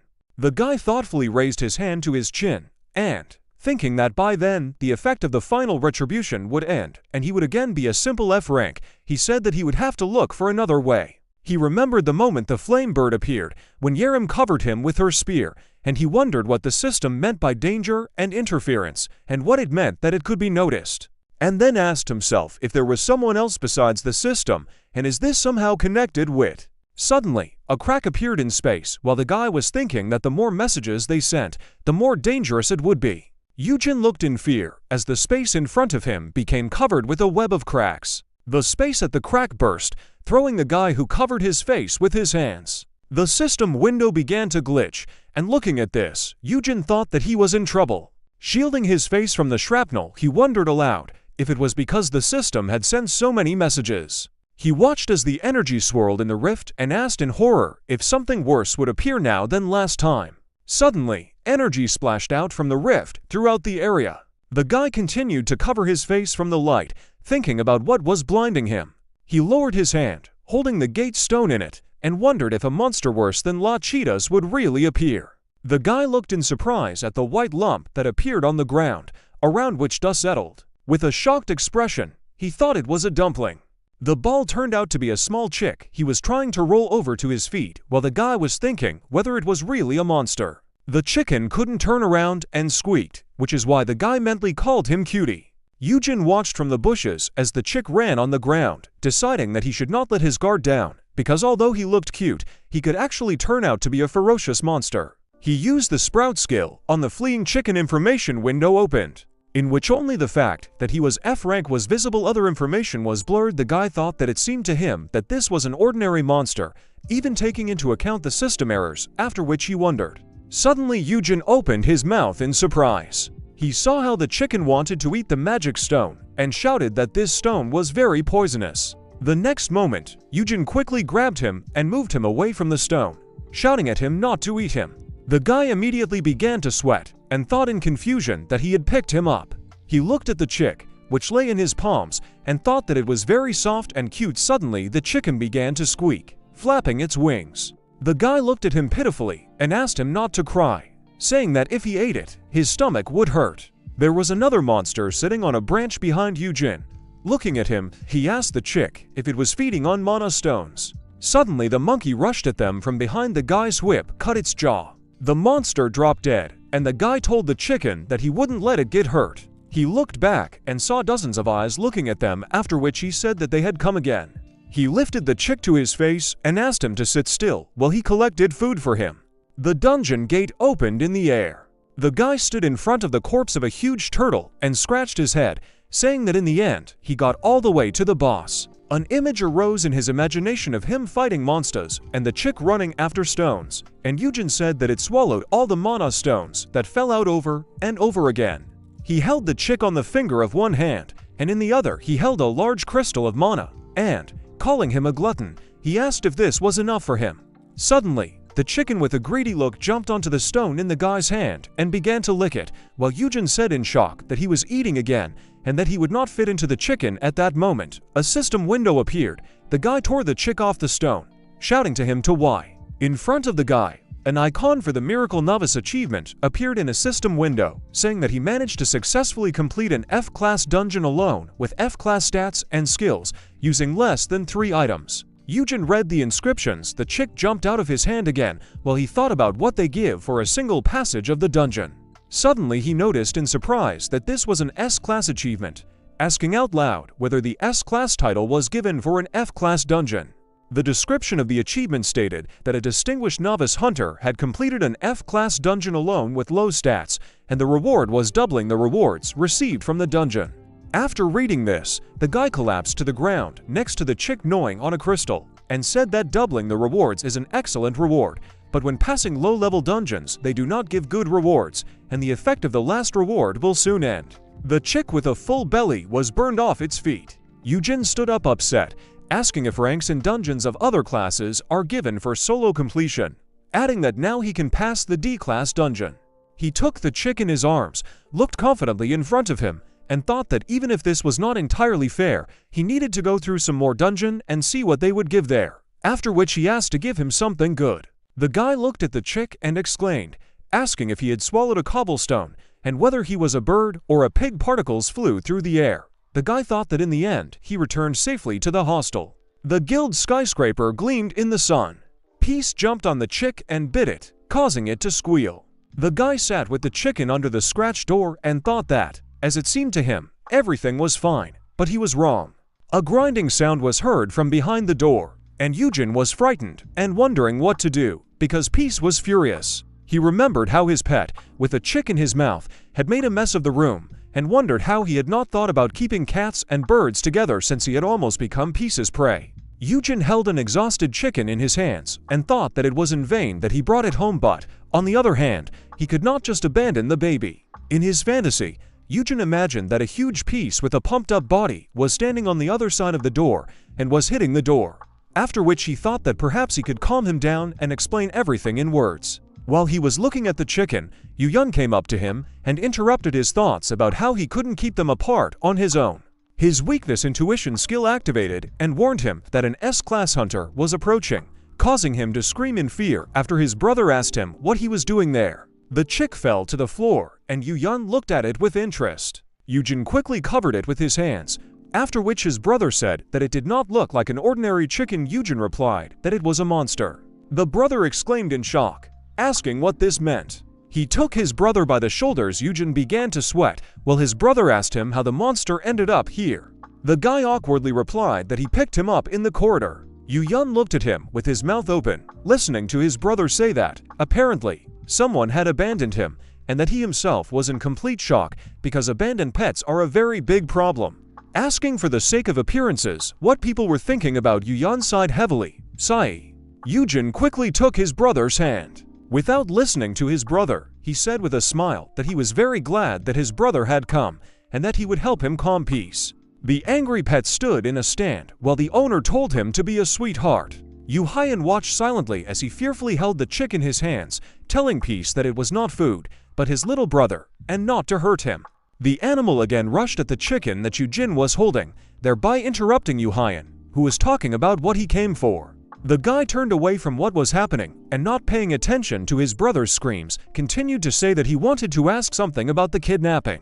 He opened his eyes. Peace jumped from behind him onto his lap, while the guy said that he could not decide to have this conversation because it was a traumatic experience for him.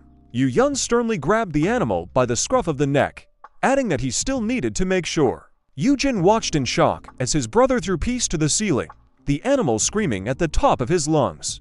The guy swallowed his tongue in shock and squeezed the pet in his hands, while his brother, rubbing his hands, said that now everything was fine and they could talk. Eugene suddenly shouted at his brother in rage, asking what he meant and what the hell he was doing. Yuyun listened to his brother in surprise, without saying anything in response. The white tiles of the room reflected the bright light. Eugene furiously asked his younger brother why he abandoned such a little one. The main character grabbed his younger brother by the shirt. Glaring at him with his evil gaze, Eugene told Yuyun not to act like he didn't see anything wrong with it. Yuyun told his older brother that Peace had C-class jaw. Peace jumped from the ceiling to the floor, looking at the main character with widened eyes. Peace and Yuyun looked at the angry protagonist in confusion. Eugene asked Yuyun what he considered a compelling argument, and that now everyone should be thrown around if their characteristics are high enough. Yuyun told his older brother that everything was wrong and asked him to calm down first. Eugene opened his mouth wide, scolding his little brother furiously. Eugene told Yuyun to quickly sit down on the sofa and look down at the floor. But not quite at the floor. Yuyun and Peace sat on the couch, looking guilty. The main character mentioned So Young in conversation, telling his younger brother that she said that her pet would be her companion for life, and the main character extended his hand, pointing his finger at Yuhayan, who looked at his older brother in confusion. The protagonist told Yu Hyun that he is its owner, but at the same time allows himself to throw it, adding that he does not care about peace at all. Yu Hyun turned his gaze to the confused Peace. Yu Hyun told his older brother that he couldn't say that he didn't care about peace at all. The main character opened his mouth wide in bewilderment. Clutching the back of his head, Yu Hyun told Eugene that of course he is happy, that he has a high-class beast, and it is a very valuable device, adding that from now on, he will try to be more gentle with it. Eugene was in slight shock, asking Eugene what he considered peace to be a device. The protagonist angrily widened his eyes. Pointing his finger down, Peepo sat on the protagonist's shoulder, spreading his wings to the sides. The main character told his younger brother that this is why peace does not list. The main character clenched his fist in rage, opening his mouth wide. The protagonist told his younger brother that it was not about that at all, but about his attitude, asking if he had done anything for peace. Yu Hyun sadly lowered his head. Looking at the floor, he told his older brother that he Washington. The main character looked like an angry cat. Baring his teeth, Eugene stated to Yu Hyun that he actually decided to pay off with food, asking where he was when he put all his efforts into raising peace. Yu Hyun drooped slightly, lowering his head. The protagonist put his hands to his side, glaring at his younger brother. Eugene told his older brother that he was to blame. Eugene thought that it was clear from him that he did not understand at all what his fault was. The main character recalled a moment from his childhood when Eugene brought a huge tree branch. The protagonist thought that his little brother had always been like this since childhood, noting that he doesn't care about the opinions of others when he can break off an entire tree branch without any pee. The main character closed his eyes and sighed heavily. Eugene told Eugene to hug him at least once. Eugene stood up from the sofa, happily looking at his older brother and spreading his arms to the sides. The protagonist told his younger brother not to hug him, but to hug peace. Yu Hyun sat down on the sofa and with a downcast face, hugged peace without touching him. The main character told his younger brother that this was a completely different matter, and he was positively delighted. The protagonist plopped down on the sofa, closing his eyes. Yu Hyun and Peace quickly jumped away from each other. Eugene told Yu Hyun to hug him more often and try to be friendlier with Peace. Peace approached the main character, raising his paw. The protagonist turned his attention to Peace, holding Peepo in his hands. Peace pressed his paws against the main character's leg. Looking at him guiltily, Eugene thought that Peace looked upset because he realized that he would also be scolded for his attitude towards Peepo. The protagonist extended his hands to Peace, holding Peepo in them. Peace extended his paw to Peepo. The main character asked Peace if he would hurt people anymore.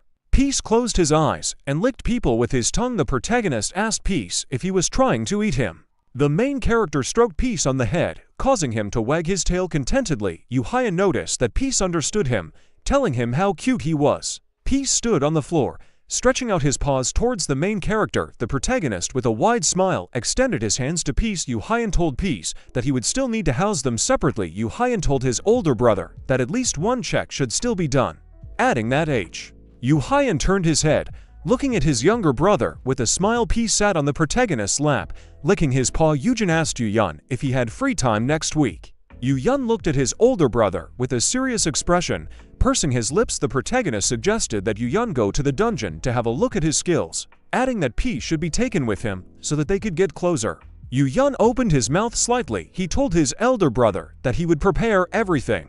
People sat on the protagonist's shoulder, looking to the side indifferently. Eugene looked at his older brother leaving with a serious face. Eugene thought that dodging and making excuses with a lie was so obvious that anyone would notice it. Thinking that his older brother was hiding something, Eugene thought that since that day he had gone to the dungeons twice more. The main character ran away from flying beetles into a dungeon. In a panic, the protagonist recalled that he went to an E-class underground cave. The protagonist sat with his hand extended towards the water serpent. The main character recalled that he also went to the D-class lake dungeon. Eugene looked attentively at the system windows, raising his eyebrows. The main character noticed that every time he visited the dungeon, the system greeted him. Eugene dropped a lot of stones and rewards, system notifications, an incredible achievement. You managed to successfully complete an E-class dungeon alone with F-class characteristics and skills, using less than 5 items in the process. Veteran F-class, you are a superhuman who has reached the peak of. The protagonist stared furiously at the system window. Eugene asked the system if they were normal there at all, because he did not have a single attacking skill, and for him it was useless. The protagonist put his hand to his face and knitted his eyebrows. He looked at the achievements given to him. the main character thought that he was indignant like a grandmother at the market, and next time, he was given something more or less suitable. System notification: you managed to successfully complete an E-class dungeon alone with F-class characteristics and skills. Using less than 5 items in the process, achievements have appeared elusive. You must be a master of stealth to be able to complete a D-class dungeon while being an F-class find. The protagonist sat on the floor with a thoughtful look and crossed his legs. Piece ate deliciously from the bowl. Peepo stood near a jar with magic crystals. The main character thought that it would be nice to use the bonus to double the attack skills of Yun or Yaram, but he would only be able to sh. The main character raised a small bottle upward. Peepo happily looked at the crystals, tightly grasping the bottle. Eugene told Peepo that it was not meant for him. The main character thought that maybe it was because of that system error, but Peepo had a lot of strange things. The protagonist recalled how he studied Peepo by placing him on a scale. The main character noticed that the skill of the tamer brought by Yun did not work, and that even he could not check either its growth conditions or activate it on it. My baby is the best. Peace closed his eyes and opened his mouth wide, yawning. Peepo quickly ran to the lying Peace. Peace opened his eyes wide and turned his head to look at Peepo, who jumped on him. Peepo happily sat on Peace's head. The main character suddenly rushed out of his phone, photographing Peace with Peepo. Eugene asked them to freeze so he could take a photo of them. Peepo stood on his paws and spread his wings to the sides. Peepo could not stand on his head and began to roll down Peace's face. Peepo fell under Peace's paws, lying on his back. The protagonist looked at the photographs taken on his phone. Eugene said that the photo of Peepo standing on Peace's head could be the new profile photo. The main character thought that he had finally created an account on a social network, which he had wanted to do for a long time. The protagonist witty. The main character was surprised that he had so many subscribers. Hyojin thought it was because his babies were too cute. Doki Bai suddenly appeared from the TV. Smiling widely, Doki Bai told the main character to follow him back. Doki Bai extended his finger with a sharp claw towards Peepo. Doki Bai told the protagonist that everyone was going crazy over how cute he was, noting that Peepo was the new gluttonous rice cake. Dakabai held out a large magic stone, and Peepo immediately grabbed onto it. The main character was shocked by what he saw. Dakabai offered Peepo a mana stone. The protagonist noticed in surprise that this wasn't a class stone. The protagonist grabbed Peepo, angrily swearing at Dakabai. With an innocent face, the main character called Daki by a hooligan, telling him not to give anything so easily and not to throw away such valuables. Daki Bai clasped his hands together, blushing slightly when he saw the swearing granny in the main character. Daki Bai told the protagonist that he would remember this and called him Granny. Eugene thought that he didn't have time to understand anything, and Dakubi was already under the influence of high. It was raining heavily outside the window. It was said on TV that a building for breeding animals would be built right next door to the Abyss Guild. There was news on TV from the construction site of the building. According to the news, thanks to the hiring of a team of awakened builders and an excess of building materials, the building is pla.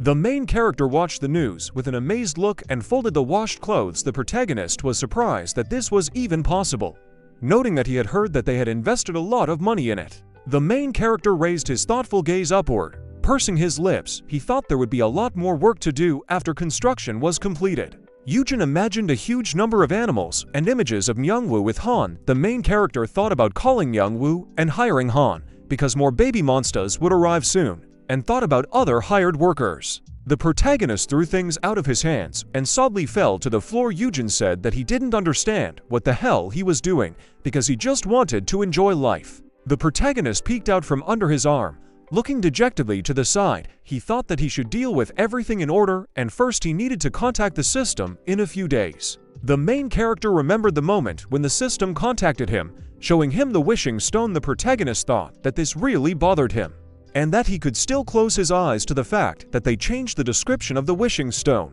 since he did not lose anything in th. The main character slightly opened his mouth with a serious expression on his face. He said it wasn't his fault. The protagonist remembered the moment when the system told him that it was not his fault. Vugan thought that the more important thing is that isn't something that is usually said when something goes wrong.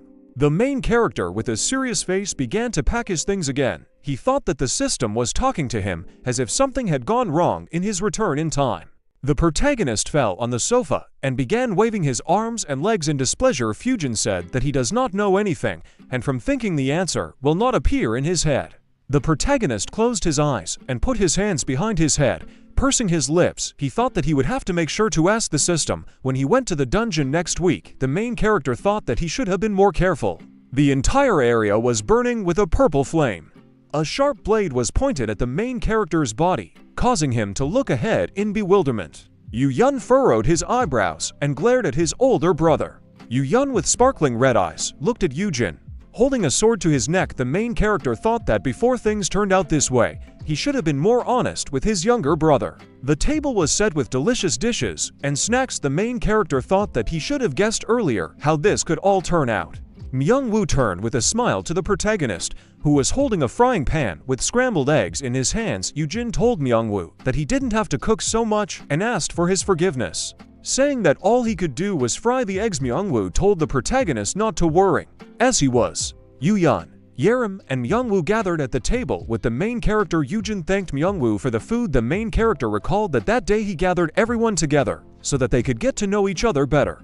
Yaram closed her eyes and smiled widely. Clutching a spoon in her hand, Yaram said, "Myung-woo is the best as always." Eugene closed his eyes and smiled widely. Pointing at the food with his hand, the protagonist told his younger brother to try the food, as it was very tasty. Eugene knitted his eyebrows and looked at the food with a serious face. Holding chopsticks in his hand, Eugene said that everything is fine and his older brother's scrambled eggs are enough for him. There was a tense energy at the table. The main character looked slightly downcast from this situation. He thought that Eugene could at least try halfway to be like Yaram.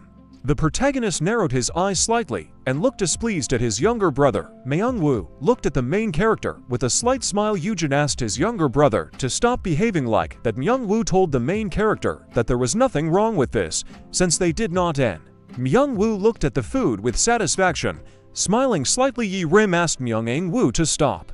Yoo-hyun turned his head towards his older brother, who was bringing the spoon to his mouth. Yoo-hyun clarified with Eugene that Myung-woo will leave the abyss with him. The protagonist told his younger brother that Myung-woo was going to leave with him, although his guild begged him to stay. But the main character imagined Semiong sitting on one knee, holding the hand of Myung-woo, who shook his head negatively. Yaram moved closer to the table with a joyful smile. Widening her eyes at the protagonist, Yaram asked Eugene what it meant that the new building would have both a nursery and a forge. The main character told Yaram that this place would become a gathering place for talented people. Eugene, with a downcast face, raised a glass of water to his face. Yoo-hyun said dissatisfiedly that this would not be certain. The main character chewed his food and glanced at his younger brother. The protagonist thought that Yoo-hyun had finally realized that he would lose a capable person. Eugene and Myung-woo smiled happily as they clinked their food with each other. The protagonist thought that he brought them together so that they could get to know each other better, and Yoo-hyun could be a little friendlier with Myung-woo and praise him. The main character told Myung-woo that when the protagonist opened his eyes wide, beaming with happiness, Eugene was surprised to ask Myung-woo if this was true. The main character thought that Myung-woo already promised free equipment. The main character couldn't decide what to choose, armor or skill. Eugene looked with an embittered look into a glass of water, which he squeezed tightly in his hand, causing it to crack. The main character thought that Eugene was really that stubborn, or just clueless.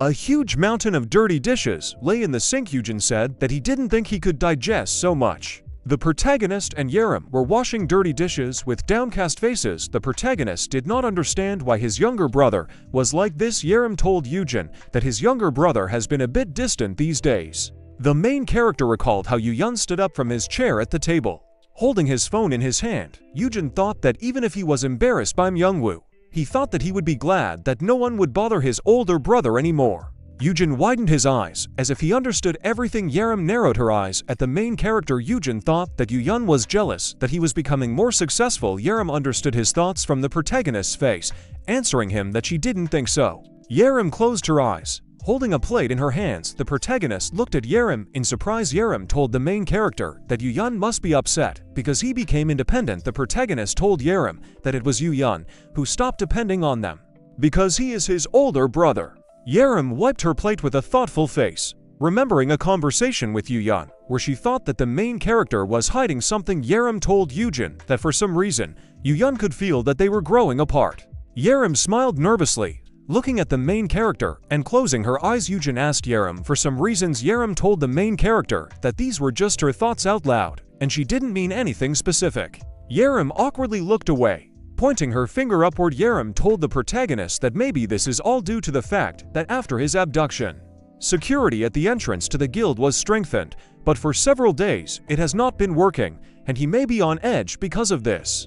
The main character widened his eyes, looking at Yaram in bewilderment. Eugene's conversation with his younger brother was open on the phone. The main character asked Eugene to buy him some tasty food. Eugene replied to Eugene that he would buy everything. The protagonist wrote to Eugene, asking him if he was free next week, and if not, he would go to the dungeon with Yaram. The main character closed his eyes and smiled joyfully, holding a beautiful flower bouquet in his hands. Holding it out to Eugene, the protagonist told his younger brother that this was a gift for him. Eugene looked at the bouquet of flowers indifferently. Knitting his eyebrows, he asked his older brother what it was. Eugene took the bouquet and handed it to his guard. The main character watched the actions of his younger brother with bewilderment. Eugene told the guard that he would pick them up later and that he should hold the bouquet for now. Eugene thought something was wrong. The main character was sitting in the front seat of the car with a downcast look. Peace lay on the protagonist's neck. Watching him closely, Eugene thought he bought them to make Eugene relax a little. The main character imagined himself giving flowers to Eugene, which made him smile with happiness. The protagonist thought that he would be happy with such a surprise. Eugene sat behind the wheel of the car with a serious look, carefully looking at the road. The main character did not understand what could make him so angry. The protagonist awkwardly looked out the car window, raising his hand to his face. He thought they really should talk. The weather in the dungeon was beautiful, clear, and the sun shone brightly on the island. The main character noticed that in the end, something happened in the dungeon. Peace approached the grass with curiosity. Raising his paw to it, the protagonist told Peace that this is called a dungeon. Eugene put his hands to his side, looking at Peace with interest. Peace looked at the main character with a questioning look. Eugene asked Peace if he remembered living in a similar place. Eugene pursed his lips and gazed intently at the area of the dungeon. The main character told Peace that maybe it was for the best that he didn't remember it. Peace reared up, eyes wide. The protagonist looked sideways, raising his eyebrows. The main character told Peace that these are probably not the best memories. Monsters jumped out of the bushes at the guys, baring their teeth. Peace bared his teeth, rushing at the monsters with rage. Peace scattered monsters in the air, rushing at him. The main character and Eugene watched Peace closely. The protagonist was surprised by what Peace was doing. Eugene looked at Peace indifferently, his mouth slightly open. The main character looked at his younger brother in surprise. Eugene told his older brother that this was quite normal. Peace tore monsters apart with his sharp claws. Eugene told the main character that most monsters see each other as enemies, which is why they fight among themselves, noting that this makes them feel better. Eugene turned around and walked away from the main character. Eugene was happy that Peace would at least increase his level a little, as before he was worried that he had not been growing lately. Eugene told his older brother that he should also raise his level, because that is what they came there for. The protagonist narrowed his eyes, looking indignantly at his younger brother. He didn't understand how long Eugene would continue to act like this. The main character ran after his brother along a forest path, holding a weapon in his hands. A monster suddenly appeared out of nowhere and jumped on the protagonist. Eugene widened his eyes while standing in a fighting stance. The monster was suddenly grabbed, with a rope wrapped around him. The main character said that this was another monster, calling him to him. Eugene closed his eyes and with a pathetic expression on his face, raised his hand, exploding the monster above. The main character pulled his spear forward, defending himself from the monster, and suddenly Eugene grabbed him again. Eugene fried the monster, causing the main character to cover his face with his hand, looking at what was happening in bewilderment. Eugene covered his brother's eyes with his skill, looking away with an indifferent gaze. The protagonist twisted his face with displeasure, frowning his eyebrows. The main character looked furiously at his younger brother, who threw the monster in his direction. Eugene asked Eugene told his brother Thathian why he was constantly trying to stop him. Eugene told his brother that he was helping him because it was dangerous there. The protagonist pierced the monster with his spear. Looking displeased at his brother, Eugene told his brother that he perfectly understands that he has some grievances against him, since it is written on his face, and if he is upset about something, he can simply tell him the reason. Eugene looked at his brother with a displeased face as he swung his blade, killing the monster. Eugene told Eugene that he would not talk to him openly. The protagonist knitted his eyebrows and looked at Eugene with confusion. Eugene extended his hand, pointing his finger at Eugene. Looking at him furiously, the main character confronted his brother that he wasn't telling him anything either. The protagonist bared his teeth, clenching them in rage, and furrowed his brows. Remembering the image of Simayong and Hyuna, the main character told Yuyun that he heard everything about how he caused chaos everywhere, slightly distorted rumors. Eugene threw his spear over his shoulder, pointing his finger at his brother. With displeasure, the protagonist told Yuyun that instead of sharing with him, he constantly keeps everything to himself. Yuyun threw his sword towards his brother. Killing the monster behind him, the protagonist widened his eyes in fear. The main character looked warily at the killed monster. Leaning on his spear, Yuyun told Eugene that this was all to protect him and also to increase the guild's influence. Yuyun lowered his gaze. Frowning in displeasure, he told the main character that, however, he had his own big business. Eugene looked at his brother in confusion. He pulled his sword out of the monster. Yuyun told his brother that he knew very well that he was crossing a line, but he had to admit that it was beyond him, and he was extremely upset. Eugene was slightly upset and opened his mouth slightly. He didn't understand why his brother was saying such things. The main character leaned down slightly, stabbing his sword into the monster behind Yuyun. The protagonist told his brother that the family can worry about each other as much as they want. The main character looked at his brother with a serious expression, throwing him his sword. Eugene told Yuyun that he was telling him that he didn't need to be overly concerned since the leaders of many guilds wouldn't lay a finger on him. Yuyun looked at his brother with displeasure, catching his sword with his hand. Yuyun opened his mouth slightly. He told his brother that this was not the problem at all. The main character looked with confusion at his brother, who extended his palm to the ground. Eugene asked Yuyun what was the matter then. Yuyun swung his sword and slashed his fire at the advancing monsters. Only the red eyes of the monsters were visible in the fire. Yuyun asked his brother why he couldn't just stay. The main character raised his hand, shielding his face from the fire. Yuyun told Yuyun to just stand there and do nothing, adding that he would do everything for him. Yuyun looked at his older brother with a serious look, his eyebrows knitted together. He told Eugene that he doesn't ask questions, and he shouldn't, and that at the very least, he doesn't need to go to the dungeons. The main character widened his eyes, knitting his eyebrows in surprise. The protagonist recalled how his younger brother sat against the wall with a downcast look.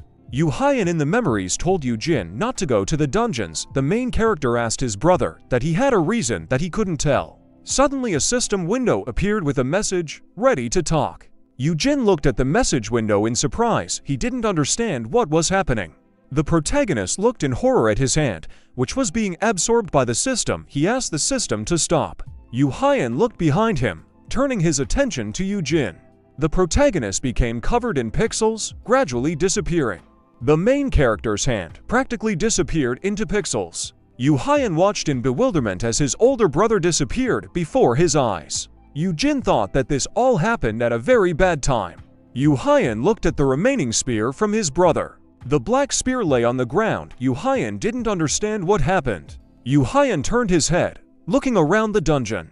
He turned his head to the side, his eyes widening in horror. Yuyun called his brother. Eugene moved to another space surrounded by blue light. The main character opened his mouth wide and widened his eyes in panic. He did not understand where he was being dragged and why at that moment. The protagonist suddenly hovered in the air and widened his eyes in surprise. A pixelated emoticon appeared in front of the main character's face, which made him perplexed. The system said to the main character, "Welcome," calling him sweet. The system looked like a pixelated pink smiley smiling widely. A lot of pixelated emoticons appeared in front of the shocked main character. The system contacted the protagonist, asking if he could see them well. The main character looked at the systems in shock, his mouth open. He asked her that she was a system. The system smiled happily at the main character. The system's yellow smiley told the protagonist that he was right, and they were pleased to meet him. Noting that he connected just fine, the blue emoticon of the system asked the protagonist that he must have many questions. Eugene asked the system to why. The system covered the main character's mouth with a pixelated hand. The system told Eugene that names were not allowed. The protagonist widened his eyes in surprise. Looking at the system, the blue emoticon of the system told the main character that if the amount of information reaches the limit, the connection will be interrupted, adding that the name is an important fact and they need to hide it from him. Hyojin opened his mouth in bewilderment. He asked the system who they were talking about. All the emoticons in the system smiled sarcastically and covered their eyes, saying that this is the one who cannot be named. The main character joked that it could be Voldemort. The main character looked anxiously at the pink smiley with his hand raised. The system noted, apologizing in advance, that there was a reason why the description of the wishing stone was wrong. Eugene told the system that everything was fine.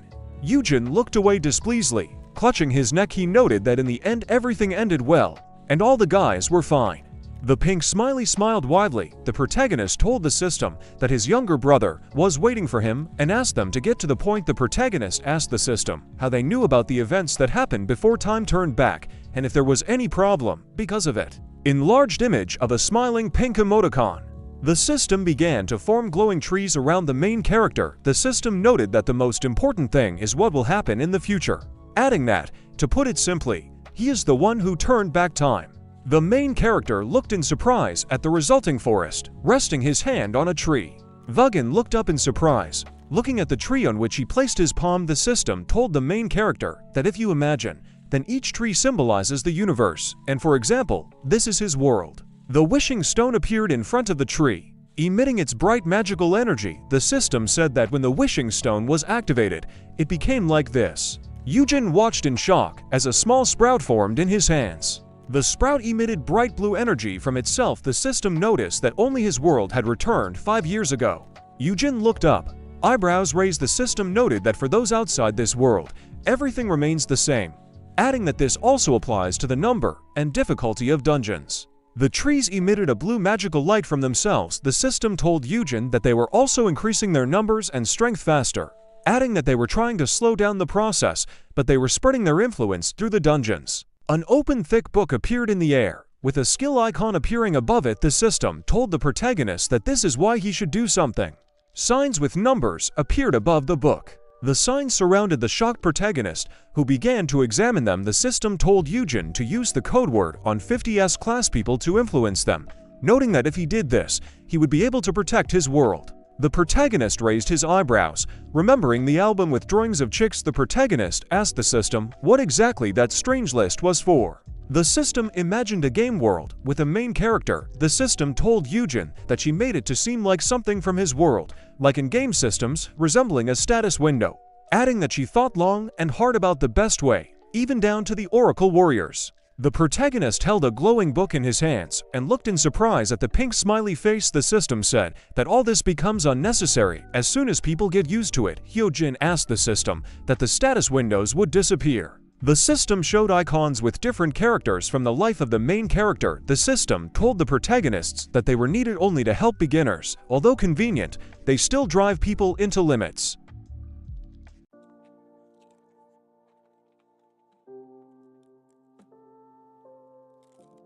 The system showed an icon with Myungwoo, which crashed. It told Eugene that, for example, people believe that the F class is hard to grow up no matter how hard you try, but there are those around him who have already destroyed this stereotype. The protagonist watched the system carefully, pursing his lips. The system noted that nothing is set in stone, neither characteristics nor skills, adding that people are destined to change. The protagonist opened his mouth slightly in surprise. The main character grabbed a smiling pink emoticon with both hands. Eugene angrily widened his eyes and bared his teeth, clutching a pink smiley face in his hands. The main character told the system to first change the code word. The protagonist contorted his face with frantic anger, glaring angrily at the system. Eugene told the system that if they were going to entrust him with an important mission, then they shouldn't have given such a crap word. The system asked Eugene to calm down. The main character imagined himself among his friends, where he had to fulfill the mission of confessing his love. The protagonist angrily swore at the system, asking that he needs to influence 50 people, and they invite him to confess his love to them all, noting that it looks like some kind of game. A blue smiley face appeared in front of the angry protagonist. He told Eugene that they couldn't choose a code word, adding that they were just testing his skills and writing down his name and explanation. The protagonist told the system that the code word wouldn't be so terrible if they explained every. Eugene imagined a happy Myungwoo, receiving everything he needed. The main character looked intently at the pink smiley face. A green smiley appeared behind the protagonist. He told the main character that this is all because the skills were taken from information about the past world. Various creatures appeared around the main character. The system noticed that Eugene had already noticed the existence of other universes. The system imagined a forge with the fire spirit Ismuar. The system told the protagonist that the gold forge was created from outside and sent to his world. A pierced heart with a dagger bled onto the crystal. Against the backdrop of a blue dragon, Manhwa stood with flowers against the background of a golden forge. The system noted that it was very rare to send such value there, because the previous owner of the skills used his power, sacrificing his life for the sake of the future of others. The system presented gray cards with pictures of rabbits. The system told the protagonist that they usually write down all the information jumbled together, such as writing the classification of a new animal based on already known ones, adding that even so there are inaccuracies and they have no POW. A red icon with a skill appeared in front of the main character. The system told the protagonist that this was also the first appearance of the ideal educator. Red perfect caregiver skill icon, proof that you have raised a person who has become one of the strongest in the world. The abilities of the teacher have become even more ideal due to the improvement of your. The system's pink and green smileys floated in the air. The green smiley said that the title of educator itself is quite rare, and in order to gain the skill, he must be recognized as an educator by a born S class. The main character asked the system about the born S class. The system recalled the moment when the main character looked at Shion Han's face. The system told Eugene that he had used a cutting. The system recalled Yaram holding a weapon in her hands, surrounded by ice. The system noted that most often the awakening of an S class becomes possible under the condition between A and S.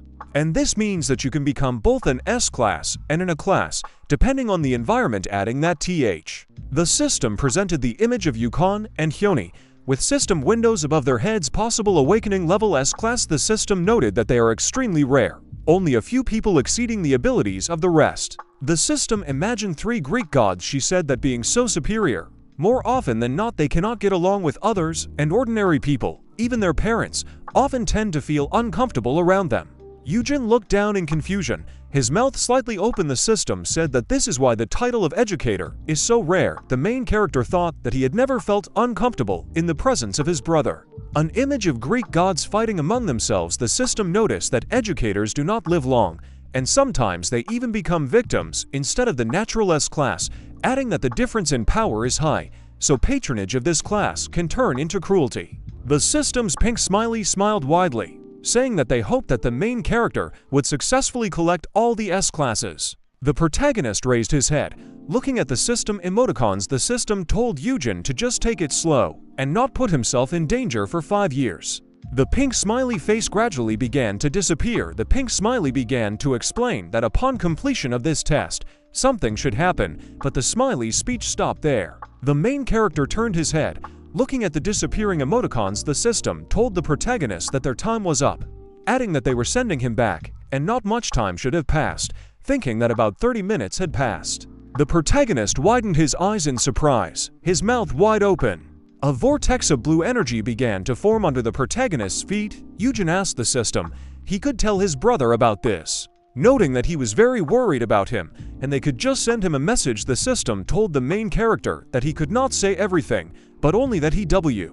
The funnel of the system began to suck in the body of the main character. Eugene realized that the dungeon generation rule remained the same, so he was going to explore it. The system responded that it remained the same, noting that there would be instances of dungeons from the future appearing, but TH. The protagonist opened his eyes wide in surprise and knitted his eyebrows, raising his hand to his face. The main character wanted to ask the system about monsters. The system told the main character not to worry, because he would find out about everything, even if he didn't want to. And the time wool. Eugene appeared in the sky, having escaped from the system. The main character was lying on the ground, looking up in bewilderment. The protagonist suddenly jumped up from the ground, looking around the dungeon in shock. He was worried about what was happening to his brother. Huge clouds of smoke rose up around Eugene, and the entire forest was on fire. The main character was going to hurry up and explain everything and calm down Eugene.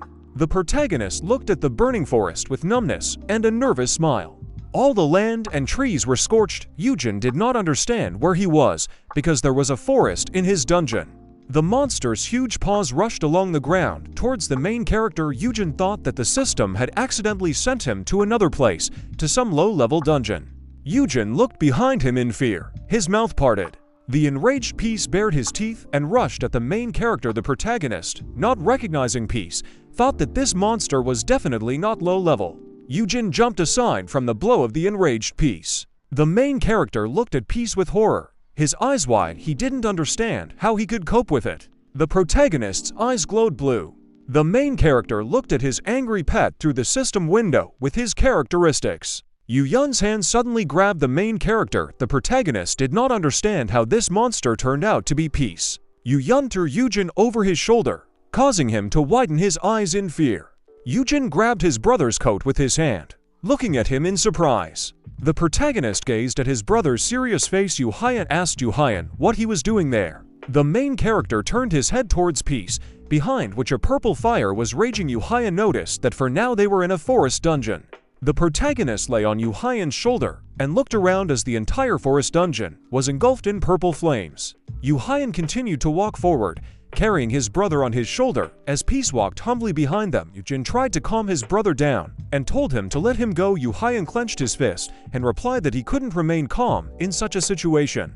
Peace looked disdainfully towards Eugene and snorted. The main character told his brother that he would explain everything to him and at the same time turned to his pet to stop his angry little brother.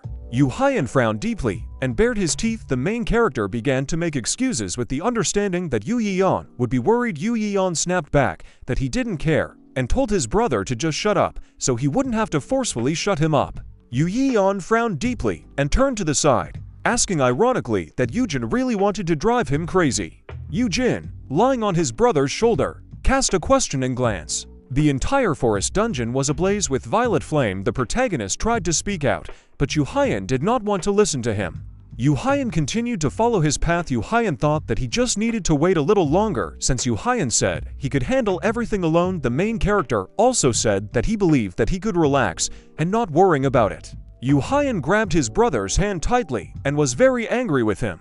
Yuhyun threw his brother to the ground, causing him to close his eyes tightly. Waving his arms to the side, Yuhyun explained that he no longer had any other choice. Yuhyun held out his sharp sword in front of Eugene's face, who looked on in sweat. Yuhyun glared at his brother and held a sword with a purple aura in front of the protagonist's face. Yun noted that he would simply tell the others that Eugene died in this dungeon. Eugene looked dumbfounded at his brother, who was holding a sharp blade in front of him. Yun added that too much could happen if Eugene were left alive. The corpse of a huge monster, similar to a griffin, lay on the smoldering ground. Yuhyun noted that he could convince others that Eugene died because of the dungeon boss, even though some would not believe that he could not protect his D-class dungeon brother. Yuhyun ran the blade of his blade across his frightened brother's shoulder. Yuhyun added that an arm or a leg would be excellent evidence to the contrary. Yuhyun imagined two warriors in golden armor fighting each other. Realizing that the patronage of the S-class could turn into cruelty, Yun replied that although it would be painful, he would protect Eugene from now on. Yun raised his blade into the air and glared at his brother. Yun told his brother to be patient for a moment because he would instantly heal him with a potion. Eugene was shocked and his eyes widened. Yun tried to thrust the sword into his brother, but the system shield prevented him from doing so. The main character suddenly jumped up and ran to the side, angrily turning back at his brother, calling him a psycho. The protagonist tried to grab to system blades. Looking back angrily, Yuhyun understood that if Yuhyun really wanted to do this, he would have already lost his arm. The protagonist understood that Yuhyun still had doubts. Yuhyun displeasedly asked his brother how he could be grateful to him for. The main character released two daggers towards his brother, who was preparing for this attack, and swung his sword. Yuhyun looked at his brother angrily as he parried Eugene's dagger attack. With his sword, Yuhyun noted that the protagonist still had no thoughts of staying by his brother's side. Yuhyun grabbed his brother's shirt while holding his sharp sword with a purple aura. Yuhyun angrily pointed out that his older brother had been hiding information from the very beginning. Eugene held the blue pendant in his hands and raised it into the air. Eugene told his pet to stop his little brother. Peace immediately became furious and grew in size, trying to attack Yun. Peace bloodthirstily grabbed the hand of Yun, who glared at him. Yun noticed that this option with the beast could not work. Yun moved his hand to the side and struck Peace on the head with the hilt of his sword. With a deft movement of his hands, Yuhyun knocked the huge and ferocious Peace to the ground. Peace lay unconscious, his tongue hanging out of his mouth. Eugene, frightened for his pet, rushed to his aid, trying to call him. Yuhyun swung his arm and knocked Eugene to the ground. Yuhyun gripped the hilt of the blade tightly and raised it into the air above his head. Yuhaya noted that it would be better this way. Bright fragments of matter scattered in the air. Yuhaya deliberately missed with his blade and stuck it into the ground, next to the head of Eugene, who looked dumbfounded at what was happening. Yuhaya bowed down in front of his brother and looked at him carefully. Yuhaya said that he liked everything and thought that they had made peace and everything was back to normal. Yuhaya tried not to notice anything, even if something seemed strange to him. Therefore, Yuhaya asked his brother if Peace lay lifeless on the destroyed ground. Yuhaya also recalled the fiery horn Peace, asking the protagonist if he really received the skill to tame magical beasts at level 10. Yuhaya explained that Eugene would not mess with the beast, knowing how much effort it would take. Eugene looked at the blade angrily, pursing his lips. Eugene reminded the main character of Manhwa and Peepo. The protagonist looked up in surprise at his brother, his mouth slightly open. Eugene said that he didn't care what happened outside the dungeons, but for some reason something happened every time he entered the dungeons, even this time. Eugene dropped his head and opened his mouth slightly. He said he has no idea what's going on, and there's nothing he can do when the main character goes missing. Yuhaya looked at his brother with a sad expression, causing his eyes to fill with tears. Yuhaya didn't understand how he was supposed to deal with all this. Eugene fell to the ground and looked dumbfounded at his brother, who was holding his head. Yuhaya said that he still didn't think he could take his arm, but he could take some blood or a piece of flesh. Yuhaya tried to free his sword from the ground as the main character lay underneath him, his eyes wide in shock. Yuhaya looked at his brother with contempt as he tried to reach for his sword. Eugene ordered not to do this, but the younger brother noted that he would immediately cure him. The main character looked at what was happening in rage and anger and shouted to the system about how long it would last because his brother practically touched his face with a purple sword. Yuhaya swung his sword as a blue system window appeared between him and his brother, emitting a blue aura. Yuhaya looked ahead in amazement. Yuhaya clutched the sword in his hand and looked dumbfounded at the blue system window. Yuhaya watched as Eugene fussed and ran from place to place. Yuhaya didn't understand what came out in front of him. Eugene hurriedly notified his brother that he was going to explain everything quickly. Eugene cleared his throat lightly as Yuhaya looked at the system window in shock. The main character said that everything was exactly as Yuhaya thought, because when he saw Peace for the first time, he decided to raise him, noting that he actually received an S-class skill. Eugene listened in amazement as Eugene explained that he had gone into dungeons several times and ended up with Peepo. Eugene shyly peeked out from under his bangs, sitting on the ground and holding his head. Eugene explained that this all happened thanks to the system and he secretly helped its creator. Eugene looked at his brother worriedly and opened his mouth. The protagonist noted that he was going to tell his brother about this, which is why he requested messages. Yuhaya began to go over the words spoken and tried to understand the essence of what was happening. Eugene got angry at his brother and punched him in the face as hard as he could. Yuhaya didn't understand why the system chose him. He was constantly being forced to do something dangerous. Eugene replied that it was Yuhaya himself who constantly exposed him to danger. Yuhaya, after such a blow, held his hand as he was injured, realizing that the S-lass had a hard head. The main character glared at his brother from under his long bangs. He explained that he did not hide all this because he could not trust his brother. Yuhaya opened his eyes in trepidation and looked back at his brother. Eugene explained that the only one he trusted the most was his brother. Eugene bowed down in front of Peace's lifeless body while his brother was watching everything that was happening. Eugene noted that if Eugene calmed down, he asked him to give a healing potion for Peace. Eugene held a pot of magical green stones in his hands and used one of them for Peace. Eugene went on about how Eugene must have been worried about him all this time.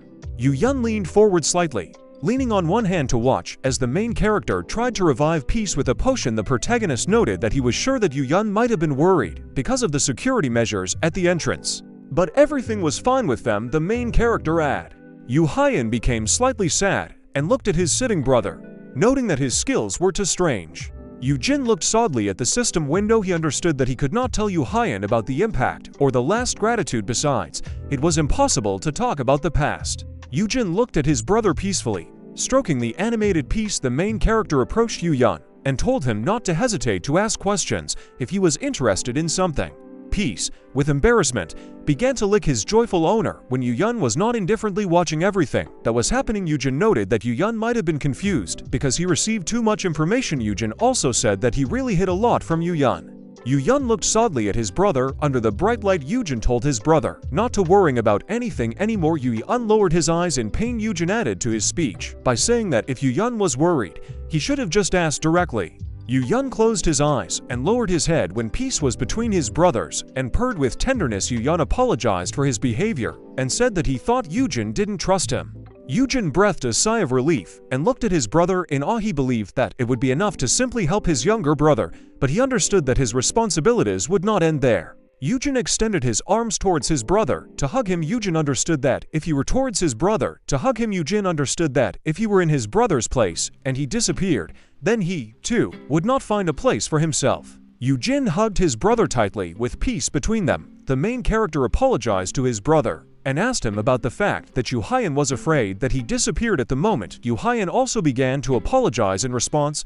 and admitted his guilt. Peace looked up, purring from the brother's tight embrace. Eugene told Yun not to worry about it and hugged him even tighter. Eugene, standing opposite his brother, widened his eyes and spread his arms to the sides when he saw that the fiery piece had shrunk in size. He didn't understand why did his beast shrink, although just recently it had just grown. Hyun looked down on his brother, who looked a little surprised at his pet, whose eyes shone with affection. Hyun, with his hands in his pockets, noted that peace will become larger when necessary. And it did not increase on purpose. Hyun added that Eugene wouldn't be able to hug his pet if. The protagonist picked up his pet Peace, who lay contentedly and purred in his arms. The main character ironically addressed his beast, telling him that he should at least warn him when he is about to grow again. A woman's hand reached out through the system's blue screen, and the system's character watched as Eugene glared at his brother menacingly. The main character told his brother that he didn't level up as a result and told Yun to apologize to Peace for hitting him before leaving through the blue wind. Eugene held his peace by the paws when Yun lowered his head in shame and began to apologize to his pet, to which Eugene reacted extremely sharply since he did not like such apologies.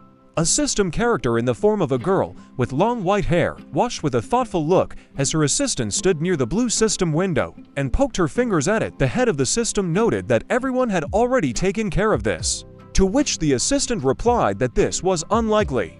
The head of the system stood behind his assistant, who was sitting at the system control panel. The assistant asked the head about whether Eugene's younger brother, calling him sweet, was dangerous to them. The chapter noted that Yun had already saved the main character once, risking his life.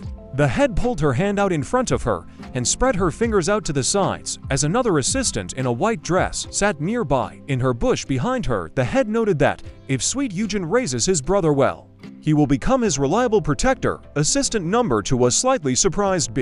The head of the system crossed her arms and turned her gaze back towards the other assistant, answering her that there would not be enough time for the blacksmith to grow. Assistant number 2 was slightly saddened. Another system character with the skin of a white wolf on his body was walking up the stairs. He noted that Yun should have been sent to the next world if their current one collapsed. The head of the system, puzzled, turned back to her assistant, who was sitting at the control panel, lightly touching her face. The assistant asked about Eugene, noting that if they failed, then he too should be sent to the next world. The head of the system replied that she would very much like this. The guys from the system noticed that Eugene, the protagonist, would probably refuse, especially if they forced him to leave. He would fall apart.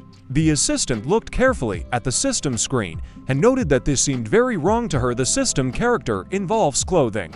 Moved his hand to the side in which there was a glass of drink and looked up at the assistant. He noted that this option in any case sounded much better than not. Another hero of the system, with horns on her head, walked up the stairs with a glass of drink and added that they would have to give up some little things for the sake of the common good. The horned character raised his hand into the air and picked up a bone-shaped jug of wine. As drops of wine floated in the air, he noted that this would also be good for the assistant at the control panel, since she would be promoted from a novice position. A bone-shaped bottle poured wine into the assistant's glass. The assistant with horns on her head said that for now it would be worth decorating sweet Eugene's room. One of the system characters raised a glass of wine in front of the blue system screen, which depicted two brothers. They were going to have fun while waiting for the fateful hour. The characters of the system made a toast to the immoral imprisoned children. We were transported back to the big city. The main character felt that everything went very smoothly after his return. The protagonist looked joyfully at his younger brother, who was holding a bouquet of flowers in his hands. The main character felt that he and his brother became more comfortable with each other. Eugene was in the gym playing with his pet, Throwing him a blue ball, Eugene realized that his pet piece continued to grow well. Hein looked at the folder with the image of the peace beast. With slight bewilderment, Eugene noted that Union collected the documents. Hein glared at Eugene with her hands on the table. The main character asked Hein that something might be missing. Hein sharply replied that this information was enough because it was much more significant than what she had with her. Hein picked up the paper with the image of peace and cheered happily. As a pleased Eugene looked at her from the side, Hein noted with delight that she had never had such high quality and in such quantity in such a short time. She also added that even the Hunters Association did not do that much for H. Hein continued to carefully study the document. With a smile on her face, she noted that it was a very useful document. Because there was a limit to how many documents she could get on her own, she also added that her uncle said that he would help build a research center, noting the feeling that if it. The main character extended his hand forward. Palm up, he said that he had a special offer for Hein just for this occasion. Hein, holding the document in her hands, looked perplexed at Eugene, who began to tell her about the proposal. He said that he would provide her with a research center next to the building for growing monsters and noted that anyone could freely use the results of the research. Hein looked at Eugene with admiration, and all the protagonist continued that he could also recruit several assistants by asking Hein for an opinion. Hein exclaimed that this was a very great idea. Looking at Eugene sitting quietly with his eyes closed, she also didn't understand why Eugene wanted to help her so much. The main character explained that Hein must understand that research for world peace deserves this amount of help. Hein looked at Eugene with admiration, closing her mouth as the main character introduced planet Earth. Hein picked up her phone and walked closer to Eugene, who she wanted to show something to. Hein asked if she could bring her friends, to which the protagonist noted that they had to be laboratory workers and was going to look at them. Hein showed a joint photo with her joyful colleagues. She explained that this was a second-year research group for the study of dungeons and awakened ones. She also added that if she told them that they could all work together, they would immediately fly to her. The main character looked at the screen in surprise as Hein pointed at the phone. With an admiring face, she said that in their group, there was a special guy named Jaden who was extremely interested in the awakened ones. Eugene realized that these were the dungeon people. The main character represented a company of scientists led by Hein, which was moving forward. He understood that this was supposed to be the team that would discover the law of creating dungeons in the future. Eugene carefully examined the photo on his phone. When Hein looked at the protagonist in surprise, he turned to Hein. Eugene looked up sarcastically towards Hein and gave a thumbs up. He greeted his new colleague, telling her to bring all her scientists. Hein exclaimed with delight that Mr. Eugene is the best. Hein and Eugene shook hands firmly, and an agreement was reached. The research center was undergoing rapid construction. Eugene understood that this was a very important investment. The main character, together with his beast on his shoulder, looked back through the large window at the building. He knew that if the number of dungeons increased, as the system said, then it was only a matter of time before the building collapsed. Even if he became its owner, the protagonist understood. Eugene pressed his finger on his phone to buy shares in cash. Eugene sarcastically looked up and smiled sarcastically. Pressing his phone to his face, he decided to spend the remaining money on shares in a company that would successfully develop a cure for hair loss in a few months. Eugene also understood that these shares would go to waste, but this would still age. The company's workers watched as a huge loading crane unloaded huge containers. The most important thing for Eugene is to collect S-classes. Yaram, accompanied by Huna and Soyeon, extended her hand upward in greeting to her guardian. Eugene stood with his brother outside the loading dock fence, and the girls began to approach them. Eugene noticed Yaram and thought she was about to leave, but returned with others. She waved to Eugene and said that she was spending time with her sisters. Huna looked away with a malicious grin as Yaram pointed furiously and enthusiastically at her phone. Yeon replied that she gave advice as a hunter to her younger Yaram. Yaram explained that she received many recommendations for good restaurants. Yeon held his phone in his hands and dissatisfiedly. Yeon held her head with her hands and asked if the three monsters got there okay. Yeon noted that these monsters were still being unloaded since the ship had just arrived. Huna cast a haughty glance towards Yeon as she raised her hand up. Huna walked closer to Eugene with a grin and covered her mouth with her hands so that others wouldn't hear. Huna asked Eugene if he was okay. The main character looked up enthusiastically and clenched his fists. He noted that a lot had happened to him, but nothing terrible happened to him, and everything was fine with him. Huna didn't know what was wrong, but she felt that Eugene seemed a little distant. Huna hugged Eugene's head tightly. causing Eugene to widen his eyes and spit out saliva. Hyuna noted that since everything was fine with Eugene, she asked him for one of the 3 new monsters. Hyuna squeezed the main character in her tight embrace and covered his mouth with her hand, Eugene noted with ear. The enraged little brother glared furiously at Hyuna, who was clutching his brother. She was taken aback that the highest class monster would still go to Eugene. So she asked to borrow the monster at least sometimes, because it would be beneficial for both of them. Eugene noted to his brother that the main character, was in Hyuna's arms, and they were looking at each other with a smile when Eugene's hand was grabbed by Soyoung. The protagonist noted that this condition was easy to fulfill because Hyuna is their favorite client at that very moment. Soyoung turned to Eugene. Soyoung looked at Eugene with a pitiful look and held his hand. She really wished there was room for her too. Hyuna continued to squeeze Eugene with one hand, breaking into a smile as Soyoung continued to hold the protagonist's hand. Soyoung asked Eugene if he would still raise her baby despite the fact that he himself would have 3 new ones. Eugene replied that he would do so. Yaram watched with curiosity as Eugene fooled around with Hyuna and Soyeon. Glowing with happiness, Eugene understood that the F classes were dying here because these people were too strong. The protagonist broke into a satisfied smile and closed his eyes. Lost in his imagination, he already felt that his strength was running low, and he wondered if he could handle 50 or more S classes. Yu-Hyan fell to the ground and braced himself with his hands, turning towards his brother, who knelt down in front of him. Yu-Hyan turned to his older brother. Yu-Hyan extended his hand, and Yu-Hyan handed him the yellow pendant. Yu-Hyan sat next to his brother and squeezed his hands. Yu-Hyan said that it was a transfer item, and once the cultivation facility opened, people would come from abroad. Yu-Hyan thought that this item will definitely be useful to his older brother. Yu-Hyan timidly looked away and scratched the back of his head. He explained that from now on, he will not stop him. Even if he worries, the Abyss Guild Master noted that his younger brother would tell him whenever he needed help with anything, so he wouldn't overwork himself. Yu-Hyan responded with trep.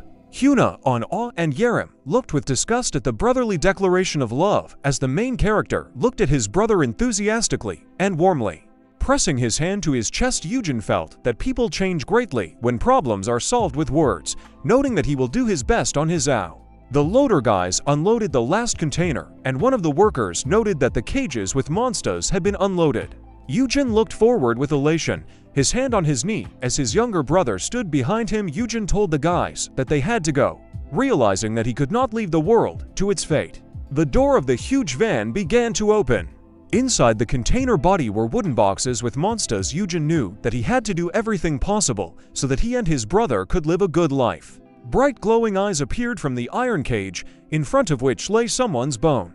The worker, sweating, grabbed his cap and said that these were the owner's tokens. One of the workers negotiated with Eugene and shook his hand as other workers tried to unload the container from the truck. The chief worker noted that it would not be easy for the Eugene company to raise monsters. The chief worker looked ahead with horror and shame and noted that a disaster had happened along the way. The rest of the workers looked in horror into the dark space of the van. As strong gusts of wind came from there, people realized that one of the monsters seemed to have gotten out. A strong ball of wind in the form of a tornado came from the van. The powerful beak of the monster appeared. A huge monster with the wings and face of an eagle flew out of the van. Eugene, in the company of his brother and Soil, raised their heads up, shielding themselves from the strong gust of wind, realizing that it was Griffin. Griffin's silhouette was on the emblem with gold on the red background of the flag, who was an animal from legends, having the body of a lion and the head and wings of an eagle. It was a monster that had appeared since the dungeons opened. Griffin floated in the air, causing the workers to run away in horror, and the Eugene company watched the animal with interest. Hyuna noted that it was likely that there were no other monsters capable of handling Griffin, so she thought it would be a good idea to ride him. Soyoung added that for her Griffin looked down predatorily, flying in the air. The main character was holding a blue crystal in his hands and looking up at Griffin with a puzzled expression. Notice that the title of Ideal Educator added an effect to the owner's sign. Griffin looked at the guys furiously and headed towards them, pulling out his sharp claws. The protagonist widened his eyes in numbness, holding blue stones on ropes. Yu-Hyan glared angrily at Griffin advancing towards them, trying to save his brother by grabbing onto him. Griffin landed on the ground and immediately calmed down as all the guys watched in panic as Yu-Hyan tried to revive his brother. Yaram shouted that they would need a potion here. Griffin lay on the ground and looked around in bewilderment while workers unloaded another cage. Griffin immediately became angry and looked to the side angrily, opening his beak. Griffin soared into the air and was about to attack the workers who were moving the cage. Yaram angrily cast her gaze towards what was happening and understood that something bad was about to happen. Hyuna looked at Griffin annoyed and raised her hands in front of her, about to use her red aura magic, knowing that she couldn't let Griffin fly away. Hyuna raised her hands in front of her and sent a red magical aura into the air towards Griffin. Hyuna looked in bewilderment at how Griffin was able to escape the influence of her magic without much effort. At that same second, Yaram soared into the air with the help of her blue aura, which appeared in the form of wings. Hyuna angrily pointed her finger in the air. Noting that Griffin should have wind resistance, even though he was still small, Yaram replied that she would grab him herself. Yaram flew in the air in a daze and tried to furiously catch the little wretch Griffin, who was flying confusedly in space. Yaram closed her eyes in horror and screamed when he was hit in the face with a wing. Hyuna waved her arms in the air as she watched Yaram desperately try to catch Griffin. Hyuna didn't understand what Yaram was doing. As an S-class, Yaram ironically replied that she did not understand what to do with Griffin's wings. Since she had never even caught a dove in her life, Yaram thought it W. Workers scattered in different directions as Griffin flew past them. Hyuna replied that this would be a bad idea, since Griffin could die from the cold. Soyeon also tried to help the guys. Taking with her a thick piece of fabric, she screamed for them to use the cloth that was made from a byproduct from the dungeons. Yaram noted that this was a great idea, and the fabric floated into the air. A minute later, in the thick of the pink clouds, it was already calm, and the sounds of Griffin could be heard. The little animal was wrapped in thick fabric and was beaming with happiness. Exhausted and tired, the girls were glad that they were finally able to catch Griffin, who was being held by Soyeon in a thick cloth, sitting on the ground. Hyuna, sweating, looked displeasantly at Griffin, who was being held by Soyeon. With a tired look, Hyuna noted that it would have been much easier for them if they had hunted him. Soyeon responded with a hint of despair that she was no longer sure that such a monster was even possible to tame. Soyeon continued to hold Griffin in her hands as Yaram and Hyena stood next to her, at the same time as the workers climbed out from under the rubble of the mayhem caused by the flying beasts. The guys recalled the situation when these creatures attacked people. These dangerous creatures killed people and were killed in return after opening the dungeons. Suppressing their aggressive behavior and accepting them as comrades sounded like an illusion or a dream. Yu Hyan looked disdainfully towards Griffin as Eugene grabbed his younger brother's hand. Yu Hyan said since Griffin attacked his brother, it would be worth killing Griffin. Eugene immediately came to his senses and said that there was no need to kill anyone. The main character tried to get to his feet, holding the back of his head thanks to the help of his brother. The protagonist looked forward with a malicious grin. He logged into the system. He noted that Griffin had no ill intentions, despite the fact that his attack left him with almost broken bones. Eugene looked at the joyful little Griffin through the system window and saw all the skills and characteristics of the beast. The main character thought that before they met, Griffin most likely saw only first-class hunters. Height requirement notice, consumption of a specific amount of magicka. Eugene put his hand on his brother standing next to him with a displeased face and turned to Soyeon, who was holding the little Griffin. The teacher asked Soyeon to let Griffin go for a while. Eugene also added to his brother that he was standing still, to which he asked in bewilderment what Eugene was. The main character decided to reassure his friends and told them not to worry, because he was just going to teach Griffin to coexist next to them. Eugene pointed his thumb at himself with a sarcastic grin. He noted that he was the weakest person on their team. Soyeon looked at Eugene anxiously, holding the cloth-wrapped beast in her hands. As the main character began to roll up his sleeves, the protagonist noted that Griffin was supposed to be an obedient boy. Eugene extended his hand towards Griffin and told him to fly up. Griffin happily flew towards his summoner, holding out his paws with sharp claws in front of him. Griffin grabbed Eugene's hand with his claws, who tried to hide from the beast with it. Eugene immediately became gloomy and drooped. Griffin flew to the side in concern when he saw blood splattering heavily from his summoner's hand. Eugene screamed in a panic that he was in great pain and was bleeding. Griffin continued to float in the air and watch what was happening as Eugene doubled over in pain and held his wounded arm. Eugene made a point for Griffin to understand that he was not a threat to him since he was weak. The main character stretched out his wounded hand, trying to call Griffin to himself again, and poured a healing potion into the wound. The three girls widened their eyes in horror and watched as Eugene did not give up and was about to tame Griffin. from which he received constant open wounds from which blood splattered. All the guys watched in shock as Eugene angrily looked at Griffin and tried to convey to him that he felt what real weakness was. The guys ironically thought that Eugene could be proud of his weakness. And yet, finally, at one moment, Griffin sat calmly on Eugene's wounded hand. The main character looked with delight at his beast, which he was able to tame. He praised his Griffin, saying that this is exactly what needed to be done. Griffin began to make out with Eugene, closing his eyes, causing the summoner to break into a sweet smile. Eugene continued to praise his beast, noting that he learned too quickly because he was smart. The guys surrounded Eugene and watched in delight as the beast calmly sat on his arm, satisfied with his work. Eugene turned to Yaram and invited her to hold Griffin in her arms, telling her to cover his eyes. Yaram looked at Eugene in confusion, pointing her finger at herself. Yaram looked frantically at Griffin, who was sitting on her arm, and covered his eyes. She asked if everything would be okay now, because there could be a possibility that he would fly away again. The main character turned back with enthusiasm and noted that if they close Griffin's eyes and move him the small door of the iron cage began to open little by little. Eugene explained that the reason why Griffin became overexcited was because of what was in the iron cage. In a small dark cage, two unicorns, black and white, lay with a pitiful look. Eugene noted that the reason lay in these shadow unicorns. Hyuna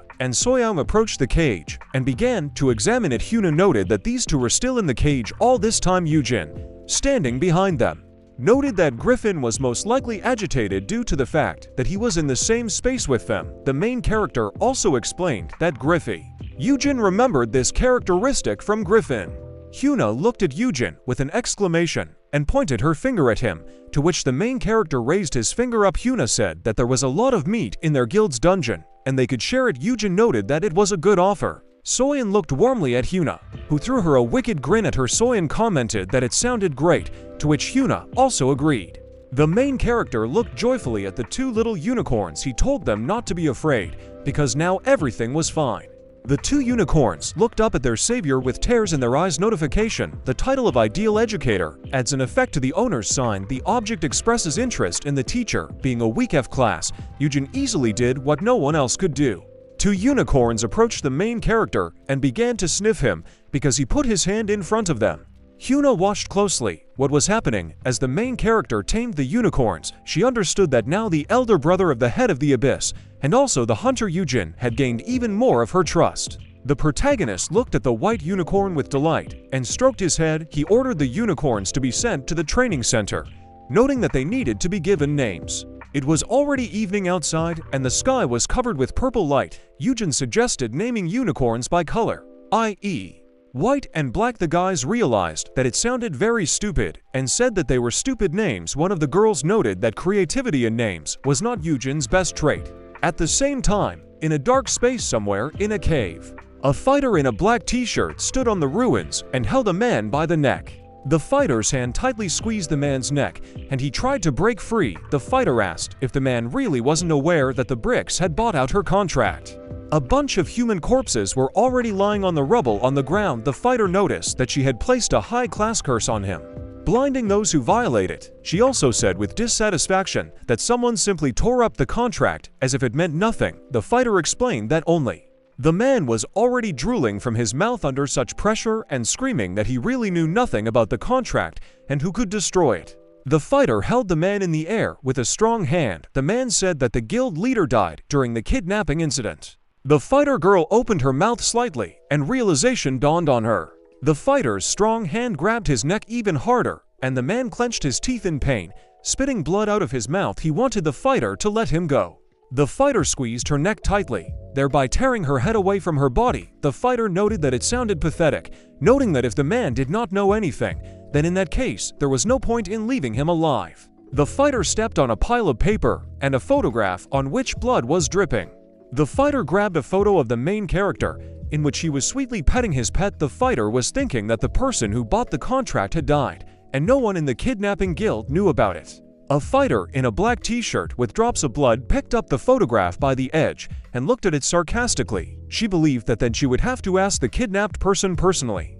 Photos of unicorns hung on a white wall with green flowers. The white unicorn was called White and the other Black. Yaram was furiously angry and waved her arms in front of the main character, who looked at her with displeasure. Yaram was very angry, so the names of the unicorns changed a little. Joyful Griffin was flying in the air with his eyes closed. Griffin was named Blue after the color of his eyes, and he caused a stir on his first day. The protagonist tried to stop Blue, who was destroying everything in the room. Throwing around a table and a bowl of food, Eugene shouted to his beast that he warned him not to spread his wings at the dinner table. The main character began to dissatisfiedly remove everything from the floor. When the joyful Blue looked around, the protagonist understood that he would have to wash the floors again, although he had just recently cleaned up. Griffin turned back in surprise and saw the overfed and tired Peace, who was sitting on the floor and holding his stomach. Blue grabbed his bowl and began to sort through the blue pieces when Eugene looked disdainfully in his direction. Wiping the floor of debris, Eugene believed that Blue began to behave better thanks to Peace. The main character recalled when he and Eugene watched together as an enraged Peace sorted out the relationship for dominance with Griffin. Peace effectively proved its superiority that day. Griffin, Peace and Peepo slept in their places in a deep sleep after lunch. Eugene wiped the sweat from his forehead and closed his eyes contentedly, exhaling in relief. The main character was quietly about to leave the room where the animals were sleeping. Realizing that raising children is difficult, Eugene plopped down on his large bed in slight indignation. He felt that it was very difficult for him because he would have to collect all 5 OS classes. A warm wind blew from the window and straightened the curtains as Eugene lay exhausted on the bed. The main character had almost fallen asleep and lay with his eyes closed, reasoning that he already had Peace, Peepo, Blue in his arsenal. And to more unicorns in the training center, a notification popped up saying that the dragon of poison and curses, Diavolcices, had been discovered. He also read. The protagonist suddenly opened his eyes in bewilderment. He immediately jumped up and widened his eyes. Looking up at the pop-up notifications, Wakita's predator skill, activated colliding with Diavolcices, will improve skill effects by 2 times. Eugene looked at his phone screen, and it was blank. The main character noted the dragon of poison and curses, thinking that a dungeon had appeared nearby, but there were no notifications about this on the phone. Suddenly, a fighter appeared from a portal above Eugene's head and tried to take his phone from him. The protagonist looked up in shock. The fighter looked contemptuously at the frightened main character and touched his phone. The fighter climbed out of the portal completely and grabbed the phone from the hands of Eugene, who was shocked by what was happening. The fighter remarked in French that it was amazing. The fighter looked at the phone with a grin. She continued to speak in French about how Eugene was able to notice her, thinking that he was hiding some kind of unique power. Eugene sat stunned on his bed and watched the fighter with incomprehension. She replied that her translator necklace was not activated. The main character did not understand how the foreigner got into his room, thinking that it could be a dragon of poison and curses in the form of a person. The fighter girl grinned sarcastically at Eugene, raising the yellow pendant in front of her face. This girl's name was Reet, and she looked sarcastically at Eugene. Noting with irony that it was a beautiful night, Eugene realized that it was an awakened S-class. The protagonist looked stunned at the system window that popped up with the characteristics of Reet. He realized that it was the same S-class as his brother and Yumi. The main character looked angrily at Reet through the system window. He knew for sure that he would not hear anything from her in the future. Reet ironically stared out the system window, and they looked at each other face to face. Reet asked Eugene what he was reading so carefully. Reet suddenly grabbed Eugene by the head and pinned him to the bed. Eugene looked puzzled through Reet's fingers, which were pressed against his face. Eugene just hummed when Reet noticed that his eyes were moving from left to right, as if he was reading something, maybe some information about her. Reet looked sarcastically into Eugene's eyes. The main character felt that Reet understood everything, noting that the same happened to the head of the Jupiter Guild. The protagonist thought that the S-classes instantly noticed this. In addition, Eugene noted that Reet was able to get past their security system very easily. Reet's hand tightly squeezed Eugene's face, who understood in such a situation that if he acted rashly, he could die. Reet kept a close eye on Eugene, who was trying to escape from Reet's grip. The main character said that if Reet had some urgent business, then they should talk in the light of day. Reet sarcastically stuck out her tongue and smiled. Reet nevertheless removed her hand from the face of the protagonist, who looked very unhappy and angry. Reet said that she was interfered with by the guilds with whom Eugene entered into a contract. The main character continued to frown at Reet, raising his hand slightly. Reet also explained that his younger brother Eugene clearly warned everyone. Eugene noted that he expected this from his brother. Rai pointed her finger at Eugene's head, who widened his eyes at the movement. Rai looked intensely at the main character, continuing to poke her finger into his forehead. Rai replied that she decided to make her way in this way and find out the answers to her questions and leave. Rai held her finger to Eugene's head, who became very angry. Rai noted that the main character did not look like a regular F-class. Rai was surrounded by her dark aura and smiled maliciously, pointing her finger at Eugene's forehead. The protagonist thought that this was how he would die. Although he had only recently begun to enjoy life, he was very sad, because if he had known that this would happen, then everything would have been. Rai held her finger to Eugene's forehead and looked at him in bewilderment. Eugene closed his eyes and lowered his head in displeasure. When Reet removed her finger from his head, she asked in confusion why her magic wasn't working and why Eugene didn't feel anything. At that same second, Reet grabbed Eugene's shirt and tried to look at his body, to which the main character widened his eyes. Purple cat paw prints flew through the air. Eugene did not understand what Reet was doing, who understood that the protagonist should not have items to resist poisons and curses. Reet grinned mischievously and put one hand on her belt. Reet noted that Eugene must have had the right skill to resist. She also realized that Eugene was the one who broke the contract. The protagonist timidly grabbed his shoulder as Reet towered over Eugene and pulled out her glowing contract scroll. Eugene didn't understand what they were talking about. Reet began to explain that she had recently started a contract business using her curse skill, and all the contracts were illegal. Eugene frowned slightly and carefully studied the glowing contract. Reet replied that the treaty blinds the one who destroys it. Eugene remembered his incident when one guy held him by the neck and the contract began to evaporate in the hands of the main character. Eugene, sweating, shyly looked away as Reet looked at him arrogantly and showed him the contract. Reet said that she didn't think that Eugene would be the one to break the treaty and repel the curse. Eugene immediately replied that he was not involved and he did not understand what was being discussed. Rai put her hand to her face and smiled maliciously, looking at Eugene as she understood that his theory needed to be tested. Rai suddenly grabbed the protagonist's hand, causing him to flinch. Rai pressed herself from behind to Eugene and pulled out a glowing contract in front of his face. She sarcastically said that it was worth testing his theory, because in the worst-case scenario, he would just go blind. Eugene screamed with the sweat of his brow for Reet to stop bullying. Reet held the protagonist's hands and broke the contract. A notification popped up stating that destroying the contract had activated the curse of blindness. Another notice that the curse of blindness has been repelled by curse resistance. The protagonist looked angrily at Riet, with the contracts torn in his hands. Riet looked at Eugene sarcastically and raised her hand, noting that she knew it. Eugene shouted at Riet that she was psychotic and crazy. The protagonist grabbed his shirt and looked at Riet in fear. Eugene thought that Riet had gone crazy because she didn't know for sure that he couldn't have resistance to curses. The main character did not understand who she was and what she wanted, because he could not tell from her that she was Riet laughed with her eyes closed. She replied that Eugene should not worry, because she would not offend him. Eugene rested his hands while sitting on the bed and looked angrily at Reet, who was wearing a malicious grin. The main character said that she had just offended him, to which Reet replied that she just wanted to find out what really happened with the contract. The main character frantically looked up towards Reet. Reet explained that he was wondering if everything was okay with his curse skill, because it was a reward for destroying the boss in the missing dungeon.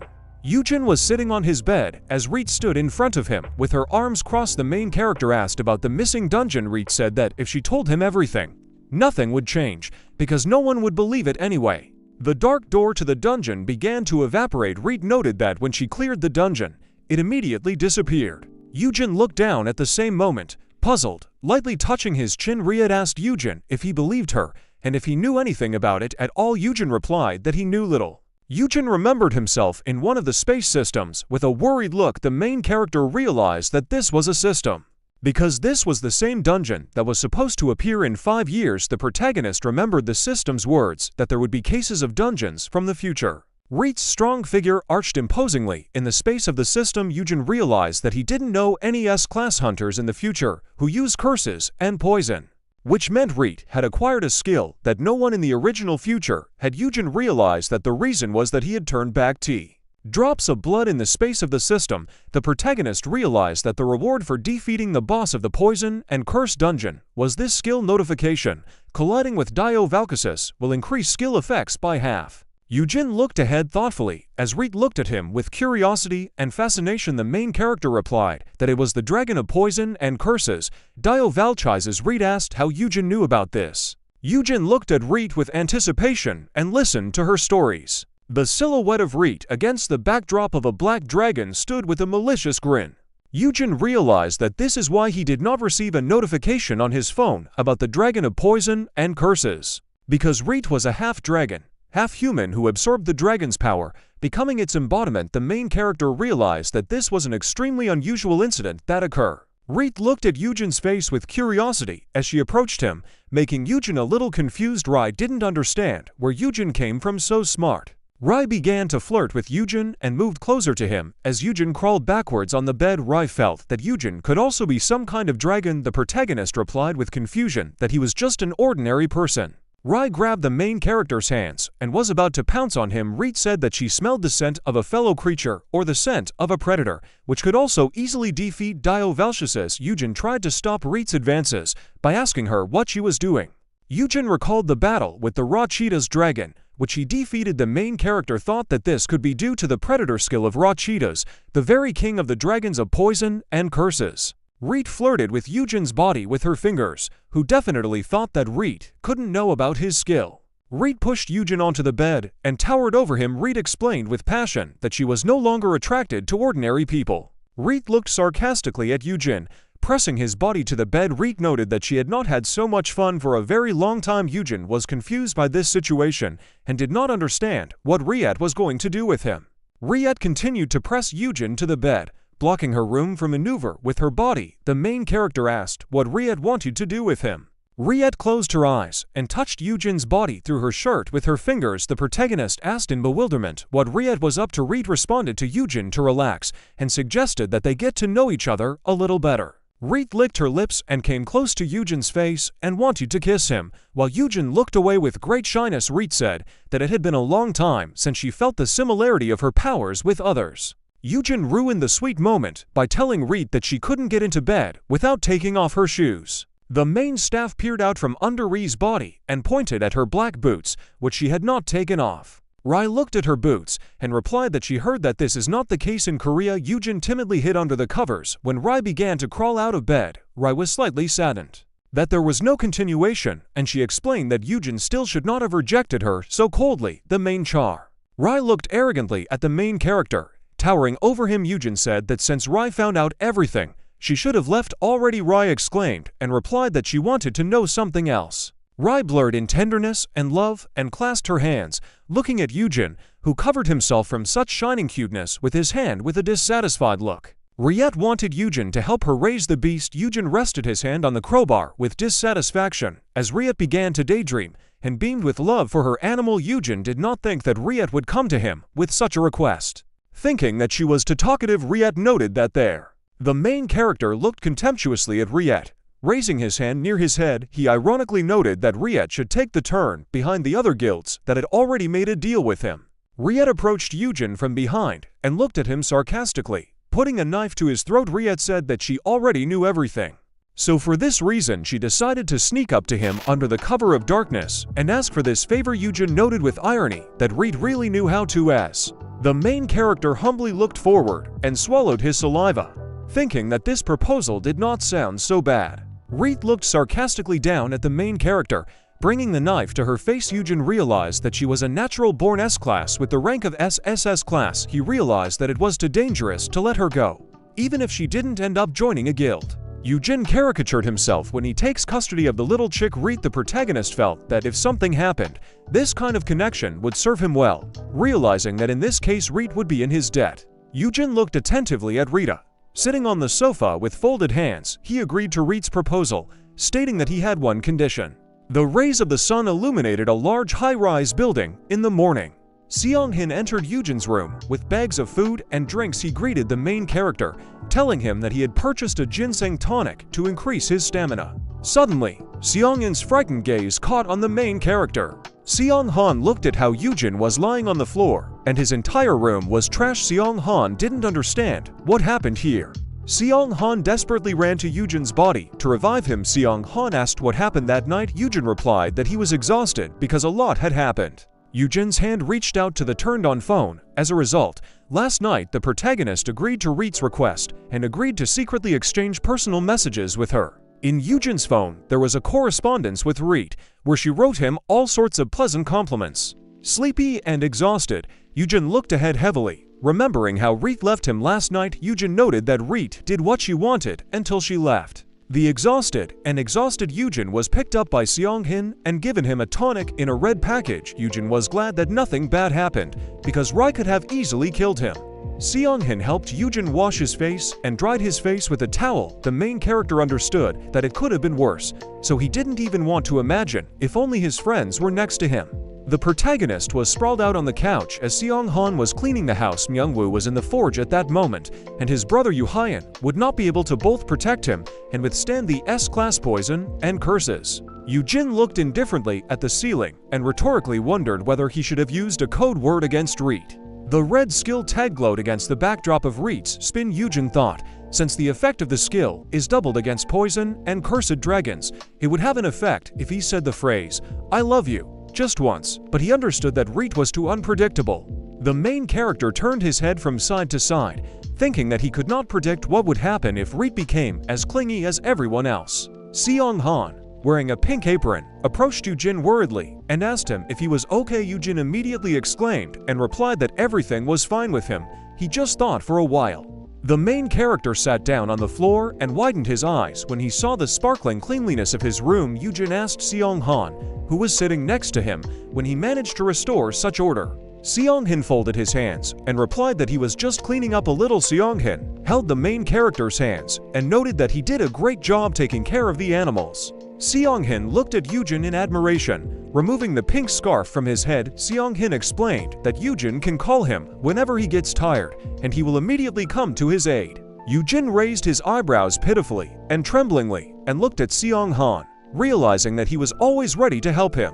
The protagonist broke into a pleasant smile and hugged Seong-han. Glowing with happiness, Eugene told Seong-han that he loves him very much because he is so amazing. The main character understood that first it would be worth nurturing the people around him to the maximum, and Reet could wait. Eugene raised his eyebrows and looked at the pop-up notification with admiration. Seong-hin has met the minimum requirements to obtain the next class. Seong-hin looked at Eugene in bewilderment, who was squeezing his cheeks and looking at him with wide eyes. Yoo-hyun looked at Seong-han through the S-level system window. While still squeezing his face, Yoo-hyun was happy that he could finally make Seong-han an S-class. Yoo-hyun after that moment held the document in his hands and looked questioningly at his brother. Yoo-hyun asked if Yoo-hyun could raise Seong-han's level. Yoo-hyun stood in front of his younger brother's workplace and waved his arms. Yoo-hyun did not understand how this was possible, to which the main character explained that was why he ran to him as quickly as possible. Eugene noted that the demands were tricky. Card with conditions for raising the level of Seong-han. Meet one of the conditions: defeat the boss of an A-class dungeon with one hit, defeat an S-class beast alone, defeat an SS-class beast with a team of less than 10 people. Eugene looked at his thoughtful brother with delight. Yoo-hyun thought that the last condition was the most successful of the three, but explained that SS-class beasts were only found in dungeons outside of Korea. The protagonist raised his hand and clenched his fist, noting with encouragement that the Yoo-hyun imagined Seong-hin defeating the monster with a crushing blow. Yoo-hyun replied that Seong-han had the same A-class attack skill, but that would not be enough to defeat the boss in one hit.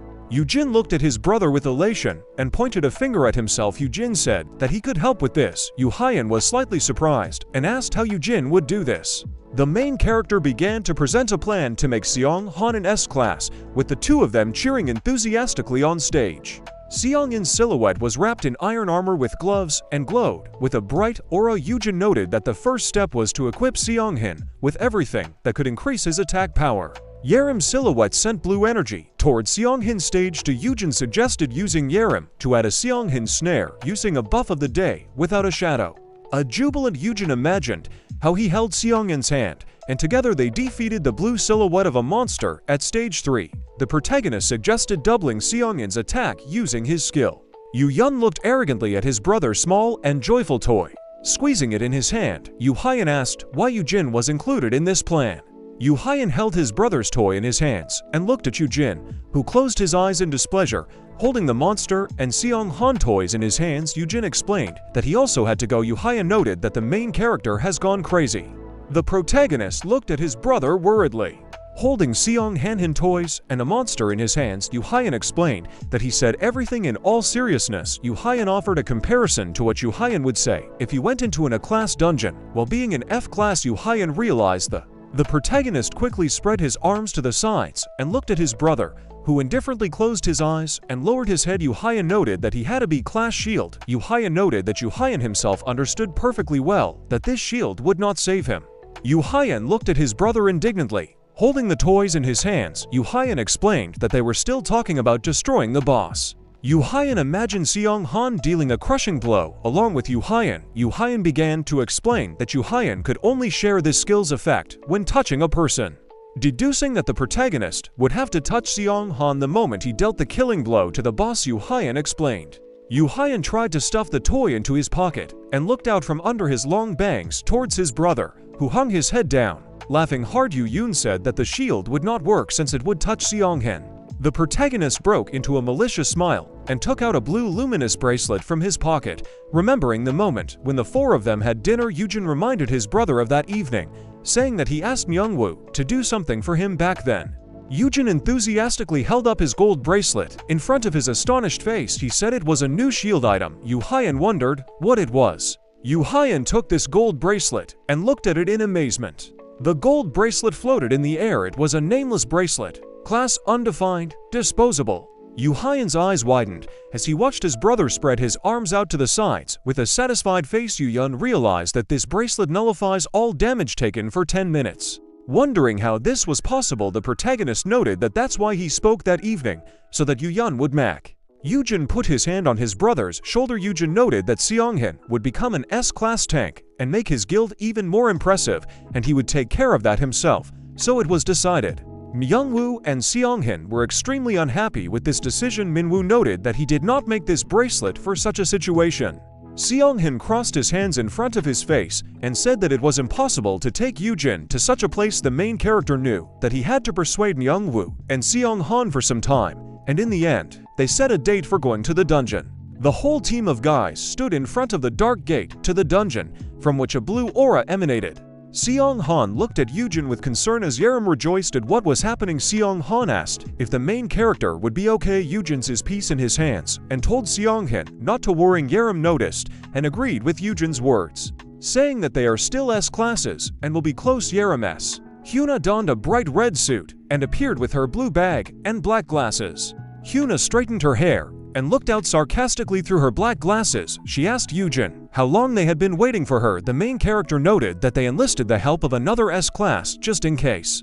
Hyuna looked with delight at the disgruntled beast in the hands of Eugene, who laughed slightly. Hyuna also greeted Peace, calling him a good boy, and ironically asked if he would allow him to ride. Eugene joked about whether Hyuna really dreamed of having her own mount. Eugene thought that this number of Hyuna and Eugene turned their gazes to the side in displeasure when they heard an exclamation that someone had arrived last. A foot in an expensive brown shoe appeared. It was Hyuni, who was very interested to know what the main character was up to this time. Hyuni looked out of the car and began to walk out to the guys. The Eugene boys in a large group, standing in front of the magic gate, turned their attention to Hyuni, wondering what Hyuni was doing here. The ground of the city of black golems on a class dungeon was strewn with skulls. Towers rose behind the collapsing arch. In this terrifying dungeon, there are legions of golems and immortals everywhere. This is where everything happened. Eugene sat on a red lion with white undercoat and leaning binoculars to his eyes, peered into the distance. Seongyeon stood nearby, holding a tablet in his hand, and said that the golems here are slow but strong, so their tactics are to separate them to defeat them. The brunette thoughtfully put away his binoculars. While they were standing on the cliff, an explosion was heard in the dungeon, and fragments of stones flew. Hyuna pierced the monster with her spear, shouting that they were not strong at all, but rather like soft tofu. Yaram laughed and said that these guys were too slow. Eugene, blushing with admiration, said that he could not believe that he was watching this with his own eyes, and Shongin said that it would take a group of A-classes a week to clear this dungeon, and said that for the first time he felt sorry for the monsters. The hunters swung their weapons, killing the golems with ease. The field sparkled with flashes of attacks, and Eugene thought that even in the future, there was no team consisting of 4 S-class people, and he did not imagine that he would ever see such a sight himself. An explosion was heard on the field. The brunette turned to Xiangyun and asked with joy on his face whether it would not be easier to send S-class groups to other dungeons. Looking at what was happening, the bodyguard replied that S-classes were prohibited from entering the dungeons together. He awkwardly looked away when Eugene asked if this was really necessary for the distribution of forces in case a breakthrough occurred in some other place, and said that not only for this, the guy himself would see and understand. Eugene raised the binoculars to his eyes with curiosity. Yaram, being a damage dealer, with a look of joy on her face, extended her hand with her palm open and created a blue magic ring. Damage dealer Huna wielded her spear with enthusiasm. Yun, the damage dealer, was wielding his sword with concentration. Yaram raised her hand with a trident and shouted that she would now show a couple of skills that she had received recently. Eugene asked himself the question, is everyone really fighting alone, without even sharing roles? The short-haired girl jumped up, shooting out blue streams of energy, activating Pale Rain. Violet flames flashed on the ice-covered golems. Yun cut the ice flows with his sword, creating flames. The angry girl screamed, telling him not to go there because the ice would melt. Streams of wind rose around Hyena Yarin, flying from above, got burned and shouted that her wind was touching her. The long-haired girl looked back and said that she did not know that she was there and shouted at her to dodge because she is S-class. Eugene and Xiangyun looked on in confusion, aware of the complete lack of teamwork, when a cry was heard that all the golems that Yaram had frozen had melted. Looking at this with a straight face, Eugene asked if it was because they were too good individually. Xiangyun laughed awkwardly. Turning his gloomy gaze to the left, the brunette thought that this man was the most capable here. The head of the guild, Jupiter, looked at the battle with a grin. The brunette wondered incomprehensibly why he came here, but did nothing. Huan eye glowed with splendor. Eugene thought with irritation that the blonde was dressed up in fashionable gear for going to the dungeon, and he was the only one here with an SS-class weapon and a coat. In the future, looking down on Yun sitting on the crumbling ground, the blonde, wearing SS-class fireproof equipment, Flame Dragon Celestia's wings, will cause a lot of trouble for the guy and defeat him. Eugene stared at the guild leader with contempt, thinking that it would be good to rip off this unfortunate coat from him and hide it. Into inventory, the blonde said that he felt his burning gaze. Turning his head sharply, Eugene laughed nervously and said that he was just very glad that the head of the guild, Jupiter himself, came to help and came all this way. The guy answered with a smile that since he had lent the dungeon to their guild, he came to visit them. The brunette scratched the back of his head and, thinking that this was the only dungeon with ideal conditions, said that they were fine and the head could go. Suddenly, Eugene screamed in horror to shut up as the head said with a smile that it was sad because he thought that they were already at the stage where the guy trusted him, considering that he was raising his child. Huna looked up and, turning to Hyuni, asked what he was doing there and whether he had really come to idle. The guy haughtily closed his eyes when she screamed, asking if he wanted to work and if he had really grown old and lost all his strength. Hyun, he asked if it was really so difficult for them without his help. He raised his hand and fire flared above his fingers. At the same moment, an explosion was heard on the battlefield, filling everything with fire. Eugene screamed in horror, and the blonde narcissistically said that he was just helping. The smoke slowly cleared, and Eugene asked what kind of help this was. Was he really offended by the girl? But the guy answered in the negative. Pointing his hand to the place of the explosion, the brunette asked why the head did this then, how he could attack his colleague instead of the monster. Hyuni asked again with an ominous fire in his eyes. She is a colleague. Eugene opened his mouth in confusion. The smoke was cut through by the silhouette of an angrily screaming girl. Veins popped out on Huna's furious face. She kicked off the ground, activating the wind path. Holding a spear in her hand, the girl flew to the head, shouting that if he was going to provoke her, honestly, he should have at least had equipment of the same class with him. Eugene was confused when Hyuni moved behind the guy with an innocent expression on his face. The girl opened her eyes in horror. She flew with the spear now pointed at the innocent Eugene and could not stop. Screaming in fear, Xiangyun created a shield above them. Huna, flying down, screamed that this stupid shield wouldn't work, so let him get out of the way. The girl grabbed the spear with her legs and shouted that she would stop. The tip slammed into the ground. The girl landed in front of the shield. The spear stuck into the ground created cracks in the ground.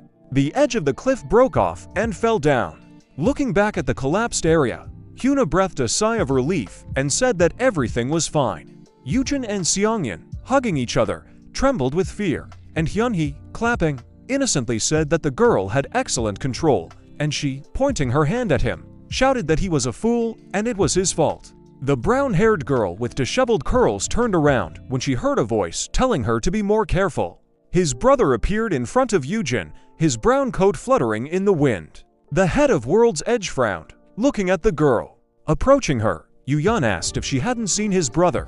How did she dare to attack? Hyuna displeasedly asked what the problem was. She had stopped. Eugene awkwardly said that she was right, and it was because of the head of Jupiter. Looking at her with a murderous gaze, Eugene darkly asked that even if they were in a quarrel with the head, couldn't she simply not succumb to his provocations, and said that her character is simple, which is reflected in her attacks, which are so obvious that the child will be able to dodge. Veins popped out on Hyena's face, and the enraged girl asked what he just said. The brunette grabbed his sword, saying that she was sticking her nose where it shouldn't. The girl squeezed the spear in her hand. The clash sparked between them as Hyena asked why don't they have some fun while they're here. Looking fearfully at the head of Jupiter, Eugene asked him to stop the two and asked why they kept provoking each other, and Hyunhee calmly replied that nothing could be done because S-classes fight alone, not in groups. Eugene and Hyuna crossed their weapons, causing flashes of light, and the guy said that now dungeon breakthroughs rarely happen, and asked if they were not forbidden to enter the dungeon together. Hyunhee leaned his black-gloved hand against his chin and smiled sarcastically.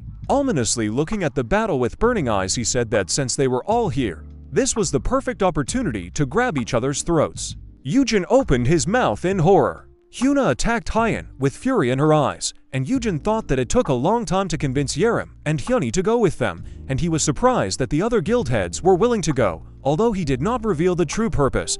But now I understand why S-classes can't go to dungeon. Yaram, standing on the mountain of defeated golems, with joy on her face, stuck her trident into the shining blue stone in the center of the monster and said with satisfaction that she had hit a big one. The girl took the red stone and, wiping her forehead with her hand, said that she was allowed to collect magic stones here, so she would sell them and pay for all the expenses for the ice tree spear and buy new equipment. An explosion was heard from her side, and the girl turned around in confusion and wondered what they were doing instead of hunting. Hyojin, holding his head, watched in horror from the cliff as Eugene floated in the air, holding a purple flame in his hand, and under him Hyuna created a red ball of energy in her palm. Hyojin fell to the ground in indignation and, shouting, asked what they should do, because they really began to fight. The excited brown-haired woman said with a grin that she didn't know that blue willow leaves could be used this way. Suddenly she pushed off from the ground. Jumping up, Hyuna attacked the guy with a spear, shouting that she couldn't be stopped by pathetic leaves. Sion unraised his hand, creating a shield. Eugene, cowering, stood next to him, hiding from a new explosion. The guy cleared his throat and opened his eyes slightly, thinking that someone will get hurt if this continues, but he doesn't know what he can do because he's just an F-class. Yu Hyan suddenly looked up worriedly when he heard a cough. Suddenly, he jumped onto a cliff, leaving the girl alone, and asked if her brother was okay. The guy grabbed Eugene by the shoulders and carefully asked if he had inhaled the smoke, and, apologizing, said that it was his fault, while Hyuna, who had climbed onto the cliff, asked where he had gone, because they were fighting. Bringing a handkerchief to his brother's nose, Eugene turned around and offendedly told the girl that his brother was here, so she should be more careful. Hyuna was dumbfounded and asked if Hyunhee heard this. Holding a handkerchief to the guy's nose, the brunette told him to blow his nose, and he thought that there was another way, a little awkward, but effective. Eugene fell to the ground and, closing his eyes, put his hand to his head, shouting that he was dying because he was just a weak F-class. Hyeon-ho bashfully scratched the back of her head, and Yu Hyan leaned over his brother with a handkerchief in his hand. He screamed that the naughty S-classes started fighting and scared him. Poor F-class, he already had a stomachache. And now he won't be able to sleep yet, and will cry from stress. Yu-yun turned his reddened eyes, full of hatred, to the girl. Pointing his hand at the lion and the man, Eugene shouted that of course they should be ashamed, because even Seong-hun and Peace behaved better. The S-class hunters hung down as they listened to the guy yelling for them not to be distracted, to finish quickly and get out of here, because they are not children and should stop fighting. The guy put a red cap on his head. He took out a gray whistle.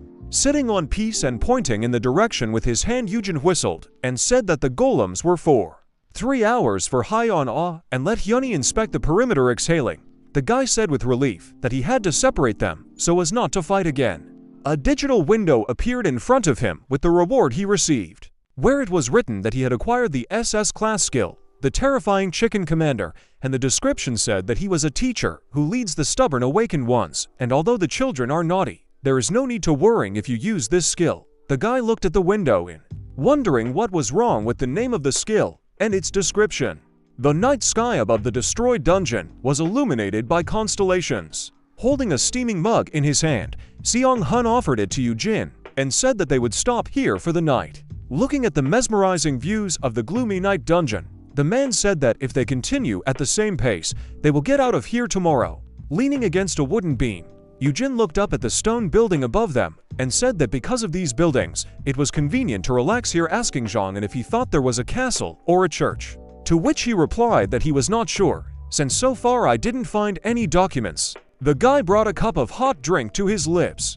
On the dilapidated building could be seen image of a warrior galloping on a horse and pulling the string of a bow. Eugene, looking at this, thought that according to the system, these were traces of another fallen world, where they could not cope with the growing number of dungeons due to those who imagining the collapsing multi-story buildings, the guy wondered if they would meet the same end if they failed to cope with the dungeons, if they could stop them with 50s classes, with these uncontrollable people screaming pitifully. Yaram said that they were all too angry.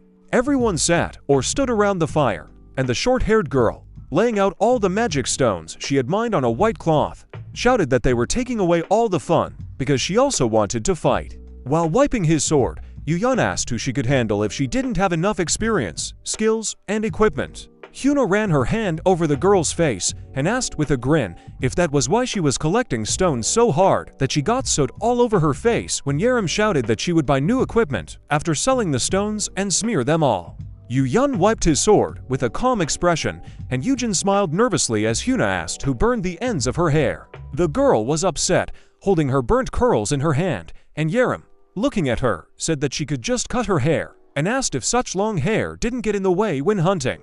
Running her hand through her curls, the girl replied that they were in the way, but she needed them for advertising and for those old people who sponsor her guild. Tossing her luxurious hair, Huna said that she was told that she should remain graceful, since she is a female S-class hunter. Yaram asked incomprehensibly what this had to do with hunting.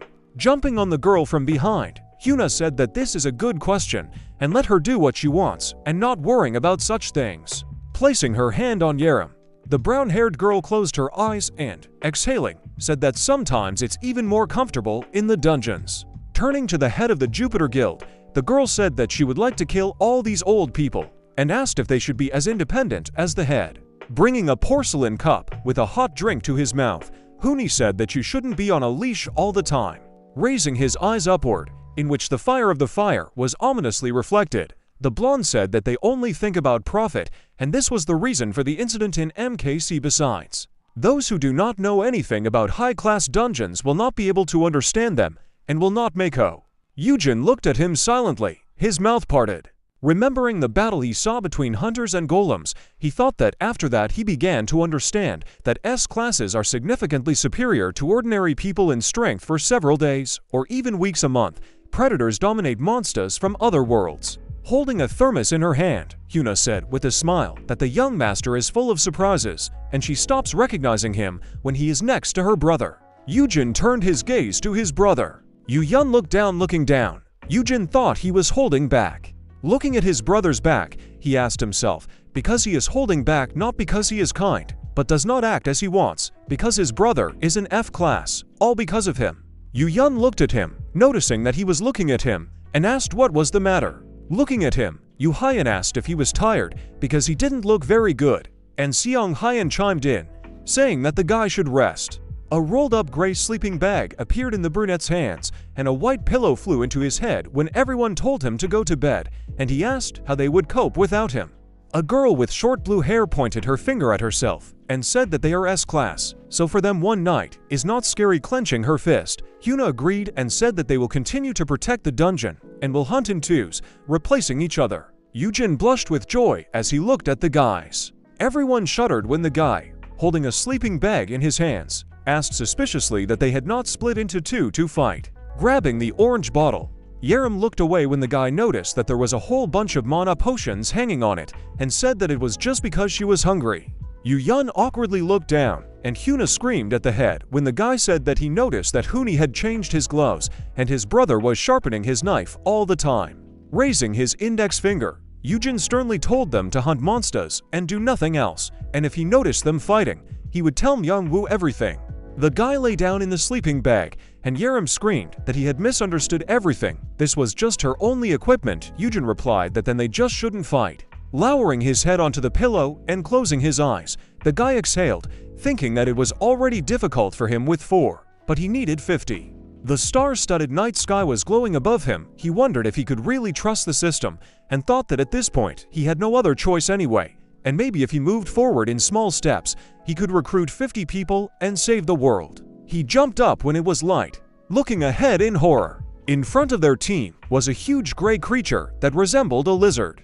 A man in a black suit and glasses stood under the congratulatory sign and, holding a microphone to his mouth, congratulated Seong-han on his promotion, saying that thanks to this, World's Edge now has a 3rd S-class. Eugene appeared behind Seong-han with a bouquet of flowers in his hands, congratulating the man and saying that he was looking forward to continuing to work with him as a team.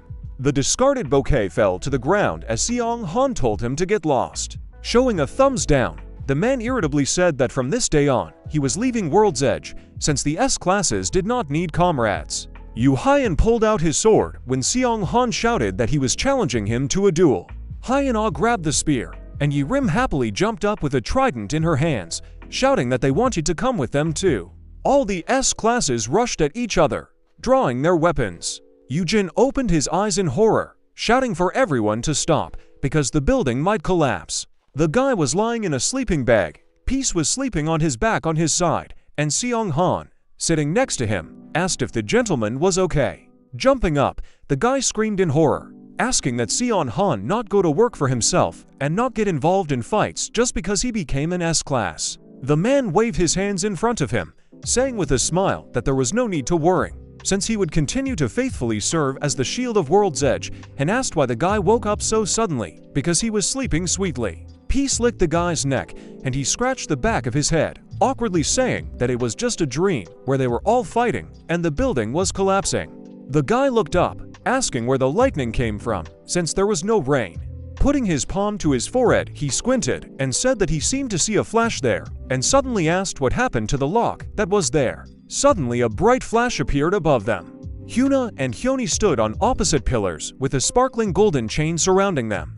Drops of dark liquid dripped onto the ground near the girl's leg. She crouched down, looking at her wounded hand as the guild leader said that they really needed to get back to business. Pouring a potion from a yellow bottle onto her hand, Hyuna with a smile told him to finally answer her question and asked what made him honor them with his presence. Did he really have his eye on the older brother of the head of World's Edge? The blonde looked at the girl with a malicious smile. Holding an open bottle in her hand, Hyuna said that the guy may have valuable skills, but he is only an F class, and the head said that you should never judge people by their class. The blonde with sparkling eyes smiled and asked if it was possible to just have fun for once. The girl raised the yellow bottle to her mouth as Hyoni said that the guy looked unusually fearless and surprisingly self-confident. The girl threw the empty bottle behind her back. The yellow container fell to the ground as the blonde said that there were enough reasons why he was interested in this guy. Suddenly, the long-haired girl grabbed a spear and attacked the head. The tip hit a link in the magic chain. Hyoni stopped the tip of the spear in front of his eyes with a chain. Holding the spear, the girl smiled sinisterly and said that he was a forbidden area and they didn't want Hyoni to break their precious crystal ball while he was having fun. The guy surrounded by chains jumped to the side. Raising his hand, he sighed and said that it was unexpected that the girl was not indifferent to such things. Hyuni jumped, dodging the chains flying at her, and shouted for the guy to shut up. Having destroyed the chain in front of her, the girl told him to at least wait his turn until she received the mount. Illuminated by the glow of magical chains, the blonde smiled when the girl shouted that he had already destroyed several of his toys. An explosion was heard on the battlefield. Eugene was sitting on Peace and, looking up, said that the hunters were moving so fast that he could barely see them. Seong-han asked him to stay here while he tried to talk to them. The man looked at the battlefield and froze, his mouth open. Two hunters were in the air against the backdrop of a bright flash. Shang Han looked up in fascination, thinking how amazing it looked like two S-classes fighting against each other, and he couldn't muster the courage to even come closer, let alone talk to them. Eugene shouted, placing his palms over his mouth. The hunters turned sharply at the sound. Sean looked in surprise at the guy, who with a menacing look ironically shouted that there were a couple of people with a fever who had turned the dungeon into a personal sparring hall. The S-classes landed on a cliff next to an angry guy who asked if he was unclear. Grabbing the girl by the hand, he angrily shouted that she have literally burned her sleeve. Clenching his hand into a fist, the guy angrily asked if they were really 5 years old and what would happen if they hurt themselves fighting each other. Hyuna whispered to the head that he was right, and there was clearly something about this guy there is, thinking that he doesn't even know what. Pointing his finger at them, Eugene frowned and asked if guild heads shouldn't lead by example, and don't they know that the dungeons are full of dangers. Suddenly the guy staggered, his mouth open in fear. He called the system and asked what it was. The blue board said that you need to run, since there was a violation number 8 in dimension.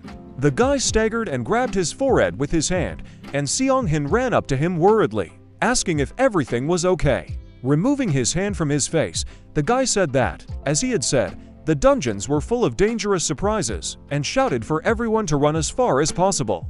The hunters looked up in shock. Pieces of stones began to fall from the buildings, and a cry was heard asking what was happening.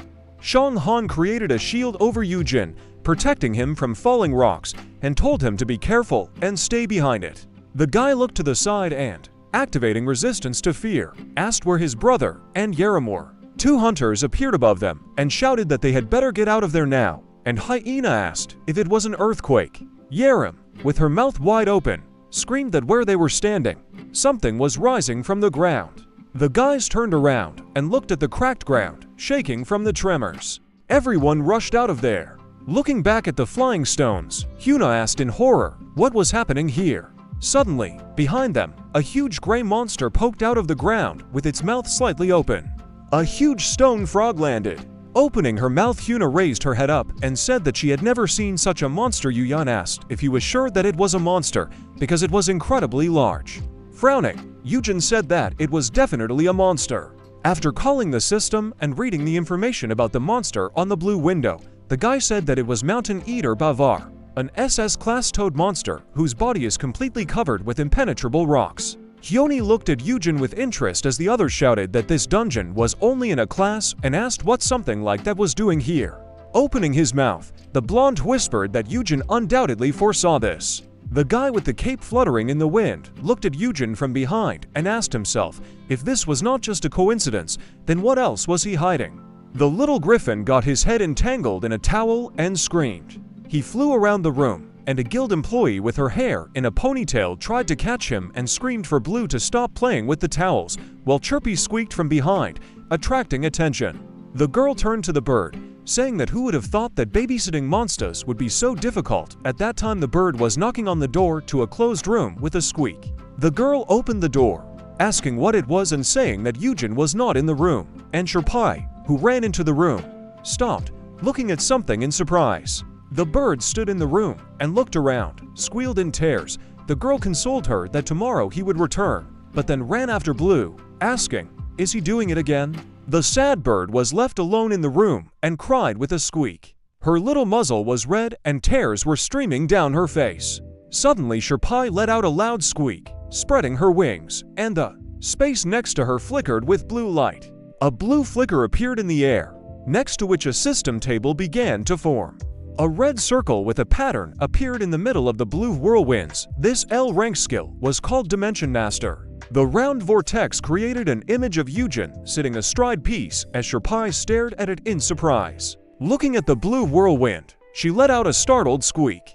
She took a step towards the whirlwind that fascinated her. Suddenly, a griffin fell right on top of her with a scream, causing the pin bird to squeal. The employee literally barged into the room asking the pet if everything was okay, and Blue made a surprise sound. The space shimmered blue in front of them. Behind this blue shine, high-ranking hunters and Eugene could be seen looking at the monster in the form of a huge turtle. Hyuna stood in front of the guy sitting on the lion and asked that this dungeon is only a rank. What is doing something like that here? The toad monster raised a huge paw into the air, and the huntress asked if they could even fight this creature. At least it looked pretty slow. The huge toad hit the ground with its paw so hard that debris flew around, and the hunters standing on the hill and looking at it seemed very small. The ground around the paw was covered in rubble and smoking. The monster moved towards the hunters, who were running away from her. Yaram screamed that she had only taken a step and was already able to inflict such damage. Turning to the monster, she suggested that everyone use their gate stones and leave from there, but Eugene, looking at her, said that no, they couldn't just leave her like that. What if there was a dungeon breakthrough and she crawled out into their world? Eugene remembered how a huge toad stood in the middle of the city with a helicopter flying next to it, which seemed very small. The guy thought that it actually happened a few years later in the original version of the world in rural China. A toad caused catastrophic damage just by crawling slowly. The Yuhaian, resolutely holding the sword in his hand, said that then they would have to give it their all. He shouted to his older brother to stay away, flying into the air, and Yaram, who jumped nearby, asked Seong-han to take care of him, to which Eugene shouted, trying to stop them. Yaram held her ice spear in her hands and thought that the icy sigh of a rank and the pale rain of S rank below the level would not even leave a scratch on this monster SS rank. The spear began to shine. White whirlwind surrounded it. The girl said that a day without a shadow is another matter. She will apply an SS boost 2 mana and fire skills. The girl thrust a spear into the ground, and a large dark shadow spread from it. She shouted that she had created all this for the head of the guild. Then it was up to him. Eugene decisively rushed forward along this shadow. His gaze burned, and a ball of violet flame appeared in his palm. He hovered over the monster, directing a huge stream of purple flame at it, spreading far around. Eugene looked at the blazing fire sitting on the pet next to the man and shouted that the black flames of SS rank should be enough. He advised his brother to hit the back of the neck. This is its weak point. The guy thought he already knew how to kill a turtle, especially with a team like this where they had the perfect combination of skills. Eugene struck the enemy with a swift movement of his sword. From the blow, a mark from the movement of the sword appeared on the turtle's neck, and that's all. The guild leader struck with his sword again, even harder. The guy thought that the whole point was that they were still in the moment. 5 years earlier, hunters didn't have an extra 5 years to get better equipment, higher stats, and more experience. Eugene looked at the monster with displeasure, and Hyuna, who came from behind, shouted for the young master to get out of the way. She said, so the back of the neck. 1 hit kills is her specialty. The woman forcefully thrust a shining scarlet spear straight into the monster's neck, and fragments of the shell flew around. Only the tip of the spear entered the body. She cursed, saying that it was very difficult. The worst thing was different. The edges of the wound glowed red as she drew her weapon. The wound began to heal, healing. To the surprise cry of the hunter, Beaver can heal almost instantly. Hyena screamed in shock that if she had an SS rank spear, she would make a pincushion out of the monster. It seems it's time to take out her SS rank chains. Hyoni, holding out his hand with a golden chain, said that if they cannot pierce the skin, a golden chain entangled the body and mouth of the monster. Hyoni shone with golden fire, squeezing the monster's body with chains, and asked, what about this? Seong-hin and Eugene, who closed his eyes from the radiance, along with the fiery lion, looked at this, and the guy thought that this was madness. Even he could not defeat him alone. Seong-hin sighed in surprise, asking if it worked, and said that this was the first time the monster had reacted. Beaver opened his red eye and growled. Suddenly, he took a big leap forward, despite the chains. The hunters looked at this in horror and screamed. With a terrible roar, the toad jumped to another place. The earth was crumbling under the monster's paws. There was even a deep crack running along the ground, splitting the soil in two. The remains of buildings and columns collapsed, falling down. Hyoni stood next to the hunters, trying to come to their senses, and said that no, it seems they shouldn't anger this creature by making it jump like that again. Hyuna annoyedly asked him if there were any other ideas on how to defeat the monster with one blow. Taking a closer look at the giant toad, she exclaimed for the others to look. It recovered in 1 hit. Frowning at the monster, she asked how they should kill it behind her. Eugene told his brother sitting on the beast that he needed to leave, to which he replied to listen. They could still destroy the monster if the hunters worked together. Eugene looked at his brother carefully. He presented a huge toad that had a red cross on its back that had to be hit, and said that simply using one skill after another would not pierce the hard skin. He said the best chance was to make a series of attacks and hit the weak spot on the neck. He looked at Yaram, who was floating next to him in the air, and asked again in surprise and said that they would start with her, let her freeze the back of her neck. Turning to his younger brother, the guy said that immediately after he should apply heat high, and he looked at them carefully and listened to the dialogue of the hunters. Yaram said that she understood how a cold glass mug can crack if hot water is poured into it. Hyun asked what happens, will they? Looking at the elder, the blonde asked, does such good information come with his skill as a beast master? To this, the guy turned around and replied that one could say so. Standing at peace, the guy turned to the woman, saying that she would step in next, to which Hyun asked in surprise, did he seriously think this would work? She remembered how the wound from the blow on the monster's back had healed, and said that the guy had seen how quickly this creature was recovering. It would heal before they had time to carry out the next attack, if they missed the moment, even a little. Besides, they are not that, and worked hard as. The long-haired woman spread her hands, saying that they wouldn't be able to train either, unless he wanted to see this creature jump again, and they didn't have telepathy. To this, the guy asked, what if he said that it was possible? Everyone looked at the standing F rank and asked in surprise, what? Looking at the woman with determination, Eugene said that what she said was correct. The most important thing was to carry out a series of attacks at the perfect moment, but this meant that they would have to work as a single mechanism. The guy looked at the blue circle of the system element shining next to him. He said that this whole plan wouldn't be possible otherwise, but luckily for them, he could make it possible for the hunters. Eugene thought it would be nice to use something like an effective attack skill, but he couldn't ask. Standing surrounded by blue system symbols, he said that he was going to use his skill now. He looked at the yellow skill symbol with a chicken and chicks and thought that he was using the skill that he accidentally received yesterday. Looking at the others, Eugene waved his hand and said that yesterday he received a special team skill that should help improve their teamwork. Hyun looked at his brother in surprise and asked again. He received a command skill, to which Eugene, calling up the system menu, answered with consent and said that he must have been able to fulfill the conditions to unlock it. He looked carefully at the shining menu table and thought that at least now the description was more detailed. Below the yellow picture of a hen with chicks was a description of the skill Terrifying Chick Commander. It said the following. Teacher guiding the stubborn awakened ones. The kids are so naughty, aren't they? Don't worry. If you use this skill, you will be able to unite several objects of influence.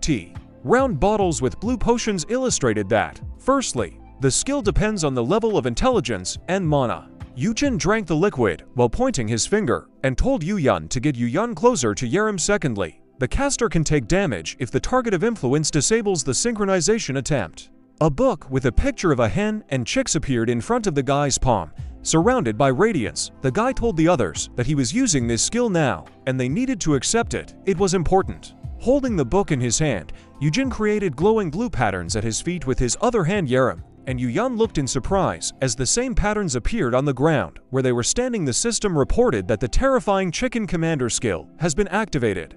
The girls and the guy's eyes glowed yellow. Eugene with yellow eyes saw in front of him windows with images of hunters, as if there was what they see with their own eyes. He opened his eyes in shock, realizing, and exclaimed to himself in surprise. He extended his hand forward, as if feeling the same hand of his brother nearby, and thought that he could feel their bodies. The brothers looked at their palm in the same poses, as if translucent, and Yaram looked at them in surprise. Eugene thought that he felt their bodies like his own, as if he knew in advance what they wanted to do. The guy thought that he understood what they would say, even if they themselves did not. The younger one looked at his palm and began to say that he couldn't feel it. Eugene said for him that there was no difference, and his brother looked at him in surprise. Yaram exclaimed in surprise, asking what happened now. Eugene held his hand over the book and happily said that great, now he will try to synchronize the two of them. Hyun and Yaram looked ahead seriously, listening to the sensations. The symbols at their feet intertwined, and the hunters looked at each other in surprise. The girl said that it was both cool and creepy. Hyena looked at them and asked what happened. Yaram extended her hand with a spear forward, as if sensing the presence of a guy nearby, and said that it felt as if the body of the head of the guild had become part of her own. She could even predict his movements and balance their forces. Sharply hitting the head, who immediately reacted with a spear, she said, "That's it." Eugene covered his eyes from the rising wind, and Hyuna asked in surprise how it was that the tip of the spear came perfectly close to the sword. The tip of the spear made perfect contact with the tip of the sword, and the woman added in amazement that they did it without blinking an eye. How is this even possible? Encouraged, she pointed at herself and told him to do the same to her, to which Eugene, who was drinking the potion, told her to give him a second he needed to recover. The guy said that her role is to destroy the toad skin. Once Eugene does what is required of him, she will be able to minimize the D.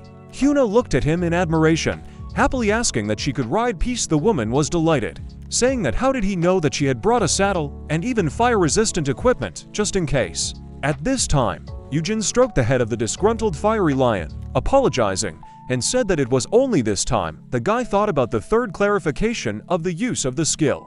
Eugene reached into his inner pocket, telling her to take care of the pet, and said that he had something else for her. Hyuna turned around with the saddle in her hands and asked what exactly. The guy remembered the clarification that the skill is easier to use on objects of influence whom he takes on.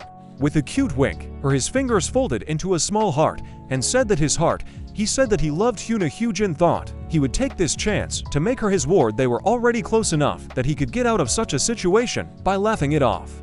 A critical failure occurred. Hyuna stood with the saddle in her hands, and a rainbow poured from her mouth, and the guy hastened to add that he was very grateful for everything she did for them, went with them, and so on. She was so kind to him, even when he kept yelling at her, and that's why. Hyuna looked at him with a smile and laughed, saying that it was so stupid.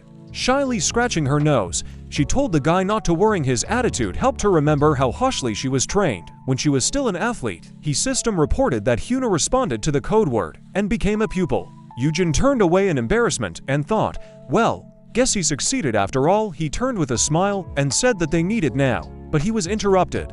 He only stood in front of the brunette with his arms folded and said that it should be his turn now. The guy excitedly thought that this was definitely a tough nut to crack. He remembered that the fourth explanation stated that the higher the stats of an object, the more difficult it is to use a skill on it with respect and a stupid smile. Eugene asked if he had already mentioned that he also loved Hyuna, just like his brother, to which the blonde replied that after ever. The guy extended his hand forward and, looking with yellow eyes, asked not to reject his skill.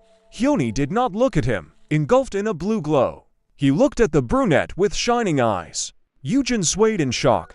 He felt resistance. The system reported that the object refused his skill. The guy doubled over, coughing, and he exclaimed in surprise, looking at him. Frowning at the blonde, Eugene said that they shouldn't do this. Looking at him calmly, the guild leader said that he just slightly rejected him, and that's all. In response, the guy mentally cursed. Eugene ran up to them and asked in alarm what happened and if everything was okay. He threw his red coat over the guy's shoulders, saying with a grin that maybe at least this would help him stay whole, and the brunette said displeasedly that everything was fine. He only needed one assistant. Eugene held his hand to his mouth, feeling what the others were seeing. The toad, him from behind, him and his brother. He thought he was receiving visual information from 4S rank and peace hunters. Hard to handle, as if he were some kind of hub or filter, or a teacher trying to stage a school skit with. He covered one eye with his hand, thinking that maybe if he closed his eyes, it would feel better. Out loud, he told the hunters to hurry up, because he was not sure that he would have enough strength for long. Under a cloudy sky, a huge toad stood on the ground, and at a distance from it, on a rock, stood Shang Han with a bow in his hands. Eugene thought that he knew that they had to worry about the SS-ranked beast now, but their first priority was to make the S-ranked man. Shang Han looked at his opponent resolutely, clutching his bow in his hand. The guy thought that this is why he should strike the first blow. The man pulled the bowstring. He released the arrow, and it quickly flew out of the bow, leaving behind a bright trail and surrounded by a red glow. The arrow, small compared to the monster, easily flew off his back. The archer was upset. Yaram, holding a glowing spear in her hands, said that she assumed that there would not be even a small scratch left on it. Raising her weapon, she ran forward with a shout, thinking that since the first attack had been made, now it was up to her. Swinging her hand with a spear, the girl applied a mana boost. The system reported that the Day Without Shadow skill has been activated. She extended her hand upward. Dark swirls and frosty patterns spread from her weapon. The girl said that she would link it with another skill. The system reported that the icy breath was activated. Black shadow lines crawled across the toad's strong skin, screaming decisively. Yaram extended her hand with the weapon upward and said that she would concentrate all the cold energy at one point. Shining ice flows appeared around the tip of the spear. She said that she would make the spear thicker and sharper as possible. She shouted the command to the pale rain and screamed militantly. Surrounded by a blue glow, she flew at the monster. Pointing her spear down, huge white ice flows flying out from its tip. The beast's back was covered with a huge layer of ice. The girl enthusiastically shouted that he was completely frozen and ready. It was up to the head, who was already approaching with a sword. The system reported that Hermes' shoes were used for teleportation. Yun released a pillar of flame from his palm. Hovering above the monster, he directed all of his flames down towards him. The beast's skin became red hot, engulfed in flames. The Yaram hovered sitting on her spear and said in admiration that everything melted in a second. She had never seen this before. How strong is this heat? Standing nearby, Eugene, bent over, replied that he could barely breathe due to the general sensory information. Hyuna sat on Peace's back, next to the blazing flames, and shouted to the guy not to worry. She's strong enough to handle the fire. She needs to hit this thing while the shell is still soft, right? She looked forward with a confident smile and said that right now was a great chance. Seong-han looked intently at the beast. Surrounded by flames, Eugene thought that the woman was right, that at the moment the shell was in a vulnerable state. But it was not time yet, just a little. The hunter's eyes glowed yellow.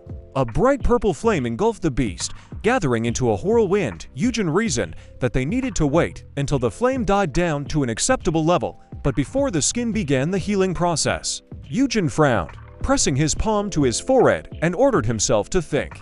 He felt and imagined hyena riding a beast, and thought about Peace's speed and agility. Hyena kept using the attack, and the guy thought about the heat of the remaining flames passing through the younger senses. Hyena's back is standing, and the final moment when he must join the fight. A drop of blood fell onto the palm of the exhausted guy. The man took him by the forearm, and he was surprised. Eugene looked at the blonde, who grabbed his arm, holding him, and asked, "What is it?" Hyuna held him back, saying that isn't it time for them to move out already? He thinks he can figure out when it's his turn, but for now let him focus on Hyuna. Eugene wiped the blood from his face when he heard the words that in this way the man would apologize for his disobedience, and replied that he could definitely become the teacher's pet. After materializing the golden chain, Hyuna heard the guy tell him to hold tight because they needed physical contact to share the skill. Hyuna, riding a torturing lion, rushed towards the enemy. Eugene thought he needed the perfect moment. Considering speed, distance, and time remaining before the flame goes out, calculating every option, the perfect moment. Eugene shouted loudly now. The hunter on a fiery beast with a spear in her hands flew at the monster, and the guy, leaning on the blonde's shoulder, looked at it. The terrifying monsters that emerged from the portal filled the entire city, leaving behind only rubble. Eugene remembered how, in the very early days of the dungeon breakout, low-class monsters left a trail of destruction in his world. A hunter with various weapons is trying to defeat a huge black monster with tentacles behind his back. The guy realized that over time, along with complex dungeons, more and more formidable creatures began to appear. The special team skill, which depicts chickens, was obtained by the brunette when they teamed up to clear the dungeon together. S-class hunters stand in a circle, above which hands supposedly rise, controlling them like puppets. Eugene believes that if an equal person tries to control the thoughts and body of another, then at that moment, he will have a feeling of aggression and rejection. An F-rank beast sits on the blonde's head, pulling his strands. The main character thinks that it feels much more harmless. Hyuna controls the flame lion with a smile on his face as they were able to carry out the first coordinated attack of the S-classes. Holding his mane with a spear in her hands, she loudly exclaimed to him to move forward. Hyuna raised her spear above her head with a menacing face as she shouted, "Let's take this chance." She stuck a spear into the stone, creating such a whirlwind around it that she was almost carried away. A bright pink light began to erupt from the impact site. Everything around turned into rubble, but Peace stubbornly remained in place while Hyena sat on him. Looking at what was happening, Yaram had tears of happiness running down her face. She proudly exclaimed that the girl had succeeded, despite being burned by the flames. Wreathed in fire, Hyuna laughs happily, with a crazy smile on her face. While riding a lion, she said it was an amazing feeling. Something swamp-colored began to appear under the concave spear. The girl was thrown to the side, and some liquid began to splash out from this place. Seeing what looked like a volcanic eruption, Hyuna told Eugene, who was being held in his arms at the time, that it was time for him to join too. When he followed down, the guy, putting his hand to his heart, asked the head not to worry, since he was using a bracelet, thanks to which the blonde would not be able to hold back. Yumi, with a serious face, extended his hand forward to use his skill. At this point, Eugene started using Yaram's buffs. A system sign appeared, announcing the activation of the F-class veteran, as the brunette decided to add some extra punch. Seeing that everything around was shrouded in golden chains, the blonde was surprised when Eugene used an attack skill that adds a double strike. The monster, covered with green scales, began to scream, sticking out its tongue. The brunette covered himself with his palm, while everything around was shrouded in targets. Out of breath, I thought it was a very overwhelming force. Yumi opened his mouth when he saw what was happening. A slight smile appeared on his face. Sitting on the dais, the monster cried out pitifully. A black hole appeared on his back, covered with green scales. The monster's eyes turned white from such a strong attack. The frog-like beast could not stand on its feet, while the breathless Huna sat on the fiery lion. Yaram, smiling, asked if they really won. Everything around began to collapse. As the monster fell, the ground began to crumble, causing Yaram to jump. Huna exclaimed loudly, asking her to be careful with the debris. While the guys ran away, Seong-han remained in place, arms outstretched. At this moment, Eugene shouted that he needed to leave. A system sign appeared in front of the man, informing him that the conditions for raising the level had been met. The man stopped the falling debris, which surprised the guys. A notification has appeared about increasing the level of Seong-han's stats and skills. While pieces of stones were flying away, Eugene, who was watching from the side, leaned on Hyunyi. He exclaimed loudly that it was simply amazing. The guy raised his hand to his face, after which he suddenly began to fall, without finishing his thought, and blood flowed from his nose. Sweat dripping all over his face, rolling his eyes, he said that he would take a short nap since he had no energy left, asking them not to fight until he woke up. Ryujin bowed his head and began to fall, but was stopped by Hyunyi. The green monster lay flat, kicking up dust all around as the first coordinated attack was successful. Huna's eyes began to light up with delight, despite the fact that the effect of the skill had ended. She joyfully exclaimed that they had the best cat, inviting him to come live with her. The others were surprised to see the girl hugging peace. Clearly dissatisfied with such closeness, the main character suggested that the sudden collision with a terrible enemy, against whom she had to spend all her strength, liberated her. Yaram, who stood next to the perplexed Yuyun, said that the girl sharply hit the guy's palm with her hand as a sign of victory. They lowered their gaze, looking at each other, because they did not understand what had happened. The embarrassed partners turned in opposite directions. Holding their guns in their hands, Eugene believes that this happened because fighting hand in hand created a bond between people who dislike each other. Seong-hin runs excitedly, so much so that his mouth opened when he shouted Hyunhee's name. His eyes widened at what he saw. In front of him, a lifeless brunette lay on the ground, with Hyunhee sitting next to him. The blonde looked at his palm with a surprised face. He was able to enjoy the feeling of doubling his strength. Putting his hand to his mouth, a small smile appeared on him after he realized that such power could always belong to him.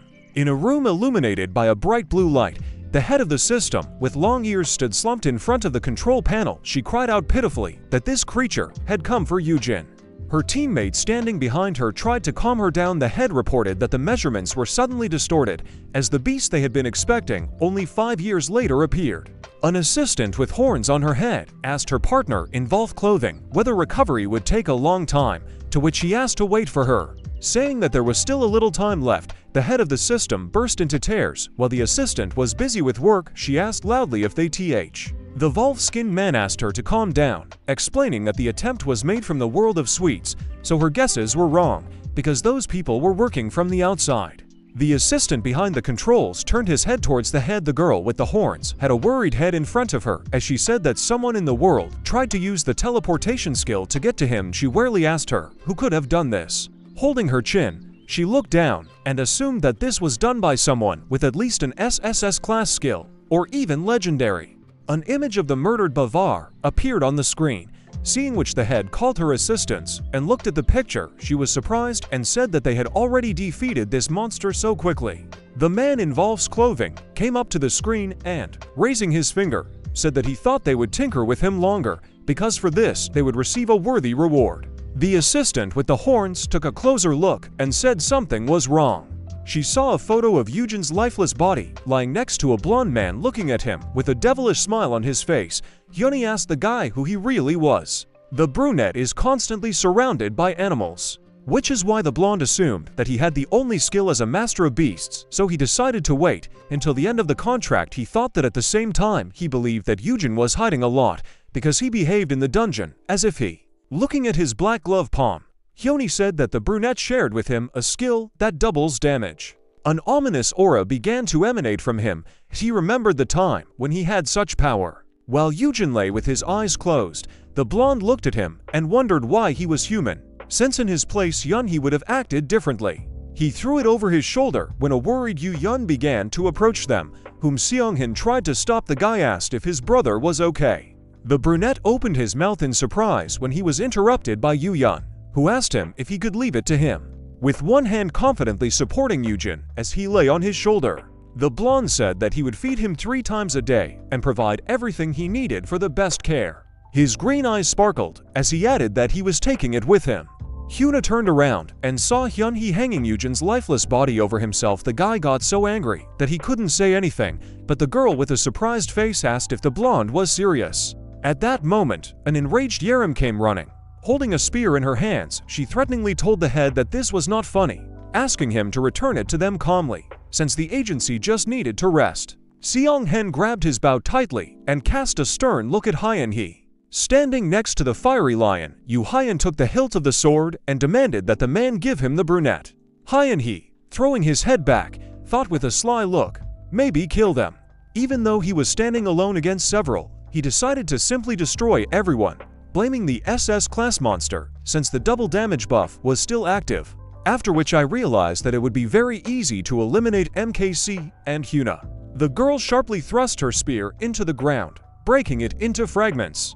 She stood in a menacing pose and extended the weapon in his direction when she had shouted enough. Yaram was scared when she saw that the girl was very angry. Hyuna said that she would finish him off if he did anything strange, while the others restrained themselves so as not to hurt the elder. Hyuni looked intently into her red eyes. She told him not to be greedy, considering Eugene to be his toy. Otherwise someone would simply break him. The brunette began to hang from the shoulder of the guy, who reported that the bracelet was out of order. Hyuni resigned, carried his body to the girl in his arms when he said that it seemed that he was in the minority. With a smile on his face, looking at the ground, the blonde wanted to say something, but did not finish. He attacked Hyun, who was standing still, holding the hilt of his sword. The guy broke the chain with his weapon when Hyun reported that he had returned the brunette safe and sound. Hyun concentrated using his skill, asked him if he decided to attack him due to the lack of fireproof equipment that his brother wanted to get. Standing opposite his opponent, the guy swung his shoulder strongly as he decided to check something. He looked with a confident look at the frightened Hyun. Suddenly, a block of ice appeared in front of the brunette, which surprised him. They turned around because they were interrupted by Yaram, who shouted stop. Holding her trident in one hand, with an enraged look, she loudly asked if they remembered that they needed to keep the Ajushi safe. Supporting Eugene by the shoulder, Hyuna threw aside her burgundy cloak as she told Hyun to grow up already, because the guy is half his size. While the brunette ran past the block, she turned to the young master and asked him to take his brother already. Taking off his swamp-colored cloak, Yun distanced himself from the blonde and told him to stay away. He replied that he was unlikely to be able to do this, since he had become his big fan. When the brunette turned his head to the side, Hyun-hee, throwing a menacing look, Hyuna screamed that she was telling them to stop. The young master began to cover Eugene, who was still unconscious, with his cloak. Seong-hin told him not to be so nervous. Meanwhile, the girl assumed that her brother would be safe since Hyuni liked him so much. Thinking it was for the best. Opposite them, in the distance, stood a blonde man next to whom Yam grumbled defiantly. Eugene, lying on his clothes, made a face when he heard the girl call him more impudent. He shouted stop fighting. A black portal appeared in front of them, illuminating it with a purple light. When the brunette said that they needed to wrap up and get out, that's how they cleared this dungeon. Having learned about what had happened, the excited employees worked with all their might, as the guys actually set the entire internet on edge. A huge number of letters were written about this, because the appearance of an SS-class beast in an A-class dungeon shocked the whole world, causing the association to plunge into complete chaos, although some details were hidden for security reasons, fearing public protests. All the news channels and websites were broadcasting that Seong-han had become an S-class. Even this was enough to keep the world buzzing about the purge. The girl leaned on the table with her hand, where strands of red hair lay. Entering the dressing room, the assistant was surprised, so she opened her mouth when she reminded her boss about the photo shoot tomorrow. She saw Hyun-ho standing in front of the mirror with his temples shaved. The girl's face turned blue as she looked at the departing boss when she asked him to tell them to be happy about the top part of their hair that had been left behind. Hyuna, holding her jacket over her shoulder with one hand, said that now was not the time to worry about this, change is coming soon. Today, the building with panoramic windows was illuminated by sunlight. The hero believes that the appearance of mounts, the existence of a blacksmith, as well as the appearance of the first team of S-classes will change a lot. Such changes can rebuild the foundation of the system. While looking at the scenic view outside the window, Hyuni told someone on the phone that plans had changed. He threw his head to the side and with a grin on his face, told his twin brother Valsius to get ready to come to Korea. The interlocking brass gears of change began to turn. Meanwhile, the multi-story hospital, surrounded by greenery, has become the center of these changes. Something began to squeak throughout the entire ward. An animal sat near the face of the awakened Eugene, which continued to scream right in his ear. He hit him on the cheek so that the brunette was pressed to the pillow. Rising from the bed, he saw a white creature jumping on the blanket holding his forehead. Eugene asked Sherpai if she was hungry. The guys who had been in the room all this time were moved. Embarrassing the brunette, they loudly exclaimed, "Woke up." The guy dressed in hospital clothes looked at his hand and asked what they were doing here, remembering that he had passed out in the dungeon. Awkwardly holding the back of his head, covered with a blanket, the guy said that it seems he slept longer than he thought, to which Myung-woo shouted angrily for 2 days. Giving Seong-han a menacing look that made him feel uneasy, the guy said that they couldn't even save his brother, even if all 4 of them had S-class, to which the man replied that he was fine, according to the doctor. Sherpai climbed onto Eugene's head, next to whom stood Myung-woo, devouring the guys with his eyes, after which they asked him for forgiveness. What was happening made the brunette happy, as he saw that the blacksmith was now keeping everyone in fear. Eugene took the squeaker in his hands and awkwardly looked at Myung-woo, who said that she cried a lot, which is why they asked permission to bring her to his room. After which he offered to take her away so that he could rest, but the brunette said that everything was fine. He began to stroke the white furry creature with his hands as he asked her if she missed him. Eugene decided to open the list with students because he wondered what about Seong-han's level. A system plaque appeared in front of him, displaying photographs of those under his care. He was happy when he realized that Seong-han now has S-class. In the same list, the brunette saw peace. He jumped out of his bed, causing Myung-woo to worry as he realized that the flame lion had become an S-class as well. Because of what he saw, the blacksmith decided to call him by name. Eugene tried to get up from the bed where the guys were standing around. He said that he needed to see peace because he had already matured. But Myung-woo said that the doctor asked to stay in bed until tomorrow. In turn, Seong-han added. The hospital bed on which the brunette lies is surrounded by a curtain. He asked the guys if he had gone to the Yuyan dungeon. Seong-han stood looking at Yaram worriedly when the guy, remembering the mention of clearing the S-class dungeon, asked him why he wasn't with him, to which the man said, "You see." A drop of sweat began to run down the girl's face when she hesitantly answered that only the chapter with peace went to the dungeon. Eugene widened his eyes at what he heard and asked what. The man remembered how the 3 of them stood with a fiery lion right in front of the entrance to the dungeon. The touching guy said that he had never been to a cleanup operation with peace. The guys got scared when the fiery lion transformed, becoming much stronger. They called him. His partners surrounded him with surprised faces, thinking that the lion was cool. Now Yuya asked what was going on. Meanwhile, Hyuna clarified when he managed to grow so much. The guy with widened eyes lowered his head and said that he had finally grown up. Peace began to look evil as he had large fangs. The guy, in whose eyes his reflection is visible, looked closely at the fiery lion. He used his skills to block the way for the scared kids. They opened their mouths and looked at him. Some even turned blue with fear. The partners, not understanding what was happening, called the head. Yu Hyun, behind whom stood the S-class piece, told them to stay, because only the 2 of them would go on this cleanup. The guy wrinkled his face in anger, so much that all his muscles tensed. While Eugene was sitting in his hospital bed, immersed in his thoughts, and Myung-woo ran off to work, Yaram asked him if he had calmed down. The guy asked her how he could be calm, because the gates were closed, which is why they wouldn't be able to get the guys back now. The brunette remembered how 10 minutes ago he threw a tantrum at his students who were trying to restrain him.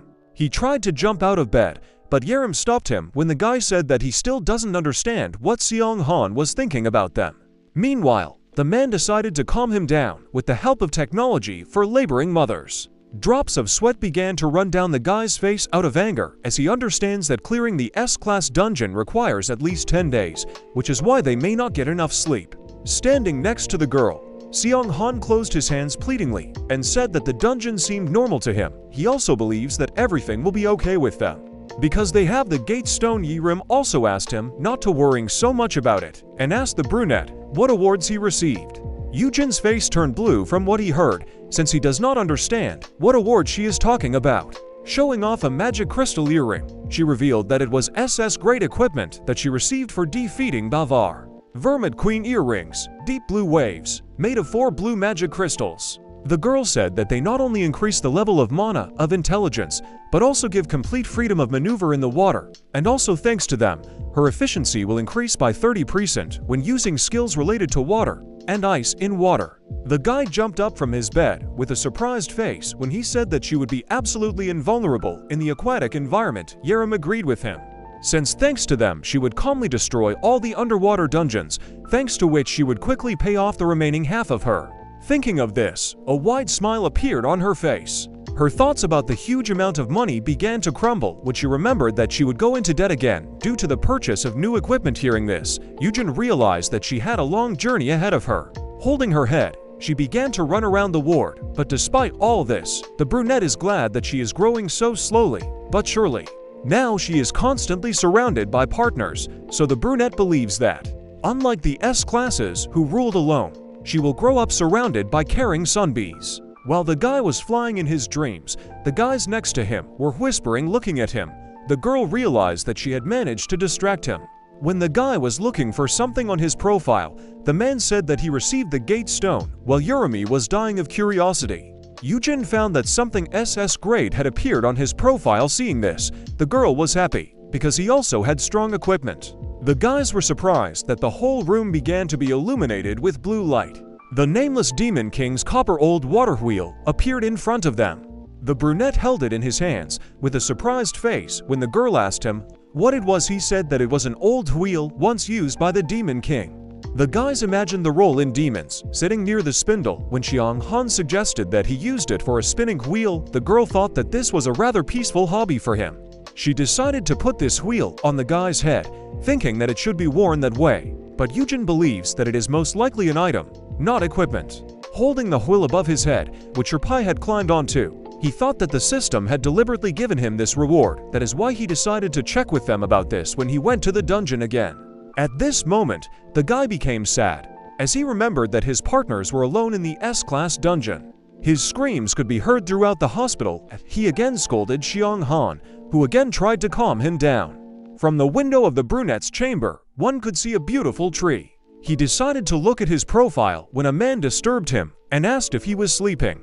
Approaching him, the man made a surprised face when he said that the guy was sitting in some kind of prostration. Just at that moment, the guy was checking how things were going with those two in the dungeon using his skill. Standing up, he grabbed the TV remote when Seong-han guessed that he had noticed an early symptom of dementia. Flatly refusing, Eugene said that he simply couldn't sleep, so he decided to watch TV. He turned on the channel where the girl was telling the news that Hunter Seong-han, who had renewed his contract with the Abyss, would be promoted to the position of deputy guild leader within this month. With his eyes wide, the brunette jumped out of bed and asked him if he would become deputy head. He said that he was chosen for this position because Yaram is still in high school, even though she is also S-class.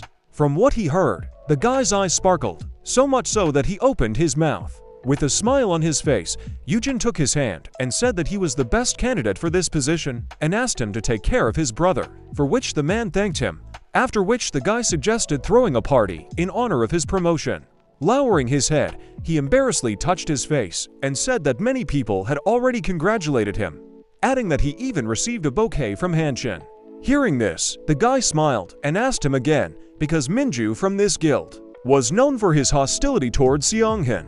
Standing with his jacket unbuttoned, he became embarrassed as he revealed that he once worked at Hanshin, surprising Eugene.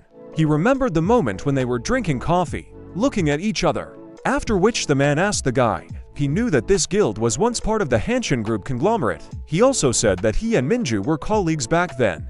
The company executives patted him on the shoulders, inviting him to marry after awakening, saying that he would receive all the support as the chairman's son-in-law. Just at that moment, his partner awakened as an S-class. The brunette opened his mouth wide as Seong Han looked at him and said that he eventually married the daughter of the chairman, thanks to which he became the head of the guild. The man became sad and, lowering his head, admitted that since then Minju had been afraid of him, which made him feel awkward around him.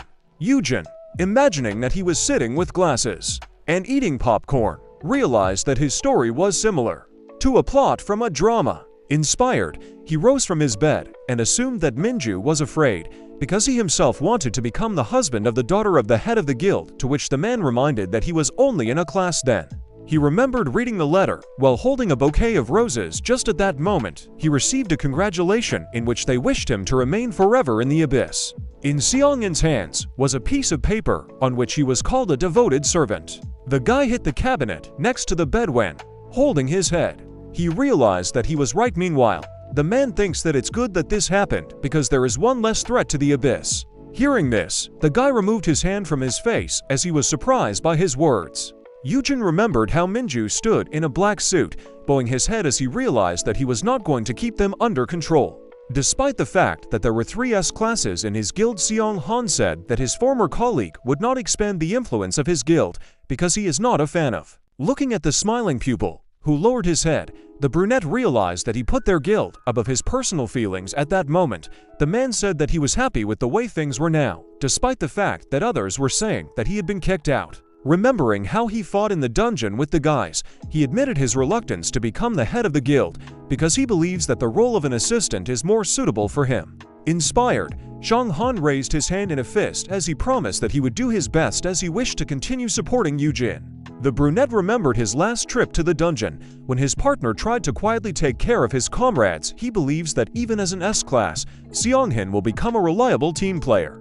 Daki Bai appeared on the windowsill while the brunette, looking at the man, admitted that he was glad that he would be next to his brother. The spirit said he knew the reference about the watchman. Taking hold of the blanket, Eugene widened his eyes as he did not expect to see Doki Bai. The creature said that his boss had woken up. The spirit held a red package in his hand, smiling. He said that he had brought hotels, which he himself would eat. Looking at Doki Bai sitting on the windowsill, a drop of sweat ran down the man's face as he believes that he is dangerous, but the brunette calmed him down, calling him his friend. Handing him a tin of food, Eugene confessed that he loved him since he came all this way for him. At that moment, he remembered that he had already influenced the spirit, so he decided to inquire about the progress with the long-distance teleportation skill. A system sign appeared near the smiling spirit, who began to eat the canned food, informing him that he was an unfinished species. Seeing that the spirit had bitten off the sherpai, the guy opened his mouth, not understanding why he was doing this. Meanwhile, the next tablet appeared, which informed him that for his development he needed an object corresponding to the essence of the unfinished species. The guy lowered his head and remembered that Dakabai was born from a watermill. It dawned on him that in order to develop, he needed exactly the wheel that he received as a reward for his victory over Bavar. The guy showed the spirit a blue-lit wheel when he realized that it was for his development that the system gave such a reward. He asked him if he needed it. Dakabai took the wheel in his hands and began to carefully examine it. When Eugene revealed that he received it as a reward, the spirit realized that this was an ancient water wheel that belonged to the Demon King, so it was even older than him. The brunette was surprised when the creature sitting on the windowsill was able to determine the name of the object. A shimmering sunset had already appeared outside the window. Daki Bai asked the guy if the Demon King with big horns was really scary, to which he received a positive answer. Eugene smiled awkwardly, laughing at him as the spirit declared that he was the Demon King from now on. The guy believes that he cannot change his appearance so easily. Meanwhile, the guys became scared when they saw that the spirit began to transform. In the room, which began to be enveloped in purple light, a frightened Seong Han does not understand what is happening. Seeing how the man's body was wrapped in dark loops, the blue brunette asked Daki Bai what he had done. Huge horns appeared on the spirit's head. In the scarlet light, the spirit flapped its demonic wing.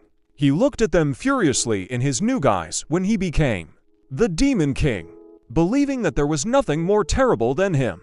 Beads of sweat ran down the guy's face. His eyes widened in surprise when he realized that the creature had become a demon, which they had never seen even after 5 years. Illuminating everything around with a black light, the spirit soared above the frightened brunette, after which he called himself the king of demons. Eugene believes that the system was wrong in its action. When Dokibai began to attack the brunette, he hid behind a shield, not understanding what was happening. While he was defending himself from the demon's attack with Sherpai, the guy realized that he was also SS class, which is why he assumed that he was stronger than Bavar. Seeing Shanghan trying to get out of captivity, Eugene said that Bavar was at least humble. The guy grabbed his head, standing behind the shield, when he saw that Dokibai considers himself a big and scary demon king. Beads of sweat ran down his face. He realized that this monster would turn the hospital into ruins, since even Xianghan was unable to resist it. Hiding behind the protection, he lowered his gaze, because he does not understand how he remained in perfect order, because the shield from the earrings is only B class. Near the king of demons, the captive pupil was hanging when the brunette realized that the spirit had not touched the area around him, despite its powerful energy, with which it was capable of destroying this chamber. Looking at his hand, on which Sherpai lay, Eugene assumed that one of the furry creature's abilities had not saved him. Among the students, there was still a photo of Dokibai, despite the fact that he became the Demon King. The brunette got so angry that all his muscles tensed when he realized that the spirit still saw him as a granny. That's why Eugene called him a naughty little imp. While holding the peace toy, he caught Dokibai's attention when he yelled at him for making a mess. The demon jumped out of fear as the guy started beating him with a stick, calling him a bad demon who needed to be put under house arrest for a week. Defending himself from his attacks, the spirit, transformed into a demon, asked the boss whether he considered him not scary at all in this form.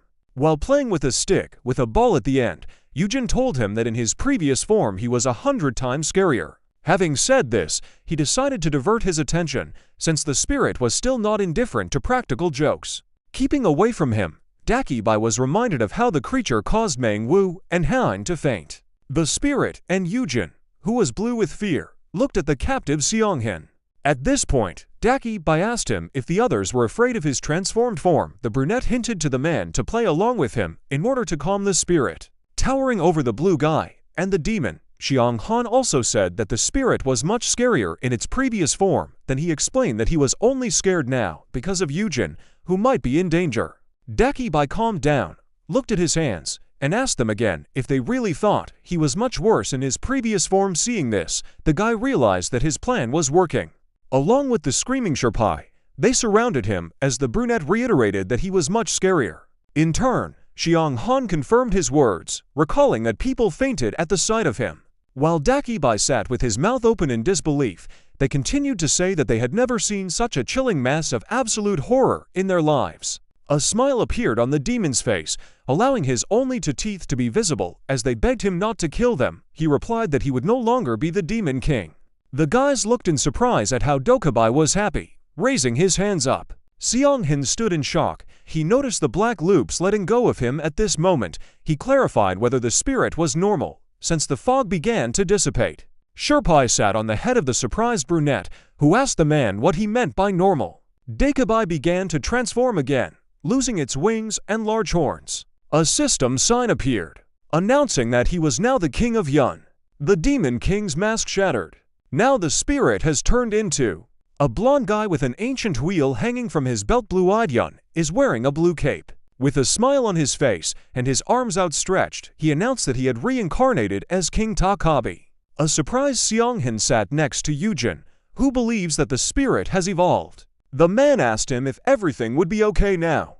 Holding a pendant with an ancient wheel over his hand, Yun said that there was still a piece of the Demon King's energy left in this thing. When this item began to glow, the spirit promised that everything would be okay, because after the transformation, he was much stronger than the demon. Someone knocked on the trashed hospital room, asking if everything was okay. Meanwhile, Yun told the guys about a new skill that he wants to show them. Xianghan excitedly walked to the door when the brunette asked to show them off in front of the nurse. The man asked if he could leave him alone with this creature. As the spirit began to play with Sherpai behind him, Eugene confidently replied that there was nothing to worry about now since Takabai do not harm people.